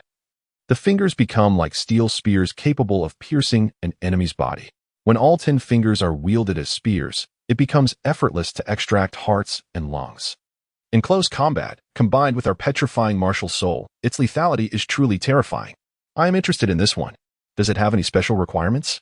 Shi Yin inquired eagerly. Then this shall be your choice, Shi Yin declared resolutely. Shi Jian regarded him with a peculiar expression, lost in thought. What's amiss? Is there another predicament? Shi Yin sensed an ominous foreboding. Young man, are you truly resolved to cultivate this finger gun technique? Shi Jian inhaled deeply, his expression growing increasingly peculiar. What is unsuitable about it? You can indeed cultivate the finger gun technique, and even achieve rapid mastery. The undying martial spirit within you can also be utilized. Shi Jian paused, then added, however, the cultivation of this finger gun technique is exceedingly agonizing. It is almost an inhuman torment of oneself. Far more excruciating than your daily 1,000 strikes against the Wolfang Club. Do you genuinely desire to cultivate the finger gun technique, rather than the far easier mortal-grade martial techniques on the second level? Affirmative. Very well, then I shall elucidate the cultivation method of the finger gun technique. Once mastered, the 10 fingers become incomparably sharp, piercing people with deadly precision, creating bloody holes with each thrust. However, the cultivation method is rather unpleasant. A day later, in the gravity chamber, 6 of the 7 gravity pillars were enveloped in the hide of a 5th-level demonic beast, the silver. The silver hide could block gravity, thus, the gravity in the current gravity chamber was only doubled compared to normal. Beside the sole gravity pillar not covered by the silver hide, Shi Yin was inverted. His body pressed against the gravity pillar, supporting himself solely with the tip of his left index finger. The slender index finger bore the weight of his entire body, which was doubled under the intensified gravity. That single index finger trembled slightly, as though it would buckle and break at any moment. Shi Yan's face flushed crimson. The muscles on his left arm twitched subtly, and the veins writhed like small snakes beneath his skin, creating a grotesque sensation of wanting to burst through the flesh. The pain emanating from that single fingertip supporting his weight was unforgettable. It felt as if countless tiny needles were incessantly pricking that finger. The pain assaulting his nerves in waves, nearly driving him to collapse. Endure it. Shi Yin gritted his teeth. His face so red it seemed as though blood would seep out. In the inverted position, his blood flowed backward, and all the blood in his body slowly surged toward his head, a sensation that was extremely unpleasant. 5 minutes. After enduring for merely 5 minutes, Shi Yan's spirit was on the verge of collapse. Persist. 6 minutes. 7 minutes. By the 8th minute, Shi Yan's spirit was teetering on the brink of disintegration, as if he were about to faint, and even his senses seemed to be gradually numbing. Just at that moment, from the various acupoints on his head, all sorts of negative energies suddenly erupted. Wisps of negative aura suddenly ran rampant, surging madly into his mind. This was a sign of the berserk state being triggered. Chapter 52. Secret Realm Plummet. Shi Yin could no longer maintain the inverted pose, collapsing to the ground, gasping for breath. A subtle, almost imperceptible, negative aura, discernible only through mental acuity, emanated from the acupoints in his cranium like ethereal threads. These deleterious emanations coalesced within his mind, intertwining as if enmeshed with his very neural pathways. A searing ache erupted within his consciousness, spreading like an electrical surge from his head, instantaneously coursing through his entire being, activating every acupoint in his body. In a mere 3 seconds, a dense miasma of negative energy poured forth from every acupoint in Shi Yan's corporeal form. This baleful power coursed through his meridians, gradually permeating his flesh, sinews, bones, cells, and vital organs. It felt as though currents of electricity coursed through him. While the excruciating pain in his head persisted unabated, his limbs began to shrink and wither. A faint, opalescent mist exuded from his pores, swiftly forming a pallid aura around him, redolent with sanguinary carnage and imbued with a seductive, malevolent influence. After the effluence of negative energy from every acupoint in his body, Shi Yan had remarkably shed nearly a third of his mass. Standing there, emaciated and gaunt, Shi Yan exuded an astonishingly potent aura of slaughter. This killing intent, dense and unwavering, swirled around him like a tangible presence. Simultaneously, the throbbing agony within his mind abruptly and inexplicably vanished. Opening his eyes, Shi Yan discovered that his senses had become exquisitely acute, his thoughts lucid, his cognitive faculties greatly enhanced, and even his processing speed had seemingly accelerated. He maintained an unwavering composure, his mind preternaturally clear. The wisps of negative energy within his mind appeared to have fused with his neural pathways in a bizarre symbiosis, rendering his body exceptionally sensitive. Standing there, he could even perceive the fluctuations of negative power within his flesh, acutely aware of the additional strength they conferred. At that moment, he felt like a cold, calculating machine, devoid of human sentiment, his mind solely occupied with methods of eliminating opponents, focused on achieving the swiftest and most efficient means of dispatching his adversaries. In this state, he was undeniably formidable. All extraneous thoughts were banished from his mind, replaced by a single-minded focus on annihilation. Every notion was predicated on the premise of slaying his foes.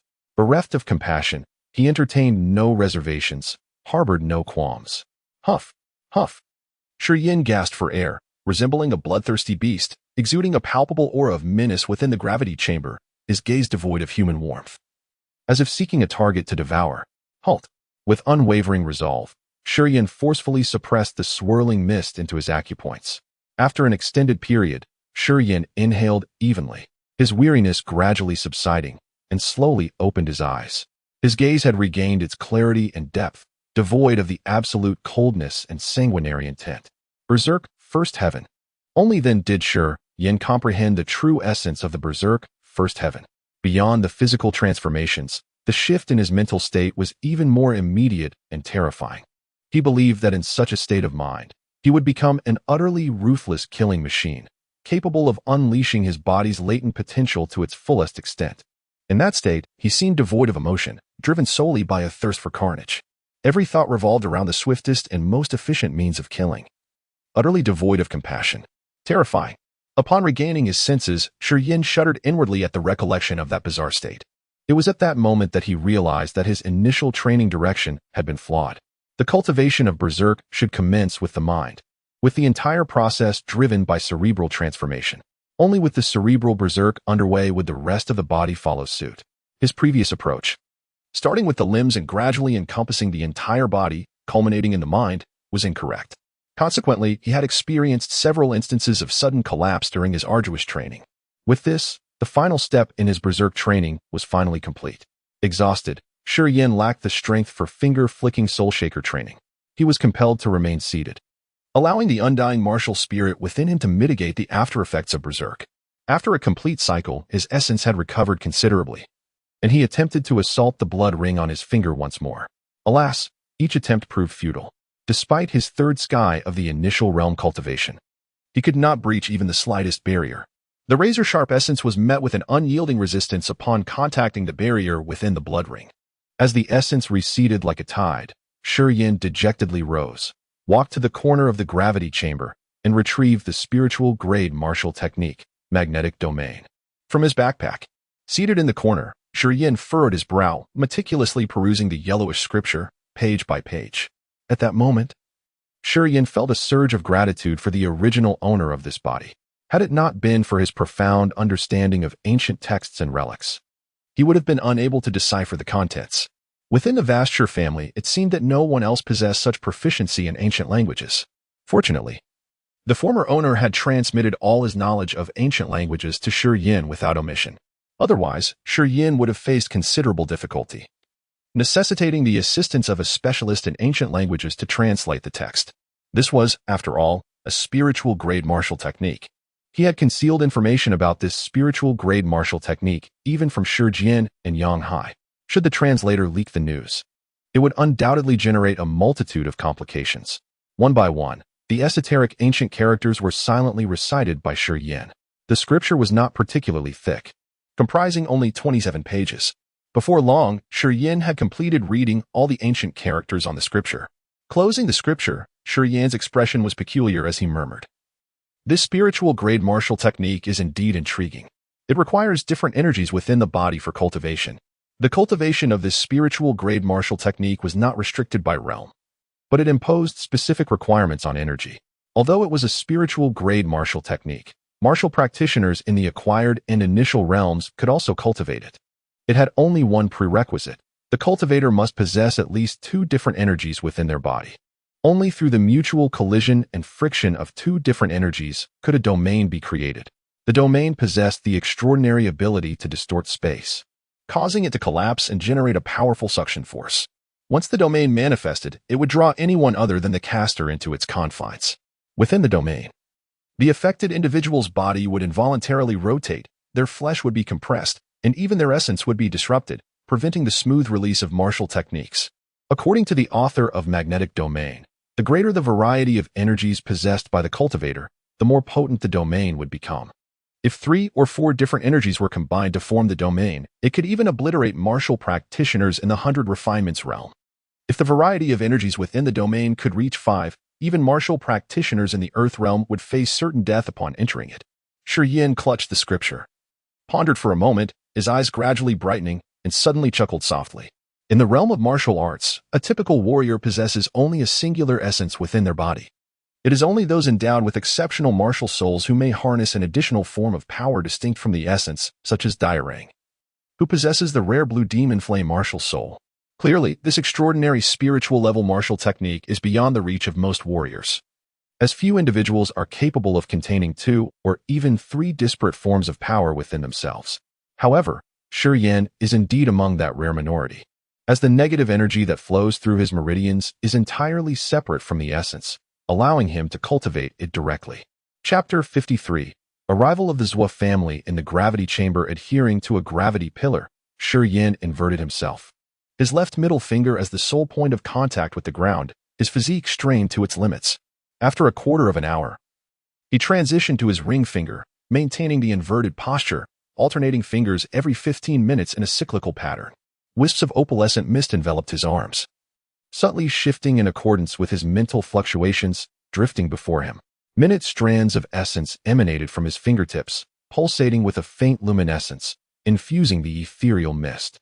These luminous tendrils meandered within the mist, which gradually coalesced with the essence, swirling into a diminutive vortex. A peculiar suction force emanated from this vortex, creating a localized spatial distortion, as if the area had undergone a sudden contraction.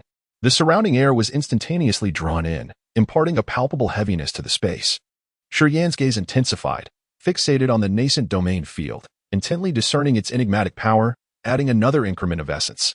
Paradoxically, this infusion diminished the domain's potency, rather than amplifying it. Shur Yin exclaimed, momentarily perplexed. After contemplation, he seemed to glean an insight. Ceasing the infusion of essence and instead guiding the accumulated negative energy from his arms into the domain. Upon the introduction of this tenebrous mist, the previously waning domain rapidly intensified. The domain then vanished. Through this cultivation, he deduced that maintaining a robust domain necessitated an equilibrium between the two infused forces. Only when these forces were proportionately balanced could the domain sustain its potency. An excess of either force would disrupt the equilibrium, undermining the domain's efficacy. The forces could be augmented or diminished in unison, but disparity would compromise the domain's potential. Precision and balance was paramount to maximizing the domain's capabilities. After a month of rigorous self-discipline, his finger gun technique had markedly improved. He could now sustain the technique with each finger for a quarter of an hour. Subsequent to each session, He delved into the mysteries of the spirit-ranked martial skill, the magnetic domain, cautious not to unleash the totality of his body's accumulated negative energy. He utilized only a fraction from one arm, intermingling it with essence to decipher the intricacies of the skill. Though diminutive, the resulting domain adhered to the same principles. His exploration of the magnetic domain revealed its profound depth, encompassing ineffable truths. A spirit-ranked martial skill, indeed, was a conduit to comprehending the fundamental principles of the universe. Shi Yin sat, drenched in perspiration, his brow furrowed in contemplation. The gravity chamber door creaked open as Han Zhong sauntered in, announcing, "Yin, the Patriarch requests your presence in the reception hall." "The reception hall?" Shi Yin questioned. "Was I not instructed to remain within the gravity chamber? What significant guests have arrived?" The Zhou family, one of the 5 prominent families of the Merchant Union, maintained close ties with the Shi family. The Zhou family's martial spirit was illusion, manifesting lifelike phantoms during combat. Skilled members could conjure 7 or 8 phantoms, their movements indistinguishable from reality. The illusion martial spirit provided an advantage, often leading opponents to strike the phantoms, allowing the Zhou family to exhaust their adversaries. These illusions were invaluable for both combat and evasion. When threatened, the Zhou family could project multiple phantoms, scattering in different directions, forcing pursuers to choose a single path. Often, the pursuer would discover they had been chasing a phantom, the true target long gone. Even upon catching the true target, the Zhou family could conjure more phantoms, continuing the elusive game. Such tactics often demoralized opponents, extinguishing their pursuit. "Ah, I understand," Shi Yin acknowledged, donning a cyan martial robe, and proceeding towards the door. "Let's go." "Aren't you going to bathe?" Han Zhong inquired, pinching his nose. "You're quite pungent. Don't you want to make a good impression on Zhou Shi?" Han Zhong's expression was curious. Zhou Shi is a renowned beauty in the Merchant Union. The young masters Tian Xiao and Tian Luo are vying for her attention. "Don't you want to compete and develop something with her, Zhou Shi?" Shi Yin paused, a sudden clarity in his mind. Unbidden, a pang of melancholy arose. He shook his head. "I believe there's some connection between us." "Indeed, there is." Han Zhong chuckled. "You were born on the same day. Your grandfather and Zhou Su nearly arranged your betrothal. However, on her 3rd day, Zhou Shi manifested the illusion martial spirit, while you did not exhibit petrification. Consequently, the matter was dropped." Han Zhong sighed. "It's understandable. Zhou Shi possesses a martial spirit, while you initially did not. For both families, descendants without martial spirits are unlikely to achieve greatness. The Zhou family would not marry Zhou Shi to an ordinary person, and the Shi family would not take advantage. Thus, the matter was quietly forgotten. Memories long dormant resurfaced, triggered by Han Zhong's words. Shi Yin stood transfixed, piecing together the fragmented recollections, and murmured, "So, that fellow was a romantic. Zhou Shi is exceptionally talented and intelligent, despite her reputed laziness and aversion to martial arts. Her achievements are a testament to the Zhou family's influence. Yet, even with that, her progress is remarkable. At 17, she has reached the human realm, 2nd sky. Another marvel in our Merchant Union." Han Zhong sighed. Even Bei Mingsu only reached the human realm, 2nd sky at 17, and he cultivated relentlessly. Zhou Shi, however, spends her days sleeping and shopping, yet she still attained the human realm, 2nd sky. In terms of aptitude, Zhou Shi surpasses even Bei Mingsu. Shi Yin remained silent, his brow deeply furrowed. He felt a faint ache, stemming from Zhou Shi. Zhou Shi was indolent, disliking arduous cultivation, favoring calligraphy, flora, tea ceremonies, and astrology. Her interests were diverse, her hobbies extensive, lacking ambition, yet possessing exceptional talent, effortlessly surpassing obstacles and reaching the human realm, 2nd sky.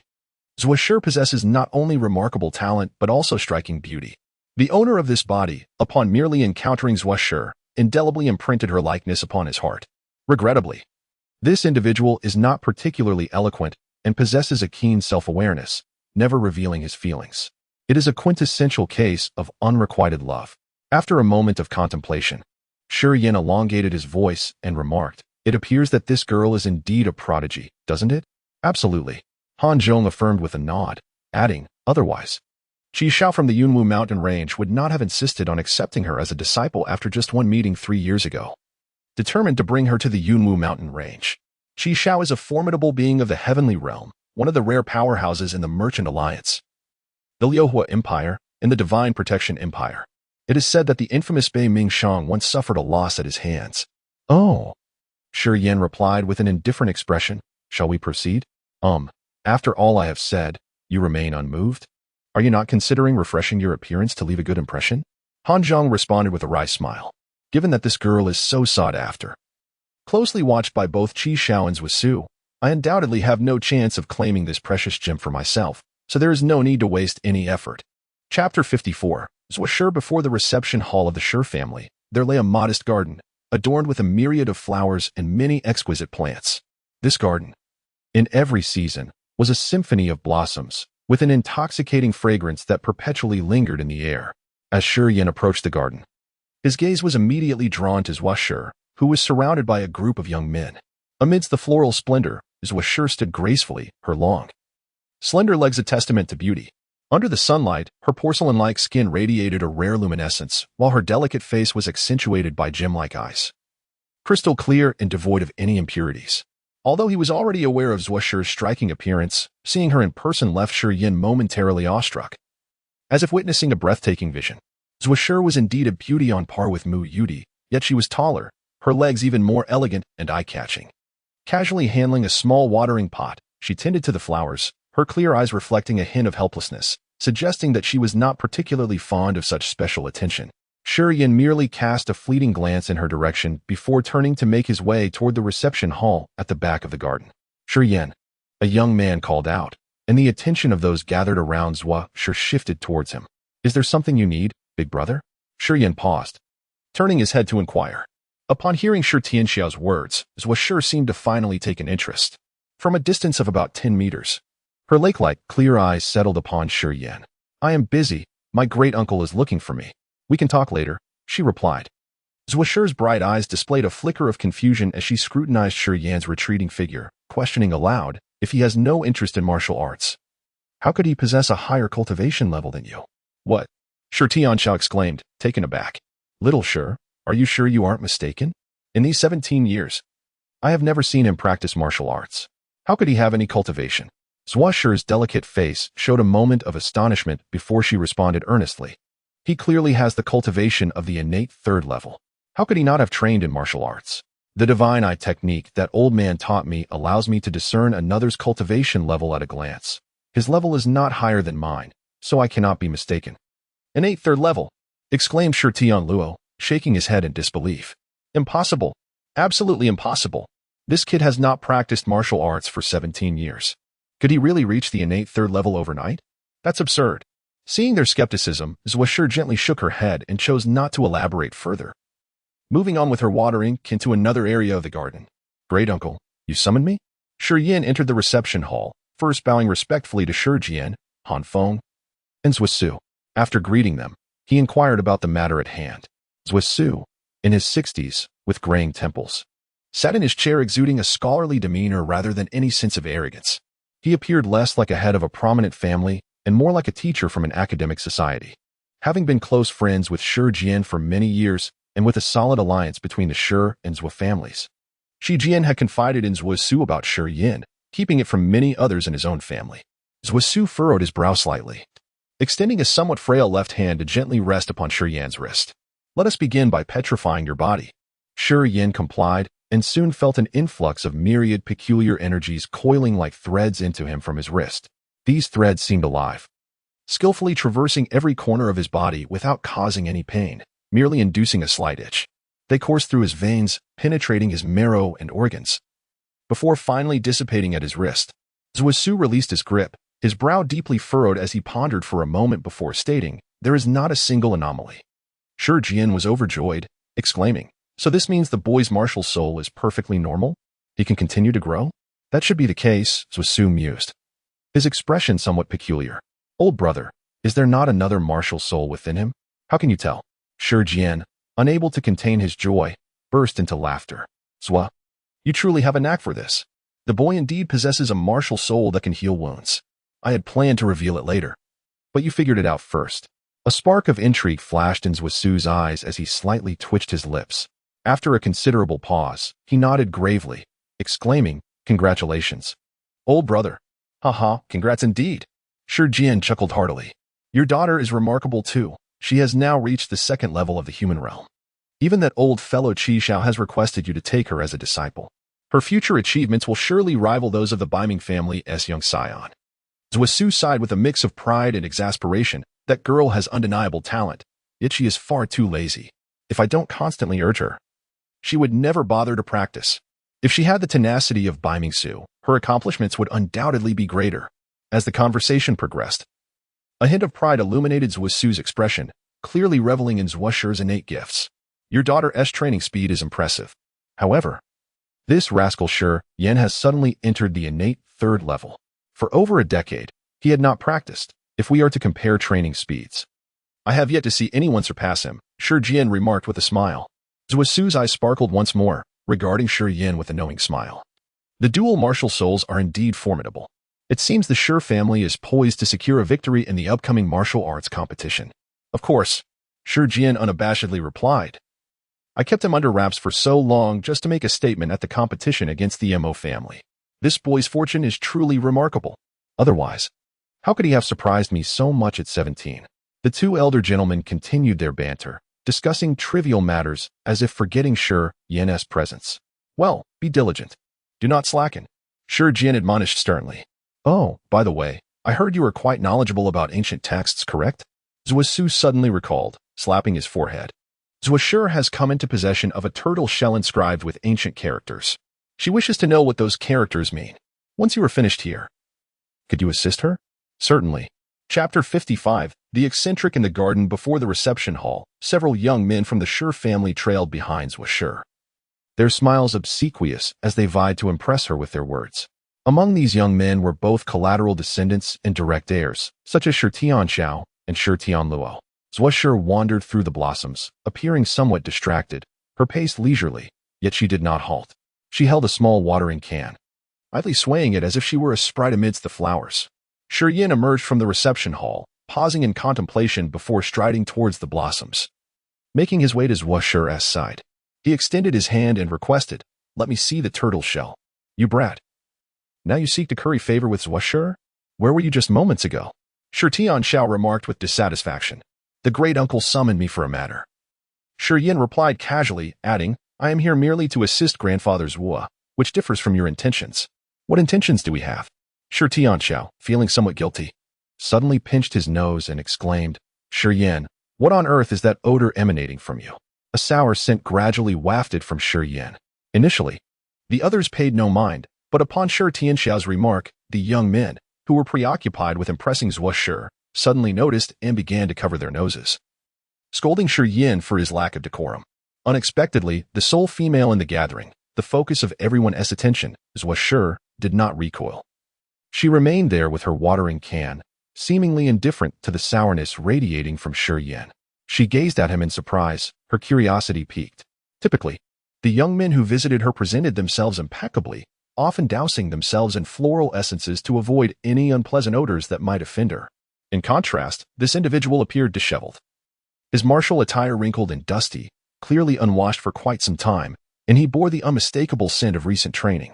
This fellow clearly does not regard me as significant, Zhuo Shi thought, momentarily taken aback, which sparked a flicker of interest in Shi Yan. Noticing that everyone else had distanced themselves, while Zhuo Shi remained stationary. Shi Yan internally nodded, casually inquiring, "Where is the turtle shell?" "It's in the reception hall. I'll fetch it immediately," Zhuo Shi replied. Her melodious voice barely finishing before she swiftly moved, her figure flickering like lightning, leaving no trace behind. The others, including Shi Tianxiao, were left astonished. Only then did they seem to realize that Zhuo Shi was not only beautiful, but also a formidable martial artist, surpassing them entirely. In a mere 5 or 6 seconds. While their astonishment lingered, she returned, holding a turtle shell the size of a basin. She appeared suddenly before Shi Yan, presenting the shell, saying, "Here." Shi Yan nodded, grasping the shell, only to be taken aback by its weight, nearly stumbling under the sudden burden. Summoning his vital energy, he managed to steady himself, exclaiming, "It's so heavy." As he spoke, he cast an annoyed glance at Zhuo Shi, thinking, "Is this girl deliberately trying to embarrass me?" However, upon closer inspection, he found Zhuo Shi's eyes clear and devoid of any mischievous intent, indicating she was not trying to play a trick on him. "This shell? made of an unknown material, weighs about 700 or 800 pounds. Zhuo seemed entirely unaware of Shi Yan's internal grievances. She brushed a strand of hair behind her ear and remarked, "When I first obtained this shell, I was quite startled as well. 700 or 800 pounds. Shi Tianxiao rubbed his temples, feeling a pang of anxiety. The sight of Zhuo effortlessly handling such a weight, moving as swiftly as lightning, deepened his awareness of the chasm between them, evoking a sense of helplessness within him.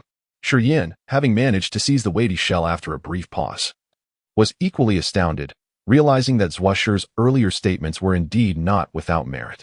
Shi Yan, Shi Tianxiao, though lacking in talent, was not dim-witted. He prepared to address the peculiarities surrounding Shi Yan but abruptly halted, recognizing that Shi Jian was likely guarding Shi Yan's secrets.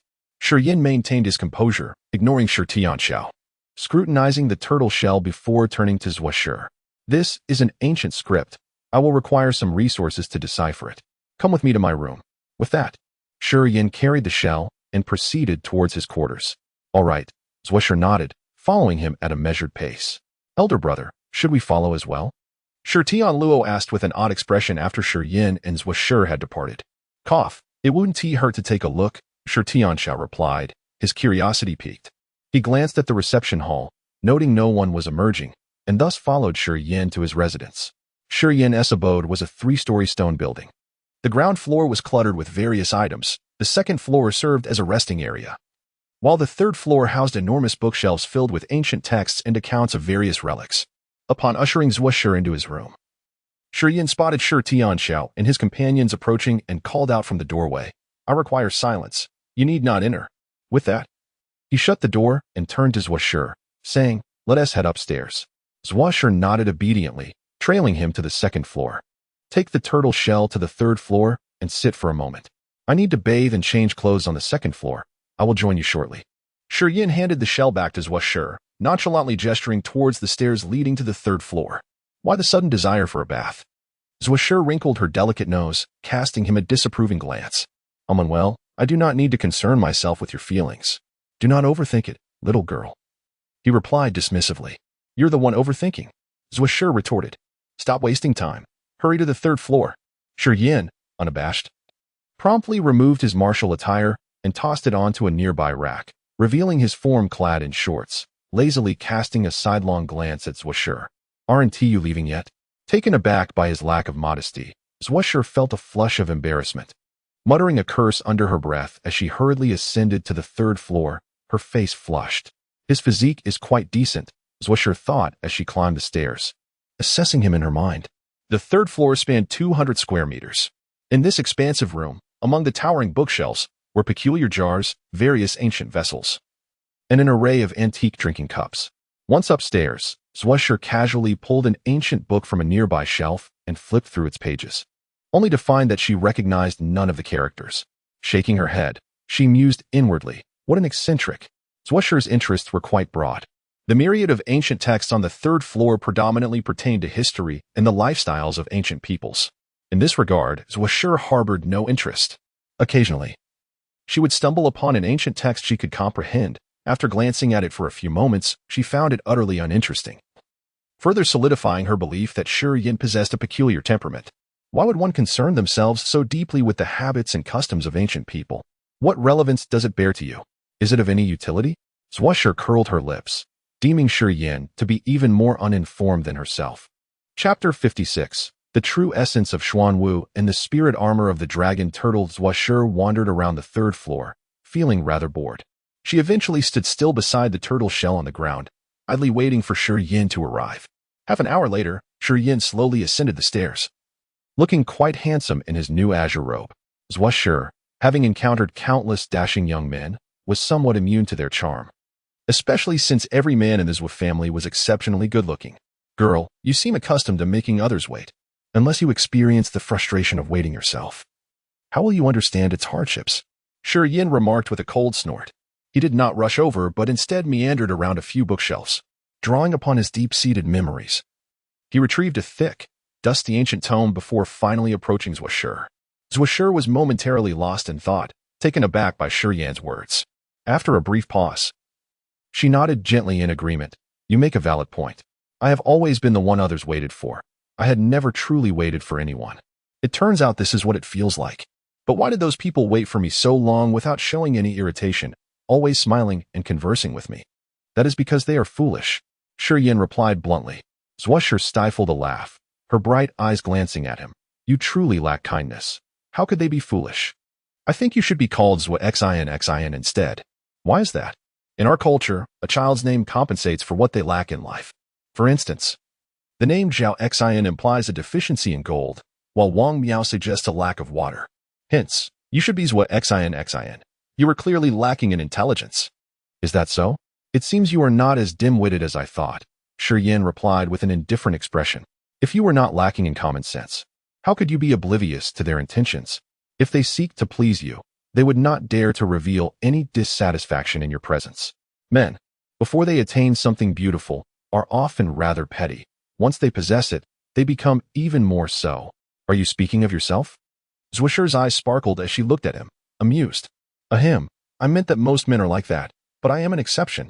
Shi Yin emphasized with a hint of bravado, but then he squatted down, leaning toward the turtle shell on the ground. As he deftly flipped through the ancient tome, he paused at a certain page, pointing to a unique ancient character. On the back of the turtle shell, aside from the intricate and archaic turtle patterns, there were 8 ancient characters, each the size of a small mouth. These characters appeared not to be crudely engraved, but rather seemed to be naturally outlined by the shell's patterns, which was quite remarkable. The 8 characters were arranged in 2 rows, each of uniform size, and felt cool to the touch. Shi Yin's left hand explored the characters, while his right hand continued to flip through the thick tome. Occasionally, he would furrow his brow in deep contemplation, and at other times, his eyes would light up with understanding, a smile creeping onto his lips as he focused intently on deciphering the inscriptions on the turtle shell. In his single-minded pursuit, he seemed entirely unaware of the enchanting young lady nearby. Zhuoshi also crouched slightly, her delicate face aligned with his, closely observing the shifts in his expressions. It must be said that Shi Yin, when fully absorbed in his task, exuded a unique charm. His unwavering dedication to the matter at hand made Zhuoshi admire him, and she found herself silently nodding, acknowledging, though this fellow may be a bit arrogant and his words a tad sharp, he truly takes his work seriously. The room was enveloped in silence, save for the sound of Shi Yin flipping through the pages of the book. Zhuoshi remained quiet beside him, silently observing without interrupting. After an indeterminate amount of time, Shi Yin suddenly closed the ancient book, his expression serious as he declared, I've found it. What do the 8 characters signify?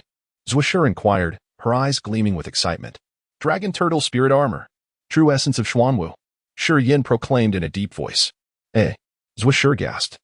Pointing at the turtle shell in astonishment, the shell lit up at the sound of your voice. Shi Yin was taken aback and hurriedly looked down. Indeed, he noticed that the intricate turtle patterns on the shell were slowly emanating a faint azure glow. The 8 ancient characters seemed to come to life, slowly writhing and reassembling themselves upon the shell. Both Zhuoshi and Shi Yin stared in awe. After a while, the 8 ancient characters connected, forming a concave shape resembling a handprint. A soft azure light swirled above the shell, and strange waves emanated from it, causing the air in the room to rush towards the turtle shell, making it difficult for both Shi Yin and Zhuoshi to breathe. Zhuoshi, you observe here. Quickly go to the reception room and summon your grandfather and mine. Hurry, Shi Yin shouted abruptly. Understood. Zhuoshi, startled by the turtle shell's transformation, did not dare to linger. With a swift motion, she vanished from Shi Yin's sight. Shi Yin's expression grew grave as he fixed his gaze on the turtle shell. The azure light continued to swirl, and the concave handprint became increasingly pronounced, seemingly deepening as the air flowed into it. After watching the shell for a moment, Shi Yin's heart stirred, and he suddenly realized that the unusual phenomenon of the shell seemed to beckon someone to place their hand within it. Before he could dwell on this thought, he felt an irresistible urge to place his hand inside. However, just as he reached out, he abruptly snapped back to reality. No. This shell belongs to Zhuoshi. It should not be touched by me. With this thought, Shi Yin halted, took a deep breath, and stepped back a few paces to await patiently. Before long, Zhuoshi, Zhuosu, and Shi Yin rushed back, surrounding the turtle shell and staring intently at its ongoing transformations. The situation is as follows, Shi Yin briefly explained. The handprint appearing on the shell should be the method to unlock it. If one places their hand upon it, they should uncover the secrets of the shell. Since it was brought here by Zhuoshi, I shall not overstep my bounds. Could there be any danger? Zuosu's eyes flickered uncertainly, revealing his own indecision. I do not know, Shi Yin replied, shaking his head. After a moment's hesitation, he offered his perspective, precisely because I am unsure of the potential dangers. I summoned you all here. Now that you are present, even if there is a risk, we should be able to intervene in time. Are you suggesting we give it a try? Zuosu's eyes brightened. The phrases dragon, turtle, spirit armor, and true essence of Xuanwu were evidently related to treasures and martial techniques. The ancient nature of the turtle shell suggested it held considerable value, making Zuosu quite intrigued. Of course, we can give it a try. Shi Yin grinned, speaking lightly. Zhuo Grandpa, if you are concerned about Zuoshi, I can take her place. What do you think? I shall do it. Zuoshi, upon hearing Shi Yin's words, did not seek Zuosu's consent, but directly extended her delicate hand and pressed it into the deep concavity of the turtle shell. Boom! A deep, resonant explosion echoed from within the shell. 5 slender needles shot out from the concavity, piercing the fingertips of Zuoshi's delicate hand. Crimson blood, resembling rubies, immediately dripped from her pristine fingers, swirling within the concavity before being absorbed by the turtle shell. A brilliant azure light suddenly burst forth from the shell of the tortoise. Its dazzling brilliance so intense that it rendered one unable to open their eyes. Uniquely formed ancient symbols, composed of this ethereal blue radiance, abruptly soared into the air, cascading along Zuoshi's arm and streaming into the depths of her mind. In the stone chamber, Zuosu and Shi Jian watched Zuoshi, whose hand was pressed on the tortoise shell's hollow, with solemn expressions and gleaming eyes. Zuosu, as the head of the Zuo family, was visibly agitated, his fingers constantly clenching and unclenching, his lips twitching. Zuoshi represented the future of the Zuo family. Their ability to rise and maintain a dominant position in the business alliance was directly linked to her strength. Zuoshi's strength would ensure the family's continued prominence, while her weakness could lead to its decline. Countless examples demonstrated how a family's fate could hinge on a key individual. A powerful figure was essential to maintaining a family's exceptional status. Bei Mingshan's decision to keep Yin Kuei and Zhou Shan constantly by Bei Mingsu's side was precisely to prevent any harm from befalling him before he grew strong. All for the sake of the family's future prosperity. Shi Yin, with a detached expression, was secretly observing Zuosu's reactions. The subtle changes in Zuosu's demeanor revealed that he indeed regarded Zuoshi as the family's most precious treasure, underscoring the importance of a future powerhouse in the eyes of these elders. Mysterious cyan symbols floated from the tortoise shell and disappeared into Zuoshi's body. Her eyes were closed, and a faint cyan glow enveloped her exquisite face. Tiny specks of light danced on her cheeks, resembling sentient cyan fireflies, conveying their knowledge to her. Zuoshi's slender frame suddenly trembled, and the cyan light emanating from her palm intensified. Zuosu's expression changed, and he nearly cried out, instinctively moving to protect her. Fearing some danger. Don't. Shi Yin stepped forward, gently restraining Zuosu, and said, It's all right, Grandpa Zhuo, don't be so anxious. Zuosu paused, looking at Shi Yin in surprise. Are you sure nothing will happen? Yes, nothing will happen. Shi Yin nodded confidently. The light from the tortoise shell should be a form of memory transmission. If I'm not mistaken, it might be the cultivation method for the profound tortoise true. So don't worry. This is the infusion of memories. Shi Yin recalled a similar experience when he obtained the berserk cultivation method from the blood ring. At that time, numerous memory fragments had emerged from the ring, directly entering his mind and becoming ingrained memories. Young man, don't speak carelessly. This is a serious matter. Shi Jian scolded with a stern face. Shi Jian was uncertain and feared that Shi Yan's rash actions might harm Zuoshi. If that happened, the Shi and Zuo families might even become enemies. Since the Zuo family had allied with due to Zuoshi, they now had the potential to challenge the Bei Ming family. For the Shi family, having such a strong ally as the Zuo family would be advantageous in dealing with both the Bei Ming and Mo families. Shi Jian did not want to antagonize the Zuo family. It's all right. Little Shi will be fine. Don't worry, Shi Yin reassured Zuosu with an air of composure. Congratulations. Grandpa Zuoshi will surely gain much this time. Just prepare to gloat. You little rascal. Hearing this, Zuosu genuinely relaxed and chuckled. If it's really as you say, then I'll owe you a big favor. Grandpa, you really do owe him a favor. Zuoshi suddenly opened her eyes, smiled, and said happily, those lights were indeed the cultivation information for the profound tortoise true. I now have the complete cultivation method in my mind. What level of martial skill is it? Zuosu asked excitedly, nearly jumping up. Zuoshi shook her head and said, I don't know. I only received the cultivation method for the profound tortoise true, it doesn't specify its level. The characters on the tortoise shell are very ancient. This should be a martial skill cultivated by warriors in ancient times. Back then, martial skills didn't have such detailed level classifications, Shi Yin explained casually with a smile. However, martial skills from that era are definitely more mysterious than our current ones. Little Shi has truly struck gold this time. Haha. Zhusu laughed heartily, happily patting Shi Yin's shoulder. The more I look at you, the more I like you. With a clever kid like you in the Shi family, how can it not prosper in the future? Shi Jin's eyes lit up, and he glanced at Zhusu. A radiant smile spreading across his face as if he had thought of something. Crack, crack, crack. With a pull, the tortoise shell suddenly split apart, scattering into numerous fragments. The fragments were thin, shimmering with a strange cyan light. One fragment resembled a dragon's head, while another resembled a dragon's tail, like shoulder guards, incredibly peculiar. In the center of the tortoise shell, 3 walnut-sized, cyan glowing pills appeared.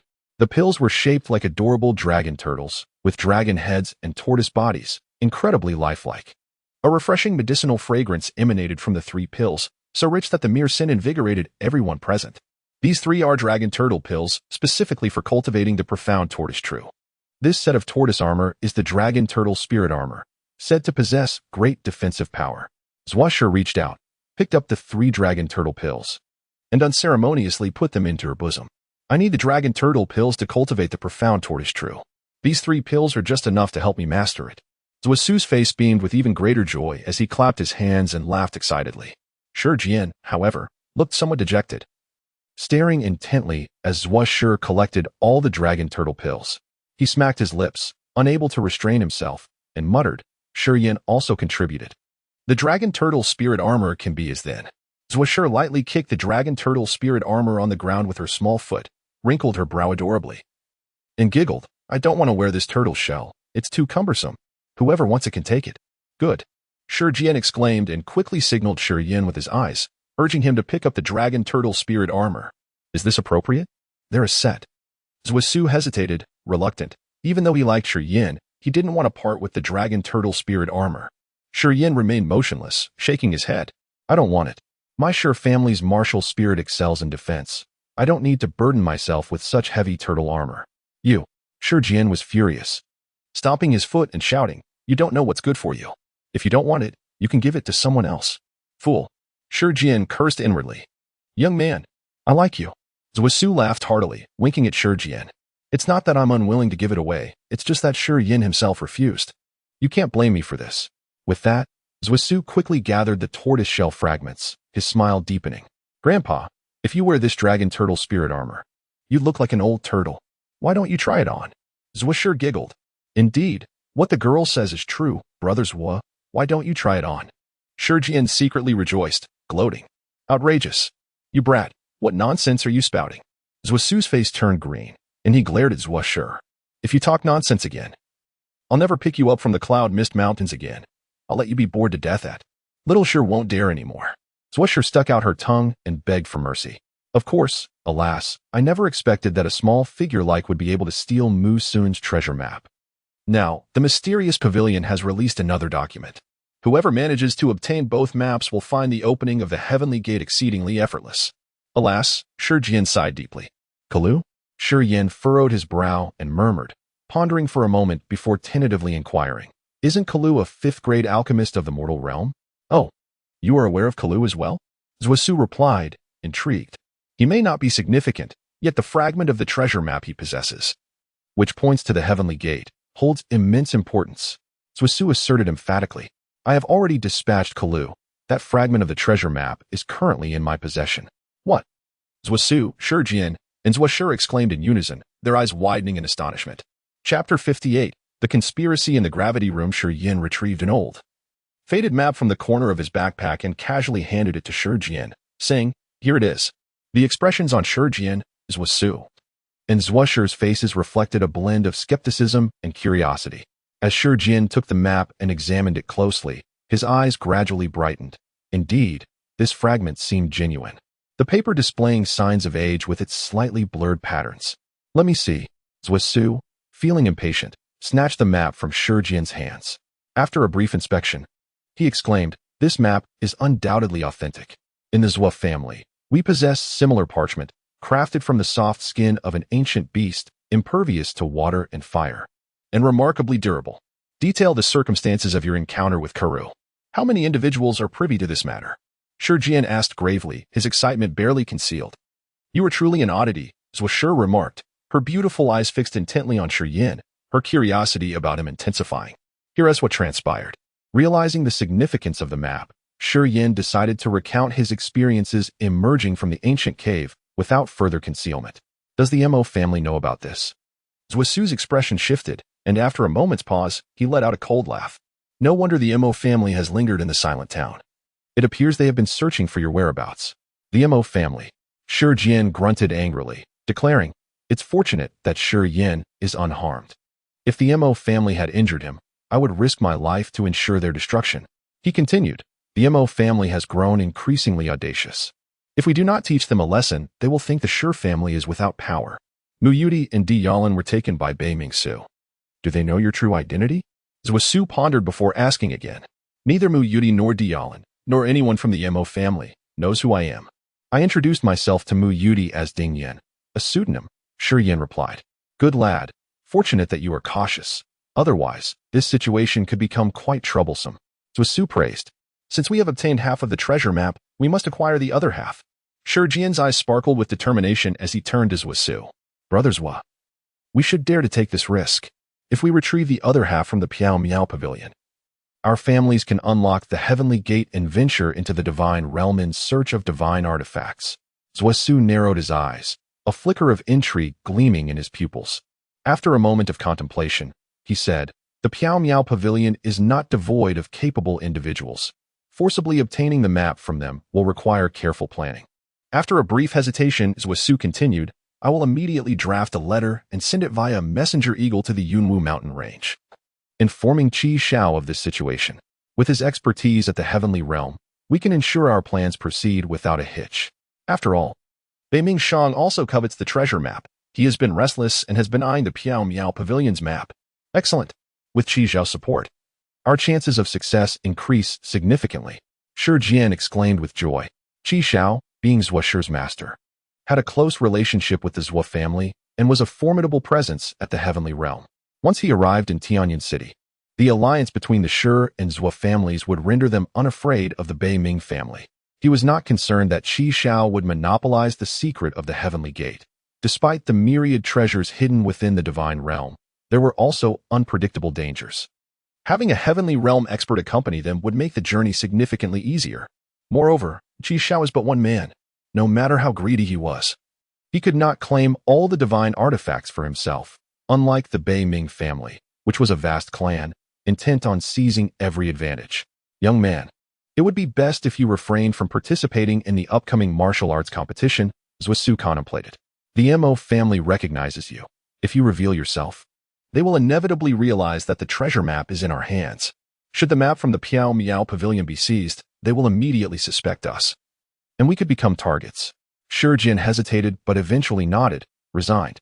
Alas, for the sake of the heavenly gate, it seems we have no other choice. Not necessarily. If he were to alter his appearance, he could still participate in the martial arts competition. After all, the Mo family has never seen him before. As long as he changes his appearance, who would know he is the one who killed Karu? Zhua Shi suggested with a playful glint in her eye. Ah, that is a clever idea. Shi Jian's eyes lit up as he scrutinized Shi Yin for a moment. In just a few months, his appearance has changed considerably. With a little more alteration, I doubt the Mo family would recognize him. If you intend to act against the Piao Miao Pavilion for the map, it would be wise to do so during the martial arts competition. I heard from Han Zhong that the Piao Miao Pavilion will also send representatives to oversee the event. If we can coordinate with Qi Xiao during the competition, we may have the opportunity to act without suspicion, Shi Yin suggested thoughtfully. Strike during the midst of the martial arts competition, Zhua Su murmured, then suddenly exclaimed, What a brilliant idea. Let us take action during the competition. At that moment, both you and I will be present. Should anything arise at the Piao Miao Pavilion, we can simply deflect responsibility. Who would suspect us? Indeed, as long as Qi Xiao intervenes, with our families working together, I am confident we have an 80% chance of acquiring that fragment of the map. Will Qi Xiao intervene? Shi Jian voiced his uncertainty. Rest assured, he will. He has always been intrigued by the heavenly gate, Once he hears of this development, he will hasten from the Yunwu mountain range, Zhuo assured him. I know him too well. His curiosity about the unknown surpasses that of anyone else. Then it's settled. I will safeguard the treasure map. You needn't worry about anything else. Focus on your training. Tomorrow, I will bring in a disguise artist to alter your appearance slightly. During the martial arts competition, you must teach that scion of the Mo family a severe lesson. Shi Jian commanded. Understood. Meanwhile, in the Thunder God Temple, Mo Tuo paced restlessly, his face darkened with anger. Beside him stood Mo Chaoga and Mo Yinyu, both wearing expressions of despair. Father, I have been dispatching people to search tirelessly. The folks in Silent Town have not rested for a single day. However, the Merchant Alliance is vast. Who knows where that brat has gone? I have truly done my best. Useless. All of you are useless. Mo Tuo berated them for over 10 minutes before finally tiring of his tirade. With a heavy sigh, he declared, It seems I must personally pay a visit to the Beiming family. Father, if Beiming Shang learns of this, can we still profit from it? Do you possess any viable solutions? Mo Tuo's expression darkened further, his demeanor menacing. Do you think I want this? If you had not lost track of him, would I need to seek out Beiming Shang? Only Mu Yudi knows the origins of the lad who killed Karu. Only she might know his whereabouts. If you were not so incompetent, would I need to intervene myself? Useless. Father, I was wrong, Mo Chaoga pleaded, turning to glare fiercely at Mo Yinyu. If you do not secure victory during the martial arts competition, your father will not be able to protect you. Mo Yinyu's delicate face turned pale with fear, and she nodded vigorously.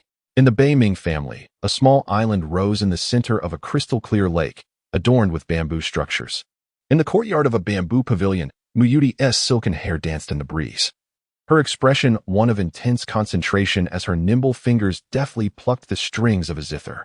The melodious strains of music flowed gently, enticing swans from the lake to glide gracefully towards her, gathering in her courtyard and lingering there. In another courtyard's martial arena, Deicide wielded a long sword that blazed with fiery brilliance, practicing a particular martial technique. Her enchanting figure, illuminated by the sun, exuded an otherworldly allure that captivated all who beheld her. Surrounding the lake, warriors from the Beiming clan, upon passing through, would pause, their fervent gazes fixed upon the small island in the lake, their faces reflecting an enthralled stupor. Longia, what do you think of this fire cloud sword? After concluding her piece, Muyudi approached Deicide with a gentle smile and continued, The Beiming clan is renowned for their mastery in weapon forging. And even within our Flame Empire, few can rival their expertise. The Fire Cloud Sword is a profound weapon. When paired with the Fire Cloud technique, it truly allows me to harness my greatest strengths, especially since it can withstand the burning of blue demon flame. Indeed, it is an exceptional weapon. Deicide acknowledged, clearly satisfied with her choice. Do you still regret coming with me? Muyudi inquired. Deicide shook her head, a shadow flitting across her mind as she forced a smile. What use is there in discussing this now? In this lifetime, I fear I shall never see him again. For the sake of revenge and the resurgence of my family, I had no choice but to act thus. Yet, I find it difficult to let go, yes. I too occasionally think of him, Muyudi sighed, her voice tinged with melancholy. I feel a sense of indebtedness towards him, yet what can we do? We are merely two young women stripped of familial protection, burdened with deep-seated enmity. In the face of reality, we must choose to be pragmatic. Otherwise, we would have to forget everything and lead a life as obedient wives to ordinary men. He is anything but ordinary. At times, I believe he is far more formidable than Beiming Su. Given the opportunity, he could surpass others. Alas, fate denied him that chance, without a powerful family backing him. His rise must be gradual, and we cannot afford to wait that long. I understand, which is precisely why I am here, rather than wandering the world with him. Miss Mu, the clan leader requests your presence alongside Miss Deicide at the ice pavilion for an urgent matter. A warrior from the Beiming clan called out from a small boat at the center of the lake. Surely they do not intend to discuss your potential marriage to Beiming Su? Deicide speculated. If the Beiming clan does not aid me in my quest for vengeance, I shall never wed Beiming Su. Muyudi retorted with a cold snort. I have come to the Beiming clan solely to leverage their power for my revenge. As for Beiming Su, I harbor no feelings for him whatsoever. Even if I did, should the Beiming clan refuse my terms, I shall eventually leave this place. Mark my words. Chapter 59. Rising storms in the North Ming clan. The ice pavilion stands tall, constructed from snow ice rocks, which are natural cold stones that emit a chilling aura even in the scorching summer. The ice pavilion boasts 9 stories, soaring several dozen zhang high. exuding an overwhelming frostiness akin to a frigid mountain. This is the place of arduous training for Bei Ming Shang. The North Ming clan's extreme cold ice flame martial soul is inherently frigid, and cultivating in this ice pavilion, built from snow ice rocks, greatly benefits the clan's martial soul. Generally, Bei Ming Shang seldom leaves the ice pavilion unless forging secret treasures. Every visitor to the North Ming clan must endure the icy atmosphere of the ice pavilion, and they are required to meet him there. Bei Ming Shang himself shows little regard for others' comfort, expecting them to accommodate him. From the 1st to the 9th floor of the ice pavilion, the cold intensifies progressively. Even the regular sons of the North Ming clan can only wait on the 3rd or 4th floor, as ascending higher becomes unbearable. On the 6th floor of the ice pavilion, amidst towering ice columns, sat the imposing figure of Bei Ming Shang, enveloped in a dense chill. Strange ice flames flickered around him, further amplifying the bone-chilling cold of this level. Mo Tuo stood opposite him, frowning, while the handsome Bei Ming stood nearby. Ying Kue and Jiao Shan, resembling ghostly figures, sat behind 2 ice columns, their brows lowered as if already asleep, guided by a martial artist from the ice pavilion. Mu Yudai and Di Yalan arrived at the 6th floor. The chill on this level was twice as potent as on the 5th. The moment the 2 women stepped onto the 6th floor, their delicate forms shivered slightly, feeling as though they had entered an ice cavern, their hands and feet gradually stiffening. "You've arrived." Bei Mingsa stepped forward, gesturing towards Mu Yudai, saying, "This is my grandfather, and this is the head of the Mo family." Both Mu Yudai and Di Yalan's expression stiffened as they glanced at Mo Tuo. The death of Luo Hao is clear from Hu Long's words. Aside from the intervention of Bernard and the Dark Moon Envoy, there were also flashes of lightning descending from the heavens. The 2 women had previously encountered Mo Zhaogu and knew that he was undoubtedly involved in Luo Hao's demise. Unfortunately, the Mo family held significant influence within the Merchant Alliance and had some dealings with the North Ming clan. Bei Mingsa's earlier dismissal of Mo Zhaogu was clearly to avoid a rift with the Mo family, showing no intention of standing up for them. Now, encountering the head of the Mo family within the North Ming clan, both Mu Yudai and Di Yalan felt displeased. But they dared not express it in front of Bei Ming Shang, silently seething instead. "Greetings, Grandfather Shang." Mu Yudai and Di Yalan bowed in unison to Bei Ming Shang, deliberately ignoring Mo Tuo. Mo Tuo remained unfazed, a faint smile playing at the corners of his mouth, as if he were entirely unconcerned by the 2 women's disregard. Mu Yudai's heart tightened. And after a moment's hesitation, she said, "He is merely an inconsequential martial artist. How could Grandfather Shang know of such a person? He possesses something I desire." Bei Ming Shang's brow furrowed slightly. "Do you know this young man's background?" Shaking her head, Mu Yudai replied, "I am unaware. We encountered him by chance on our journey. Fearing the beasts, we traveled together, but I truly know little of his origins. All I know is that his name is Ding Yan, and he appears to be an ordinary martial artist from the Merchant Alliance." "Ding Yan," Bei Ming Shang nodded, pausing before asking, "Do you know which city he hails from or the areas he frequents?" "I do not know." Mu Yudai shook her head once more. "Thank you, Grandfather Shang." Her eyes began to glisten with moisture, her voice trembling as she continued, "Thinking of what has befallen my Mu family. I long to see those responsible ground to dust. My entire family was slaughtered overnight. Grandfather Shang, you must seek justice for me. This matter cannot be rushed." "We shall discuss it later." Bei Ming Shang nodded, waving his hand. "You should rest. This level is too cold for you. With your cultivation, you may not endure it."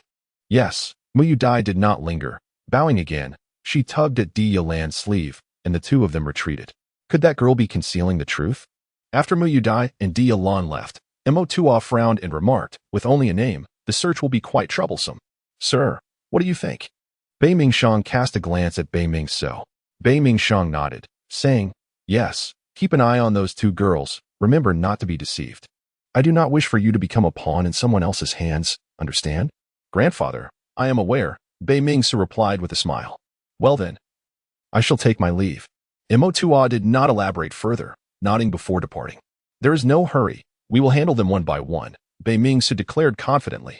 Nodding, Bei Ming Shang continued, "That Mu Yudai does possess remarkable talent. However, while her sound-based martial soul is formidable, it offers little assistance to our North Ming clan's extreme cold ice flame martial soul. On the contrary, the girl named Di Yalan, with her blue demon flame martial soul, may complement our extreme cold ice flame. Keep a close watch on her. If you can unite with her, she may one day bear an exceptional descendant for our North Ming clan." "Rest assured, Grandfather, What I desire shall not escape, Bei Ming Su affirmed. Since they have come to our North Ming clan, they shall not leave easily. In the left family, Zhou Su leisurely sipped tea in his chamber.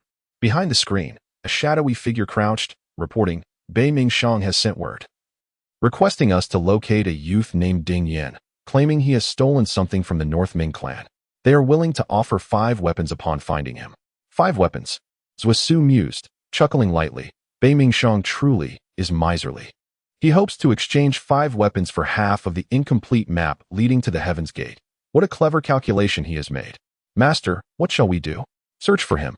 Let our people make some noise in every city, but do not take it too seriously. Just find a few individuals named Ding Yin to appease him and avoid raising his suspicions. Understood. In the Shi family, Shi Jian received similar news. Coldly laughing as he held the envelope, saying, it seems Mo Tua has approached Bei Ming Shang. Fortunately, Shi Yin revealed the truth to me, otherwise, I would remain in the dark. Bei Ming Shang, you probably never imagined that Ding Yin is Shi Yin. You want me to help you find someone? Very well. I shall assist you thoroughly. And how shall we do that? Han Feng inquired nonchalantly. Find a few individuals connected to the Mo family, silence them. And simply tell everyone they are all named Ding Yin, then send them to the North Ming clan. Understood.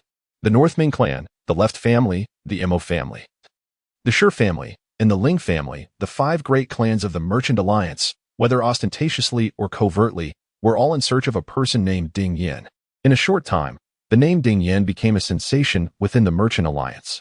Many individuals named Ding Yin suffered consequences, being taken away by the 5 great clans.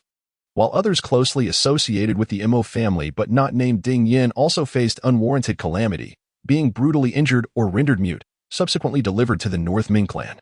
As the martial competition approached, warriors from the Merchant Alliance were sharpening their skills, while others journeyed from afar for the event. Amusingly, many warriors arriving were apprehended simply for sharing the name Ding Yin. In the span of a single night, Ding Yin became a pariah, reviled by all. The instigator remained in the gravity chamber of the Shi family, repeatedly jabbing a heavy iron sandbag with his fingers, tens of thousands of times a day. With each piercing thrust, a profound hole would form in the iron sandbag, which hung heavily, weighing several hundred pounds. With a swift motion, Shi Yin plunged his fingers deep into the center of the sandbag, withdrawing his arm to reveal fingers shimmering with an eerie cold light, resembling blades forged of gold and iron, strikingly fearsome. The martial arts competition was on the verge of commencement, and a tempest from the Miao Miao Pavilion was about to unfold. At last, my finger spear technique has achieved a modest level of success. Chapter 60. The Endless Sea and the Mysterious Pavilion. This is a clandestine organization primarily engaged in auctions, dealing in various rare resources for martial artists. The Mysterious Pavilion has established a stronghold solely in the Commerce Alliance's Tianyuan city. It is rumored that the backing of the Mysterious Pavilion comes from the martial forces across the Endless Sea, located to the east of the Commerce Alliance. The Endless Sea is an immeasurable expanse of water. Legend has it that within this vast ocean lie countless islands, scattered like stars across the horizon. Some of the larger islands are said to dwarf both the Flame Empire and the Divine Favor Empire combined. Martial artists from the Endless Sea seldom venture to this region, as they possess lofty aspirations and are surrounded by formidable powers, characterized by intricate familial and factional ties. It is said that within the Endless Sea, there exist terrifying experts who have ascended to divine realms. On this particular day, the Mysterious Pavilion's front was occupied by its representative, Kuro, a master at the first level of Nirvana, who had long presided over the pavilion. To many, Kuro was regarded as the very owner of the Mysterious Pavilion. Yet today, he stood bent, anxiously awaiting the arrival of an important guest alongside several key figures of the pavilion. Time flew swiftly. Before he knew it, Kuro had waited from morning until dusk, his expression betraying no sign of impatience. Father, how much longer must we wait? Who exactly is coming? Kuro's impatient son, Kuben, grumbled. This person certainly has an inflated sense of self-importance to keep us waiting for so long. You, child, were born within the Commerce Alliance and have no concept of the vastness of the outside world. Do not presume that the Biming family is the most powerful clan on the continent. In comparison to the formidable families across the Endless Sea, the Biming family is inconsequential. Kuro shot a glare at his son, his voice cold as he continued. I am originally from the Endless Sea, dispatched here by the Xia family to oversee the Mysterious Pavilion. The individual arriving is none other than Miss Xia Xinyan, my superior. If it were not for the emergence of the fragmentary map leading to the Heavenly Gate, she would not have wasted her time traveling such a distance from the endless sea. Father, is this not the center of the Divine Favor continent? Kuben was momentarily taken aback, before inquiring incredulously. Dear? The center of the Divine Favor continent? Kuro scoffed, shaking his head. The Flame Empire, the Divine Favor Empire, and this Commerce Alliance territory are merely remote areas of the Divine Favor continent, lacking the qualifications to be deemed central. Remember this. The vastness of the Divine Favor continent surpasses your imagination. The so-called experts here are merely average martial artists in the grand scheme of things. Kuben's face was a mask of shock. As the sun set and the moon ascended, casting its silvery light upon the darkened sky, Kuben continued to wait in anguish. It was not until the early hours of dawn that three figures gradually emerged from the long street. Illuminated by the red lanterns lining the street, their shadows danced ominously, reminiscent of ghastly apparitions. They've arrived. No one is permitted to speak except for me, Kuro commanded in a low voice. The foremost figure, a woman of graceful stature, was shrouded in a dark robe, her face concealed beneath a large hat. Flanking her were two towering giants, both identical in appearance, revealing themselves to be twins. These two colossal figures, with skin like iron and an imposing presence, moved with an uncanny lightness, as if they bore no weight at all. Miss, you have finally arrived. Kuro bowed deeply, his head lowered in respect. I have awaited you for a long time. Let us discuss matters inside, came a melodious voice from beneath the hat. Without further ado, the woman gracefully passed Kuro and proceeded into the depths of the mysterious pavilion, exuding an air of ownership wherever she went. Very well. Kuro smiled slightly, following her closely, and breathed a silent sigh of relief. Inside the secluded chamber of the mysterious pavilion, the woman in the black robe naturally took her place at the center, commanding authority. Once the two giants stood firm beside her, she waved her hand, saying, Kuro, remain. The rest may withdraw. Everyone, please leave, Kuro ordered sternly to the other pavilion leaders, casting a pointed glare at his son Kuben. At Kuro's command, the others hastily dispersed.